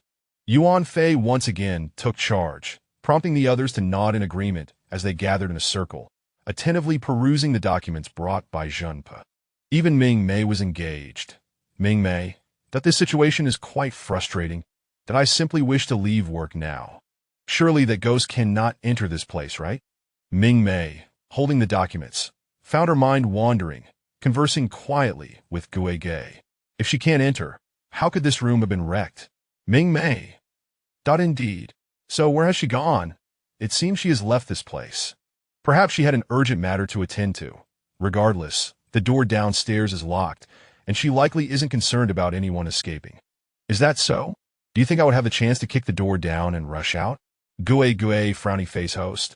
I suggest you refrain from such imaginative thoughts and instead focus on accompanying the players through the storyline. Given the previous antics of the players, it was hard not to worry that Mingmei might actually attempt to kick down the door and flee, prompting others to mimic her. So, Gue, how did she manage to enter? Mingmei recalled Gue's mention of the boundaries of her domain. Either she received permission beforehand, or she possesses sufficient strength to breach the entrance. Although I suspect she may have the latter ability, I believe it is more likely that she has possessed Lu Jia, who already had permission to enter. As for how she possessed the individual, that was a question for Mingmei to ponder. Naturally, She would not accept that frowny face. It was merely the player's carelessness. Honestly, I can still sense some ghostly energy in the novice village. But here, you could say I was followed by a Martha earlier. This I do not know, nor do you. And now, perhaps there is a specter sitting beside me at this very moment. A silent laughter from some spirit. As Mingmei spoke, Gui fell silent, realizing that her host indeed had a point. Being an NPC is rather stifling. However, upon regaining her focus on the documents, Mingmei noticed something peculiar. With her utterance, everyone turned their attention to her, only to see Mingmei holding an unassuming file. This was a record that had gone unnoticed until now. Mingmei inquired, I noticed that the case files regarding Martha and her husband not only contain familiar information, but also document 2 additional reports filed by a certain Meet Yossi. As soon as she finished speaking, Junpo's expression changed, and he interjected, the male homeowner of this residence is Meet Yossi. The group responded with confusion. I must say, why are you so cryptic with your information, only to reveal a clue after such a long pause? Diao, exasperated, directed a disdainful gaze at Junpo. Could you not convey everything at once? And you all failed to scrutinize the documents closely. Is that my fault? It was only because this merchant lady discovered it. If you had noticed, I could have combined it with the information I already possessed.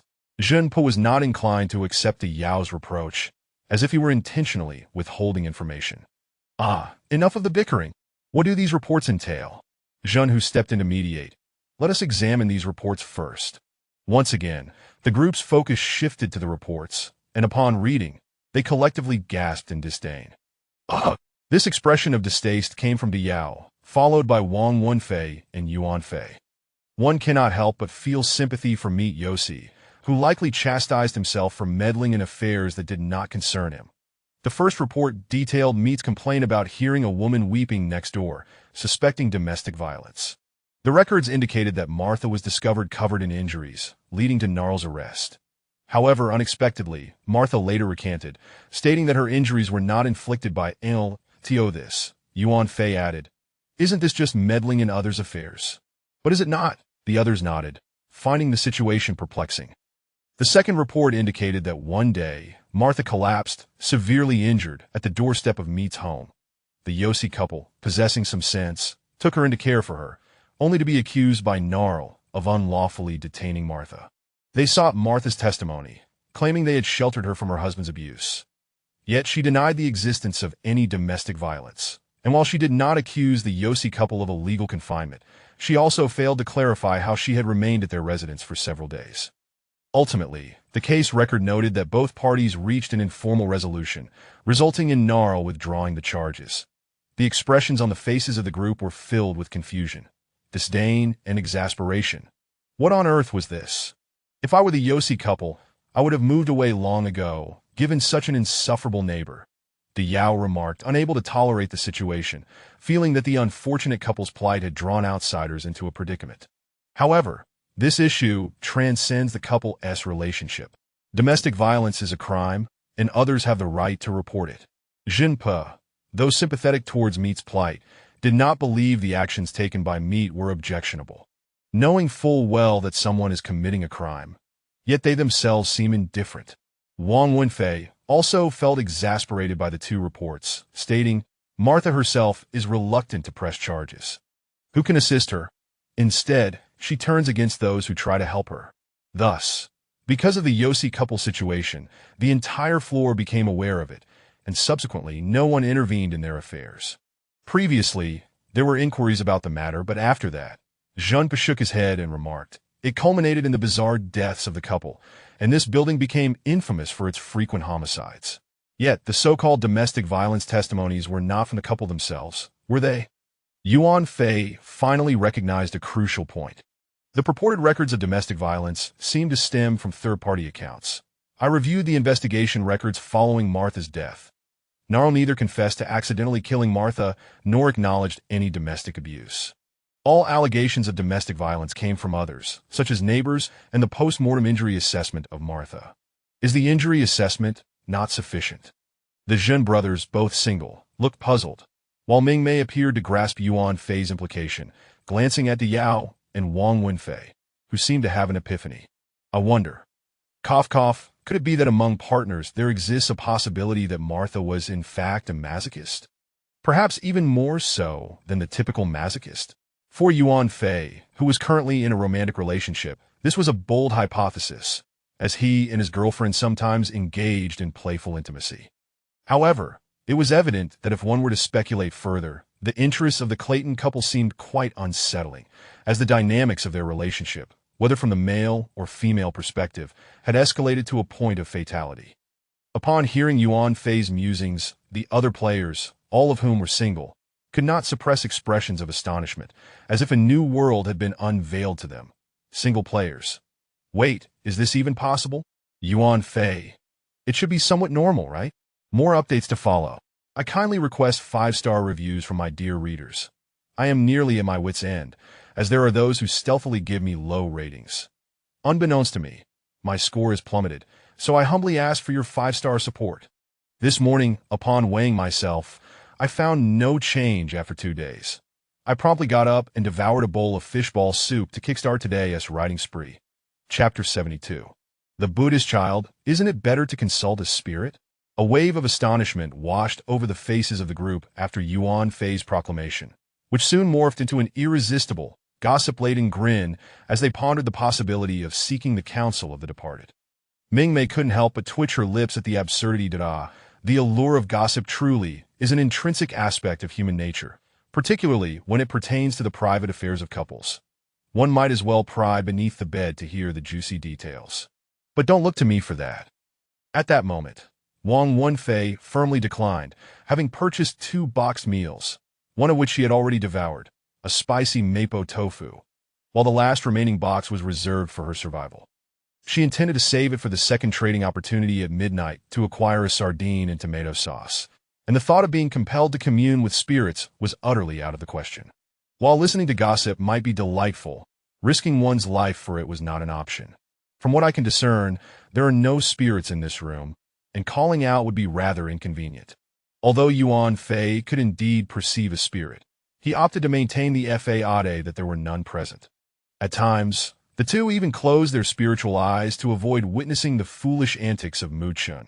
Looking around at the others, Jinpa glanced at Yuan Fei and nodded slightly, tacitly agreeing with his assertion. Alas, who could blame him for inadvertently offending a formidable figure earlier? Yet, recalling the words exchanged between Yuan Fei and himself left Jinpa utterly speechless. In this day and age, with so many delightful and charming young ladies in the real world, why would one fixate on an NPC? Before long, Mingmei felt a fleeting, resentful gaze emanating from Junpo's direction. Mingmei. This game is rather peculiar. The players seem quite abnormal. Well, allow me.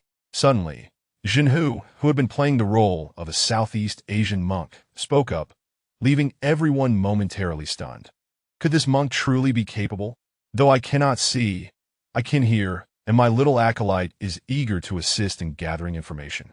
With that, Jinhu patted the 2-inch little golden boys in front of him, causing Mingmei to feel a shiver run down her spine. She was acutely aware that the practice of refining children was predominantly associated with malevolent forces. However, perhaps the Southeast Asian culture differed from her own, rendering such possibilities less fearsome than she had initially imagined. Ghost, is that little child normal? Or is it legitimately acquired? Judging by the player's attire, this little golden boy is generally referred to as a Buddhist child. Those who possess a Buddhist child are typically required to accumulate virtue and engage in good deeds throughout their lives. While their ability to ward off evil may be somewhat limited, their inherent goodness allows their powers to grow over time. You understand, right? Compared to dark and twisted methods, orthodox cultivation invariably demands diligent effort and unwavering resolve. After Ghost's explanation, Jinpa recalled that his host had previously expressed considerable wariness towards these 2 Buddhist children, prompting him to ask, "Isn't the knowledge you possess about these children rather dubious?" Indeed, Mingmei did not dispute this. But as long as she confirmed that Junhu's intentions were benevolent, she was content to observe how he would proceed. Not only was Mingmei curious, but so was everyone else, as they witnessed Junhu settle cross-legged on the ground, shut his eyes, and join his hands in prayer, reciting incomprehensible scriptures directed at the Buddhist children before him. The unfamiliar cadence of the chant, prolonged and lulling, almost urged them to sleep. Everyone anticipated a grand spectacle, yet only Yuan Fei and Zhen Pe could perceive the true nature of the occurrence. Two beams of light flickered and transformed into a little boy and a little girl, both adorned in garments reflecting Southeast Asian flair, who gleefully gathered around Zhen Hu, chatting animatedly.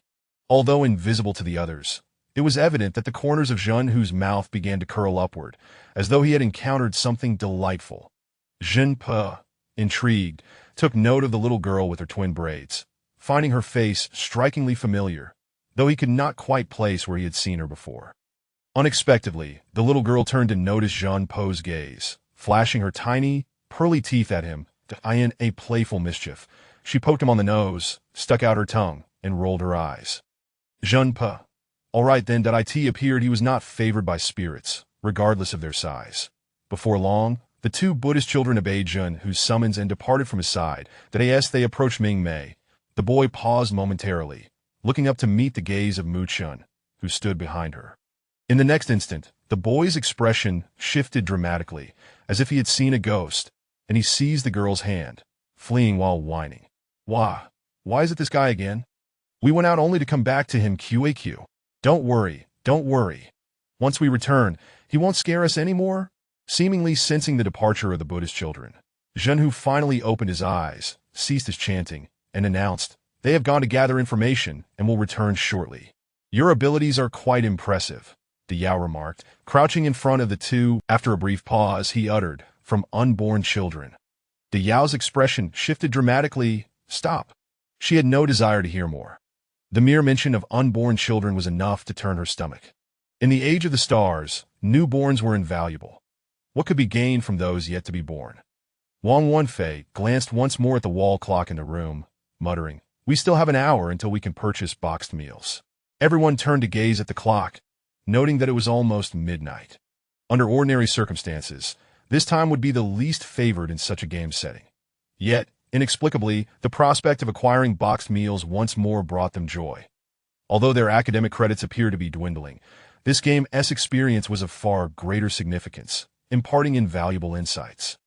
This round had starkly exposed their greatest shortcomings, their ability to perceive subtle details, and the assumptions many had made since entering the game. Wang Wenfei pondered.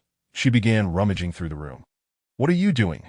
Zhen Pe inquired, intrigued by her actions. "Given the connection to the Clayton couple, I wonder if there might be any evidence hidden here."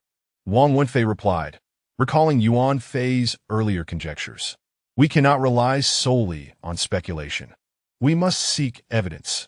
With that, she glanced toward Zhen Hu, contemplating, and added, "Relying on others is not as effective as relying on oneself." This declaration left Zhen Pe speechless. Observing her, the Yao and Zhen Pe joined her in the search. Meanwhile, Mingmei turned her attention toward Yuan Fei, who seemed inclined to draw near, tilting her head in confusion at his intentions. "Aren't you coming?"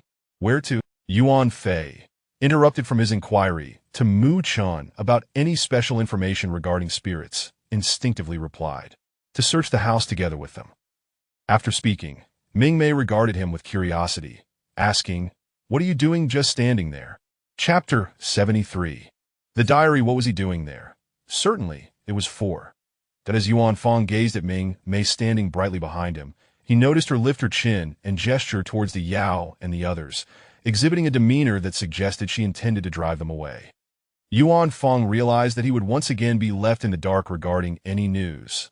Some players engaged in the game for experience points, striving for advancement, while others pursued the affections of NPCs.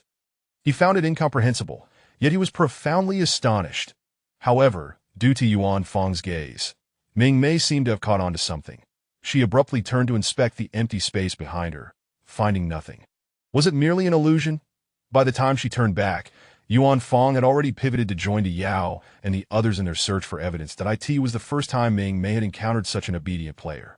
"Gui, do you truly believe there is nothing else in this room?" Mingmei couldn't help but cast another skeptical glance around. "Host, if you remain unconvinced, you may partake in a portion yourself." Although Gui's words held merit, Mingmei reluctantly admitted that she was beginning to understand the ostrich mentality that Lu Xiaoyao and the others had displayed when purchasing takeout. She, too, felt a twinge of fear at the thought of something unpleasant. But didn't the players eat without sensing anything amiss? I think it may be unnecessary for now. Fine. She would simply act as a merchant NPC and observe the drama unfold. Here is a diary. Indeed, amidst the debris of the study which had been thoroughly ravaged, the group discovered a leather-bound diary among a heap of torn paper. Upon hearing this, Mingmei approached to take a look, and Junpe kindly began to read aloud for everyone. Date: X year, X month, X day, that a new neighbor has moved in next door. They appear to be a newlywed couple named the Claytons.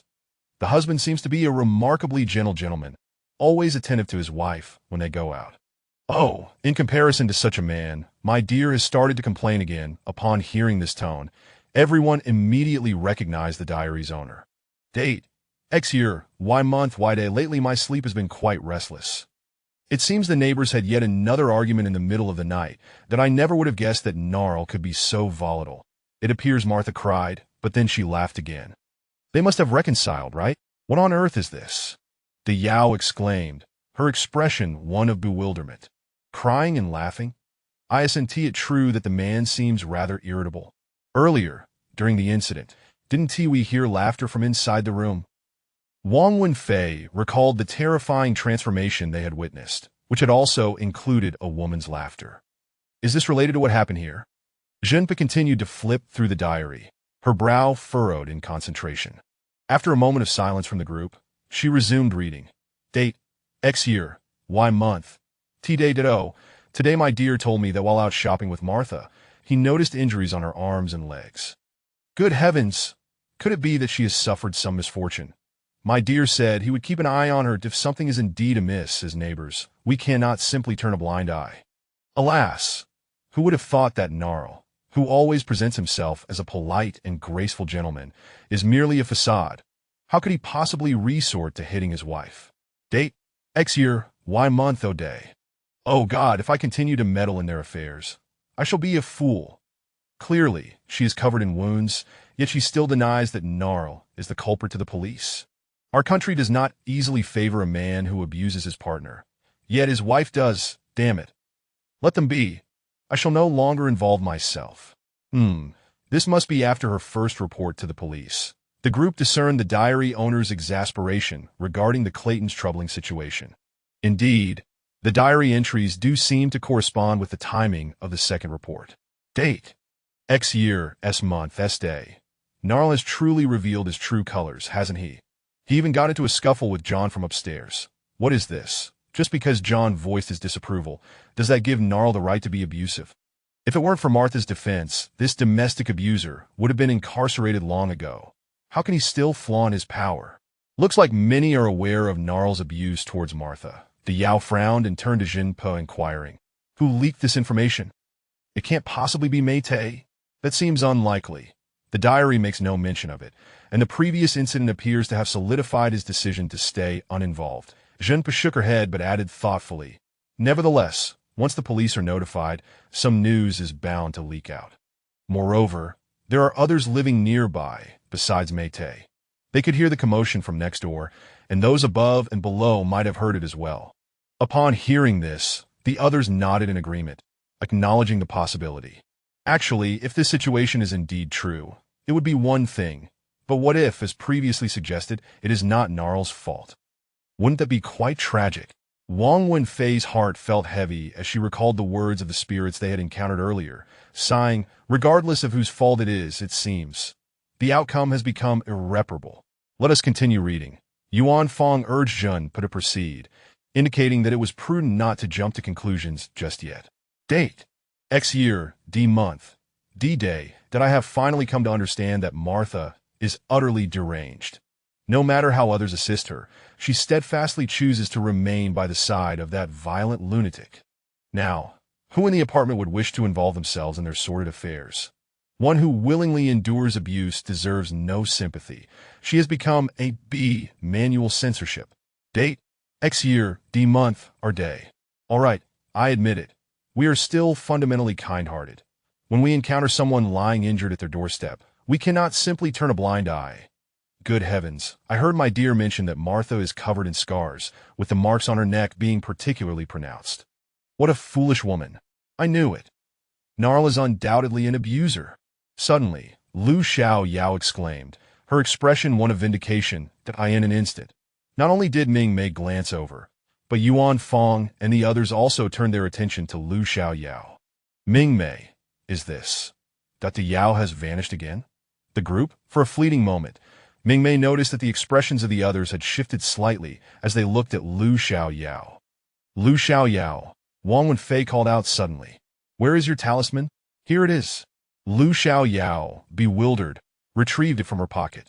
In a moment of distraction, Wang Wenfei snatched it away and affixed the talisman to her own forehead. Lu Xiaoyao? What are you doing? Lu Xiaoyao was bewildered. Having been startled by the adjacent death scene, she had followed the group here to gather evidence in a daze, and now felt that something was amiss with the way everyone was looking at her. Had she been caught slacking off? I'm doing nothing. Wang Wenfei shook her head, tilting her head to exchange knowing glances with several other players before continuing.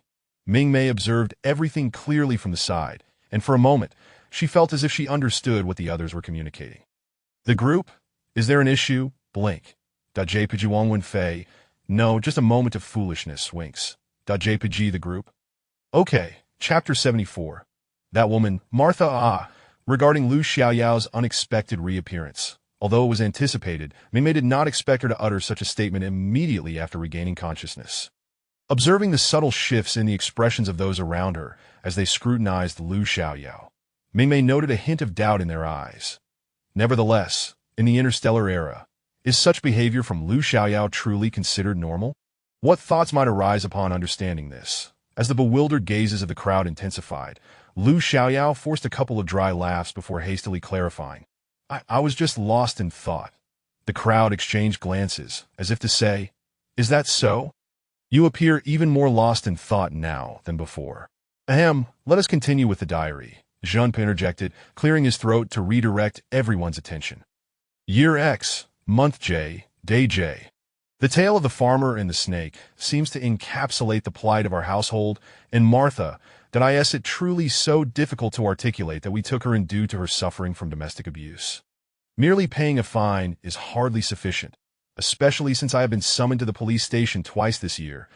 I am at a loss as to which malefactor has spread the rumor that I am involved in drugs. I have had my fill of this cursed neighbor.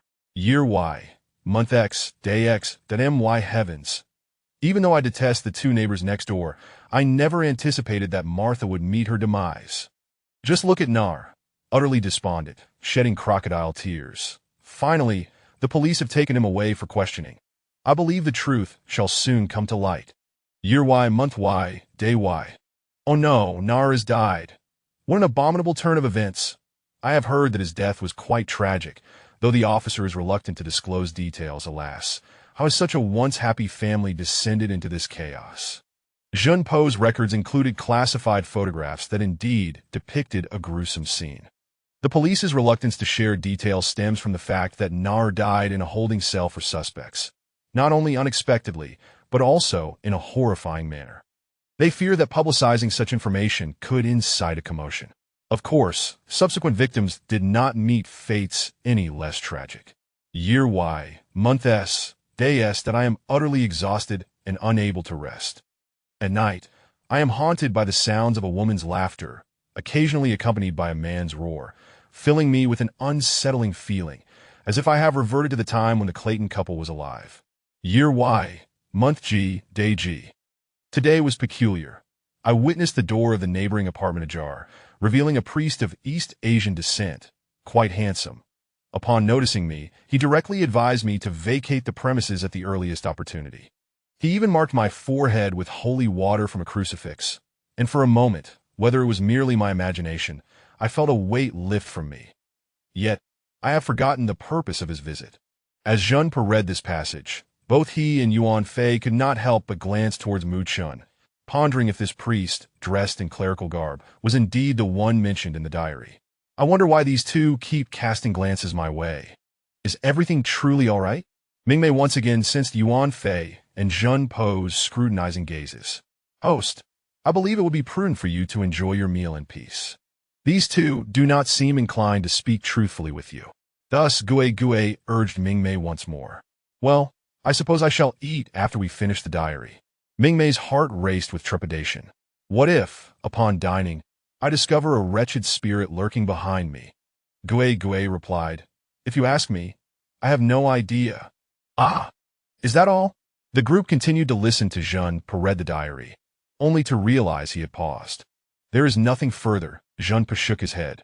The last entry was pinned the day before Mite's death, which suggests he likely perished that very night. I recall Mrs. Chow was absent from the apartment during those days.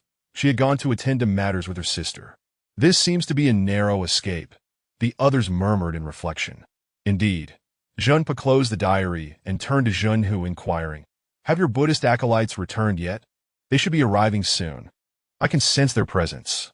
No sooner had he spoken than the beads in his hands stilled, his eyes suddenly brightening. Ah, they have returned. At that moment, Jinpa and Yuan Fei spotted the two little ones rushing through the door, their expressions fraught with alarm.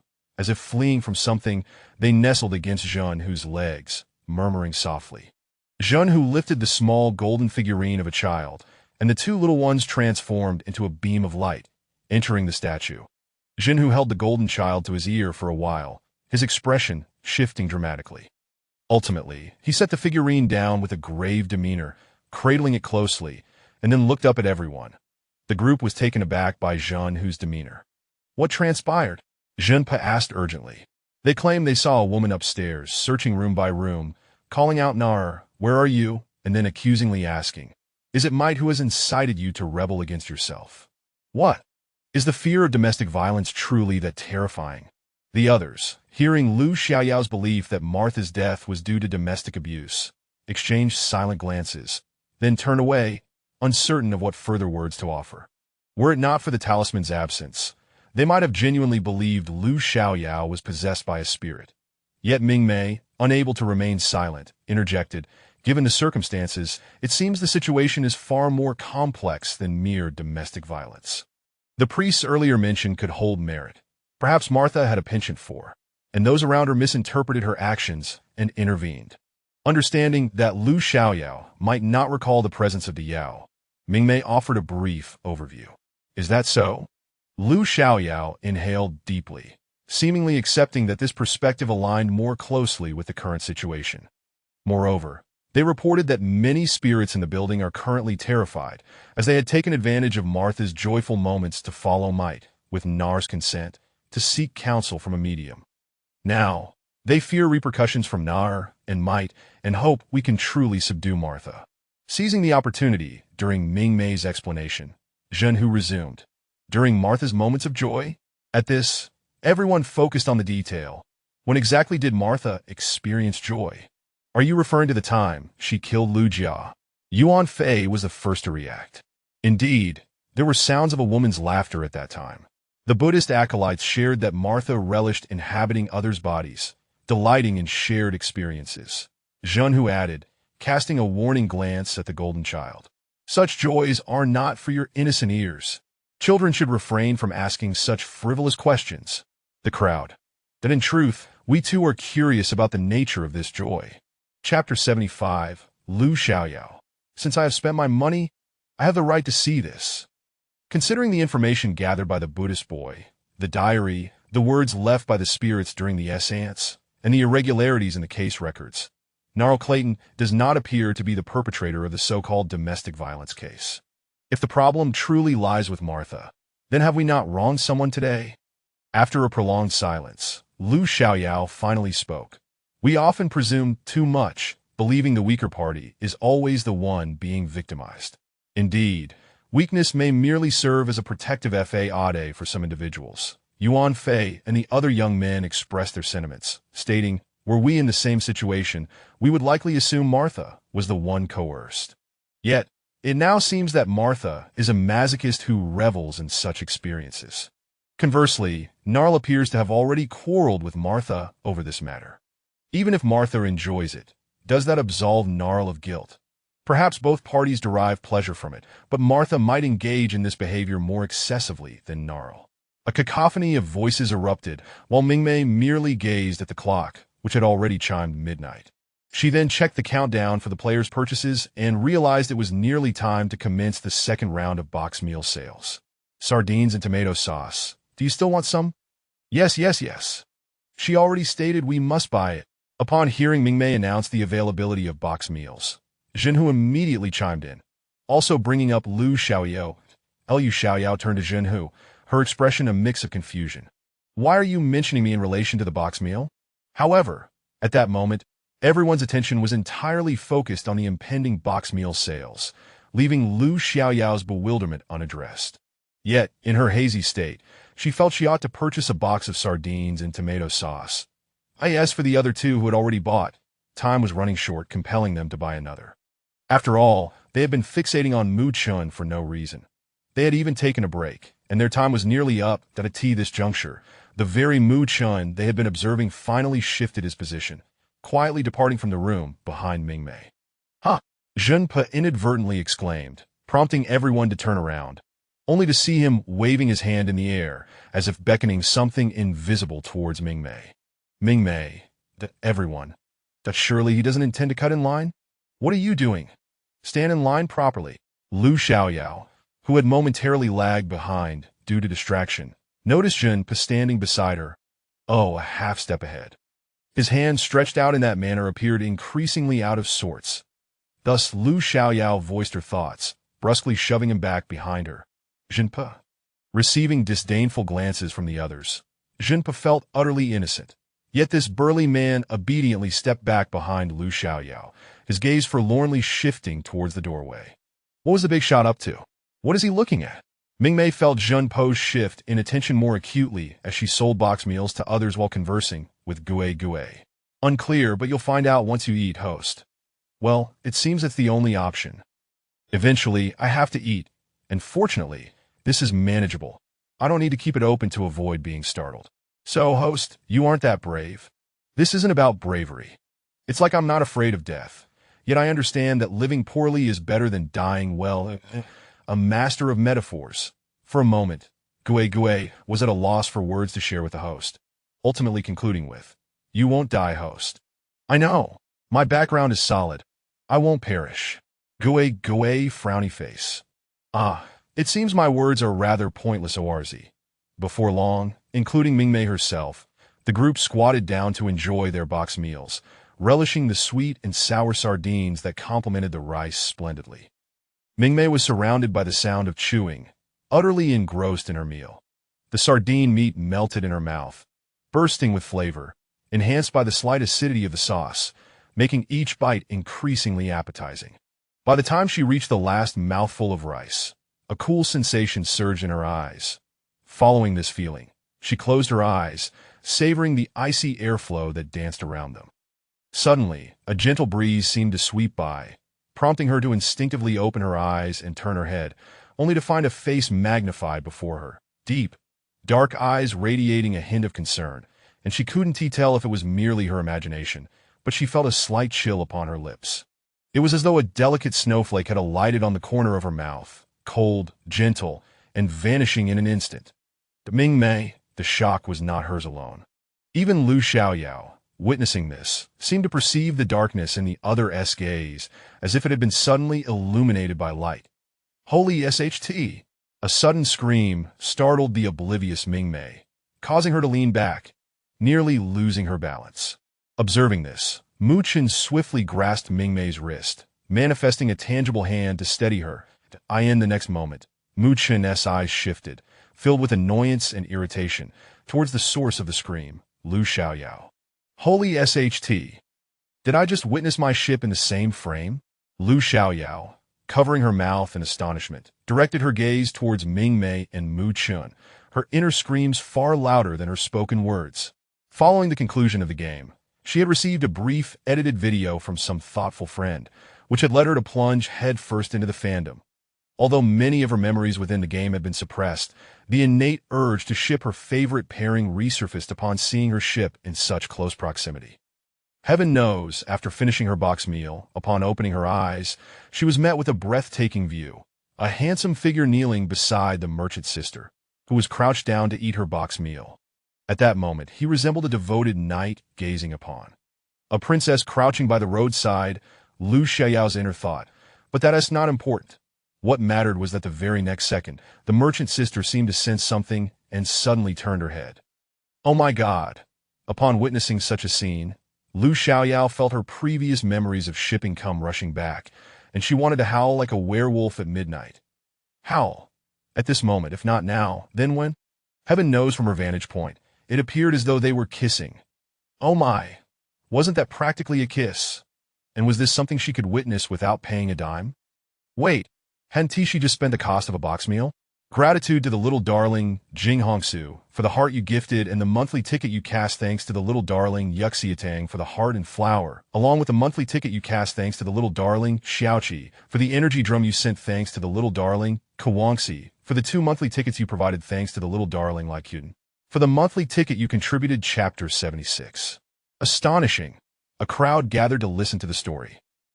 Why are you a player? The sudden appearance of Mu Chun sent shockwaves through the crowd, with only Lu Xiaoyao, whose quirky thought processes rendered her oblivious to the tension, erupting in excitement. The other players, having just finished their meals, were understandably taken aback. Not only was Mu Chun present, but the 2 pallid male specters he had brought back were also now the center of attention. Mu Chun nodded, acknowledging Wang Wenfei's inquiry. He indeed was a player. Upon hearing his voice, Yuan Fong and Zhun Po were overwhelmed with a flurry of expletives in their minds. You can speak now, but were silent before? Ignoring the resentful glances from Yuan Fong and Zhun Po, Mu Chun rose to his feet and, without hesitation, assisted Mingmei to stand, only to quickly withdraw his hand and avert his gaze, adopting the posture of a chastised schoolboy. Perhaps he was aware that Mingmei would seek retribution for his sudden appearance, hence his display of submission. Crafty dog of a man! Gue, perceiving the scene through Mingmei's perspective, immediately recognized this spectral player. Upon hearing Gui's remark, Mingmei's gaze began to waver, a flicker of guilt igniting within her. She had scarcely had time to ponder the implications. That sensation. Did she inadvertently kiss him? No, surely not. Mingmei was entirely preoccupied with the notion of having initiated the kiss rather than being the recipient of one. Did this mean she had some responsibility? Avoiding Mu Chen's gaze, she instead directed her attention towards the 2 other specters standing in the corner by the door. They are Met and Gnarl. Noticing Mingmei's glance, Mu Chun promptly offered a somewhat obsequious reminder. Mingmei, the crowd? Why remind us about that? Lu Xiaoyao? Oh, let's get to the good stuff. Is this the legendary unfinished business between humans and spirits? Unbeknownst to her, the live stream had been shut down due to excessive violence. Yet she was already fantasizing about how the editors would creatively compile this scene. As everyone turned their attention to the 2 specters, a more refined-looking man with flaxen curls finally spoke up. Hello, I am Gnarl. I am Met. The other, a sturdier man with a robust demeanor, followed suit. Could you enlighten us about what exactly is transpiring in this building? With the main characters present and appearing far from sinister, the 2 specters found themselves encircled, bombarded with inquiries regarding the situation. You should ask him. Met shot a sideways glance at the gentlemanly Gnarl, seemingly attributing the unfolding events to him. Gnarl chuckled awkwardly before recounting the sequence of events. According to Gnarl's narration, the conjectures made by the players upon sensing something amiss were indeed quite accurate. Before Martha and I met, her ex-boyfriend was a violent man with a strong desire for control over her. Fortunately, their relationship was brief, ending when he was shot during a drunken altercation at a bar. Afterward, we became involved and eventually married. As he spoke, a hint of embarrassment flickered across Gnarl's face, and he added, I, have certain peculiar preferences. Oh. The crowd, for reasons unbeknownst to them, suddenly became animated, the elongated O echoed by Mingmei. Gnarl, I am not. I just enjoy a light smack on the rear. The crowd? Their expressions were a tapestry of incredulity, while Gnarl turned to Met, who also seemed at a loss for words. That penchant of yours is rather curious. However, compared to Martha's proclivities, Gnarl's playful swats were trivial. Having heard the subsequent events, Met couldn't help but ask, "Why didn't you defend yourself when people spoke about you?" "I did, but no one believed me. Besides, discussing such personal matters is just so embarrassing." Met, "That I don't understand." The crowd, "That neither do we." Moreover, Martha, having seemingly recognized her tendencies for masochism due to her ex, insisted I be tougher with her. Over time, it became clear that her requests were excessive, and I eventually refused. Gnarl shook his head, recalling the near-abusive behaviors Martha had requested of him. He could not bring himself to harm the woman he loved. Later, when I stopped complying, she began hurting herself in secret. During the day, she could cover the marks with long sleeves, but at night, they became evident. After a heated argument, she tearfully promised it would never happen again. Yet, I noticed her injuries were always new atop old ones, and despite several confrontations, I forgave her each time. At this point, Gnarl glanced at Met, who appeared puzzled, and then continued, "But soon enough, I was reported for domestic violence and taken away by the police." Met's expression turned uncomfortable. Of course, Martha wouldn't claim I was the abuser, but I didn't want her to be exposed to this. She is a woman. Even if there are issues, we could seek therapy. That if this got out, and I wasn't home during work hours, it would be disastrous if some pervert targeted her. Yet, I can't shake the feeling that your description paints your wife as the real monster. Junpe remarked, his voice laced with dread. "If I had such a partner, I would have left long ago." Junhu, the elder twin, shot a bemused glance at his brother and retorted, "First, you need to have a partner, and secondly, if you do, she might not be the one to leave first." Jun, brother? Eventually, I did take Martha to see a therapist, but it yielded little success. She only became more extreme, developing a taste for the thrills of suffocation, that I lost my composure and thought, if she truly craved pain, perhaps scaring her would suffice. So I choked her, thinking it would be a mere fright. "Did you truly choke her to death?" "No, but the next morning, Martha mentioned she was stepping out to get milk and newspapers, and then she vanished." Gnarl glanced at Met, and everyone comprehended. "Ah, this part sounds familiar. So you reported it to the police afterward?" "Yes," Gnarl nodded, "but it was all a misunderstanding." This was also chronicled in Met's later journal, detailing the marks on Martha's neck and how they had sheltered her, only to be taken by the police. What exactly happened to Martha? Yuan Fong, having absorbed the narrative, was eager to learn more. And what about the others in the building? Martha's demise was an accident. That night, after a quarrel, I left for the bar to drink in anger, unaware that she would encounter a fatal mishap while alone. Truly she really died. The crowd. Chapter 77. Mu-chun. I am but a pitiable, frail, and helpless spirit. Later, I found myself under suspicion by the police for the alleged abuse and murder of Martha. Consequently, during my nights in prison, I dreamed of Martha once more, and then I too perished. Upon concluding his statement, Gnarl innocently shrugged and gazed at the crowd, adding, "In my dream, Martha expressed how much she missed me and asked if I wished to join her, to which I acquiesced." The crowd. "Goodness, your wife has passed away, and you agreed to join her in the dream. Was that when you finally made up your mind? Are you still in denial after being taken by the police?" Junpe was at a loss for words. Had he simply communicated the truth at the precinct, perhaps the documents he brought today would not have led to such a predicament. Well, it was only the first day of my detention. To speak ill of Martha at that time would have been rather distasteful, wouldn't it? Once someone has departed, must they not retain a good reputation? Don't think I was unaware that the tabloids were eagerly awaiting coverage of this case. My name had already been tarnished outside, and even if I spoke the truth, what good would it do to reverse the situation? Gnarl's tone soured when Junpe questioned him, and even Meat's expression flickered with guilt upon hearing this. Indeed, long before, Gnarl had garnered a reputation as an abusive husband, a violent man, a gentleman gone awry, whispered in hushed tones. What good would it do to drag Martha's name down further now? Many delight in hearing the gossip they favor while denouncing matters they despise. Who would remember the reversal of events? It is easy to spread rumors but arduous to dispel them. Moreover, even if Gnarl were to refute the claims, it would merely serve to provide the deceased Martha with another morsel of gossip for the public, for she was dead, and Gnarl's words would remain as mere assertions, at best proving he had not killed Martha. What of everything else? In the end, It would only result in repeated debates over their private matters, dissected ad nauseum to ascertain whose fault it was. However, Gnarl had not anticipated the situation spiraling out of control following Martha's demise. At that moment, Wang Wenfei inquired, "And what of the others in the building? Did you kill them, or was it Martha?" When the topic of murder arose, Gnarl cast a glance at Mu Chun and then pointed at him, declaring, "He is the one I killed, the sole victim." All eyes turned to the spirit portrayed by Mu Chun, and through his attire, they recalled a priest mentioned in Meat's journal. Earlier, when they were buried, others invited me to attend.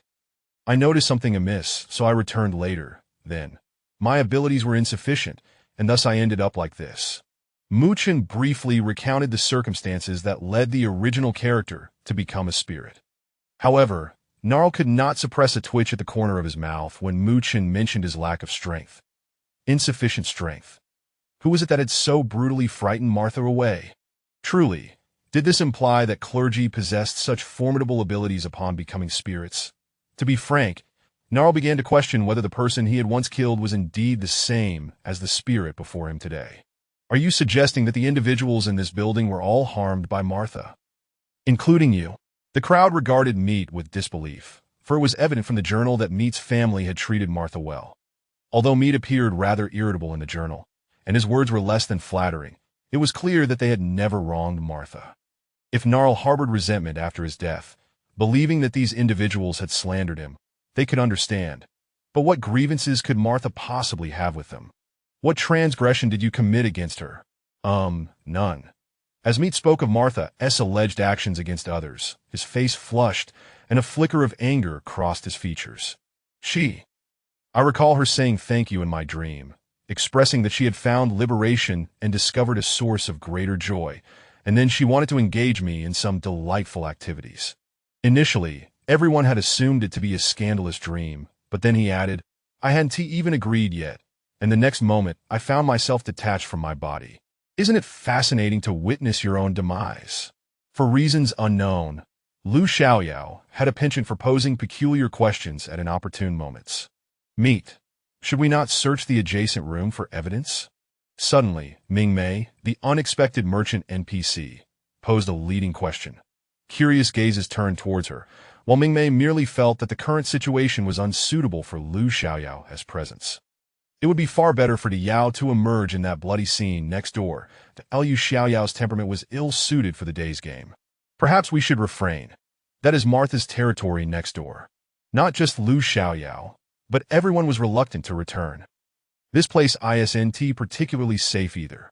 You all previously consented to Martha entering the house, and my door being shut poses no barrier to her.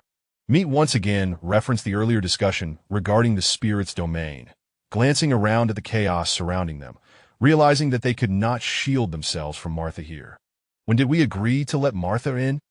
Was it when the merchant sister returned for the second time? Seizing the moment, the group indulged in confirming their earlier speculation with Meat. However, at that time, both Meat and Gnarl had been absent, leaving only Mu Chun to explain.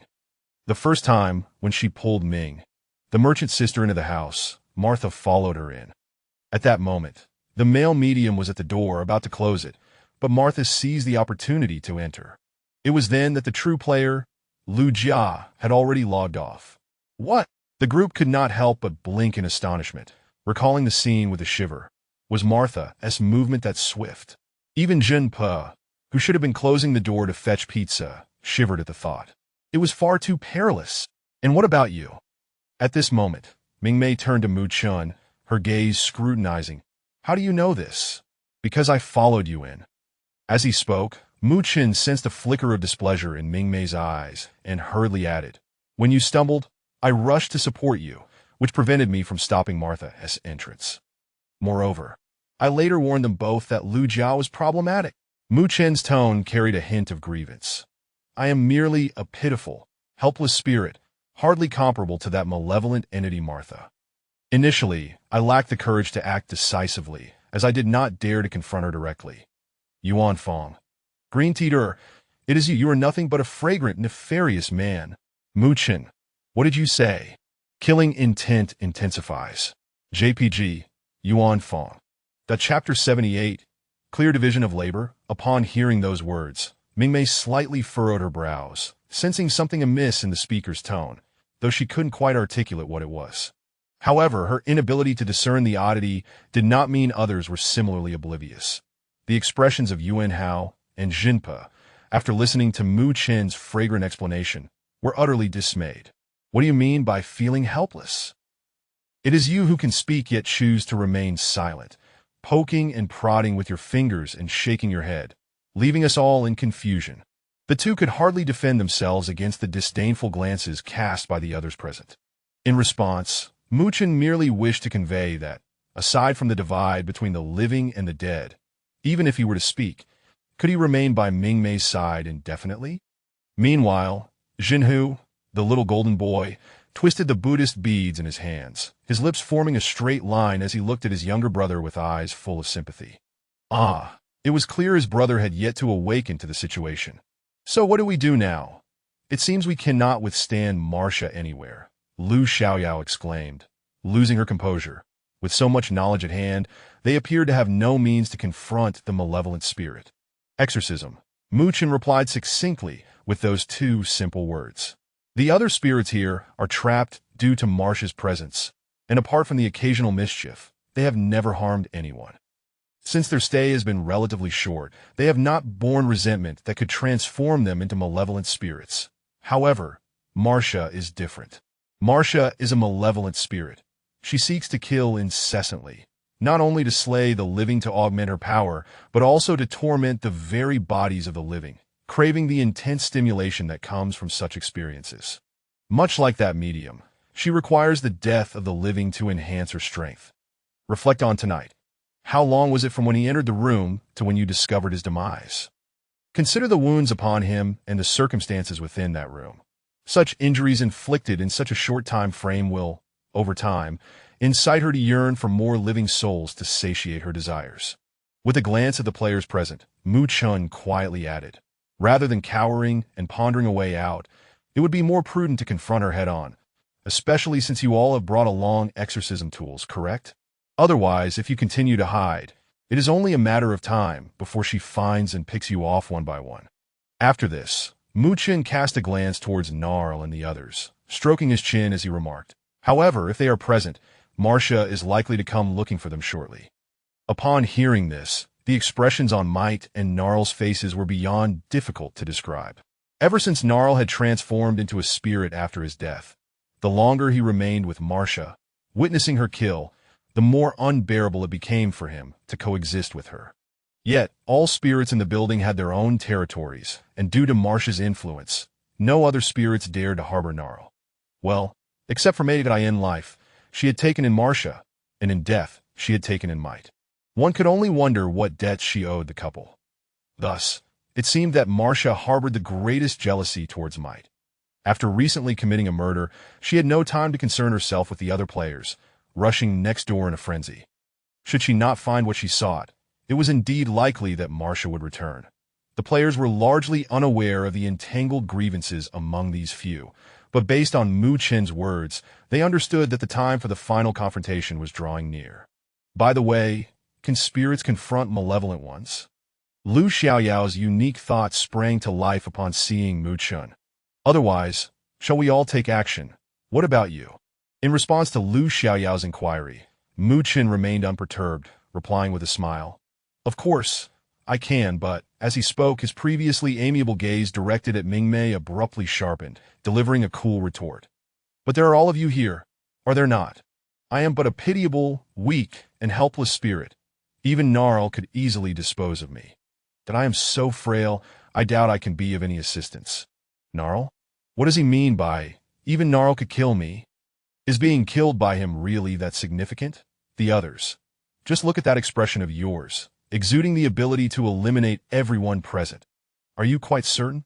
As the group fell into a sudden silence, Mingmei glanced at Mu Chen, who immediately donned a harmlessly benign smile directed at her, as if the icy demeanor he had just exhibited was not his at all. He then sighed lightly, saying, Alas, that is merely how my character is designed in the game. Pitiable and weak. In other words, Mu Chen intended to convey that his frailty was merely a result of his game design. Players, is that so? I do not believe it given that earlier display of force, coupled with his capacity to intimidate them with mere glances. It is hard to reconcile that with being pitiable, weak, and helpless. Yet, Mingmei genuinely believed him. Not to mention the previous bomb mission. Even during the Assassin Emperor quest, Mingmei had witnessed Mu Chen's prowess firsthand. He truly was the one carrying them all. Although you claim your abilities are lacking and cannot assist, does that not imply that other spirits might?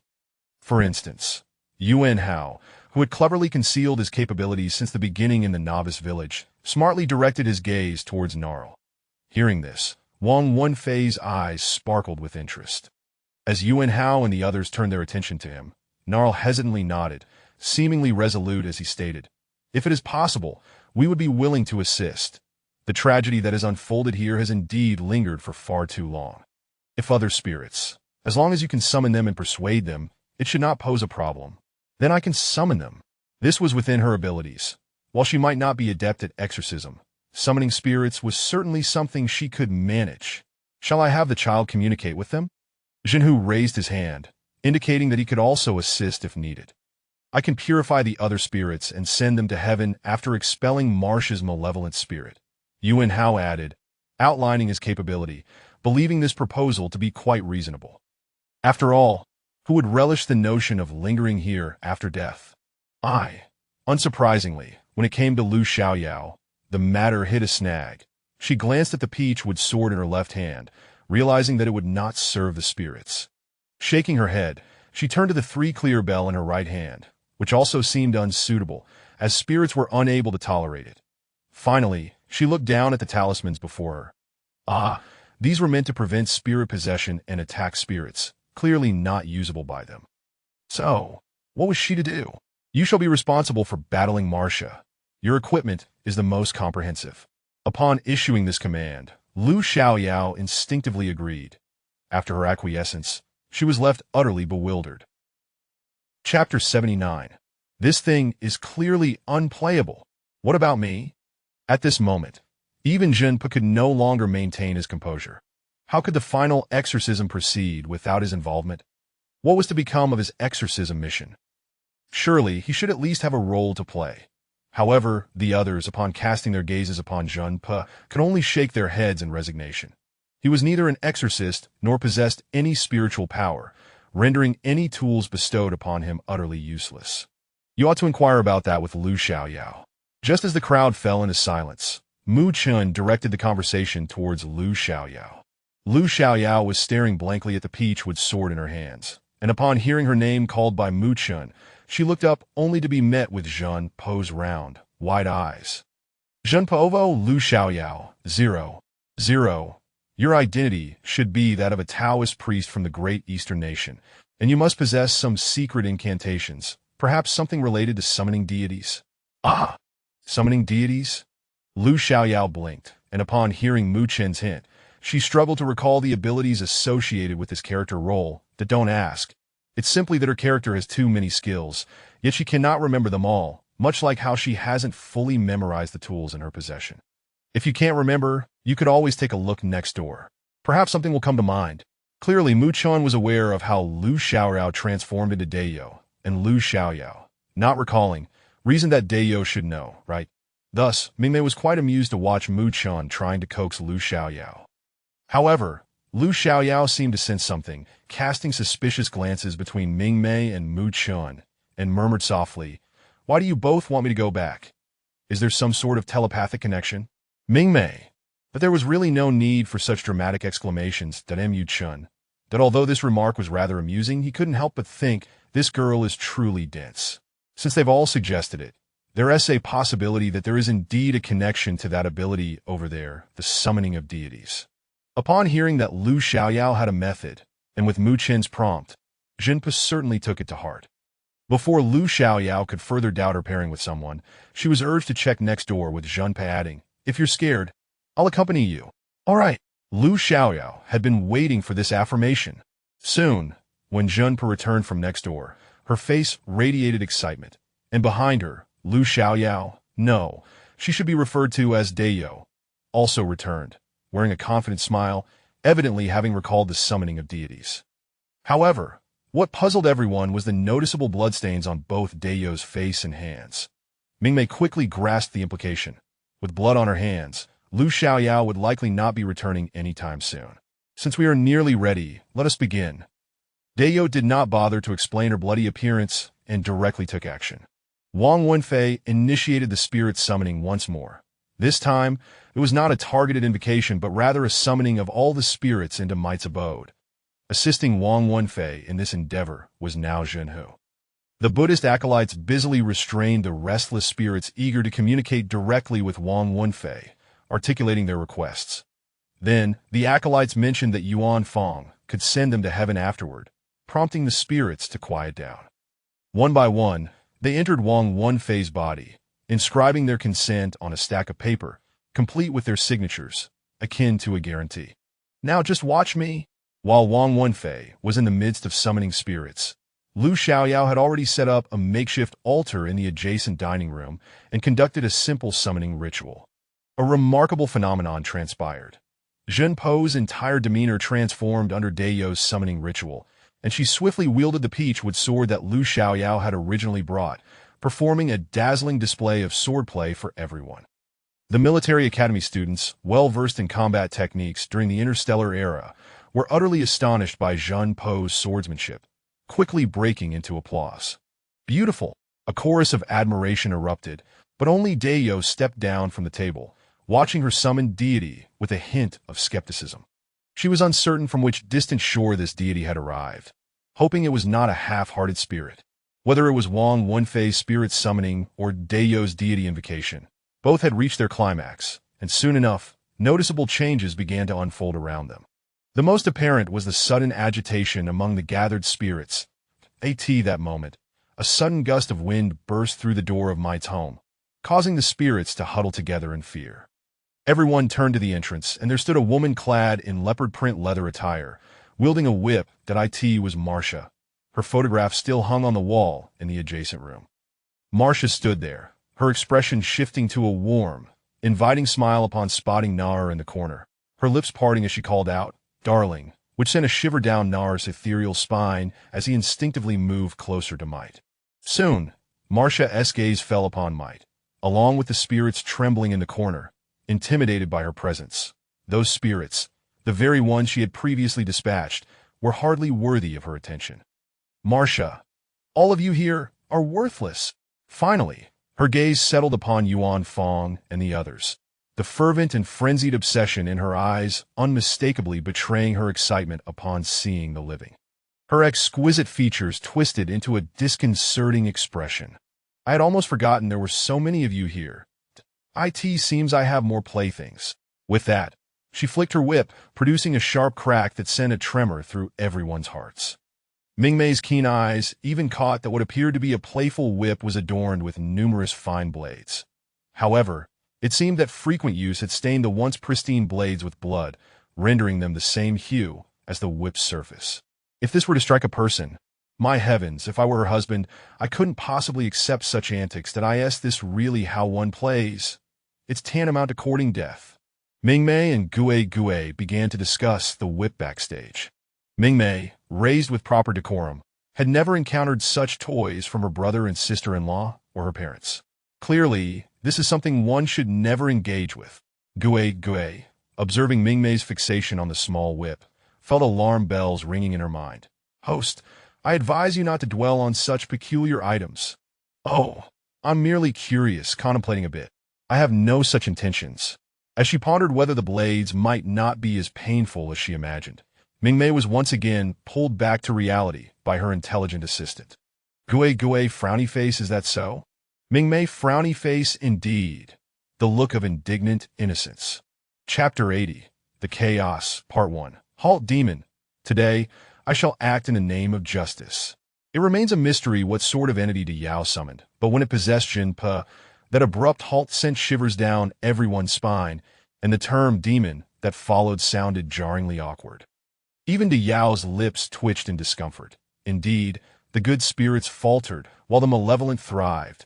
Had she truly summoned something so ambiguous? Nevertheless, that resounding shout dissipated the psychological pressure that Martha had imposed upon them, and the onlookers beheld Jin Pe, brandishing a peachwood sword, charging towards Martha. It was a commendable habit to engage directly rather than to prattle. Mingmei silently applauded this initiative. Upon witnessing this, the Yao too seized her Sanqing bell and talismans, rushing forward as well. Although the initial division of labor had designated Lu Xiaoyao and Zhun Po as the vanguard, the others could not merely stand by idly. Thus, the remaining individuals swiftly commenced their own organized efforts. Yuan Fan held a crucifix, reciting scripture, and gradually, the crucifix began to emanate a luminous glow, enveloping the entire room. Instantly, everyone felt a comforting warmth within their bodies. Zhun Hu released the Buddha children once more, but the two little beings were evidently frightened by Martha's whip, standing frozen in place. Ultimately, Zhun Hu approached and gathered them into his embrace. Their adorable, petulant demeanor elicited a fond smile from Mingmei. I doubt so. Why did her mother roll her eyes every time children were mentioned? While lost in her own thoughts, Mingmei glanced at the Buddha children again, and to her astonishment, she stumbled upon a significant revelation. Wait, aren't these the little ones from the previous game, Huzai and Pazai? Mingmei had developed PTSD regarding NPCs sharing identical faces. Mu Chun was one such case, and now another pair of familiar children had reappeared. What on earth was her uncle up to? Noticing Mingmei's gaze, the two Buddha children turned to her, playfully winking, which seemed to confirm their recollection of her. Mingmei mused, so, it turns out I'm not the only darling of my uncle. As this bizarre thought emerged, the tingling sensation coursing through Mingmei was distinctly perceived by Mu Chun, who stood behind her. Huh! Suddenly, a piercing scream from Martha drew everyone's attention once more. They beheld Zhun Po, possessed by the summoned spirit, thrusting the peachwood sword into Martha's body. Though the strike was off target, the hissing and corroding sounds emanating from her shoulder made everyone wince in pain. Following her scream, Martha audaciously exclaimed, "Ah, that feels good. Give me another stab." Everyone was left speechless. Zhun Po frowned, having already endured 2 bloody stripes across his face from the whip. Had he not dodged swiftly, the damage could have been far worse, potentially resulting in severe lacerations.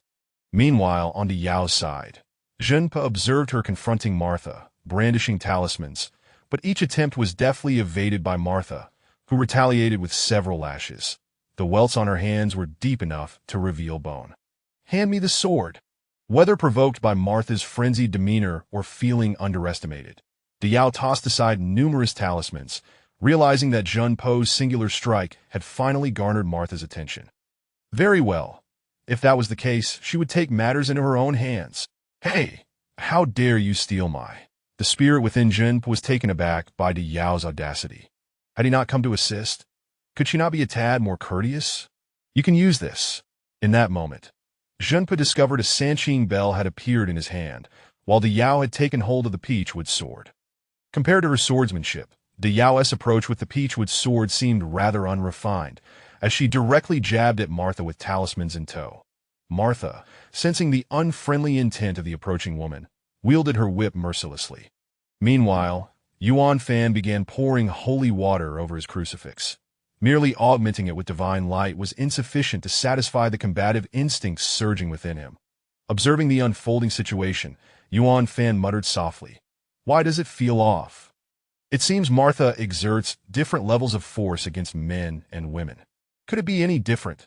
Same-sex repulsion, you fool." Wang Wenfei retorted, casting a sidelong glance at Na-Er, who was huddled with the other specters. "Are you sure your wife hasn't played around with anyone else while you refused to engage with her?" "Absolutely not." Na-Er's face darkened at the inquiry. "Oh, even in death, there's no one else?" "None. She simply relishes taking over others' bodies for her own amusement." Wang Wenfei. "Now that is a rather peculiar proclivity." Just as they were conversing, the crowd witnessed Martha abruptly pivoting towards Wang Wenfei, transforming into a shadowy figure that surged into her body. Gasps filled the air as pain flickered across Wang Wenfei's face.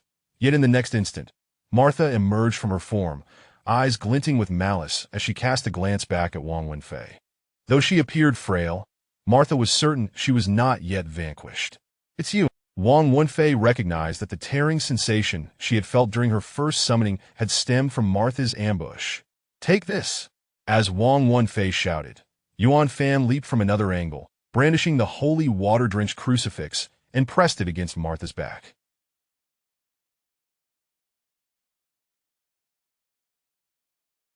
The moment it made contact, Martha contorted in agony. Suddenly, Martha revealed her true visage, a grotesque face marred by wounds, blue and purple from suffocation. "Don't look!" This time, Muchen was quick to react, shrouding Mingmei's vision once more. "Was it you last time, too?" The familiar sight of the mosaic triggered an epiphany in Mingmei, realizing that the earlier censoring at the doorway had been Muchen's doing, not a timely reaction from the specter. "Yes, I will release my hold once you are mentally prepared. Are you aware?" Mingmei was uncertain whether he knew of the specter's existence, but his mention of mental preparation suggested he was anticipating her reaction to the scene. A subtle smirk graced Muchen's lips, concealed from Mingmei's view. He would not divulge that whenever she encountered something frightening, her eyelashes would tremble quite dramatically, akin to a butterfly longing to take flight, yet lingering on a blooming flower. In contrast to the tranquility shared between Mingmei and Muchen, the others were equally startled by Martha's dual-face display, that moment. Recognizing that this was the malevolent spirit revealing its visage at the time of death, Yuan Fan could no longer contain himself and cursed, quickly turning his face away. Turning away, Yuan Fan cast a sympathetic glance towards Nair, who also averted his gaze, unwilling to confront Martha. His body bore the marks of countless injuries, bruises mottling his skin, new bloodstains mingling with old scabs that had been torn open anew. Even though this was not his first encounter, Nair remained baffled as to why Martha had come to this state. Chapter 81, The Melee, Part 2. Form ranks, she intends to flee. De Yao's gaze was piercing as she perceived Marsa's inclination to turn and escape. Immediately, she formed a hand seal and glared at Jinpe, who stood vacantly clutching the Sanqing bell, and shouted, "Ring the bell, will you?" "I cannot. I only know how to wield a sword," Jinpe replied. De Yao, the deity they had summoned, seemed to lack the requisite skills befitting De Yao's standards. She had no idea what sort of rogue they had brought forth. Apart from swordplay, he was utterly inept, and he trembled in fear at the sight of Marsa's transformation. De Yao, witnessing his cowardice, felt an urge to kick him. However, time was of the essence. "Those undead lurking in the corners, are you all mere cabbages and potatoes? Why do you not make a move?" De Yao's reprimand turned the hesitant undead into a picture of indecision. Though they had initially agreed to assist, none wished to confront the specter of death that Marsa represented. Their prior bravado had evaporated, replaced by muted whispers of support or silence within their hearts. As Marsa was thwarted in her attempt to escape, her fury began to escalate, and De Yao's methods grew increasingly formidable, in tandem with her character's memories. Similarly, Marsa's strikes became more vicious. Recalling her earlier ambush by Yuan Feng, Marsa's eyes locked onto him as he continued to channel holy light from the corner, and she lashed out with her whip. Setting aside her character's lack of physical prowess, Yuan Feng was formidable in his own right. Having previously ambushed Marsa with holy water and a crucifix, he was not without capability that as he saw Marsa's whip hurtling towards him, he raised the crucifix again, directing its light at the whip, causing Marsa to retract it. Her gaze towards Yuan Feng and Mu Chun became increasingly venomous. Indeed, priests were not to be trifled with. With this thought, Marsa's attacks became ever more reckless, her whip a blur in the air. "Get out of the way! The Sanqing is here. All spirits, heed my command!" "Pardon." Observing Jinpe in a stupor, failing to ring the Sanqing bell, De Yao seized it from him and began to shake it vigorously, compelling the undead to follow suit. Consequently, the two Buddhist acolytes also began to act uncontrollably. So she is the real powerhouse. Once the wild deity, who had been bullied by De Yao, departed, Jinpe regained control of his body and was astonished to see De Yao facing that formidable figure. Glancing at Mu Chun, who appeared unfazed, Jinpe began to question his decision to align himself with Mu Chun. Perhaps it would have been wiser to follow this Taoist maiden. She seemed only occasionally unreliable, yet her combat prowess surpassed his own. Hey, you two don't crowd forward." Jinhu struggled to manage his own Buddhist acolytes, who had taken flight, attempting to attack Marsa, only to be met with a series of lashes that left them whimpering.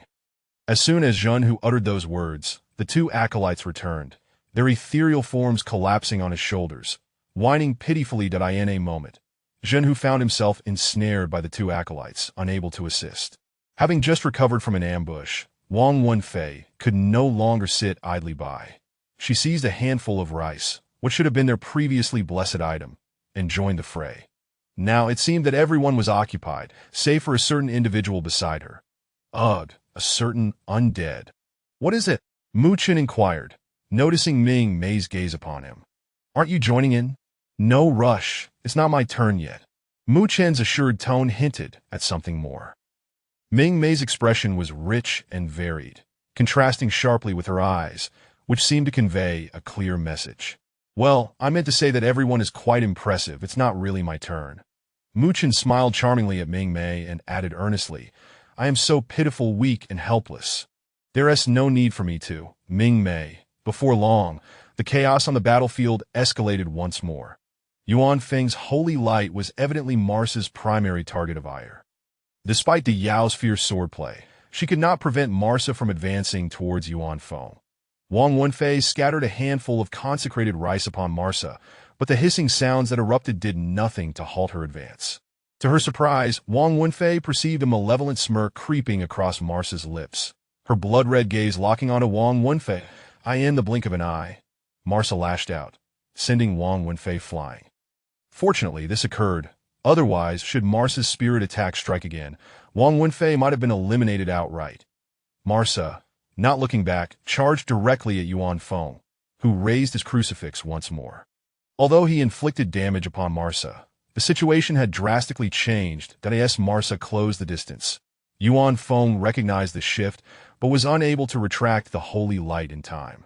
Marsa struck, sending his crucifix flying, and then shattered it with another whip. My word! Yuan Feng's eyes widened in horror as his most crucial artifact was destroyed, leaving him to rely solely on close combat. Yet, he was unprepared for the sudden shift. In one moment, Marsa's whip was a force to be reckoned with, and in the next, she unleashed a spirit attack. The chilling sensation coursed through him, causing him to collapse, unable to rise. With the absence of the crucifix's holy light, the room plunged into darkness as the lights flickered and died, transforming their earlier advantage into a precarious disadvantage. Be careful, the Yao watched in despair as several of the most formidable fighters among them were dispatched. Frustrated and feeling a sense of urgency, she cast a sidelong glance at Zhenhu, ensnared by worldly concerns, and Zhenpe, seemingly forsaken by the divine. Her heart felt heavy with frustration. The makeshift altar she had created was already in ruins, and summoning another deity for Zhenpe was now an impossibility. The only combatant left was herself. Gritting her teeth, the Yao brandished her peachwood sword and surged forward, continuing to engage Marsa, striving to buy Yuan Feng and Wang Wenfei precious time to recover. Thanks to her numerous talismans, the Yao was spared from direct harm by Marsa, and during their skirmish, she realized this advantage. Yet, recalling her earlier purchase of 3 boxes of mapo tofu out of fear for Lu Xiaoyao, her frustration deepened. What a waste! In the midst of their struggle, the Yao subtly edged closer to Mingmei, casting a knowing glance in her direction. More accurately, it seemed she intended to signal Mu Chen. Nevertheless, Mingmei had noticed that Chapter 82, The Melee, Part 2, at this moment, Mingmei still recalled Mu Chen's character design. Pitifully weak and helpless. Consequently, she naturally believed that Dayo was seeking her assistance. However, this left Mingmei in a quandary. From the perspective of a player versus an NPC, she truly had no obligation to intervene. Yet, considering their friendship, and recalling how Dayo consistently cleaned up after Lu Xiaoyao, Mingmei's heart softened. Shouldn't one come to a friend's aid when needed? With this thought in mind, although Mingmei did not outwardly display her intentions, she had already grasped the talisman that Dayo had previously given her. She remembered Dayo had mentioned that this talisman could be used for self-defense, and could indeed harm the undead, that if all went as expected, simply slapping this talisman against the enemy's forehead would certainly inflict serious injury. Masha had never faced Mingmei before, so executing a surprise attack was significantly easier for her than it would be for Dayo now. With this in mind, Mingmei stealthily advanced towards her opponent, and Mu Chen, who had initially intended to stop Mingmei from taking action, noticed her movement. Upon seeing the eager glint in her eyes, Mu Chen paused. Instead, he couldn't help but chuckle softly and withdrew his hand that was meant to obstruct her. Let her go, Mu Chen thought. If she wishes to act, then let it be. Suddenly, Mingmei charged towards Masha, swiftly closing the distance. The speed was such that Masha was left utterly incredulous, and even Dayo, who was attacking from the side, was momentarily dumbfounded. She even took a moment to glance at Mu Chen standing not far away. Big shot. What is going on here? Masha was completely oblivious to when Mingmei had appeared before her, not noticing her presence at all. Especially when she saw the talisman in Mingmei's hand, disbelief flickered in her eyes. How could you? How dare you do this? At this point, Masha's questioning did nothing to halt Mingmei's actions.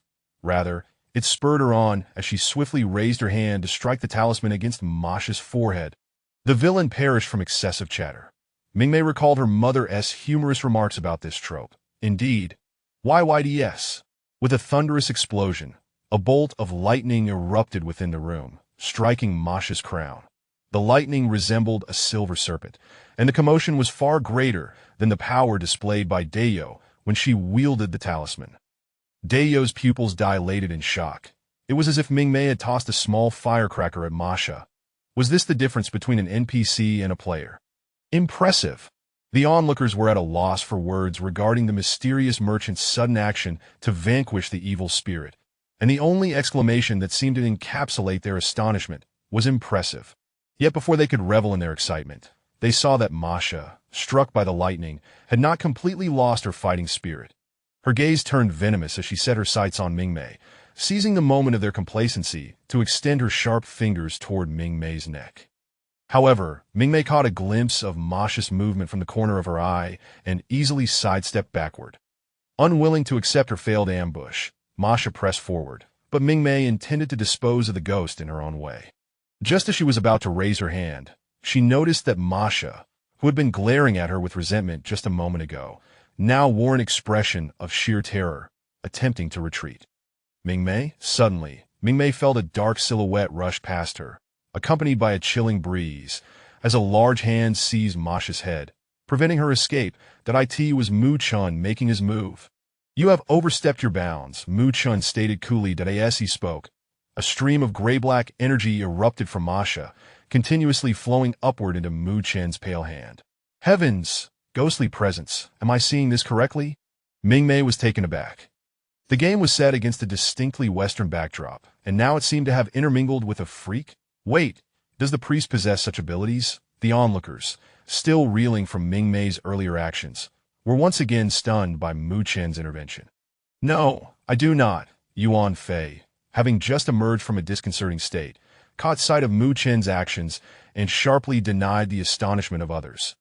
This situation did not persist for long, as Masha, who had just moments ago been struck by lightning and yet retained her fighting spirit, was swiftly drained by Mu Chen.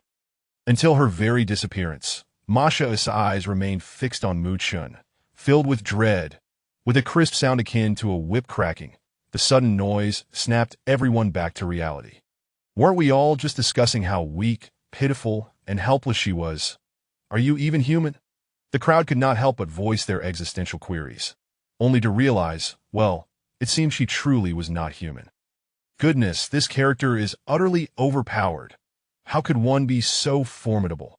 Jinpu exclaimed in disbelief. Why don't I have such luck? If you had drawn that card.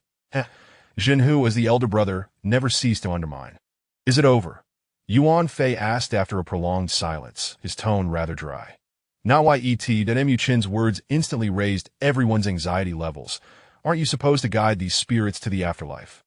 Upon saying this, Mu Chen turned to Yuan Fei, then glanced at the trembling spirits under his gaze, sending a wave of unease through the group. All right, I'm familiar with this process. I can manage without a cross. Yuan Fei chuckled and began the rite for the spirits, while Wang Wenfei lit candles, distributing them to all players present, including Mingmei, the mysterious merchant. A group of individuals stood quietly, holding their flickering flames as they observed Yuan Fei's actions. Nai bowed in gratitude, his eyes still brimming with sorrow, perhaps still harboring feelings for Masha. Otherwise, Mu Chen's portrayal of this spirit would not have prompted his intervention. In Mu Chen's memory, he could have subdued Masha back then, Yet he ultimately fell victim to a surprise attack and became an undead himself. As one spirit after another departed, it seemed the game was drawing to a close. Mingmei, holding her candle, seemed to recall something and turned to Mu Chun, noticing he held no candle, merely standing quietly with an ethereal countenance. Despite the dark aura surrounding him at this moment, Mingmei felt no fear. "Then aren't you going?" Mingmei inquired. "Going where?" "To guide the spirits to the afterlife. Aren't you?" Mingmei had not forgotten that he was not in a living state. "Surely, you too require guidance." After all, he was also portraying a spirit. Me? That upon hearing Mingmei express concern for him, Mu Chen's gaze lowered slightly at her, a hint of a smile gracing his lips, but he simply replied, "I do not believe in ghosts or deities, thus neither heaven nor hell would accept me." Chapter 83. Days without gaming are days for learning. Lu Jia feels exceptionally unfortunate lately. During this period, his bid for the position of student council president failed by a mere vote, and the S-class mech he had previously ordered has been postponed due to material issues. Recently, he became the laughingstock of the third-year mech department at their Empire's second military academy, having been possessed during the game's opening and subsequently logged off. We can't be blamed. After all, that player was possessed right from the start and later fell victim to a female ghost. The scene was so gruesome that you should be grateful the livestream was shut down. You have no idea how the rest of us players were throwing up. And what about my performance afterwards?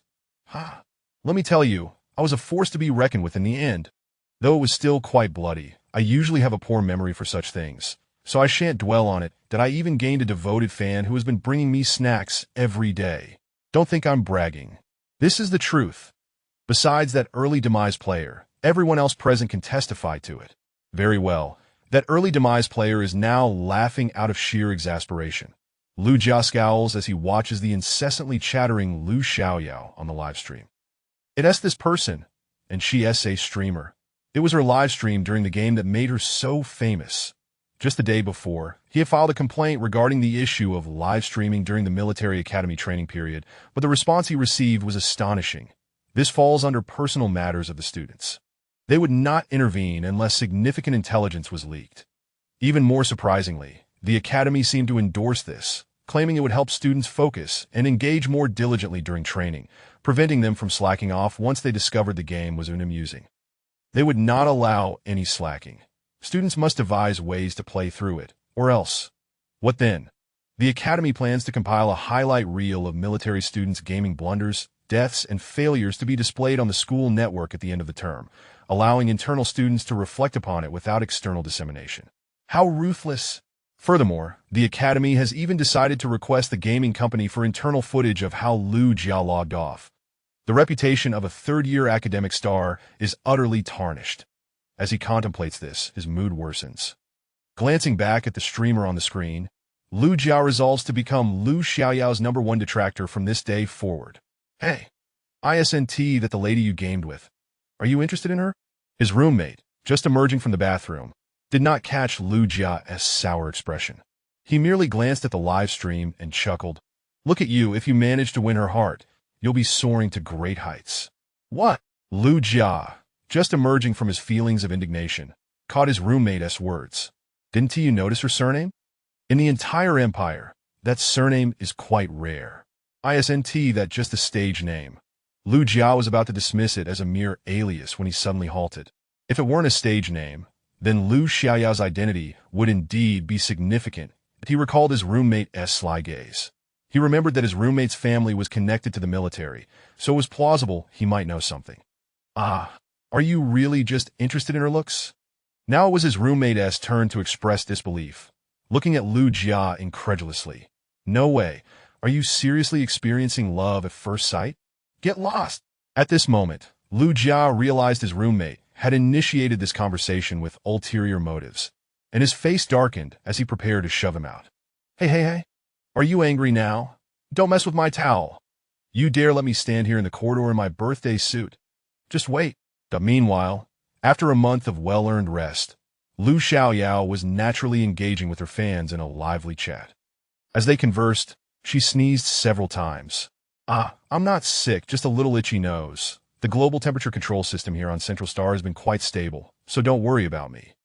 Lu Xiaoyao said while rubbing her nose with a tissue, glancing at the barrage of comments as she addressed her fans' inquiries. Oh, you're asking why didn't he go home during the break? Well, there is nobody at home. They're all busy, though we agreed to return together when we have time off. As she spoke, her gaze flickered, clearly reluctant to delve into that topic. Meanwhile, Mingmei, sitting nearby, was also watching Lu Xiaoyao's live stream while dealing with her own matters regarding the recent break. Her uncles had recently been working overtime, which was quite unexpected. They had previously promised to take time off to accompany her during the holidays, but suddenly, they had pressing matters to attend to. Uncle Yin Hui suggested that she could take this opportunity to explore on her own, mentioning that any expenses could be charged to the credit card he had given her, with the understanding that her mother would reimburse her at the end of the year. The emphasis was on her mother reimbursing her. It was a subtle reminder to spend wisely, especially given her mother's frugality. She would eventually provide the funds, but Mingmei did not wish to navigate the ensuing complications. Thus, she decided it was better to remain at school during the break, enjoying free food and drinks. Just as she was distracted by her uncle's message, she heard Lu Xiaoyao in the livestream exclaim, "I see you all want to see peaches. My friend's beauty is not for you to behold. I want to show you." Mingmei observed the fans in the comments once again, bringing up the topic of her mistaking people for the mysterious merchant lady in the game, claiming that the real-life friend was far less attractive. Listen, just take a look at Mu Chun. Think of his looks, then consider the young Master Zhang from the Boss family. That I assure you, my friend is on a whole new level of beauty compared to the merchant lady. Mingmei had once worried whether the game's popularity would lead to her being recognized when she went out, but now, I'm just boasting.